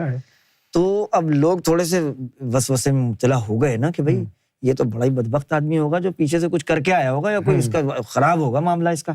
جب وہ چلا گیا بندہ تو بعد میں لوگوں کو جو ہے نا مسکرا رہے تھے سیدی، اور سیدی نے فرمایا کہ تم لوگ تو یہی سوچ رہے ہو کہ بہت خطرناک کوئی آدمی آ گیا جس کی اتنی کلاس ہوئی ہے. نہیں، فرمایا نہیں، اس کے گناہوں کو جلانا مقصود تھا پہلے. کیا بات. تو اب اس کو گالیاں دیں، برا بلا کا جو اس نے نہیں کہا وہ بھی اس کو کہنا پڑا، تو اس کا وہ امتحان بھی مقصود تھا، نفس کے اوپر ملامت بھی، کیونکہ سرکار باطن کا راز تھا یہ، اور یہ راز کوئی بتاتا نہیں. کبھی کسی ولی کی زبان پہ یہ راز نہیں آئے جو سیدی اپنے لوگوں سے شیئر کر لیتے قسم سے. حالانکہ یہ بات بھی بتائی کہ ایک یعنی راز بتا دینے سے بہت سے نقصانات بھی لوگوں کے ہو جاتے ہیں. جیسے اس راز کا کھول دینا نقصان تھا لوگوں کو اس دور کے، کہ جب ملامت ہو رہی ہے تو بندے وسوسے میں مبتلا ہو رہے ہیں کہ کسی کا نفس کہہ رہا ہے، بکواس کر رہا ہے کہ یار یہ مجھے ذلیل کیوں کر رہے ہیں. ٹھیک ہے، یہ ہیں سرکار کے بہت پیارے ہیں، نمائندے بھی ہیں، میں مانتا بھی ہوں ان کو، لیکن مجھے ذلیل کیا ہوا ہے، پوری محفل کے سامنے رسوائی کیوں ہو رہی ہے؟ اکیلے میں مجھے کہتے تھے، ساری محفل کے سامنے کیوں کہا؟ اور پھر وہی والی آپ سیدی نے پھر اس کا راز کھول دیا نا کہ یار اگر وہی والی آپ کی بات کہ اگر کوئی گناہ کر کے آؤ اور اس کے اوپر ملامت ہو تو وہ تو پھر آپ کا گناہ دھل رہا ہے نا اس طریقے سے ملامت کر کے، وہ تو غلطی پہ سرزنش ہو رہی ہے نا، یہ ملامت نہیں ہے، جس باطنی ملامت کا ذکر کیا گیا بالکل نفس کی پاکی کے لیے جو نفس کی ملامت رکھی گئی ہے نا اس لائن میں، اس میں یہ تھا یا تو سخت ریاضت اور مجاہدہ ہو، جیسے ایک ٹانگ پہ کھڑے ہو کے 15 سال تک قرآن غوث پاک پڑھتے رہے جنگل میں، حالانکہ ان کو کیا ضرورت تھی، کوئی گناہ بھی نہیں کر رہے ہیں، لیکن نفس کو مشقت میں رکھا تاکہ رب زیادہ مہربانی کرے، اور نفس کو مشقت میں، اب ہم لوگ تو نفس کو ذرا سی بھی مشقت میں رکھنا نہیں چاہتے نا، بالکل ہم سے زیادہ اپنے آپ کو پسند کرنے والا کون ہے؟ میں تو خود اپنی شخصیت کے یعنی عادی ہوں، تو اب ہم جیسے لوگوں کے لیے کرم نوازی کا یہ راستہ بنایا کہ بھئی ذرا سی چھوٹی سی بات ہو تو ملامت کی جائے، ملامت کرنے سے نور بھیجتے ہیں باطن میں، بندہ کہہ رہا ہے یار مجھے پتہ نہیں کیوں اس کلاس ہو رہی ہے، نہیں وہ تمہارے باطن میں کرم نوازی تم پر ہو رہی ہے، جیسے آپ نے کہا یار قسم سے ایسا ہو جائے کہ کاش کوئی ایسا موقع لمحہ آ جائے، بالکل وہ تو آئے گا، لیکن اس لمحے پھر آپ کو یہ تھوڑی دھیان ہوگا، جس وقت آئے گا تو کانپ رہے ہوں گے آپ، بس سرکار کرم فرما دے مجھے، کیونکہ ہوتا یہی ہے کہ سیدی اگر کبھی بھی کسی سے جلالی انداز میں گفتگو فرماتے ہوئے نظر آ رہے ہیں نا، در حقیقت اس کے نفس پر کرم نوازی فرما رہے ہیں، اور ضروری نہیں ہے کہ ہر دفعہ ایسا ہی ہو، بعض بدبختوں کے لیے صحیح جلال ہوتا ہے، کیونکہ ان کی طرف جو ہے نا وہ غضب کا بھی اظہار رب نے کرنا ہے، کیونکہ ادھر یہ بھی ہے نا قرآن پاک میں تبت یدا ابی لہب وتب، یہ اللہ تعالیٰ نے اپنے غضب کا اظہار کیا نا ابو جہل کے لیے، بالکل عام انسانوں کے انداز میں بات کی، اپنی قدرت کے حساب سے بات نہیں کی، صحیح بات، وہ تو امرے کن کر کے پوری کائنات بنا سکتا ہے، اس کو کیا یہ کہنے کی ضرورت ہے کہ تیرے ہاتھ ٹوٹ جائیں، صحیح بات، گستاخ رسول تیرے ہاتھ کیوں تیرے ہاتھ ٹوٹ جائیں، یہ انداز لوگوں کے لیے اپنایا تاکہ لوگوں کو پتہ چلے کہ وہ رحمان اور رحیم جو ذات ہے نا مرسیفل، وہ گستاخ رسول کے لیے شدید قہار بھی ہے، اور دشمن رسول اور گستاخ رسول کے لیے وہ یہ انداز اپناتا ہے، الحب للہ والبغض للہ، کیا بات ہے کہ محبت بھی رب کے لیے ہے نا، تو بغض بھی محبت کی جگہ پر بغض بھی رب کے لیے ضروری ہے، دشمنان خدا، دشمنان رسول، دشمنان اولیاء جتنے بھی ہیں ان سے وہ ایمان کے حصے میں آتا ہے بغض، اگر آپ کے پاس یعنی آپ ایک طرف سے ایمان والے تو ہو جائیں لیکن آپ کے پاس دوسرا جز نہیں ہے بغض للہ والا، تو آپ تو کچھ بھی نہیں کر سکیں گے نا، صحیح بات ہے، یعنی سیدی نے اس پہ گفتگو فرمائی تھی ابھی 2-3 دن پہلے، آپ کو یاد ہوگا، یعنی کہ ایمان جو ہے نا، ایمان میں جذبات کا ہونا بہت، بتائیں اس کے یعنی لوگوں کو جو ہے اکثر لوگ جو ہے وہ یعنی پوچھ بھی لیتے ہیں، بہرحال ان کے وہ ہے، لیکن فرمایا کہ یعنی کوئی تم یہ سوال پوچھ رہے ہو کہ بھئی کوئی کسی نے جو ہے وہ سرکار گوھر شاہی کو نہیں مانتا ہے وہ، اور میں اس کے ساتھ جو ہے وہ کوئی میں اس سے معاملہ رکھوں، ایون یہ کہ کسی نے تو یہ سوال پوچھا تھا، مجھے یاد آ رہا ہے کہ جی میں اس مولوی جو ہے نا وہ سرکار کا مخالف ہے تو کیا میں اس کی مسجد میں جا کے نماز پڑھ لیا کروں؟ اب یہ بات وہ شخص پوچھ رہا ہے، کتنی یعنی ایک بہت ہی یعنی ایک دل دکھانے والی بات ہے، تو سیدی نے فرمایا کہ یار تم یہ پوچھ رہے ہو لیکن تم اپنے آپ سے پوچھو کہ اگر وہی مولوی جو ہے وہ تمہاری ماں بہن کو اگر کوئی برا بھلا بولے تو کیا تم اس مولوی کے پیچھے نماز پڑھو گے؟ نہیں، اس شخص کو یہ کہا نا یا اس کے پاس جاؤ گے یار تو اپنے دل سے تو پوچھ یہی بات، تو اب میں اس سے معاملہ محبت کا رکھوں یا نہیں رکھوں، تعظیم و ادب کا رکھوں یا نہیں رکھوں، بالکل جو گستاخ گوھر شاہی ہے، اب آپ کے دل میں اگر یہ بات آ رہی ہے کہ میں پوچھ لوں تو آپ بہت ہی سادہ مزاج ہیں کیا؟ انتہائی آپ کی سادگی کے اوپر تو پھر قربان ہو جانا چاہیے، اتنا سادہ تو بہرحال کوئی نہیں ہوتا، لیکن یہ بھی ایک بعض لوگ ہوتے ہیں بھی ہے نا سادے کہ وہ سوچتے کہ ہر کام مرشد سے پوچھ کے کرنا ہے مجھے، یار یہ بات پوچھنے والی نہیں ہے، یہ اپنے دل سے پوچھ کے دیکھ تو تمہارا دل خود بتائے گا کہ وہ حب للہ والبغض للہ، جو میرے رب، میرے رسول، میرے آقا، میرے مولا، میرے مرشد، میرے سیدی کے لیے بغض دل میں رکھتا ہے، اس کے لیے آپ کے دل میں محبت کیسے آ سکتی ہے؟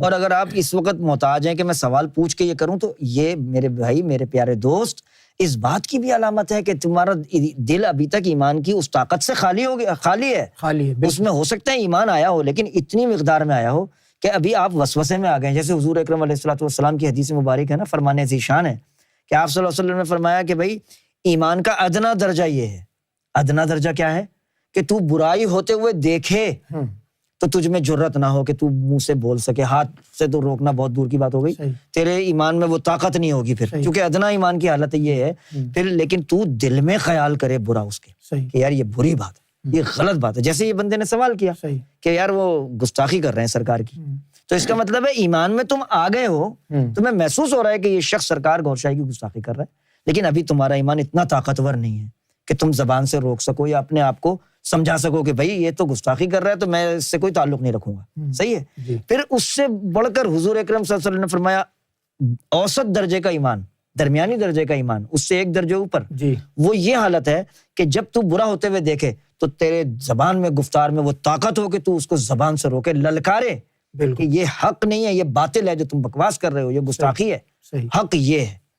اور پھر اعلیٰ ترین ایمان کی حالت کیا بتائیے کہ بازو ہے, قوت بازو سے بھی جو ہے نا برسرے پیکار ہو جائے باطل کے ساتھ, اس کو روک دے کہ میں کھڑا ہوں یہاں پر, کسی کی مجال ہے کہہ کے دیکھے کوئی.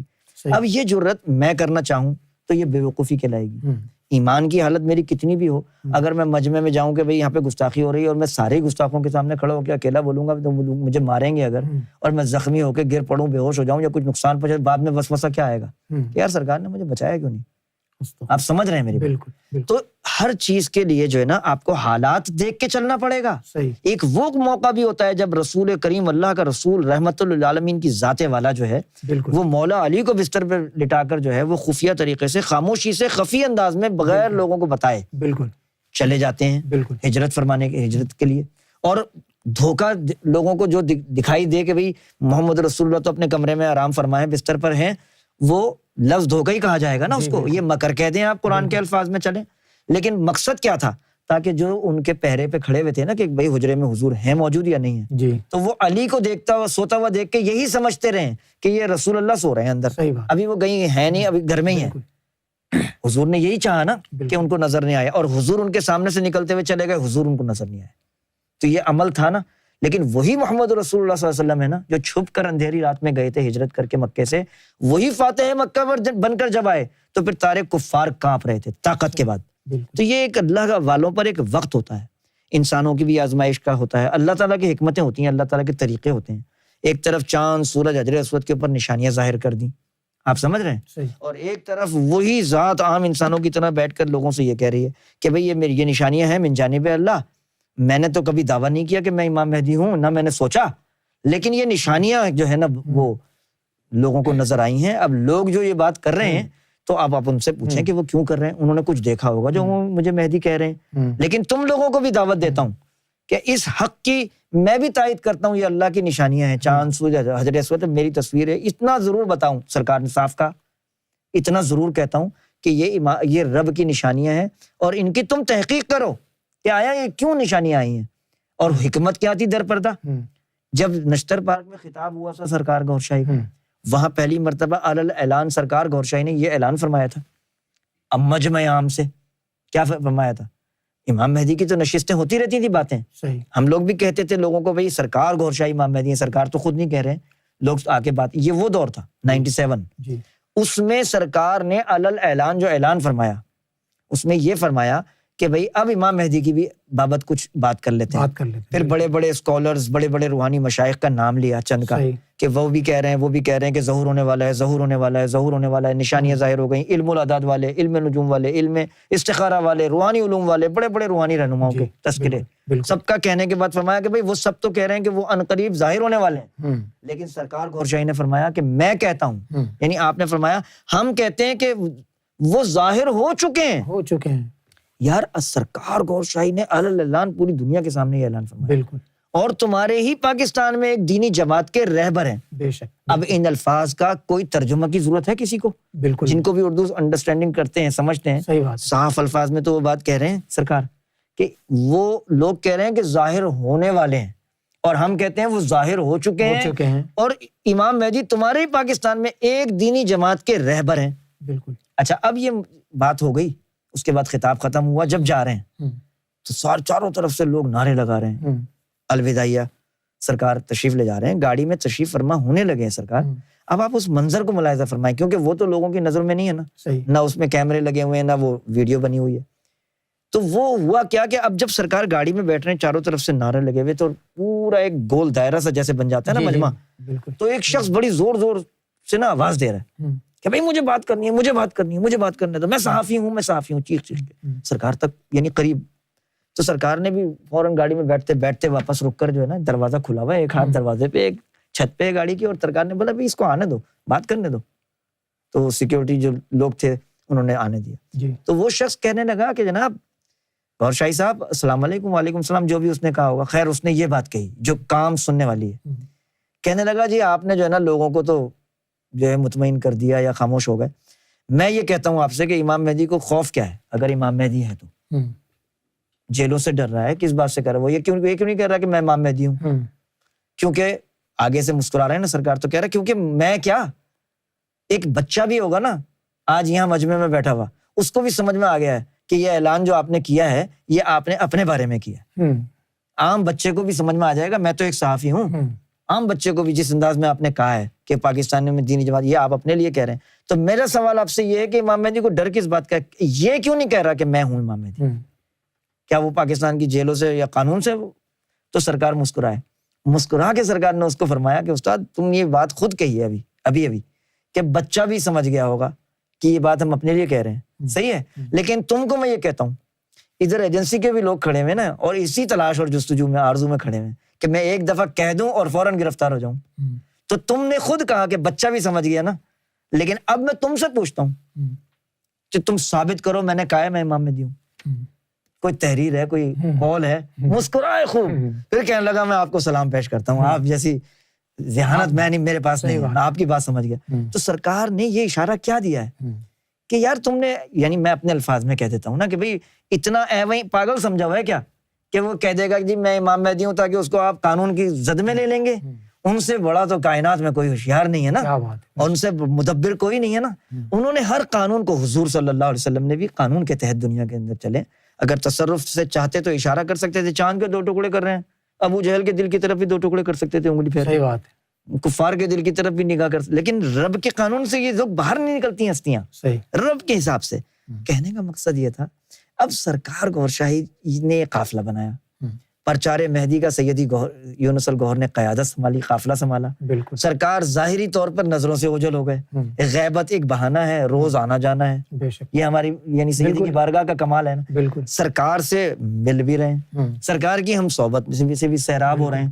رات دن جامع عشق گوہر شاہی جو ہے اس سے ہم کو سیدی سیراب فرما رہے ہیں، اپنی صحبت میں بٹھا کر حقیقت میں سرکار گوھر شاہی کی ہی صحبت میں رنگ رہے ہیں. سب کچھ تو ہو رہا ہے نا، اور علوم غیبی بھی کھول رہے ہیں. علوم اگر قرآن کا کوئی علم جاننا چاہتا ہے اس کے بھی باطنی تفاسیر وہ بیان ہو رہی ہیں جو کبھی کسی ولی نے بھی بیان نہیں کی ہوں گی. آپ سمجھ رہے ہیں؟ تو یہ احسان اور یہ کرم جو ہو رہا ہے یہ کسی وجہ سے ہو رہا ہے. وہ چاہیں، رب چاہے اور وہ چاہیں تو ایک لمحے میں بھی کائنات میں اعلان ہو سکتا ہے اور ہوگا کہ جب مستقبل ہوگا تو اس میں چاند سے تصویر مبارک جو نظر آ رہی ہے وہاں سے ابھی بھی کلام ہو رہا ہے نا. پھر سرکار گوھر شاہی نے یہ بھی فرمایا کہ 8 چاند نمودار ہو جائیں گے آسمان میں، ایک نہیں، یہ تو ابھی ایک دیکھ رہی ہے دنیا. 8 چاند ظاہری طور پر ان ظاہری آنکھوں کو نظر آئیں گے 8. اور ان کا کمال کیا ہوگا، ان میں سب کے اندر سرکار کی جو ہے نا وہ لائیو ویڈیو کی طرح خطاب چل رہا ہوگا، وہاں سے خطاب کیا بات ہے جو ان ظاہری کانوں کو سنائی دے گا اور مختلف لینگویج میں ہوگا. پھر کس مائی کے لال میں مجال ہوگی جو یہ کہے کہ بھئی یہ کون ہے، صحیح بات ہے، یہ کون ہستی ہے. بے شک ابھی تو جو چاہے تمسخر اڑا لو نا. حالانکہ یہ جو صرف تصویر ہے نا، صرف چاند کے اوپر تصویر، یہ ایک ایسی چیز ہے جو کسی نبی کے معجزے میں آپ کو نہیں نظر آتی ہے نہیں. کسی کرشمہ قدرت کے علاوہ اس کو آپ کیا کہہ سکتے ہیں؟ اگر کرامت کہیں گے تو بہت توہین ہو جائے گی، کیونکہ کرامت تو ولی سے تعلق رکھتی ہے. صحیح بات. معجزہ کہیں گے تو وہ پھر نبیوں کی طرف چلا جائے گا. صحیح بات. یہ نہ نبی معجزہ ہے نہ یہ کرامت ہے، یہ سرکار گوھر شاہی کی کرم نوازی ہے اور رب کا قدرت کا کرشمہ ہے جو تصویر گوھر شاہی تمہیں دکھا کے متوجہ کر رہا ہے اس ذات کی طرف. اب یہ ایک وقت ہے، سب کا ایک وقت گزر رہا ہے، لوگوں کو اسی مرحلے سے گزارا جا رہا ہے. صرف فرق یہ پڑ گیا ہے کہ اس راستے کو پہلے اتنا طویل رب نے رکھا ہوا تھا، اس کی قیمت رکھی ہوئی تھی کہ کوئی اگر فقر حاصل کرنا چاہے تو سب سے پہلے دنیا کو طلاق دے کر آئے، خالص رب کے لیے آئے، خدمت کرے مرشدوں کی. پھر مرشد اگر مہربان ہو جائیں تو پھر اس کو باطن میں جو ہے نا وہ تھوڑا سا نور عطا کر کے باطن میں اس کا قلب کا دروازہ کھولا جائے، پھر اس کی باطن لطائف کی اصلاح کی، جو ہزاروں میں سے کسی ایک دو کو یہ چیزیں ملتی تھیں.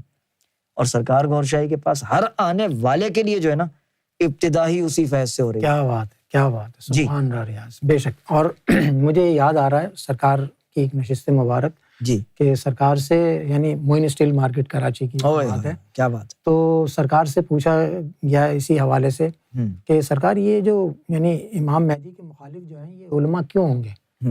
تو سرکار نے اس پر جو ہے نا کرم نوازی فرمائی کہ ان کے پاس جو ہے نا وہ صرف ظاہر کا علم ہے، اور امام مہدی جو ہیں وہ باطنی علم یعنی وہ جو عشق الہی اور جو باطن سے جس کا تعلق ہے اس کو جو ہے نا وہ اجاگر فرمائیں گے.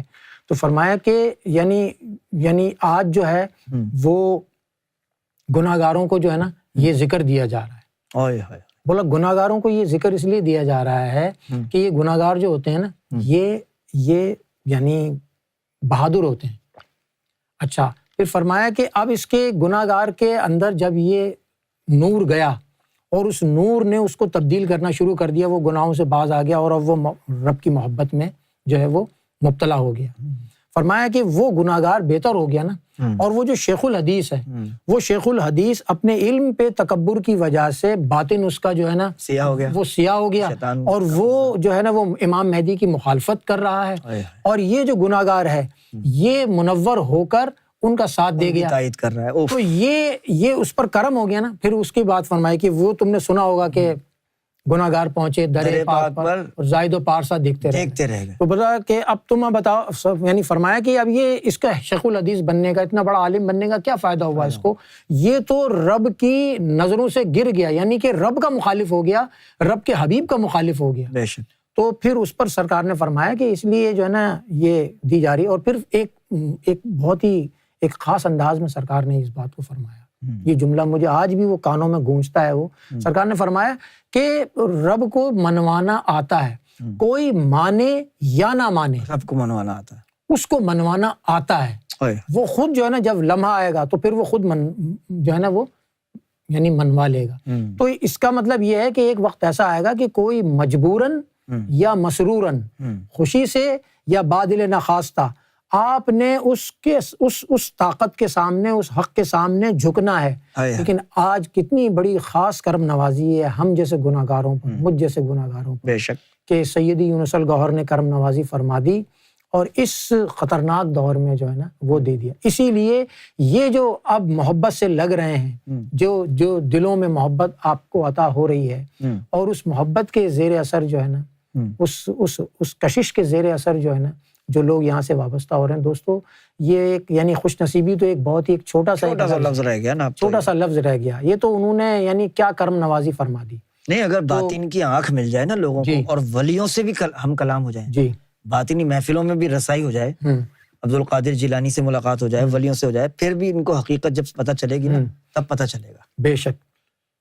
کیا خیال ہے؟ ایک بریک لے لیتے ہیں اور پھر بریک کے بعد جو ہے وہ ہم دوبارہ حاضر ہوتے ہیں مختصر سے وقفے کے بعد، اور پھر آج کی ویڈیو پر بھی گفتگو ہوگی، اور اس کے علاوہ کچھ اور ٹاپکس ہیں جس کے اوپر ندیم بھائی اظہار خیال فرمائیں گے.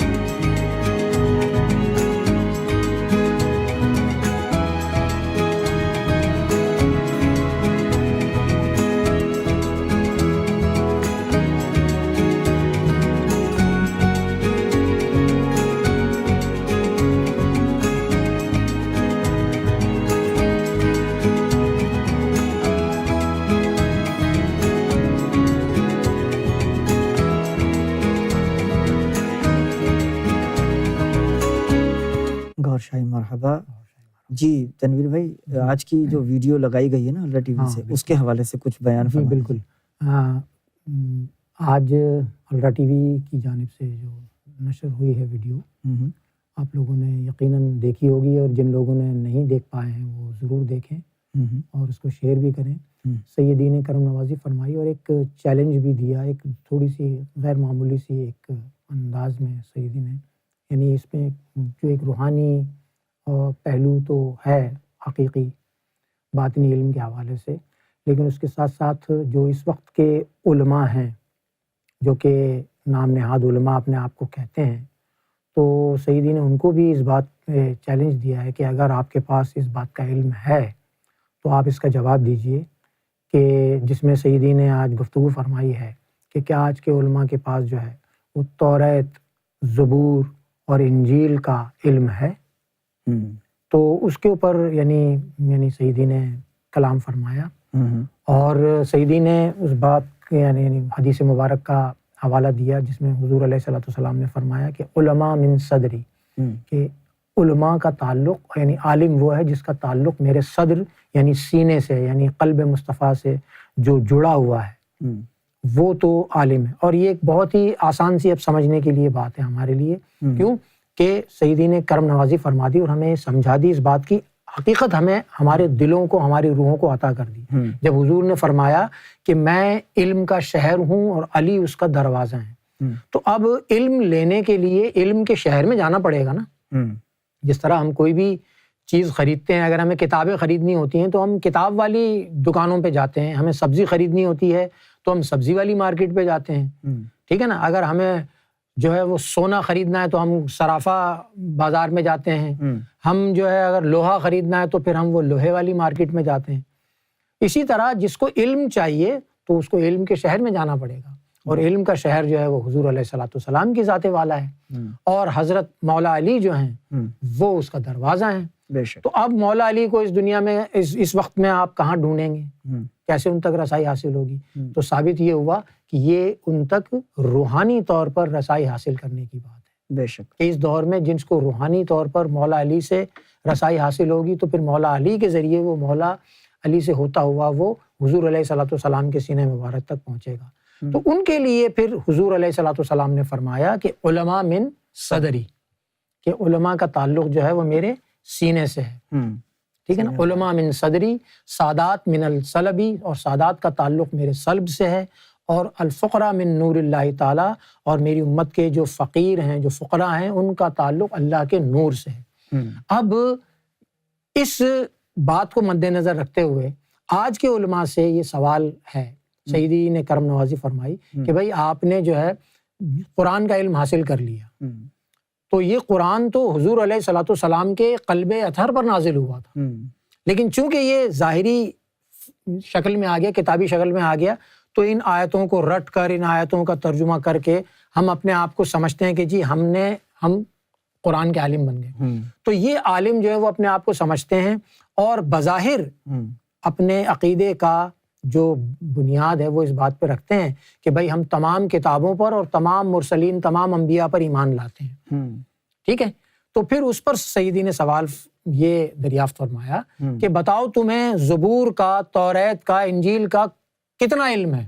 اس کی بھی تو کوئی بات شیئر کرو نا، اگر تمہارے پاس علم ہے تو۔ کیا بات؟ کیونکہ حضور بطور نبی آپ نے تمام ادیان کی اصلاح فرمائی ہے، یعنی اس سے پہلے والے، کیونکہ نبی کا کام کیا ہوتا ہے کہ اس سے پہلے آنے والے دین کی جو ہے جو اس کے اندر بگاڑ پیدا ہو جاتا ہے، اس بگاڑ کو ایک صحیفے کے ذریعے وہ صحیح کر دیا جاتا ہے۔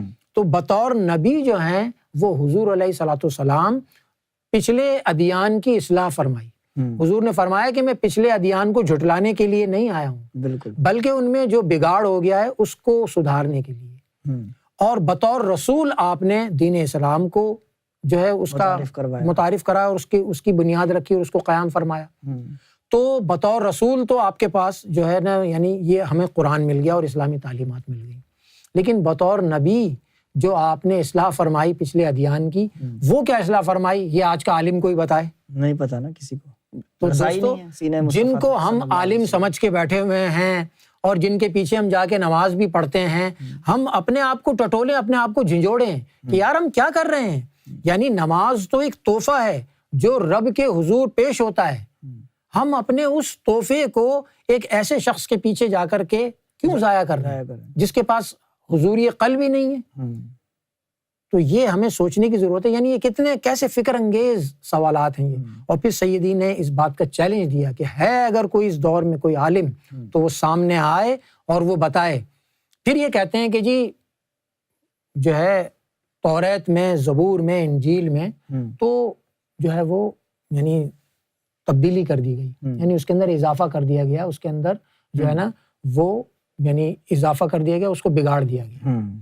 تو سیدی نے فرمایا کہ تم یہ کہتے ہو کہ بھائی اس میں اضافہ کر دیا گیا یا اس میں تحریف کر دی گئی یا اس کو اندر بگاڑ پیدا کر دیا گیا، تو یہ بات تو اس وقت صحیح ثابت ہو سکتی ہے کہ جب آپ کے پاس اس کا اصل مسودہ ہو، آپ کے پاس اصل میں ہو، اور پھر آپ اس کو بولیں کہ بھئی یہ دیکھیں یہ جو مارکیٹ میں جو انجیل بک رہی ہے، دیکھیں اصل انجیل تو یہ جو عیسیٰ علیہ السلام کے قلب پر نازل ہوئی تھی، اور یہ انہوں نے وہ تو نسخہ ہے ہی نہیں کسی کے پاس، یہ انہوں نے ملاوٹ کر دی، یہ انہوں نے تحریف کر دی، لہذا اس کو نہیں فالو کرو، اس کو فالو کرو، یہ رب کی طرف سے آیا تھا، یہ صحیح کلام ہے، یہ کلام الہی ہے، اور یہ عیسیٰ علیہ السلام کے قلب پر آئی تھی، تو یہ تو ہے نہیں کسی کے یہ تو ہے نہیں آپ کے پاس۔ پھر اس قرآن کے لیے بھی سیدی نے فرمایا کہ یہ قرآن ظاہری شکل میں، کتابی شکل میں ہے، تب تم یہ بات کہہ رہے ہو۔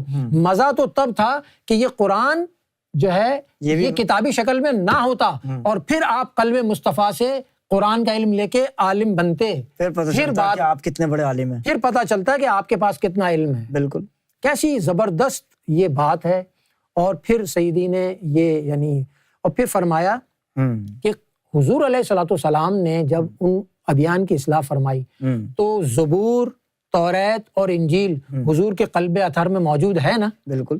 اور تم کہتے ہو کہ تمہارا تعلق حضور سے ہے، تو تم حضور سے پوچھ کے بتاؤ نا کہ بھائی انجیل کی بات، توریت کی بات، ایسا کوئی ہے نہیں نا اس وقت، کوئی ہے نہیں، ایسا کوئی نہیں ہے، کوئی ہے نہیں، تو پھر تم کس بنا پر اپنے آپ کو جو ہے نا وہ عالم کہتے ہو اور یہ کہتے ہو کہ جی ہمارا تمام انبیاء پر ایمان ہے؟ یہ صرف زبان سے کہہ دینے سے، یعنی یہ وہ دور ہے جس میں کہ سارے علماء اکثریت جو ہے نا ان کی وہ ہے کہ جن کے پاس صرف ظاہری علم ہے، ظاہری علم، اور ان میں سے جو اہل حق بھی ہوئے نا کچھ تھوڑے بہت، جی وہ وہی لوگ ہوئے ہیں جن کا باطن میں کہیں نہ کہیں کسی نہ کسی ولی سے تعلق ہوا، جی، اور پھر وہ اگر عالم بھی بنا تو اس کی بچت یہاں سے ہو گئی کہ اس نے کوئی ایسا جملہ ادا نہیں کیا جس میں گستاخی رسول ہوتی ہو، اس کو بچا لیا گیا، وہ عالم حق کہلایا اس زمانے کا، یعنی سیدنا امام مہدی سرکار گور شاہی کے دور کے آنے تک کی میں بات کر رہا ہوں۔ لیکن اب جو ہم جس وقت یہاں اس وقت بات کر رہے ہیں نا، اس وقت زمانہ خالی ہو چکا ہے، فقراء ولیوں سے تو پہلے ہی ختم ہو گیا تھا کیونکہ ولایت ختم ہو گئی تھی۔ امام مہدی آنے کا مقصد ہی یہی تھا کہ جب رب سے تعلق جوڑنے والے لوگ جو تھے ولی اللہ، وہ ختم ہو جائے گا سلسلہ۔ تمام مذاہب سے ہدایت کا ختم ہونا کیا تھا کہ جب اس سے حبل اللہ کا تعلق ٹوٹا لوگوں کا، تو وہ حبل اللہ جب ختم ہوئی، ولایت ختم ہو گئی۔ اس کے بعد تاریخ دور میں امام مہدی نے آنا تھا۔ اب تاریخ دور میں امام مہدی تشریف لائے، احسان یہ فرمایا کہ یار کسی بھی مذہب کے اوپر جو ہے نا قید نہیں ڈالو کہ اپنا مذہب چھوڑو، مجھے مانو تم ملے گا رب، یہ کرم فرمایا۔ چاہتے تو یہ شرط ہو سکتی تھی کہ دیکھو بھائی میری چاند میں تصویر رب کی طرف سے ظاہر ہو گئی ہے، میں اس میں ذات، اس میں اللہ قلب کے اوپر عطا کرنے کی قدرت اور طاقت رکھتا ہوں، یہ دیکھو دل پر لکھا ہوا ہے اللہ اللہ، ایسا ہو سکتا تھا نا؟ لیکن تماشا نہیں بنایا، بلکہ آپ نے احسان فرمایا لوگوں کے ساتھ کہ بھئی اگر اللہ نے منظور کیا تو یہ ہم سے اجازت لے لو، چند دن محنت کرو۔ تو یہ بھی بہانہ تھا کیونکہ ادھر اللہ کا قانون تھا نا کہ فطری، وہبی اور عطائی، یہ ذکر قلب جاری نہیں ہوگا جب تک تین چیزیں نہیں ملیں گی۔ ایک تو تیری قسمت میں لکھا ہو، دوسرا تجھے کوئی کامل مرشد ملے، اور تیسری تیری جستجو بھی سچی ہو، تو محنت بھی کرے، محنت کرے اس میں۔ اب یہاں پر محنت بھی نہیں کروانی تھی، ریاضت و عبادت میں تو لگانی تھی کیونکہ ریاضت و عبادت سے کچھ ملتا نہیں ہے، لہٰذا یہاں پر وہ شرط پوری کرانے کے لیے پرچار مہدی کا ایک موقع عطا فرما دیا۔ کیا بات کہ یار اسی بہانے باطن میں، وہی آپ کی والی بات کہ بھائی بظاہر آپ آرام فرما رہے ہیں لیکن آپ کے باطن کو جو ہے نا وہ عبادتوں میں لگا دیا۔ کیا بات! اب آپ پرچار مہدی کر جو ہے آپ کی فائل میں بھرا جا رہا ہے کہ ریاضت بھی ان کی جو ہے نا وہ آسمانوں کو چھو رہی ہے، عبادت بھی ان کی آسمانوں کو چھو رہی ہے, سخاوت بھی ان کی آسمانوں کو چھو رہی ہے. باطن والے کہہ رہے ہیں یار کیسے لوگ ہیں, اور اگر کوئی ظاہر میں ہم لوگوں کو دیکھ لے تو توبہ توبہ کرے کہ یار یہ شخص, یہ آدمی, یہ تو بے قدر ہے, ان سے بڑا بے قدرہ کون ہوگا. اور یہ صرف سینہ مبارک سرکار گہر شاہی سیدی یونس الگوہر, صرف یہ ذات ہے جس نے ہم جیسوں کو برداشت کیا قسم سے, ورنہ کوئی ولی ایسا نہیں آیا بالکل جنہوں نے جو ہے نا اس قسم کے لوگوں کو برداشت بھی کیا. قسم سے ذرا سی غلطی کے اوپر جو ہے نا وہ فقر سے خارج کر دیا جاتا ہے باطن میں. بالکل اللہ کا بھی یعنی معاملہ بلکہ ابھی آپ نے جو واقعہ بتایا تھا خضر علیہ السلام کا, یعنی خضر علیہ السلام حضرت موسیٰ علیہ السلام پر برہم ہو گئے. ہاں تو جانتے تھے کہ بھائی تم تو چل ہی نہیں سکتے ہو تم, یعنی وہ پتا تھا. یعنی اور پھر ہمارے نفوس کس طرح سیدی کرم نوازی وہ تو ایک مقدس اور پاکیزہ نفس تھا نا. ہاں وہ تو نفس مطمئنہ کا حامل تھی نا موسیٰ علیہ السلام کی ذات والا. بالکل. پھر اس کے باوجود وہ علم ایسا ہے نا کہ یہ علم ان کو بھی ہضم نہیں ہوگا جو منور قلب اور منور نفس والے بھی ہوں گے. قسم سے یعنی اولو العزم مرسل ہونے کے باوجود اللہ کا ایسا علم بھی ہے. تو اللہ تبارک و تعالیٰ بھی ان لوگوں پر ہی علم کے دروازے وہ والے کھولتا ہے جن کو وہ چاہتا ہے کہ اس علم سے اس کو نوازا جائے یا نہیں نوازا جائے. اسی طرح سیدی بھی جس کے قلب کے اندر جو ہے نا وہ ظرف مبارک عطا کرتے ہیں, اور جب وہ دیکھتے ہیں کہ اب یہ اس راز کو ہضم کرنے کے قابل ہوا, پھر اس کو تھوڑا سی محبت کا کرم نوازی فرما کے نور سے وہ علم اور وہ فیض عطا فرماتے ہیں. اور سب سے بڑی تو میں کہتا ہوں یار علم اور فضل کی بات کیا ہے کہ اگر تمہارا دل اور ایمان یقین سیدی کی ذات والا پر قائم ہو جائے نا, یہی سب سے بڑی. یونس الگوہر نے جو فرمایا, اب دیکھیں سرکار نے بھی فرمائی یہ بات کہ آزماؤ لیکن بار بار نہیں آزمانا. ہاں رب کے راستے میں آؤ, پہلے مرشد کو ٹھوک بجا کے دیکھ لو, لیکن جب تمہیں تصدیق ہو جائے کہ یہ اللہ والا ہے, اب تم نے اگر اس کو آزمایا دوبارہ تو اب تمہارا ایمان خطرے میں پڑ جائے گا نا. رب ناراض بھی تو ہو سکتا ہے نا کہ جب تجھے پتا تھا کہ یہ صاحب تصدیق ہے, اب اس کی کس بات کی جو ہے نا تصدیق کرنا چاہ رہے ہیں, تو کبھی بھی تولنا نہیں چاہیے. تو یہی آداب ہیں, تھوڑے بہت آداب ہیں. ویسے تو ادب کیا کرے گا, ادب تو اندر سے ہوتا ہے. قلب منور ہو, نفس پاکیزہ ہو, پھر وہ اپنی غلامی کا شرف عطا فرما دیں سیدی کرم نوازی فرما کے سرکار گہر شاہی کے جلووں سے جو ہے نا باطن کا تعلق جوڑیں, اپنی ذات سے تعلق جوڑیں, تب جا کے مہربان ہوں تو یہ ادب بھی آئے گا باطن کا. ورنہ ظاہر میں تو بڑے ادب سے بھی بیٹھے رہو تب بھی وہ ادب نہیں ہوتا ہے. جیسے سرکار کی بارگاہ میں بڑے ادب سے بیٹھے ہوئے اور وسوسہ آ گیا کہ یار آج بڑے ادب سے بیٹھے ہوئے, سرکار بڑے خوش ہوں گے, ابھی وسوسہ ہی آیا تھا اور اچانک مسکرایا سرکار, اور سرکار نے فرمایا کہ تم لوگ یہ سمجھ رہے ہو نا کہ بڑے ادب سے بیٹھے ہو.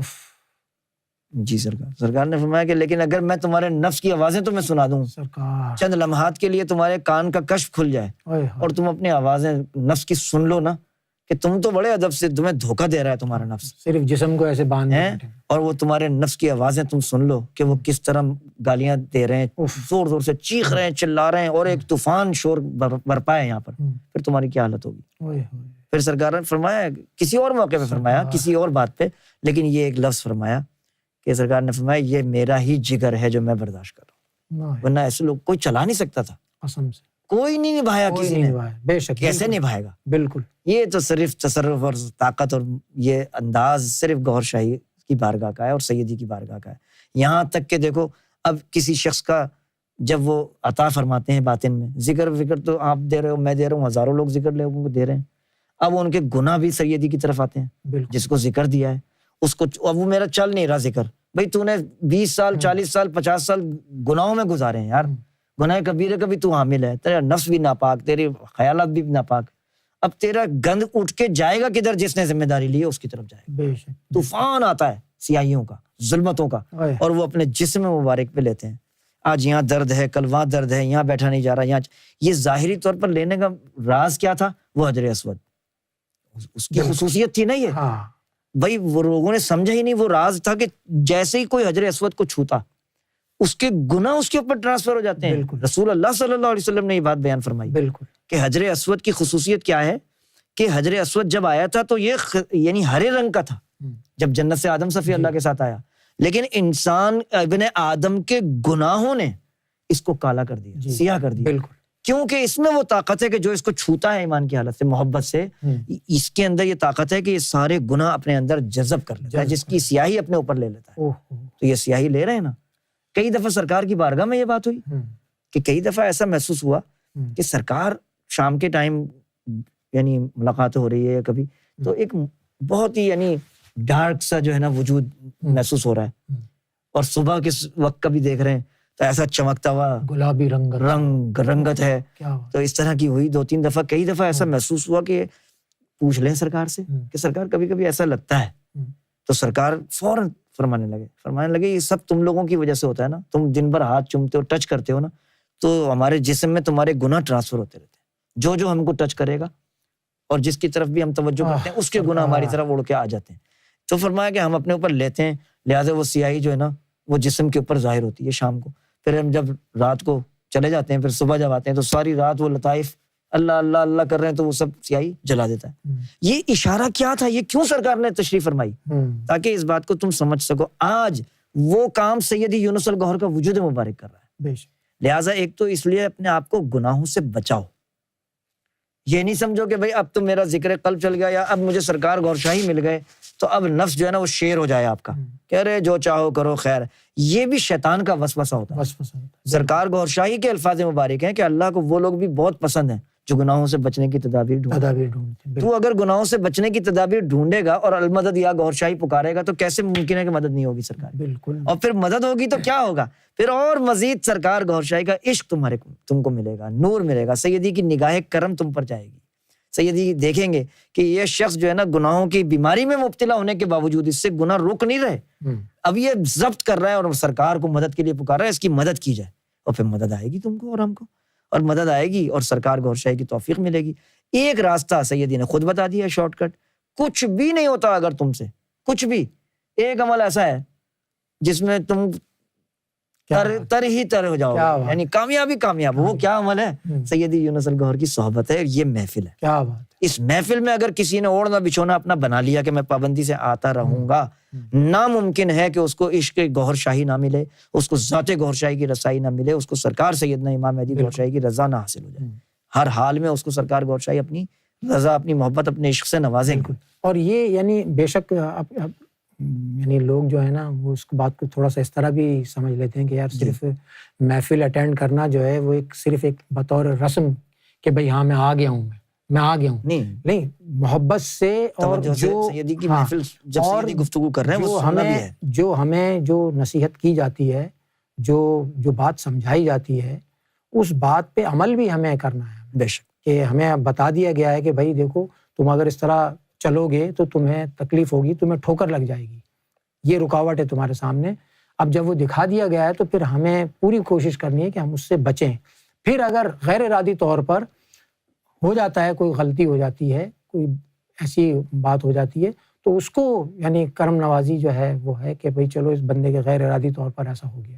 لیکن ہمیں اپنی طور پر, کیونکہ ہم بظاہر طور پہ ہر چیز وہ کرتے ہیں. آج بھی اگر جب ہم بیمار ہو جاتے ہیں, ہم ڈاکٹر کے پاس جاتے ہیں, ڈاکٹر ہمیں دوا دیتا ہے, لیکن ہم پوری کوشش کرتے ہیں کہ جو ڈاکٹر نے پرہیز بتایا ہے اور جو اس نے ہمیں طریقہ بتایا دوا کا اور کھانے کا, ہم اس کو پورا فالو کریں تاکہ ہماری جلد از جلد جو ہے وہ بیماری سے جان چھوٹے اور ہم جو ہے وہ فوراً صحت مند ہو جائیں. بالکل. تو جب اگر ہمیں اتنی سمجھ ہے تو پھر ہمیں اس بات کی بھی سمجھ ہونی چاہیے کہ جو نصیحت, جو کرم نوازی ہمیں سیدی سمجھاتے ہیں, جو بات ہمیں بتاتے ہیں, تو پھر ہم اس کو اسی طرح سے سمجھیں. یعنی محفل میں آنے کا یہ فائدہ ہوتا ہے. اور پھر ویسے بیٹھنے سے, صرف محفل میں جب ہم سن رہے ہیں تو ایک تو دماغ تو سن ہی رہا ہے, سمجھ رہا ہے, نفس کا بھی تزکیہ ہو رہا ہے, دل اور روح کے لیے بھی جو سامان جو آپ نے مہیا کیا ہوا ہے وہ دل کو اور قلب کو, روح کو, اور جس کے جو معاملات ہیں وہ یعنی اس کے ساتھ ویسا معاملہ چل رہا ہے. ہر شخص کا جو ہے نا وہ الگ الگ معاملہ ہے اور الگ الگ ہی اس کے ساتھ جو ہے نا وہ یعنی ٹریٹمنٹ اور اس کے ساتھ جو ہے نا وہ سیدی کی کرم نوازی ہے. تو یہ بہت ہی زبردست ہے جو سیدی نے ہم پہ, یہ جو دو چیزیں ہیں سیدی نے فرمایا کہ چاہے کچھ بھی ہو جائے, کچھ بھی ہو جائے آپ سے, یعنی کسی سے کوئی بڑے سے بڑا گناہ بھی ہو جائے یا کوئی بہت بڑی خطا ہو جائے یا کوئی بہت بڑا کوئی ویسا ہو جائے, لیکن فرمایا کہ دو چیزیں کبھی نہیں چھوڑنا. ایک یہ نیٹ محفل, یہ جو روزانہ محفل ہوتی ہے, اور ایک پرچار مہدی. بس پرچار مہدی کے لیے بھی کیا فرما دیا کہ کسی بھی انداز سے اس کام میں شامل ہو جاؤ.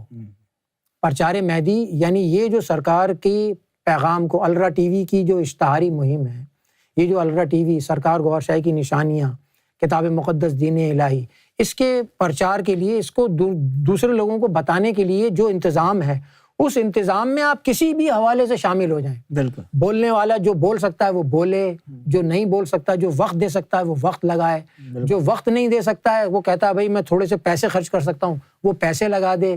کوئی جو ہے نا وہ کہتا ہے کہ یار میرے پاس کچھ بھی نہیں، میرے پاس یہ جگہ ہے صرف، یہ جگہ کے ساتھ اس جگہ پہ بیٹھ کر کے یہ کام کر لو. ٹیکسٹ کو کاپی کر کے تو ہر کوئی کر سکتا ہے. اور اب تو یہ موبائل کے ذریعے جس طرح یہ کام ہو رہا سوشل میڈیا پہ، یہ بھی آپ کر سکتے ہیں. تو کسی بھی انداز سے آپ نے اس، اور نیت آپ کی یہی ہو کہ سرکار مجھے قبول فرما لے، سرکار اس ہماری ٹوٹی پوٹی کاوشوں کو. اور کسی کو یہ وسوسہ بھی آ جاتا ہے نا کہ مجھے لکھنا نہیں آتا ہے ٹیکسٹ، مجھے نہیں آتا ہے، تو اتنا سیکھ لے کہ کون سے بٹن کو دبا کے منہ سے بولنا کیسے ہے، ریکارڈ ہو جاتا ہے. ہاں بالکل، وہ ریکارڈ کر دے کہ بھائی سرکار گوہر شاہی کا چینل ہے، یہ باتیں ہیں، جو بھی اپنے ٹوٹے پوٹے الفاظ میں شامل کر دے. ہاں لنک کو جو ہے نا وہ شیئر کرنا ہے، لنک جو ہے نا وہ کاپی پیسٹ کرنا ہے، وہ بھی سیکھ لیں. تو اور ہر طریقے سے آپ شامل ہو جائیں. جب سیدی نے کرم نوازی فرمائی اور جب یہ نیٹ محفل شروع ہوئی کمپیوٹر پہ، سرکار نے فرمایا تھا اس وقت کہ اب ہماری ملاقات جو ہے اب ہم کمپیوٹر کے ذریعے جو ہے وہ اشارہ تھا. ہاں یعنی یہ سن 2000 میں یہ بات ہوئی سے بالکل پہلے، ٹھیک ہے نا. بالکل. اب بعد میں جب یہ ہوا تو آپ یقین کریں کہ سرکار کی کرم نوازی سے، اور آج بھی یقیناً بہت سارے ایسے لوگ ہوں گے، اور اس وقت تو ہم نے دیکھا کہ یعنی ہم لوگوں نے بھی سن 2000 میں تو کمپیوٹر نیا نیا ہی آیا ہوا تھا. بالکل. تو اتنا زیادہ کمپیوٹر استعمال کرنا نہیں آتا تھا. پھر آہستہ آہستہ تو جو لوگ یعنی کہ جو بالکل یعنی بظاہر پڑھے لکھے نہیں تھے، لیکن سرکار کی کرم نوازی سے وہ لوگ بھی انٹرنیٹ چلانے کے، کمپیوٹر کنیکٹ کرنے کے، کس طرح سے محفل آن کرنی ہے، اور وہ بھی جو ہے نا اتنے زبردست اس کے اندر ٹرین ہو گئے کہ سرکار نے خود بخود جو ہے ان کو سکھایا اور ان کو آیا. اور بظاہر وہ کہتے ہیں کہ جی ہمارے پاس جو ہے نا کوئی ہم نے انگریزی نہیں پڑھی ہوئی، ہم کسی اسکول کالج نہیں گئے، تو اس کی ضرورت نہیں ہے نا. بے شک. کیونکہ علم کا تعلق تو نظروں سے ہے نا. جو آج سیدی نے ویڈیو میں بھی یہ بات فرمائی کہ حضور علیہ الصلوۃ والسلام بھی تو کسی مدرسے میں نہیں گئے تھے، تو تم بھی جو ہے نا وہ کیوں مدرسوں کے اوپر وہ بنے ہوئے ہو. تو بالکل وہی بات یہ جو ہے نا دوستو، یہ اس نیٹ محفل کو جو ہے نا آپ یہاں پہ محبت سے آتے رہیں، اور بس جو سیدی کا تصور کر کے، سرکار کا تصور کر کے اس محفل میں بیٹھتا ہے، بس وہ ہے. بس سرکار کی بارگاہ میں دعا ہے کہ سرکار ہم نے جو کچھ بھی کہا سنا اس محفل میں، جو کچھ بھی ہم نے گفتگو کی، سرکار اس میں جو بھی غلطی خامی ہوئی ہے اسے معاف فرمائیں، اور سرکار بس اپنی خاص عطا کردہ کرم سے، اپنے خاص عطا کردہ توفیق سے، سیدی یونس الگوہر سے سرکار ہماری اس وابستگی کو اس دنیا میں اور اس دنیا کے بعد کہیں پر بھی سیدی یونس الگوہر سے ہماری وابستگی کو جو ہے سرکار دائم قائم فرمائے. آمین. الصلاۃ والسلام علیک یا رسول اللہ، الصلاۃ والسلام علیک یا حبیب اللہ، الصلاۃ والسلام علیک یا شفیع المذنبین، الصلاۃ والسلام علیک یا رحمۃ للعالمین. لا الہ الا اللہ آدم صفی اللہ، لا الہ الا اللہ آدم صفی اللہ، لا الہ الا اللہ آدم صفی اللہ، لا الہ الا اللہ آدم صفی اللہ، لا الہ الا اللہ آدم صفی اللہ، لا الہ الا اللہ آدم صفی اللہ، لا الہ الا اللہ آدم صفی اللہ. بسم اللہ الرحمن الرحیم. لا الہ الا اللہ ابراہیم خلیل اللہ، لا الہ الا اللہ ابراہیم خلیل اللہ، لا الہ الا اللہ ابراہیم خلیل اللہ، لا الہ الا اللہ ابراہیم خلیل اللہ، لا الہ الا اللہ ابراہیم خلیل اللہ، لا الہ الا اللہ ابراہیم خلیل اللہ. بسم اللہ. لا الہ الا اللہ موسیٰ کلیم اللہ، لا الہ الا اللہ موسیٰ کلیم اللہ، لا الہ الا اللہ موسیٰ کلیم اللہ، لا الہ الا اللہ موسیٰ کلیم اللہ، لا الہ الا اللہ موسیٰ کلیم اللہ، لا الہ الا اللہ موسیٰ کلیم اللہ. لا الہ الا اللہ عیسیٰ روح اللہ لا الہ الا اللہ عیسیٰ روح اللہ لا الہ الا اللہ عیسیٰ روح اللہ لا الہ الا اللہ عیسیٰ روح اللہ لا الہ الا اللہ عیسیٰ روح اللہ لا الہ الا اللہ عیسیٰ روح اللہ لا الہ الا اللہ محمد الرسول اللہ لا الہ الا اللہ محمد الرسول اللہ لا الہ الا اللہ محمد الرسول اللہ لا الہ الا اللہ محمد الرسول اللہ لا الہ الا اللہ محمد الرسول اللہ لا الہ الا اللہ محمد الرسول اللہ لا الہ الا اللہ محمد الرسول اللہ الصلاۃ والسلام علیک یا رسول اللہ الصلاۃ والسلام علیک یا حبیب اللہ الصلاۃ والسلام علیک یا شفیع المذنبین الصلاۃ والسلام علیک یا رحمۃ للعالمین الحمدللہ رب العالمین والعاقبۃ للمتقین والصلاۃ والسلام علی رسولہ الانبیاء والمرسلین حبیبنا وسیدنا وسندنا وشفیعنا ومولانا محمد وعلی آلہ واصحابہ وآل بیتہ وازواجہ وذریاتہ اجمعین برحمتک بفضلک بکرمک یا اکرم الاکرمین برحمتک یا ارحم الراحمین یا دائم یا قدیم یا حی یا قیوم یا وتر یا احد یا صمد یا من لم یلد ولم یولد ولم یکن لہ کفوا احد برحمتک یا ارحم الراحمین یا الہ العالمین اس حلقے سے وابستہ تمام افراد کے اوپر اپنا خاص کرم فرما ظاہری باطنی بیماریاں اور پریشانیوں سے ان کو نجات عطا فرما ملک پاکستان کو ظالموں سے نجات عطا فرما جب دم آخر ہو یا اللہ لب پہ ہو لا الہ الا اللہ لا الہ الا اللہ لا الہ الا اللہ محمد رسول اللہ صلی اللہ علیہ وسلم و تمام ساتھیوں کو اللہ حافظ السلام علیکم گوہر حافظ